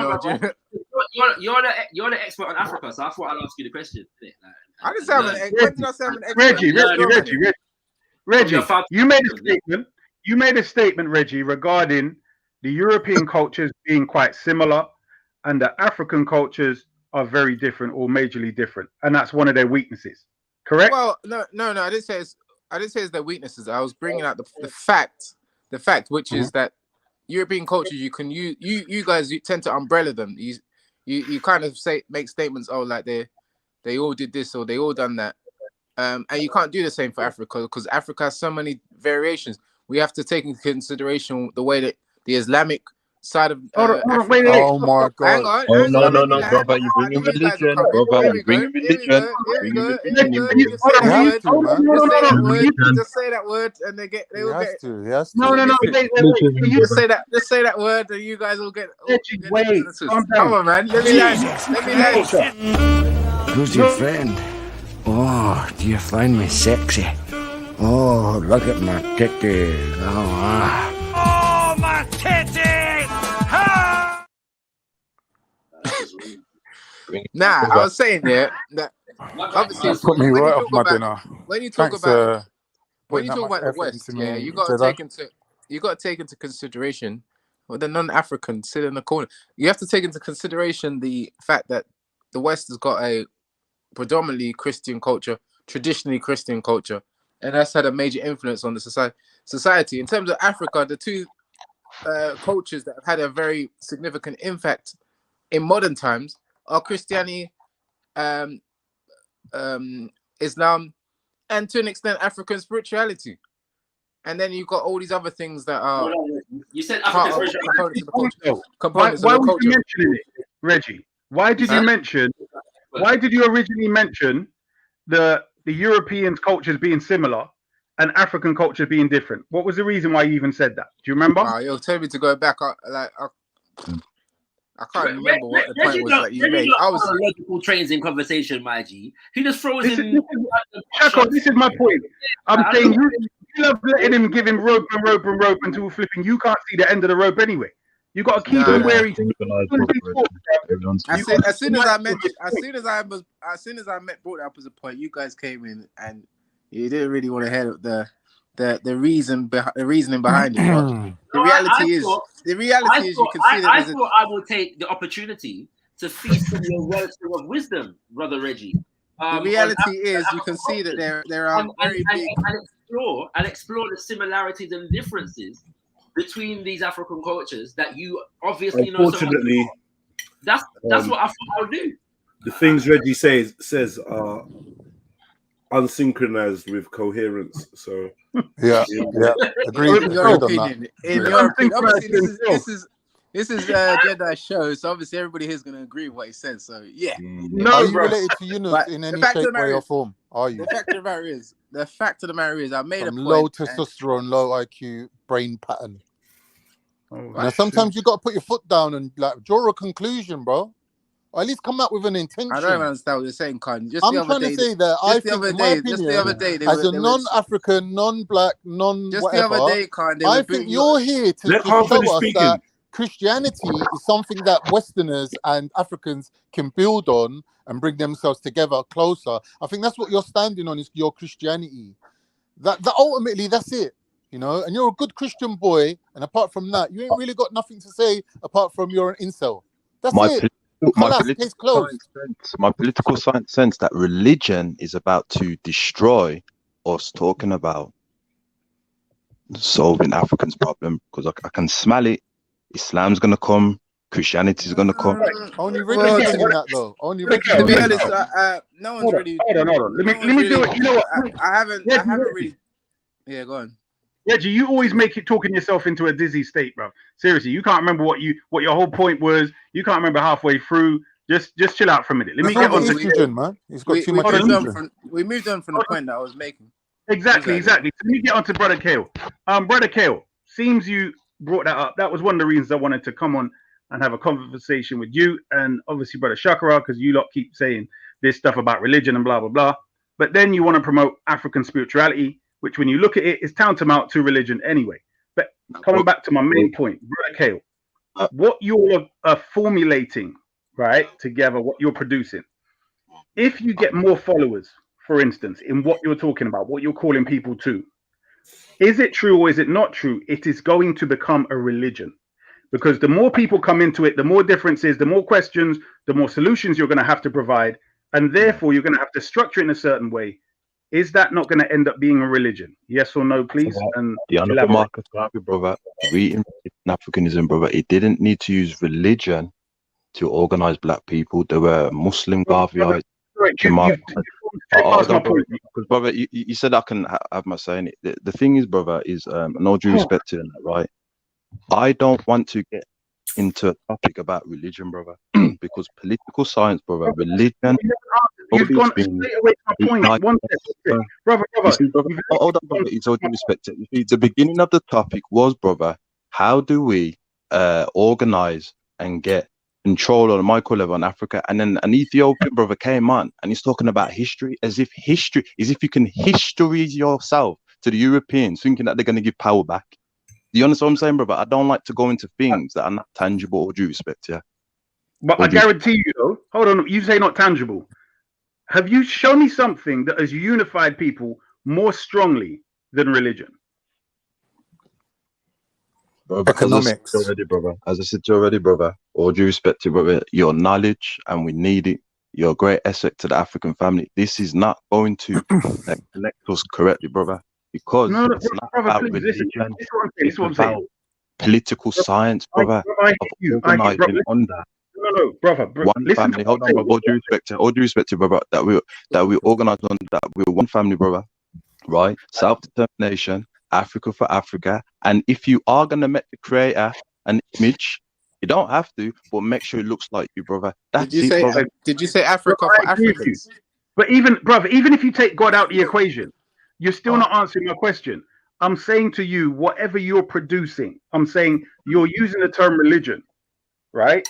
As though it's something different to what you call Pan-Africanism, right? What it is, brother, right? What it is, brother, is I respect that the religions came out of Africa, brother. I respect it. But, brother, because we are a people, unfortunately, we are religiously immature, is that we will focus on the religion, brother, and don't use the religion to liberate our people. If you look at the prophets, brother, they used the religion, brother, to liberate the people. The Messiah, he wrote, hold on, he brought fish and bread. That's economics, brother. Do you understand? That's right. It's one of them things. My question. Hold on, brother. All due respect to you, please, brother, right? That Muhammad, the son of Abdullah, peace, he liberate. But what we do, brother, we'll sit down and talk about the religion, brother, and we're not putting the action in. That's the problem. Issa, why do you always do this with these Pan-Africans? You're not gonna get anywhere. Hold on. This is a fantasy. Let me say it again. You're not gonna get the answer you're looking for. So okay. I mean, so he's like you then, Reggie, yeah? I mean, you've asked him like 3-4 times the same question, and you're not getting your answer. I mean, but man's flowing, bro. When the man's flowing, you got to let him flow. Like, he's not contradicting himself. He's not going off point. He's not going off point. He's building his point. Let him speak. No, he was never on point, because everything he said has gone further away. I'm saying from my understanding, what he actually has. I'm saying, is that not a religion? I'm not talking about Muslims joining. and Christians it's not. No. What do you it's not think? religion. Why do you answer Not yourself, Esau? every Don't listen to ideology is a religion. Don't listen to the although it can non-African. form similar functions. People following things religiously, Hold on. that's a Let me religion. It could talk to be Shakra. I think anything. Shakra is answering. So let Shakra deal with it. Yes, I'm brother. saying not every ideology is a religion, although they can form similar functions. Yeah. Right. So there are some who. But that wasn't my question, bro. Sorry, but you asked if. But that was, let me ask you the question, Shakra. Let me ask you a question, Shakra. Let me just ask it simple. Yeah. I'm saying with what you've got right now, if more people start joining the thing, what's going to happen is there's going to be more ideas flowing in, more differences, etc., and you're going to have to structure it even more to solve a lot of the problems. It won't be that way, brother, because we got the blueprint already. We use our culture. Now, when I'm talking to Shakra, you want to interrupt? It's Shakra's echo. If Shakra speaks, he has to. He speaks. Don't get it. My bad. It's very simple, you know. Every religion is ideological, but not every ideology is religion. Exactly. Bruv, I know that. Bruv, please stop with it. All right, Shakra, simple question. Yeah, very basic. With what we've got right now, with the way things are going, okay. As you know, you can start off very loosely with things, but as people come along, you've got different ideas. Some people even come in, learn your ideas, take a good few of the basics, and jump off and make another whole religion out of the thing, or a new ideology out of the thing. What I'm saying is, if people came in atheists, hopefully this will please Kale, they came into Pan-Africanists as atheists, right? I'm saying the Pan-African thing itself, does it not look like it is evolving and morphing into a religion? If yes, can I? In my opinion, it is morphed into a religion. Let Kyle answer. Can I? I don't know why is this non-African constantly? Brother, because you're adding to confusion with your diffused mindset. Because Kale couldn't answer it, so I want Shakra, please. What is that? Okay, Shakra. So there's two ways to look at this. Yeah, the first is that there are some Pan-Africanists who appreciate and understand Pan-Africanism as political and cultural. Yeah, and those who pre on the cultural level will include matters of spirituality and religion in their idea of what Pan-Africanism is. Then there are those who see it more on the political and the economic, although they might see culture as a manifestation of that, but they de-emphasize the spiritual and the religious. Yeah.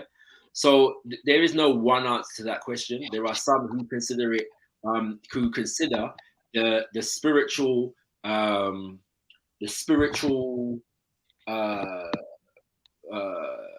what's the word? Relationships between various different African cultures as a part of their Pan-Africanism. And in that sense, you could argue that there's a religious element to it.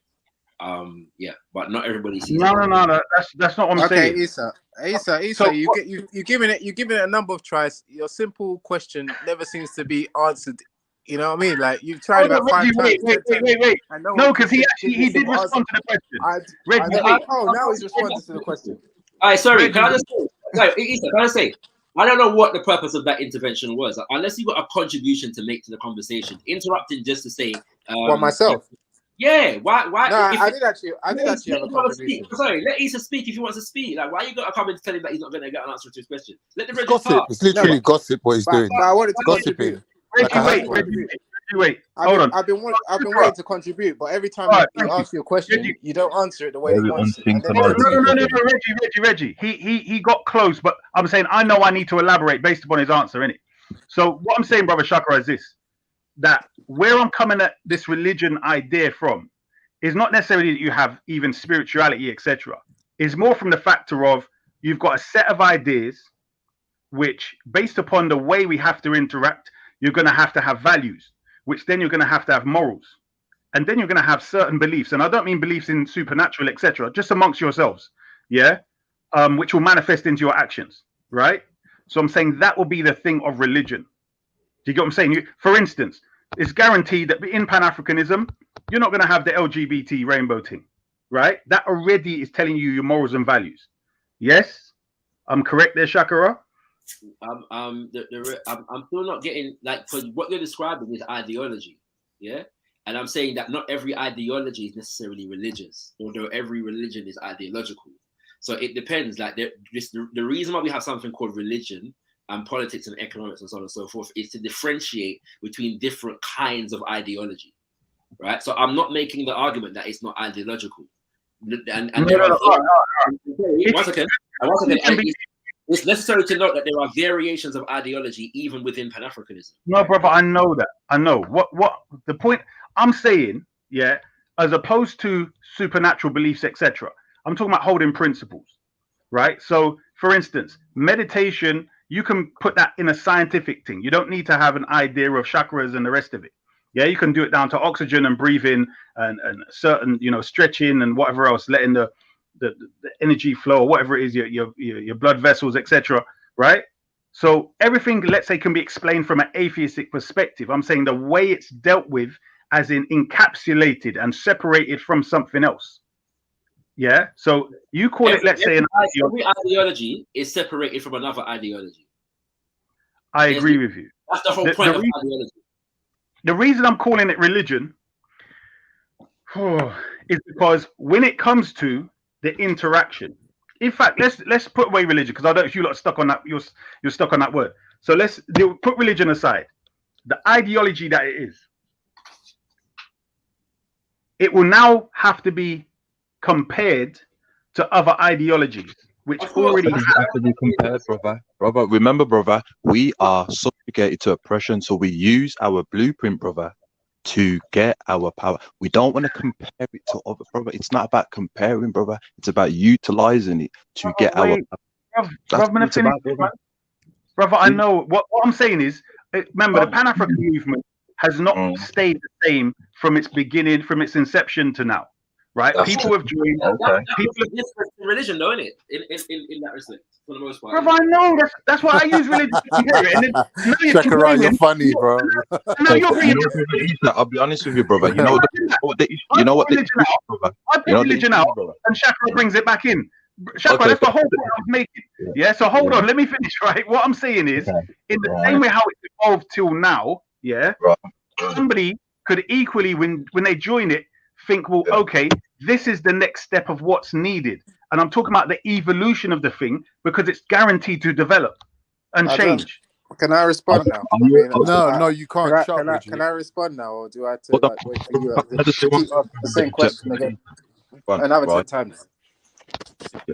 Anyway, my thing is, I don't know why, Issa, you keep on asking. I mean, you haven't given your own opinion or what you think of the actual thing. In my opinion, it has evolved into a religion, and it sounds like a religion every time you hear these Pan-Africanists or whatever they call themselves speak. They got ideology. Some of them will tell you that you need to. Actually, Shakira is one of them. He'll tell you that you need to do away with your religions and come over to what they're on. You get what I'm saying? And you need to do this. And if you join some of their incels, they'll tell you that you need to behave a certain way. You need to act on code, and you need to. It's just almost like, what is the difference? But brother Reggie, you know the religion. Brother Reggie, you know the religion that you're talking about. Do they promote nationalism? Did the creator promote all those types of things for nationalism? Yes, he did. In some people's interpretation, it did. Hold on. Some people's interpretation, it did. Hold on, bro. So Islam's about nationalism. That's right. It's about nation. Some people's interpretation. No, brother.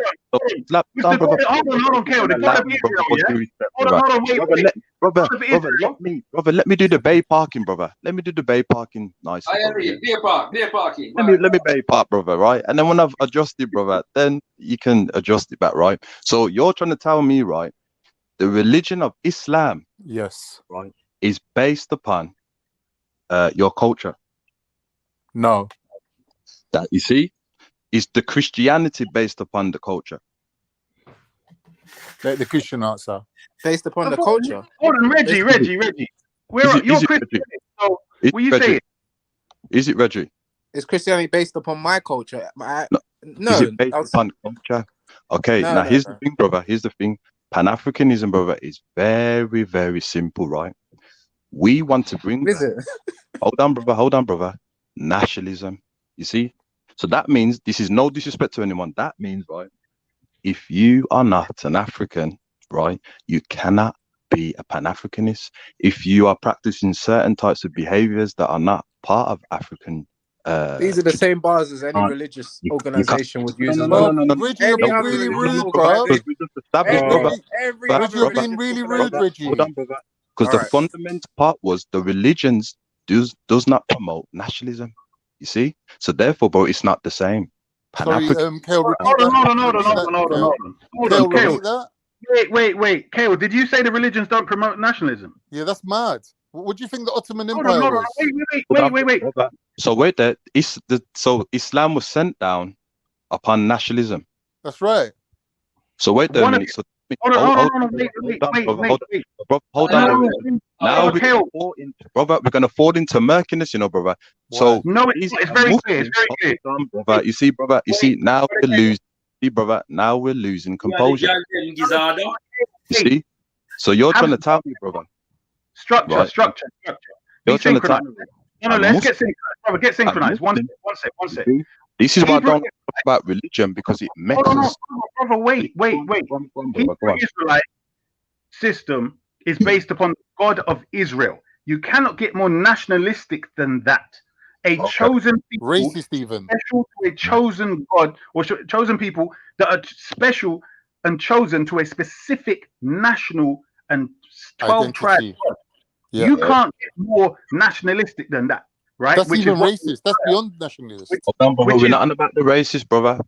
It's causing confusion, brother, because we can talk about non-African people bringing racism in the religion. You see? You jump to race. Hold on. Nationalism is what you said. Are these religions? So I'm saying we have the Hebrew Israelite brothers. We had the Christians who were based upon Jesus the Messiah, who, peace be upon him, who was a nationalist of the children of Israel. So that's what the Prophet Muhammad, peace be upon him, he also came to his people, his tribe, his people, etc., and then it expanded out. So it is based upon that. Now, you see, brother, hold on, brother. We're being not truthful now. You see? Why are we, Kel? Build your point, Kel. I'll go point for point with you, but I said to you, are the religion? Go on. You see, I said to you, the religions, right, based upon the culture. That's what I was trying to explain to you, right? I agree with you. You see, brother. Now you're talking about the Israelites, things like that. Pan-Africanism, brother, right, is based upon a nation of people from that nation, right, that no one else can come into in that. You understand what I'm saying, brother? So this is why very different towards religion. Now all I'm saying is this, brother. All I'm saying is this, brother. All I'm saying is this, right?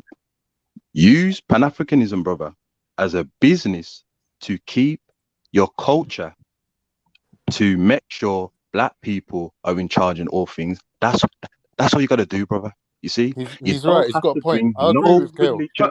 Just use it as a business, brother. You see the black woman's hair, brother. You see the black woman's hair, brother. Right? You see her natural hair, the style that she does. Use that as a business to make it marketable, that she can benefit from that business, and we all can. You see that there, brother? You see, that's what we want to do. I don't know how you even, bruv. These are things we agree upon. Somehow you went away from what, the question. You're bringing religion into it. You're trying to compare it to religion, brother. We went away from that. Come on, man. All right, don't worry about it. It's done anyway. It requires. The reality is, this Pan-Africanist ideology requires the same amount of devotion, the same amount of faith, the same amount of commitment. What faith? You have to believe that these people are somehow gonna find some sort of Messiah to come and lead us all into some unity, which is like we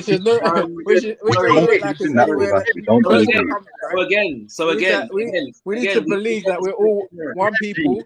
We need to believe that we're all. We don't have any differences amongst us. Again, we demonstrate ignorance, right? Again, we demonstrate ignorance. Where is the talk of a Messiah? At some point, the people that make these claims are going to need to substantiate them through just whatever they want to say. We'll make him do it now, innit? Just hold on, stop him on that one point, Reggie. Hey, Issa, I've been there before, innit? I would ask him, but I know he's not gonna have an answer. It's a waste of time. Yeah. Wait. Let me ask you.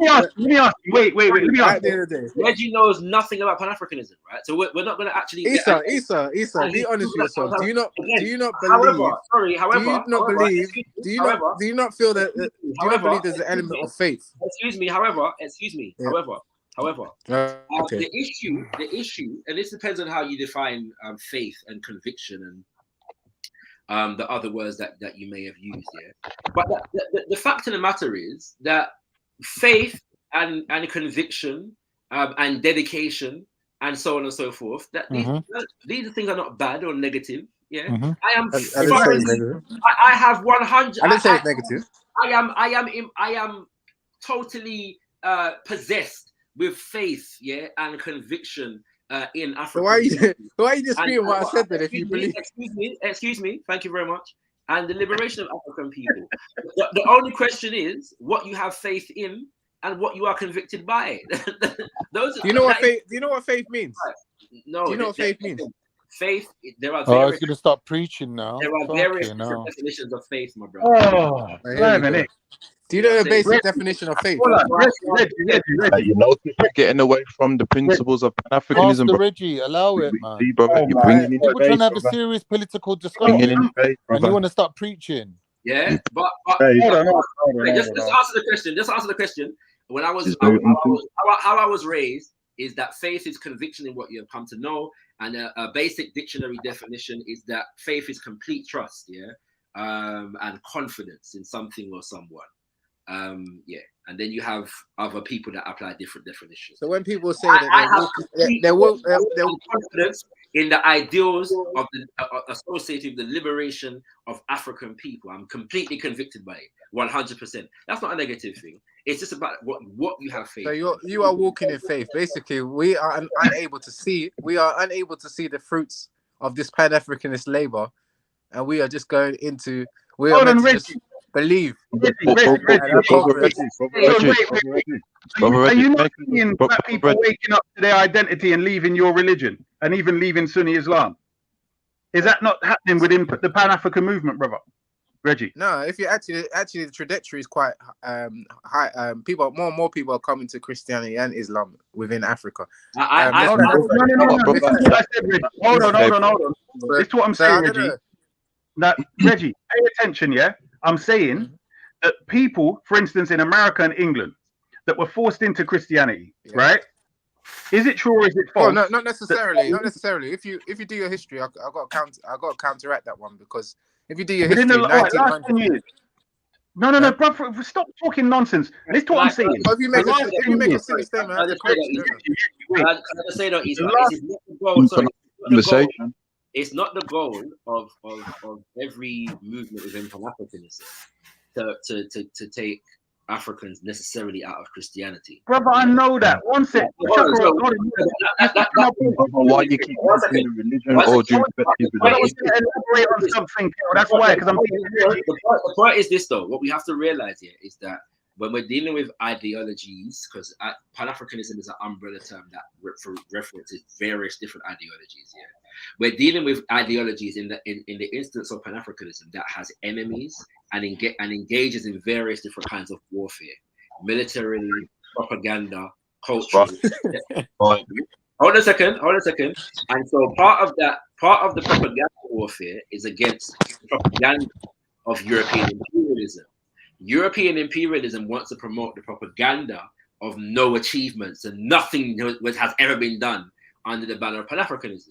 And those who ally with the Western imperialist intentionality will regurgitate its narratives. So that's why we're hearing that we've never seen fruits from the thing, because people want to ally with Western imperialism. And they don't want to contribute to those fruits. They want to. This is a very. And one of the ways of detracting from those fruits is denying their existence. That's right. This is the You same way see? our leaders deceive us as well. With this same No, argument. brother, Oh, brother. you're You're not listening to the white man. back to Meanwhile, your people are people, brother. starving. No. Meanwhile, You see, brother, I've clocked it. Our meanwhile, leaders have infrastructure your is not. mindset, brother Reggie. Our Meanwhile, leaders, we are not our making leaders are progress like you. as Our nations. leaders follow the same political intentionalities. And when you change, and when you challenge the leadership, our leaders, ape and mimic and monkey the West, yeah, That's and right. all development and all success and all achievement to interactions and impositions by the West. Yeah, they celebrate the westernization and the oppression of African people. They laud Britain as the mother country and the source from which all things come. maybe your leaders in the Caribbean, Yeah? but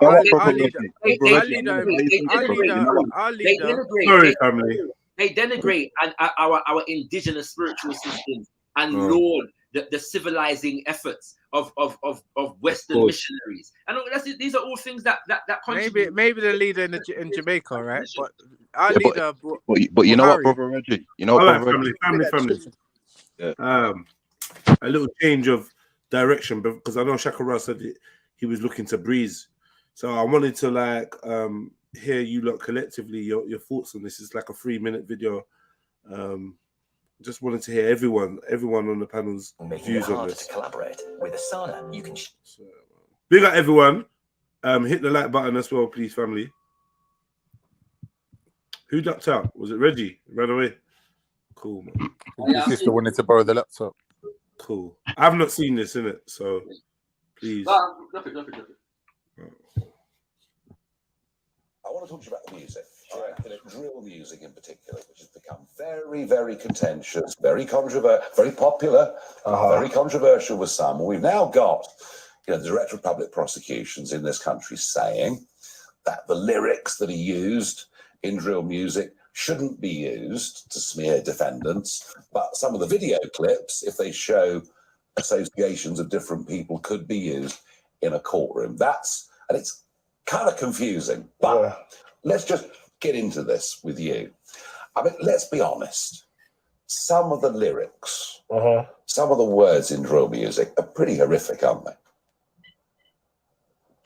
It depends how you're looking at it. Like, some of the words in action movies are pretty horrific too, but it's not real life. You say that, but I mean, I look at some of these lyrics about, the use of blades and knives, and we kind of know that in London and many of our cities, we've got increasing knife crime and all the rest of it. And I put Rambo blades in chests. Take that risk by CB. It's not good, is it? I mean, does drill music need to clean itself up? It's really my question to you. Drill music's like an expression of freedom of speech. Like, it's creativity. It's an opportunity for the younger generation to kind of make something of themselves. So when they're in the studio, when they're doing music videos and that, they're not doing whatever it is that other people will stereotype them for doing. Do you see what I'm saying? So it takes them away from potentially any kind of street activity, any kind of violence, X, Y, and Z, if that's what their life consumes of. But a lot of this is it's visual storytelling. So you're saying it's not real life? No. So this stuff, by the way, I know there's only a fraction of the words that are used are like this, and I get that. I'm not trying to put the whole genre in a bad light. I'm just saying, wouldn't it be better for drill music as a whole to get rid of some of this stuff? What makes you say that, though? Well, we're living in a society where what we say and whether we cause offence to each other has become a much more sensitive issue than it's ever been before. I'm going to talk later on about a comedian. Tells a joke and gets reported to the police, and it wasn't that bad a joke, really. I'm just saying to you that I think some of this language it's almost encouraging violence. It's not, though. It's not always encouraging violence. Sometimes they're actually talking about making money and buying their mum a car and moving out of the areas. I get that. We need to not focus on what it is that you guys want to focus on, because it's like Joe is creative storytelling, and all they're doing is trying to use their talents to tell a story. It doesn't mean that they are the story. It doesn't mean that that's their everyday life. Do you see what I'm saying? No, I get what you're saying. I understand a lot of it is about aspiration. A lot of it is about ambition, and I get all of that. As it turns out, it looks like the courts are going to agree with you, and the courts are going to say that these words can't be used in cases. I just wonder. As they should. I just wonder, don't you sometimes think that goes a bit far? Sometimes I think GTA goes a bit far. I think action movies goes a bit far. We got Fast and Furious. People are driving around. They still get speeding tickets. It's offensive. It's offences. It's crimes as well. Do you get what I mean? But I'll be looking into that though. All right, fine. Well, listen. Have a great Glastonbury. Thanks for coming on. And I know some of you at home won't know much. What do you lot think? That's Fumes the engineer, very, very prominent producer and engineer and music man in the UK drill scene. So let me hear you lot's feedback about that interview or what was covered. Yeah, so horrendous. And again, why don't they have the people that actually have black people's interests at heart, or at least society's best interests at heart, to ask these questions to, or maybe that were in it and left it? Because yeah, I mean, it's pretty obvious, a bit common sense, isn't it, that this type of music, or any type of music really, where it continuously reflects and there's a recycling of the music and it's evolving what they do, and obviously if people are boasting about what they actually have done, which is going to be used against them in court, then obviously it's real life, isn't it? And if it's not real life for some people, clearly they're creating a culture where some people it is real life for, and it becomes real life for other people, especially with the pressure. So yeah, it should be thrown in the toilet, bruv. Simple as that. Big up. I think the gentleman in question answered the allegation adequately. He said, if you're going to start looking into this, then you've got to start looking into GTA and action films and a whole heap of things that's about breaking laws. And, you know, if they're expression of human, you know, culture, whatever you want to call it, then why isn't this? It's like, obviously, people can't relate to this particular type of music and the background that it comes from. They're not going to look at it as an expression of people's creativity. They're more likely to see it as, yeah, these guys are confessing to crimes and we need to be able to use that in court. So I think it's just, you know, it's just Is Reggie gone? Like I said, the guy answered it properly. I agree with his answer. You know, I don't like. I just noticed that certain man can't have a constructive conversation in it about something. Anyway, what's it called? I'm gonna say this. I can't hear anything. Indeed. I'm genuinely. What am I gonna say? Yeah. So, all right, two things. Yeah. I don't. The conversation was interesting. I felt like the brother could have dealt with the subject better. But when I saw the conversation, my thing was not really about the text, but the subtext here of the thing, right? That conversation took place on GB News here, which was established in this country to represent the right wing, politics, of the nation. And so what this and what they've been able to do is develop relationships with key black conservatives, I can't hear anything. Be here. Sorry? No, sorry, carry on. No, I can hear you fine. It's all right. What they've been able to do is develop relationships with key black conservatives who, you know, spend a lot of time berating the black community for not being British enough and not doing this and not doing that, And what it was a sign of for me. Yeah, who's the black conservative? Like Ayana Faloran, beautiful black sister from Nigeria who just chats bare rubbish. What's her name? Lin May.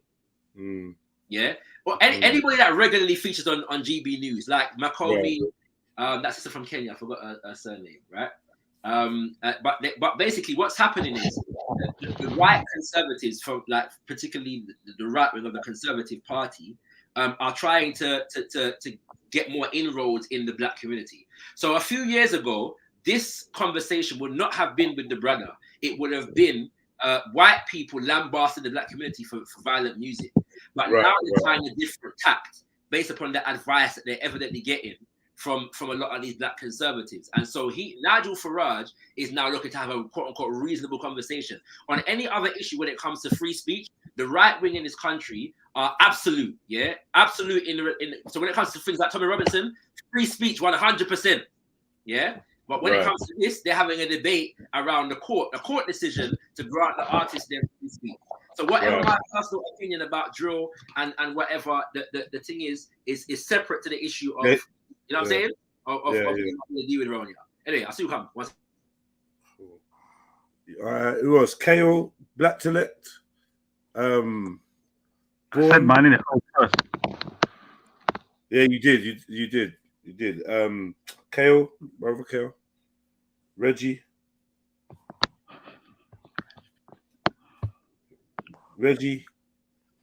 Yo.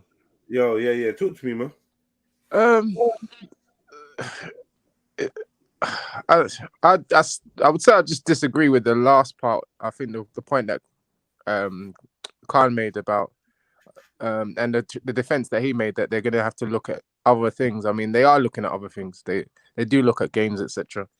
So if it's causing more harm than good, then it has to kind of like be fine-tuned. But I get the argument as well that some of them are trying to express themselves and trying to talk about things that they've gone through, and if those problems didn't exist, then they wouldn't be singing about it or rapping about it. So yeah, it's a bit of a, but it has to be fine-tuned, because when incidents happen, they're always going to refer back to these videos or these songs. You know what I mean? So the discussion is about whether lyrics from the songs should be used in courts of law. That is the subject, and I think that is woefully, especially as a blanket consideration, it's wrong. At the same time, within our community, we have to look at the extent to which the lyrics are a reflection of the reality of our communities. No, hang on. And to whatever extent they are, then we have some problems to solve. At the end of the day, the lyrics are a reflection of a condition, that is real. And so whatever we think about the lyrics, we should be primarily focused on the condition that produced them. And once we address the condition, then the lyrics will naturally change themselves. On your point on if that is the main point of the video, which I must have missed because I was in and out, but if the point is whether the lyrics can be used in court as an evidence, if something happens, then I don't see why not. It's pretty stupid anyway to be rapping about something if you've done something wrong, or if there's two things, right? If you've done something wrong and then you're rapping about it and then they use that against you, that's one thing. If you're rapping about something and then you influence someone to go and commit a crime, that's another thing. But either way, like, you got to be careful what you say on these things, because you know it's people influence. People can get influenced. Reggie, how would that be evidence? Like, if for instance somebody does something exactly the same as the music that they listen to, so they got the very knife that they saw in the video or the very knife described in the music, and then they done what the guy said in the song, they done what he said he done. I mean, how would that be used in court? Because I think what they're saying is there's certain man that self-snitched. They said they went and done this and they went. And they come to court and they're saying, well, look, you're here talking about it. And then they saying, well, here's the evidence. It sounds pretty stupid, but here's what actually happened. And here's what you say. That does happen. I mean, I was working with a set of young people in Brixton maybe about a decade ago.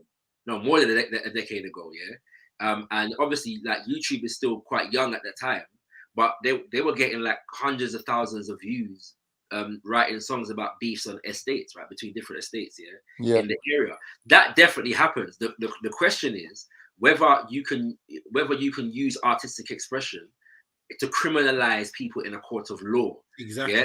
And whether the lyrics. What does that mean? So what do you mean? If if you take an artist into and charge them with a crime, whether you can use their lyrics as evidence against them. And the problem with it is that the lyrics can never be conclusive, because artistically people write about all kinds of different things. Yeah, but what's not in question is whether it happens or not. Yeah, but in the same way that that you wouldn't write, if a guy writes a film about murder and then gets charged for murder, you wouldn't use the film that he wrote as evidence against him. But can you use music against the people as well? That is the question. But what if the film that he wrote reflected the murder that was done? Yeah, it still couldn't be. It still couldn't legally be used in a court. That's the point. What if the film? What if the film? What if the film was saying this? What if the film was like saying this is an autobiography, even though it's a fiction? Yeah, but it was saying this is an autobiography, and this is the way that I killed my wife. I don't know, because man be snitching to that level on what they. Yeah, that seems to me to be a legal grey area. I don't. Shakara, sorry, man, I have to interrupt you. I think you said it the wrong way around. I do understand what you're saying, but I think it's that you can't use artistic license as a defense in law. So if you're snitching on yourself and they use it against you, which they currently can do anyway, because YouTube videos, anything can get used against you. But you won't be able to stand up in court and go, no, I just put them bars together because they rhymed. It's nothing. I think you're correct, but I think and maybe I've misconstrued the thing, but no, you got it right. You just said it's a free speech thing, yeah. So it's whether they're allowed to use to spit these lyrics without fear of being charged criminally. Yeah. No one's stopping them of doing that. But they're making the way money. No one's stopping them doing that. The way that the court, the way that the lawyer might use it is as supporting evidence. So it's not bang to right. No. People feel banged up, man. Depends. It's both. It's both, because if the specific song or lyric says, yeah. I killed I mean teeth, Shakara's bun and cheese. You get me? And I'm in court for stealing Shakara's bun and cheese. You can use that and say, yo, this is the brother making a whole fucking song about teeth in it. Teeth and the bun and cheese, yeah, that's true. Right. And then not only that, I might even mention an aspect of the theft that wasn't revealed to the public. Like for example, that the cheese was actually Jamaican cheese. You know what I mean? But that's the nature. That's the nature. Can I just say though, for the record, yeah? No boy, I can't teach my bun and cheese. We already know that, Shakara. Don't worry. Yeah, can you eat bulla? Mad thing. Bulla cake. Bring it to reality, yeah. Let's say Tupac got shot and B.I.G. done a tune going, "Who shot you?" All right, that's enough. So, that's enough. So after that incident occurred, Tupac actually genuinely believed that it was them man that shot him, innit? Yeah, but the tune was made before that, bro. Well, that's the thing. They're saying that. They're saying that. Charge Biggie with shooting Tupac because of that song. You see, when it's all said and done, yeah. Like for instance, you got artists like Nas. You got so much storytelling artists that literally will tell stories that they'd either seen or they'd ever heard. Yeah. So if they was to get arrested on something that they may or may not have done, they may get caught up due to somebody else's lyrics that they may have said on said track, bro. Doesn't mean that they've done it. You get me? When it really comes down to it, bro, there's only like 15% of people that are really doing what they're fucking talking about. To be honest, it don't matter. It don't matter. You can be chatting shit in every tune, but that one tune, you actually was talking about something that happened. Yeah. The question is though, should the artist, not because all right. There's a difference between the relationship between the songs and actual crimes that are committed, and artists being charged for violent music. Right. Yeah, but you're not just getting charged for violent music though. You're getting charged because your violent music can be linked directly. If the question is free speech, then the question is about whether you should be charged for your lyric. Yeah, but check this though. It's not free speech if you're confessing, bro. No, that's what I'm saying. It's a different thing. So if you're confessing, that's a different thing. But if it seems to me that they're asking a question in relation to free speech, which is not about admitting a crime. in an artistic way. It's about whether just you about the nature of the stuff you're saying. Yeah, that you're saying. Well, at the end of the day, No, it's let not me to do ask that, you, Shakara. Shakara. When was the last time Farrakhan was allowed in the UK? People don't do it for each other, really and truly. Right, exactly, fam. This is what I'm saying. So, what is the argument? They're just playing games, man. Of course. That's what I'm saying. It's a whole trick. GB News has done a lot to get black people on its platform to prove that they're not a racist and to prove that there's and they give a lot of these black conservatives in this country a lot of money and a lot of funding and a lot of internet backing. Yeah? It's a whole trick that's been going on for quite a number of years. If they invited you, Shakara, you go in there yourself, even though they deem you as conservative and far right. So this is the UKIP propaganda. Yeah, that's a silly statement to make. The issue is not going on GB News. The issue is your perspective, right, and the policy that you represent. And what I'm saying is that UKIP TV, Shaka. Say again? Basically, UKIP TV. Nah, it's not. It's not. In a sense, you could argue that, but Reggie knows. Come on, Reggie's like, nah. Why not? No, it is a lot. No, if you study the history of GB News and how white developed, it developed to represent right-wing politics, to give them a platform. Yeah, because they believe that the media is too liberal, right? Right. Yeah, a lot of people share that view. Do you not share the view as well? Is that the conversation? Reggie shares that view. Is that the conversation that this is about, or is it about what the brother was saying in relation to the? No, I am saying I am speaking to the broader context of this conversation. So the broader context of this conversation is not the conversation itself. There's a subtext to this conversation that, look, we always have seen instances of the conservative right in this country. We've done it for years, attacking drill music and the artists, yeah, and talking about the decadent culture, the decadent quote-unquote Caribbean culture that produces drill and lack of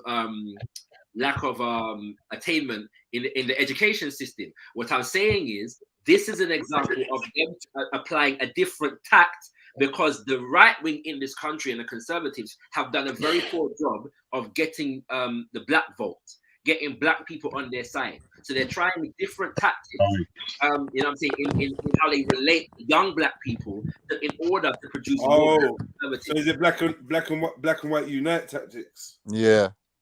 Well, more black people get on our conservative politics tactics, right? This is what I'm saying, and I believe they've got a lot of advice from people like Lynn May, yeah, who comes from the culture, quote unquote, yeah, black so-called urban culture, yeah, and is trying to get them to apply a different tact, because the black community sees white conservatives coming a mile away and considers them to be racist for a long time. We can't. Regardless, there are a lot of black people that have concerns about the lyrics in these songs. So this is what I'm saying. That should be the focus. Again, if I've already expressed concern about the lyrics in the songs. That's not in question. Yeah. I don't know why having a concern for lyrics in songs means that you have to curry favor the Conservative Party and right-wing politics in Britain. It's not even about that. No one's even. The guy Nigel Farage is like the face of Brexit, you know, and he led the campaign, around immigration. So we realize who these people are, but at the end of the day, the guy has come on there and he's trying to defend the fact that his lyrics may have some content in there that may lead to violence or harm among the black community. He is defending it. And I feel like he could have been maybe a lot more honest if he was going to go on this platform and have this conversation. Then I feel like, if not be a little bit more honest, then a little bit more balanced. He was just basically dismissing it, and like he made a valid point, right? When he said, "Well, what about computer games and what about movies?" But the problem is that most of us with an ounce of care have already considered this and already think that those mediums contribute to the degradation of our culture anyway. Yeah. So he's right, but that doesn't mean that's like saying, "Oh, this man was shot and stabbed and poisoned. So let's just not deal with the stabbing or the." I agree with you in it. Yeah, you know what I mean. At the same time, I don't think he owes Nigel Farage that reasoning. Bruv, he's gone on there. So now, I know. One second. It's past Nigel Farage now, like you've already pointed out. It's past that now. Be on a national platform, and you've come forward, and you definitely are a spokesman for drill. No one can take that away from him. Even if he doesn't want to be, he 100% is. 100%. Face of drill. So you've decided, all right, I'm going to do TV interview. All right, cool. Now it's time to like talk up in it. That's what I'm saying. I agree, bro. You're saying his interview skills are shit. Yeah, I don't think he represents anything proper. Do you know what I'm saying?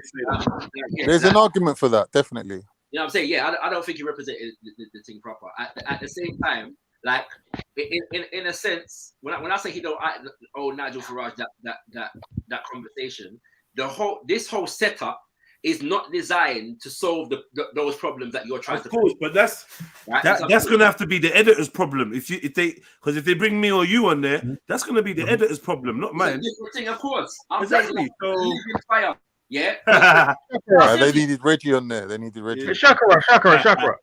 So are you trying to, when you say he don't owe him this kind of explanation, at the end of the day, it's not just him and this guy talking in one room and it's audio recorded for him to go home and listen to, or those two to go home and listen to. It's him. We know that, bruv. We know that. What are you saying? Don't interrupt. He's giving the taste of his own medicine. In the spirit of Africanism, I can't support an African interrupting either. There you go. Thank you very much. No, that's acceptable. That's fair. That's fair. That's fair. You're only supposed to come out at Christmas time, Turkey, so behave yourself. But anyway, all right. I don't know why you converted to being a Shia, bruv. You ain't gonna find a wife in that sect. Hold on, Robert, you're bringing religion into a black discussion, brother. You're bringing religion into a black. My bad. To qualify when you see, brother. Shakra. Hold on, Shakra. What I was saying. Now, man. He got his own meme, man. Jesus Christ!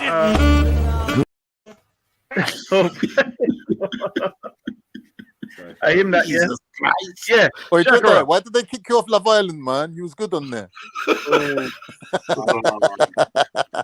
wouldn't have it, Reggie. I wouldn't have it. I can't support. I don't even know what that means. I don't watch them programs, bro. I'm live streaming. I ain't watching. No, but Shaka, I want you to answer this, please. This brother here speaking, that goes out to how many other thousands of people? So how does him not speaking proper benefit people listening? Is he not then making? Hold on. Is he not making certain people become a bit more acceptable or accepting of this anti-black, anti-Pan-African agenda that we call drill music? Not really. I'm not saying that he's making things better for us. In his mind, he's defending an artistic community from criminal prosecution for producing art. Yeah. And it is a real thing, yeah. When you work with young people, you get to appreciate some of these things on a deeper level, yeah. Which is the extent to which the studio is a safe haven from engaging in the activity that they're talking about. That's right. That's a real thing. I can't deny that based on my proximity to the thing. I still see it as. Which part is the art, brother? Because you mentioned art, and I keep hearing it being called art. So from a Pan-Africanist perspective, of course it is. Music is art, bro. No, hold on. As I'm saying, from a Pan-Africanist perspective, which is regardless. Hold on. Let me get involved. And holistic. Yeah. From a Pan-African perspective, we still dealing with drums and communication, poetry, expression of the youth, the warrior class, like, as we say. But like, obviously, we already know that the energy is misdirected. That's an old argument. We know this. Regardless of misdirected or not, it's still the energy that it's utilizing our energy against us, but it's still our energy. It's still our energy. It's still our energy. Just like Bob the Killer, but war. And I can't see this guy preaching, Papa shot reach him, and him dead. That's the No. This is the point. No. It's Shakara, it's not, and this is the point. And Jedi, this is the point. It's not. Shakara do that good. Shakara, I think you do that again. The reason why I suggest we don't call it art is because as soon as we give it that type of thing, we label it art, which is something in our culture that is something creative and positive and progressive. Yeah, even though the word art doesn't mean that, but I'm saying that's the connotations that it has with it, and this is what they use to get through and continue to go. No, not necessarily. That's a romanticized. No, that's a romanticized description of art. That's not necessarily how we deal with art. Oh, it's always positive and progressive. It communicates right what it does. That's the first part. And we try to manifest the best of ourselves within it, and sometimes it doesn't do that. But the best of ourselves is not just in the words, but in the production. So if you listen to listen, if you listen to a drill beat, yeah, with no lyrics, the rhythms are hard, my G, and nobody black, yeah, with any level of significant melanin impacting their physical being is going to listen to a drill rhythm and not say, you know what, this rhythm is levels, yeah. And on another level, there's a spirituality in the music itself, yeah. If you understand rhythm and Jedi, simple time. It doesn't mean that the lyrics are not destructive. We don't have to. 1 second. We don't have to deny the artistic nature or the artistic genius of the youth them in order to critique it and say this is destructive ultimately. Exactly. Right. And this is where, unfortunately, you know, the Pan-African side, you're not thinking through your Pan-African mind, which is holistic. Yeah. Because guaranteed, let's say the mother of the child or the children who might have liked the beat until they found out the person described being killed was their own picnic, their own child. Do you understand? Robert Easter. They're not going to be happy about no beat, and they're not going to see it as creative and artistic. I understand exactly what you're saying. What I'm saying to you, from the way things are packaged to us, sold to us, experienced by us, I'm saying by us calling it that, it has an emotional connection. Are we allowed to call it music? Brother Issa, we understand the finance strategy, what the white supremacy does. We know that they capitalize on our struggle, and our struggle, unfortunately, has become a commodity for the non-Africans to soul and exploit. But at the same time, right, as what Shakara was saying and Brother Jedi and that, right, is that when there's no institutions, brother, to restore our mind back, right, then sometimes, brother, you're going to have to use spirituality through tunes and expressing yourself in order to get certain things out. My brother, what if, hang on, Issa, what if, because my point, hang on, brother, wait, patience. We're trying to get to the second point, then Kel comes in, and then you. One sec, bro. I just wanted to, on what Kel said, bro, what if your eagerness to express yourself and your eagerness to become famous means that you therefore denigrate your community or therefore cause harm to your community? Does that really like? Yeah, but Reggie, you denigrate and cause harm to the community every time you open. No, your I don't. I just bring the truth, bro. I just bring the truth. The issue is not just that. Hold on. The issue is not just that. Issa, you use a good word. Yeah? I'm not profiteering off it. I bring the truth. Issa use a good word, holistic, right? And so within the context of being holistic, we don't just look at the music. We look at the conditions that are producing the music. That's we don't condemn the artist. Yes, we try to address the conditions that are producing the artist. And so it's true, though. It's true. It's impossible if we're looking at it from a holistic point of view to stop and start with the lyrics in the music. Yeah, that's right.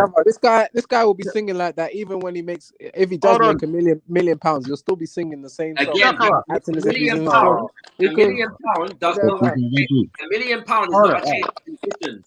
That's right. Shaka and Kel, simple question.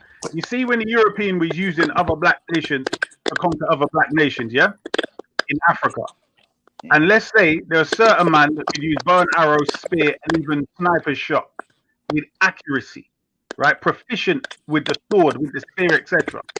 Would you still talk about it from that perspective when they're being used to help conquer the lands of black people by black people? It's like me saying, was the Maxim gun technology? It certainly was technology. No. Do you know what I'm saying? Like if the British Army comes and sings a song, Yeah, they're artistic. Yeah, but technology is supposed to be positive and uplift the people and be progressive. Nah, that's not what I'm saying, Fuck though. out of here with that shit. Brother, Isa, remember, right? We don't just learn our history, brother, to know our great rules. We also learn the mistakes that we made to correct it, brother. This young guy, what he's saying, right, is no different than what we're going through. Until the black community, brother, Pan-Africanize their mind and provide economics and security for the community and stuff, right? Then you will get our youth expressing themselves. Brother, I know this. There But is you're not. no. You know what? Kel, Let me me do say this. Hold on, brother. Brother, all due respect. You never addressed the point. Hold on, brother Isa. Brother Isa, because we have to be careful. Hold on, brother. All due respect. We have to be careful how we critique our youth, brother, when we're not doing what we're supposed to be doing. I agree with you, brother. Very careful, you know, brother. And Kane is right, because this conversation is designed to provide another avenue for the criminalization of black young people. Right? That's right. And we have to be clear about that. We have to be clear about what this is. It doesn't mean, one second, it doesn't mean that we agree with the lyrics. Yeah, we don't have to agree with the lyrics to recognize the agenda of the system. Facts. Shakra, one sec. Let me put it in the context. My brother, there are different ways of doing of expressing. Reggie, 1 minute. Isa, please go for it. All right. Shaka, what I was saying was, when I'm saying that word, right, in my head, and maybe I didn't say it, you see when they get the awards and they're called artists, this is the angle I'm coming from. I'm not saying we. So, for instance, obviously I've got nephews, I've got cousins and so on, these youngers, and they do the same thing. And I'm impressed by how they put the lyrics together, etc. That's from our perspective. But I'm saying from them who are going in there thinking they want to get the awards of these people, I'm saying them calling them artists, knowing that our people are calling each other to kill our own people. That's what I'm talking about. And I'm saying us going down the same bandwagon talk as the monkey, inviting our people and rewarding them. Yeah, but we're not giving out awards and shit. Yeah, that's the right? point. Isa. We're not giving out awards. We're just recognizing the artistry, because that's what it is. We're talking about music. No, I hear that, brother. Like, I honestly hear that. Like, we could even have an argument about the level of artistry and the decline, and we know it's poor. Yeah. Like if we're talking about album sales, we're not talking about that though. We're just saying, look, music is music, and these men have got talent. It needs to be redirected, isn't it? Like, obviously. I hear you. And what I'm saying is, because I heard, what's his name? Whoever got the award last year or the year before, there was two guys, I think, Heady won and whatever, Tion Wayne, whoever it was anyway, yeah? And I was like thinking to myself, when they keep calling these people artists, I'm saying we then seem to follow on from them calling them artists. But we were always calling anyone that records music a recording artist. We're not saying they're good artists, whatever. In fact, we probably don't even call all of them artists. Rapper, MC, spitter, whatever. Sometimes we say, look, my man's not a recording artist, he's a freestyler. Yeah. My man's not we know the difference, isn't it? But like even hold on. Regardless of how we feel about it, we can't forget the fact that music is a art form. Simple. 100. Yeah. If you participate in that art form, that makes you an artist. Okay. Now, what I'm saying to you is the way that human beings work in regards to culture and interaction. Yeah. Sometimes we have to reduce the whole lot, at least in our own minds, to rubble, because the way that they're using that art form is causing more destruction than harm. So, for instance, what I would do is regain the power of how we influence ourselves. So basically, we look to certain sources for influence. If we could reprogram that would be a start.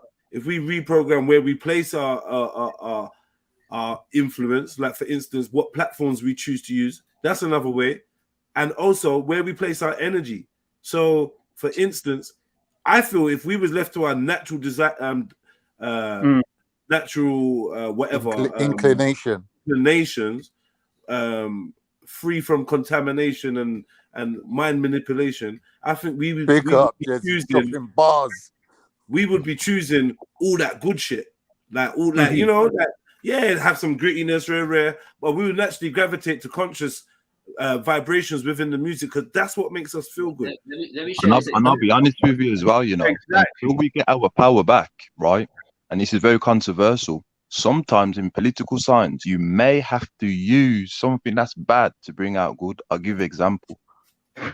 Drill music should be used to build up economically the black community. It should be used for that. Until we get our power back, it should be used to build. What are you saying, Kel? Like alcohol was used to build America, yeah? Until we get our I power just feel back. that can't work. That can't work. Until we organize, brother, then the youth understand nobody is going to help us. All that's and going to build tell. for us. So they may have to do drill, it. if you're using drill as a source, Right. the energy behind that is just mammon. It's just materialism and death.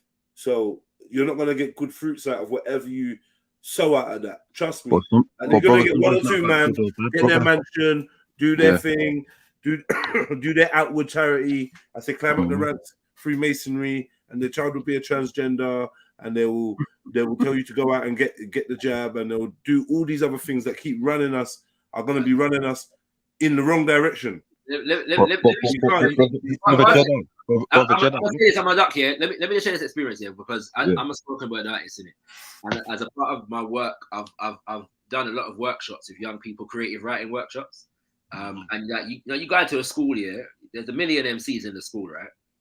And one thing that's become apparent to me is when a lot of young people write about things because that's all they know to write about. Yeah. That they've never considered writing about some next shit, right? And so it's like so the first thing for me when I go into, because I don't have to teach them to write necessarily, yeah. They know how to write. It's just about what to write about. So it's about introducing them to different things, isn't it? Like the workshop could be on anything. Yeah, I could introduce them to a theme or a subject matter or an item, an apple, yeah, and get them to write about it, yeah. And then I've even dealt with a young person who wanted to be an artist, but he didn't feel like he could be an artist because he hadn't been through enough grimy shit, yeah. And so he associates artistry with having a couple friends shot, yeah. Mm-hmm. And the pain that is associated with that kind of thing. And I had to make him know, brethren, you've got a whole heap of life experience, yeah? And it's not that maybe you yourself, nobody close to you has been, but you know man who've experienced these things, yeah? I know the NZ's from it, so I know, you know what I'm saying? So there's a different perspective that you can write about the same thing from. And I'm saying that that's just on a small level, the impact that you can have when you just introduce the youth them to something different to write about from an artistic level. And that's why I say it's not just about looking at the lyrics, it's about how we look at the conditions that are producing the lyrics themselves. Because a lot of young people would write about something else if their life was inspiring them or giving them something else to write about. Right. But 1 minute, thingy, Shakara, ain't that dictated by the medium? So, for example, a 10-year-old can't sing the blues, right? You know what I mean? Like, you know. But it still formulates an institution must be governed for our youth to feel safe to speak about good things. That's what I said before. That's what I said before, and that until we get our power back, our youth may have to feel comfortable by mixing good and bad, and hopefully bring out and build the black community up. It sounds controversial, but until we sort ourselves out, that's going to have to be the option. My brother, it doesn't have to be the option. The problem is one is glorifying the opposite of the intent of the outcome, and it's gonna. I feel like while artists are getting rich, the music is in itself going to have to be reflecting what's going on out there, and it's going to have to intensify as we can see. So I don't think it's. I just don't think it's wise to say, look, man, we're gonna encourage people to kind of like get rich off drill in order for us to build up the black community. I'm not saying encourage, you know, brother. What I was saying was because we are not drill in its current form is a symptom and a ingredient of the turmoil that's going on in our community. Exactly, and it tells us because what's going on in our community, and we haven't organized properly, brother. Then these words. This is not like hip hop, you know. This is the Exactly. thing. It doesn't matter if it's hip hop or This is not. not like hip hop that started and sees itself as being part of graffiti, dance, drum, all the other breakdancing, BMXing, spray can arts. Like this is different. The artifacts that go along with drill, whether rightly or wrongly, is chinging and swinging and 4-door trucks and shooting and beef and going jail and being banned and you know. There's no different than what the hip hop artists say, brother JEDI, in their lyrics. Did you hear what I said to you? Hip hop. You didn't hear what I said to you. I already covered that by letting you know that hip hop has a different foundation, and drill. The generation that's into drill, they don't necessarily associate with. In fact, the fact that they see drill and hip hop as being different lets you know. But most of us would just see it as being hip hop with a hip hop a dark turn to it. It likes, but we wouldn't see it hip hop. But I'm more into the pain, brother. That means that they don't have a common. They don't have a Talib Kweli. They don't have a Public Enemy. They don't have anything. But they do understand, brother, that they don't have an institution to restore their mind back when they're facing these conflicts in our neighborhood, brother. That's what I'm saying. Until we get an institution, brother, to heal our mind properly, it may have to be this, brother. Unfortunately, it may have an automated message, bro. Seriously, like we know that, but that's not the point we're making. This guy. I've got a run here, and as I've said that, I've just seen a picture of a beautiful black woman on my phone, and that's why I'm big up the beautiful black woman, because you're very inspirational. You know what I'm saying, in this world and in this life. You know what I mean? Sorry, you know that. Every now and then you see. No, I'm sorry. Every now and then you see. You're bringing a new meaning to the word. Get up, stand up. I hope say that at your wife. You know what I'm saying? You know what I'm saying? Like every now and then you see an image of a beautiful black woman, yeah, and it just consumes your whole like consciousness. You know what I mean? That's right. That's right. You know what I'm saying? Like we got the black woman, and that's right. Anyway, have a good one, family. Bless. Yeah, what was JEDI? So what I'm saying is, that we obviously recognize that as art because it's something that even moves our soul, And I think if it didn't have, let's say, even the effects manifested in our society. So if, let's say, that for whatever reason, the youth were going through a stage of just chatting bare, nonsense, but they were showing it through some sort of skillful way of putting words together on certain beats, but they were actually skillful in their daily life. Do you know what I mean? So it was just like a hobby that they went through between 14 and 18. Then it'd be different. And that's what I'm saying, where you could see it as art. And for me, because I guess I see things as holistic, I'm just saying because of the amount of damage it is, it's almost like I just have to dash it all in the bin when I'm talking about it politically. You know what I'm saying? But I totally hear what you're saying, no matter what, it's still art. And it's like, even if your enemy does your damage, your head can still recognize, well, he's actually skillful in the way he kick you or punch you or whatever. But it has to be artistic at some degree for it to be influential, and you know what I mean. So they got to throw in some people that actually are really good. They have to. There's loads of shit and loads of crap, but they can't just kill you with just complete crap. Not yet. We're getting there to the point where the good artists are few and far. But if you even look at it, the artists that we're calling good now, we're only calling them good now because their competition is shit. It's shit, yeah. When the competition was fierce, and it was all about showing your intelligence. No matter they'll be trash. They'll be considered trash. Yeah, you're right. Or average. You know what I mean? But to me, I'm looking at it in a broader sense as well. That if, let's say, a religious group was to start talking the same thing about another religious group, whether it be Sunni, Shia, Protestant, Catholic, Muslim. On that note, big up everyone. I'm going to go with all due respect. Big up the panel, brother Isa, blessing, brother, Reggie, Khan, all of yous. Peace and blessing. Brother. Would it not be seen as a terrorist thing? And to me, again, this is their sign of saying we're happy or they're happy for our black people to kill each other. It's as simple as that. Because they recognize everyone else giving speeches or giving talks or saying certain things which encourage, or what's the word they use? Inciting to terrorism. So obviously the murdering of black people, young black people against each other, why is that not incitement to the murdering of each other? Because they don't care. There you go. And it's as simple as that for real. It is as simple as that. What's everyone saying, man? Talk to me, man.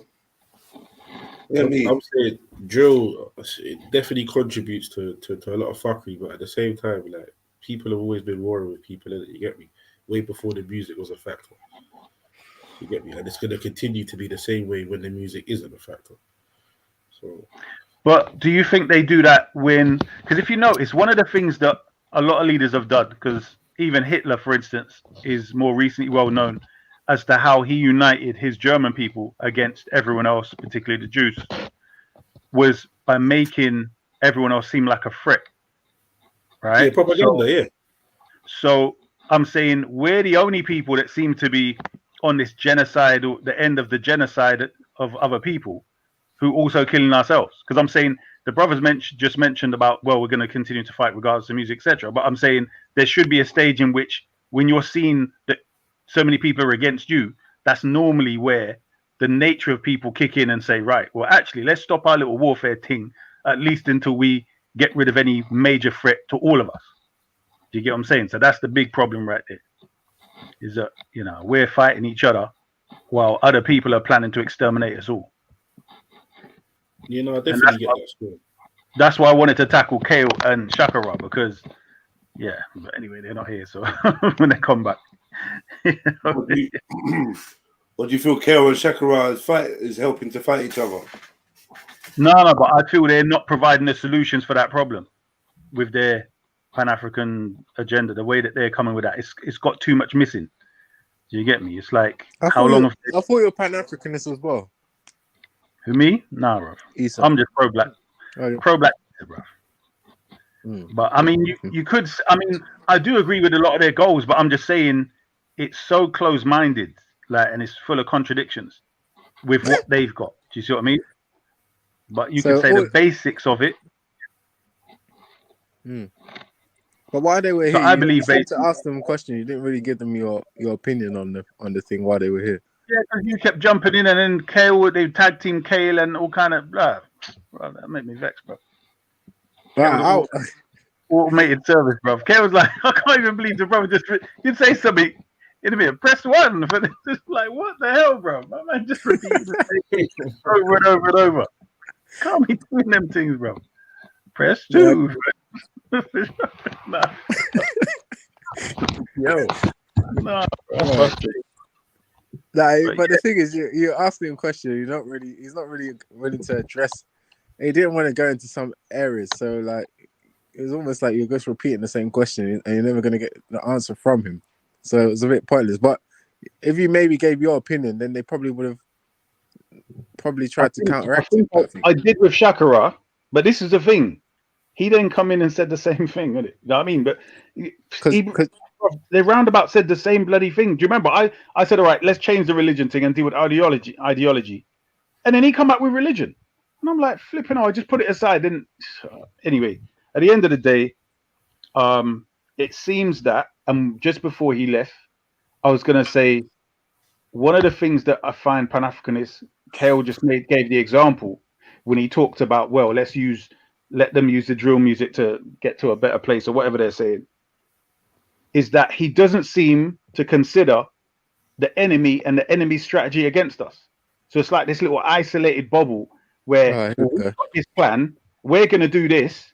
And I'm thinking, well, in your plan, your calculations, you don't seem to have calculated where this Peckerwood monkey is plotting and planning for you. You get me? It's like these lot have done juju on their own head, like they're hallucinating and thinking, well, we just need to do A, B, C, D, and we're going to get there. And I'm thinking, well, don't you lot think that these lot are thinking, what the hell are you plotting and planning? Seems we're discussing it here and we're writing books about it and talking. Do you know what I mean? Like, do you know what I mean? It's not difficult, is it? If they manage to concrete your whole life. could potentially conquer you and do all kind of thing and put your leaders in there. Any plan you're coming up with must be smarter than what they're bloody coming up with. Do you see it? Yeah, hey, yeah. And I hate that. I really, yeah. It's the most frustrating thing for me, is that, you know, despite the love that they have, is I call it the accelerator handbrake thing, where you're going fast in circles, bruv. Do you get what I'm saying? They're pressing the thing, engines revving, just going in circles, bruv. Fast. They're not really a. Akuda Matata, my people. Akuda Matata. Assalamu alaikum, brother. Wagwan. Where you been? Where you been? Big up. I was listening, man. Oh, okay. Yeah, I'm not gonna get involved in that shit. Yeah. You had enough of that for I've been hearing you for days, man. I slayed them niggas for days, man. It's light work, man. I wanted to give some other people an opportunity, and it was interesting, man. Good, man. You know what I mean? Made for good discussion. Yeah. Didn't have to hear my whiny mouth involved in the fuckery. Who is it you were mashing up? Was it? What was it? Who is it? Oh, bruv, you was thumping up somebody. It weren't what's the high pitch boy? Eunice. Oh yeah. It was someone else.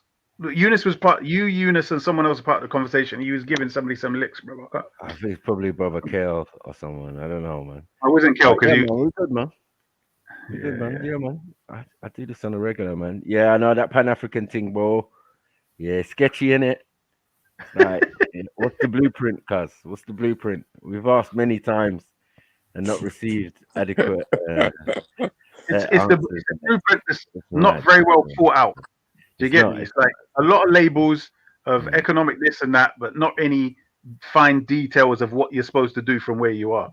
And the problem is, I realize, is they rely on the people that are not Pan-Africanists to do a lot of the work that's in between. Like, they got the label. When you look in the actual substance of it, it's everyone else doing that flipping work. Like, Exactly. It's disorganized. I'm gonna be front line. You're gonna be front line with me, and a man start talking about admin. Both men start talking about admin. Yeah, no. Some of us gonna be admin in it. Like, what? What are you talking about? No. Pick up the strap. Let's go. You know what I'm saying? Like, yo, what are we doing? Yeah, political science. Yeah, like what? Political science. You go shut you up. Anyway, I agree with almost everything they're saying in the labels, but I'm saying when it's said and it's not dealing with the actual reality, like, it's just, I don't know, there seems to be no real thought about, well, when you do this, what is the enemy gonna do next? What's his response? And then what you're gonna do? Do you know what I mean? It doesn't seem to be well thought out of how you're gonna have to evolve and adapt to everything. But Issa, you know, is it their own space in Africa they want, or is it everybody else to conform to their ideology? And it's mad because I can't see any man going to African government saying give up your arms and unify it with every other African country, and then we'll make a unified African base that protects Black Americans. And bruv, it's just Kuda Matadarish, man, Lion King. You know what I'm saying? Bruv, this is the problem. You carry, when you haven't evolved certain ideas, let's say from, with him again, Brother Marcus Garvey, right? Where the way that Africa was then to how it is now. Do you see what I'm saying? So the European has dealt with the situation smart, because the time in which we could have unified majorly on that identity, long gone, man, long gone. That's past, bro. Because what they've done is they've made our people become more united in their individual national identities. Do you get me? And then cause them more problems with that identity. I.e., you've got to do, you're a Nigerian, you're a Ghanaian, and you've got issues in your country, your own politics, you've got your own problems to deal with. Do you get me? And they can't show you any realistic solutions that are going to come about with uniting, because we've already seen, as soon as one prime minister, whatever else, decides something, what happens? They get a cop, they invade. That's it. They're done. Removed. What was that massive brother? What was that? Was it Gambia? There was a massive brother, and I think he said if certain man tried to go with man, I think he said it on national TV, bro. Yeah. If man tried to marry man, then he's done for. And I think within a couple of months or a year after that, he was out of government, bro. Did it off. To get rid of him. Yeah. And so as I said, But yeah, well, I mean, a lot of people are kind of aggrieved, who are essentially diasporas as well, but have traveled back home to their various countries. Mhm. And that's what makes Africa so blessed. It's so diverse. No one two set of people are the same, but they're joyous in that, in learning other people's cultures, celebrations, masquerades, you name it, whatever. Do you get what I'm saying? Whether it's religion or spirituality or culture, yeah, it will all get blended into some form. Do you get what I'm saying? You'd have adherence as a Muslim to some cultural practices that are just part of your culture. Mhm. There's no argument, there's no thing, unless it be something that is considered shirk, or they will Something, they will yeah. not they will refrain from it. To get it, but we've got different aspects of why we do what we do. Anyway, it's not all European based. This is the thing. My point And is even that yeah, sorry, go ahead. I'm saying that we're, let's say, trying to get back on our feet within our individual nations or whatever else, and these lot are making it harder than it should be. So, I mean, I understand as an identity, we can at least hold on to that we have a unified other identity than our nation as so-called African or black or whatever else it is, recognizing that we have collective enemies, collective people that want to reduce us to the smallest population and take our land so that we have literally none of it left. I mean, already in the Caribbean, they're buying up beaches, like actors, all these millionaires and billionaires are buying up the beaches of so many parts of the Caribbean. Do That's you get my me? point. So What are the Pan Africans that are in existence now doing? Where can we find their offices, find their government, Yeah, find secret society, bro. their little They, land, you know what I mean, that they own in Africa. So they're about that life, you know what I mean? No one could tell them that. And look, they went to Africa, they appealed to some African kingdom, you know what I mean, for some land or reparations or whatever, and they got it. Cool. That's step number one. Now build your thing. You can walk around. Everybody in the nation has to wear berets and black, red, and green and whatever. You can do all that. But if you think you're going to go to any African country with these bright ideas that were constructed outside of the continent, yeah, whether they're information from scholars and that's still not, that's disrespecting the culture again, the it's there. history, There's the people that are living there. philosophies, right? The philosophies, the universities, the institutions that Africans built. Yeah. And when we're in these universities, you're gonna have to know what we're learning about. We're not learning about Europe. Yeah. Unlike us who are in the diaspora, they teach us about Europe first, yeah, and then we learn about Africa. But fortunately for us, we got it at home. Yeah, we're taught by our grandparents and all sorts, and given those inklings and folklores and all of that, and then we get the opportunity now and again to go back to our thing. Yeah, I'm saying as a Pan African, they need to just choose an African country, go there, deal with them, try to build something, buy your own land. Once you got your own land, that's your own universe, and work from there. Yeah, all this other stuff, we're gonna come in and change and help. Those are we still words don't that. even know what African country. Yeah, no, I'm saying that might end you up with no funds and no shoes in Africa. Do you get what I'm saying? Man said he's Because from Birmingham, you know. you can't romanticize Africa, man. It's beautiful but deadly. Like Yeah, the they call animals it that frequent it. Afromance, bro. They call it Afromance. It's Afromance, yes. I'm not into that. You get me? Yeah, I don't know. When you see swollen dead body in the gully, yeah, you know what time it is, bro. It's like it is what it is, man. Yeah, like we take the rough with the smooth. This is why the people build their houses with high walls. Because there's danger, man. But there's also order and Same chaos. in the Caribbean.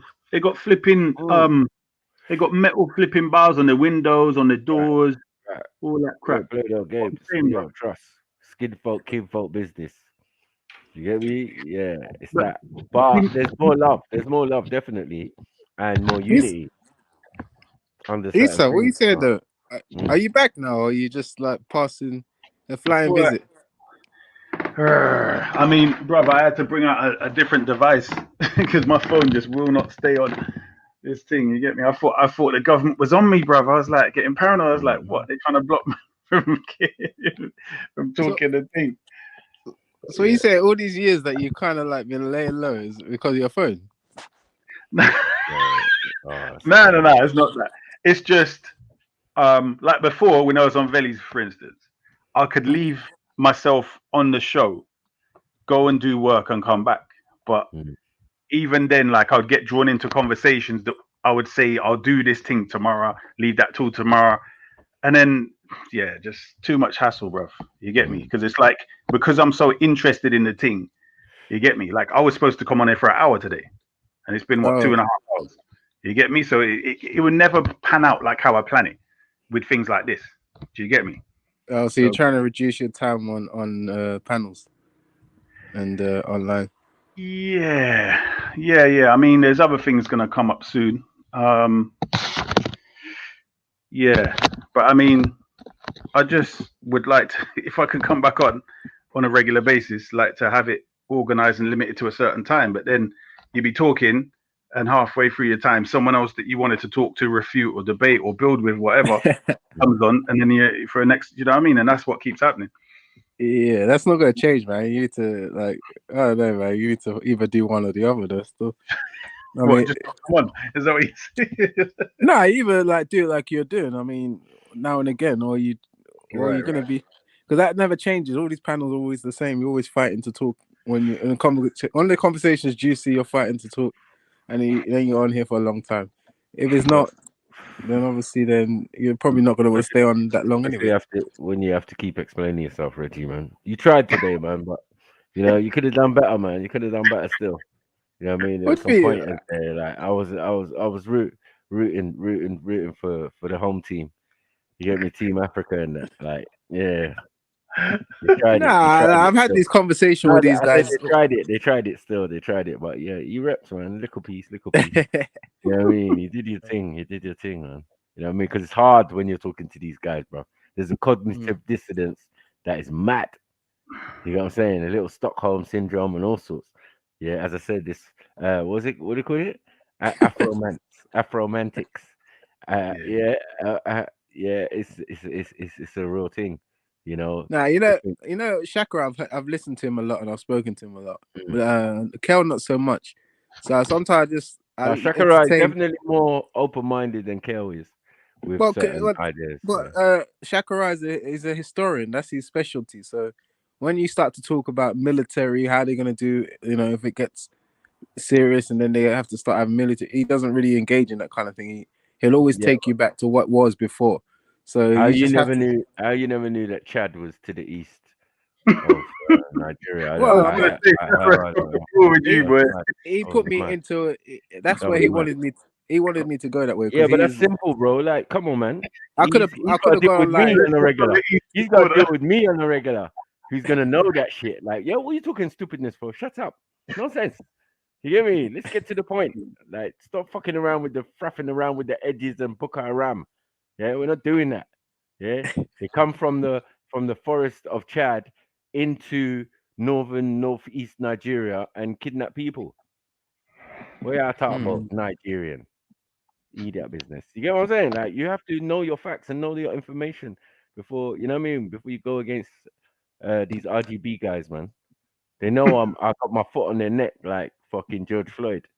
8 minutes at least. You know what I'm saying?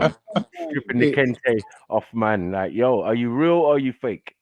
Cause as I knew, Pan-Africanism was based on information from scholars, African scholars, and Americans. So, like, what are we doing?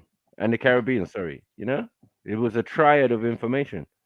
Not all this revolutionary type stuff and Garvey, and this came after Garvey. It's mad. You know what I mean? But I think Pan-Africanism, yeah, and you see in 1960 something, yeah, some woman in the Caribbean, yeah, I think it's Trinidad as well. You know what I mean? Like, come on, man, what are you doing here? You get what I'm saying? I grew up in that thing there, like, But my thing is, anyone who's about knowledge and information. I could quote the scholars, the Barashangos, the Sheikh Anta Diops, the John Henry Clarks, the Ben Yakanan. You get me? All of these man. That's what it was based on, bro. You get me? Ivan Van Sertima, all of their information and their writings and about Africa and about these things, you know. But that's ancient. We're talking about now, in the now. When we talk about African in the now, this is a far different place than those romanticized events of history, you know. I just think that their plans, I think they're legitimate, you know, sincere, and that it's just that they're not realistic. And as you say, the Afro-romance is kind of like fairy tale. They're not thinking realistically. As I said, I've shown them bare examples of us diasporans going to Africa and trying to change the country to our new ideals and this, you know what I mean, and totally messing up like Charles Taylor, right? Bro, you didn't see about the Rastas in Ethiopia? Mm-hmm. They got their community. They've done all these things. Yeah, it's lovely. It's lovely. Guess what?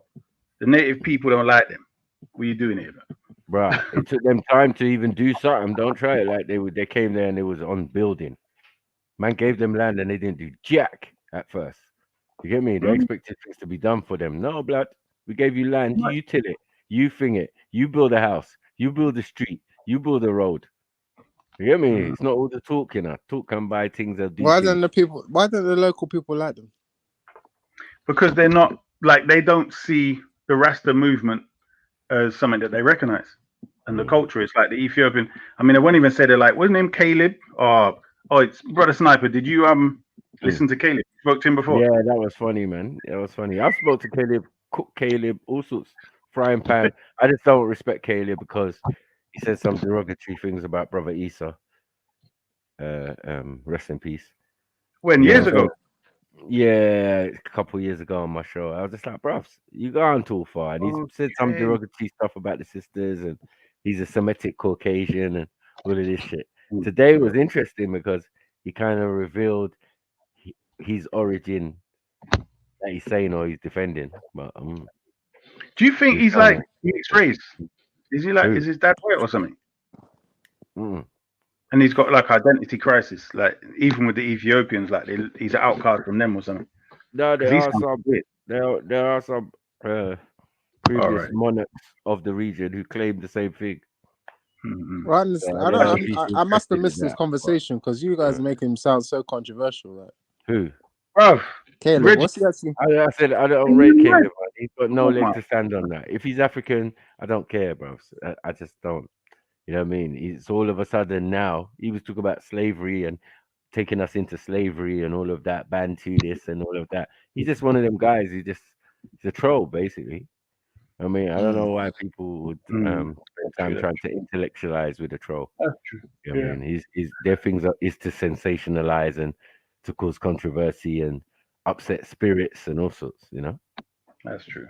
Yeah. So, yeah, man, he's a little judge. I'm saying at the end of the day, he's not. It's not like he's coming with an opinion and then learning.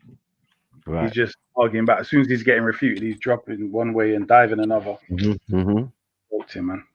That's him. Man's a clown, but oh boy, that's mad. Poor guys. Yeah, I wanted you to get them on there. Yeah, you didn't get your thing in yet.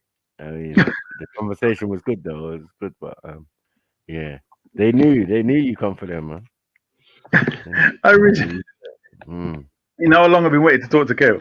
Oh my head! Because I must have spoken to him a few weeks ago or months ago on what's brother name? Rap Raven show.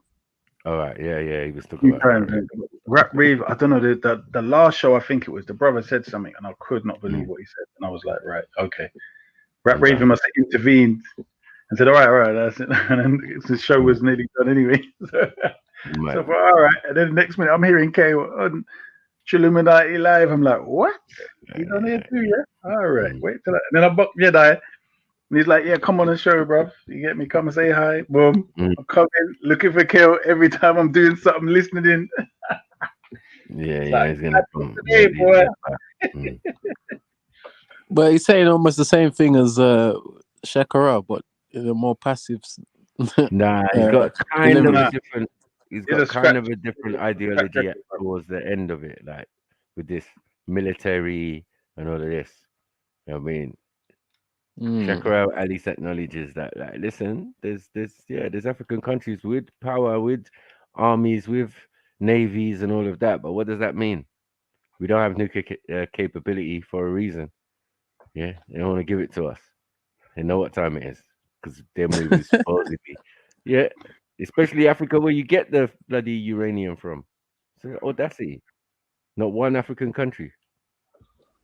It's their time, though, isn't it? Yeah, I mean, the Europeans are going to do what they're going to do, but and I'm saying he's trying to say unified base in the middle of Africa.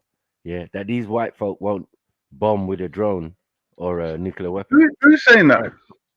No, Kale. He's talking about some military unified African army kind of thing or some base. Yeah, but is he talking about using juju to protect it? No, I don't know. Okay, so he's talking about unseen ability. Maybe Shakarel would, but yeah, he's not on that. He does not bring in religion in. He thinks it's decisive. It's all that, you know. It's the same old rhetoric. You couldn't even set up like 10 man intending on something without them taking like what the hell, bro? In them countries, there's a different thing, bro. Says what is power, man? Power is the ability to mobilize people, man. You know what I'm saying? And I'm saying, like, in the ends, man can mobilize enough, man, but man is not calling himself no leader or no. That's just how the thing works, and that's not even power. Because I said I might do that, but I don't want my people hurt unnecessarily. Man, are leaving Pickney and all of them thing there to come and fight your cause. It better be a good one, and not nonsense. A man are old and wise enough to know. Ask you the question, like, wagwan, where are we going? What are we doing? What's the reasoning? To get it? We've done it before where man's brought the car, sent the man sat in the car and said to man, listen, talk to me, man. What's going on? Man explained the story and said, Brad, why are we here? No.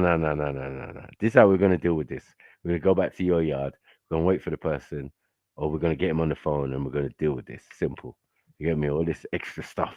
Get in. You know what I mean? Getting the man them to leave their place of work or whatever to come and deal with a man's problems that his girl caused. I was like, no, we're not doing that. Oh, Flip, you just reminded me what I wanted to talk about one time, that the manosphere thing. I swear, like, they must have talked about how could I forget his name? The Godfather of the manosphere. Kevin Samuels. Kevin Samuels, that's it. Yeah. I wanted to talk about that a while back. That'd be interesting. Well, Love Man jumped on board on it and made something out of it that wasn't even real, but it's a real something now, as you said, the manosphere and all of that. Red pill niggas. I don't even know what's going on. But yeah, it's like a major thing for them, losing him. You know what I'm saying? No, but things are changing fast when it comes to like the way a lot of men, young men, old men, medium, are seeing women now, bro. Like relationships are changing, bro. That feminist thing getting turned on its head. Yeah, they're trying to do reverse feminism, and that's not really gonna work out. And it's true, isn't it? Reverse feminism doesn't work, man. Oh, because you're doing it, we're gonna do it. Like that's not even man.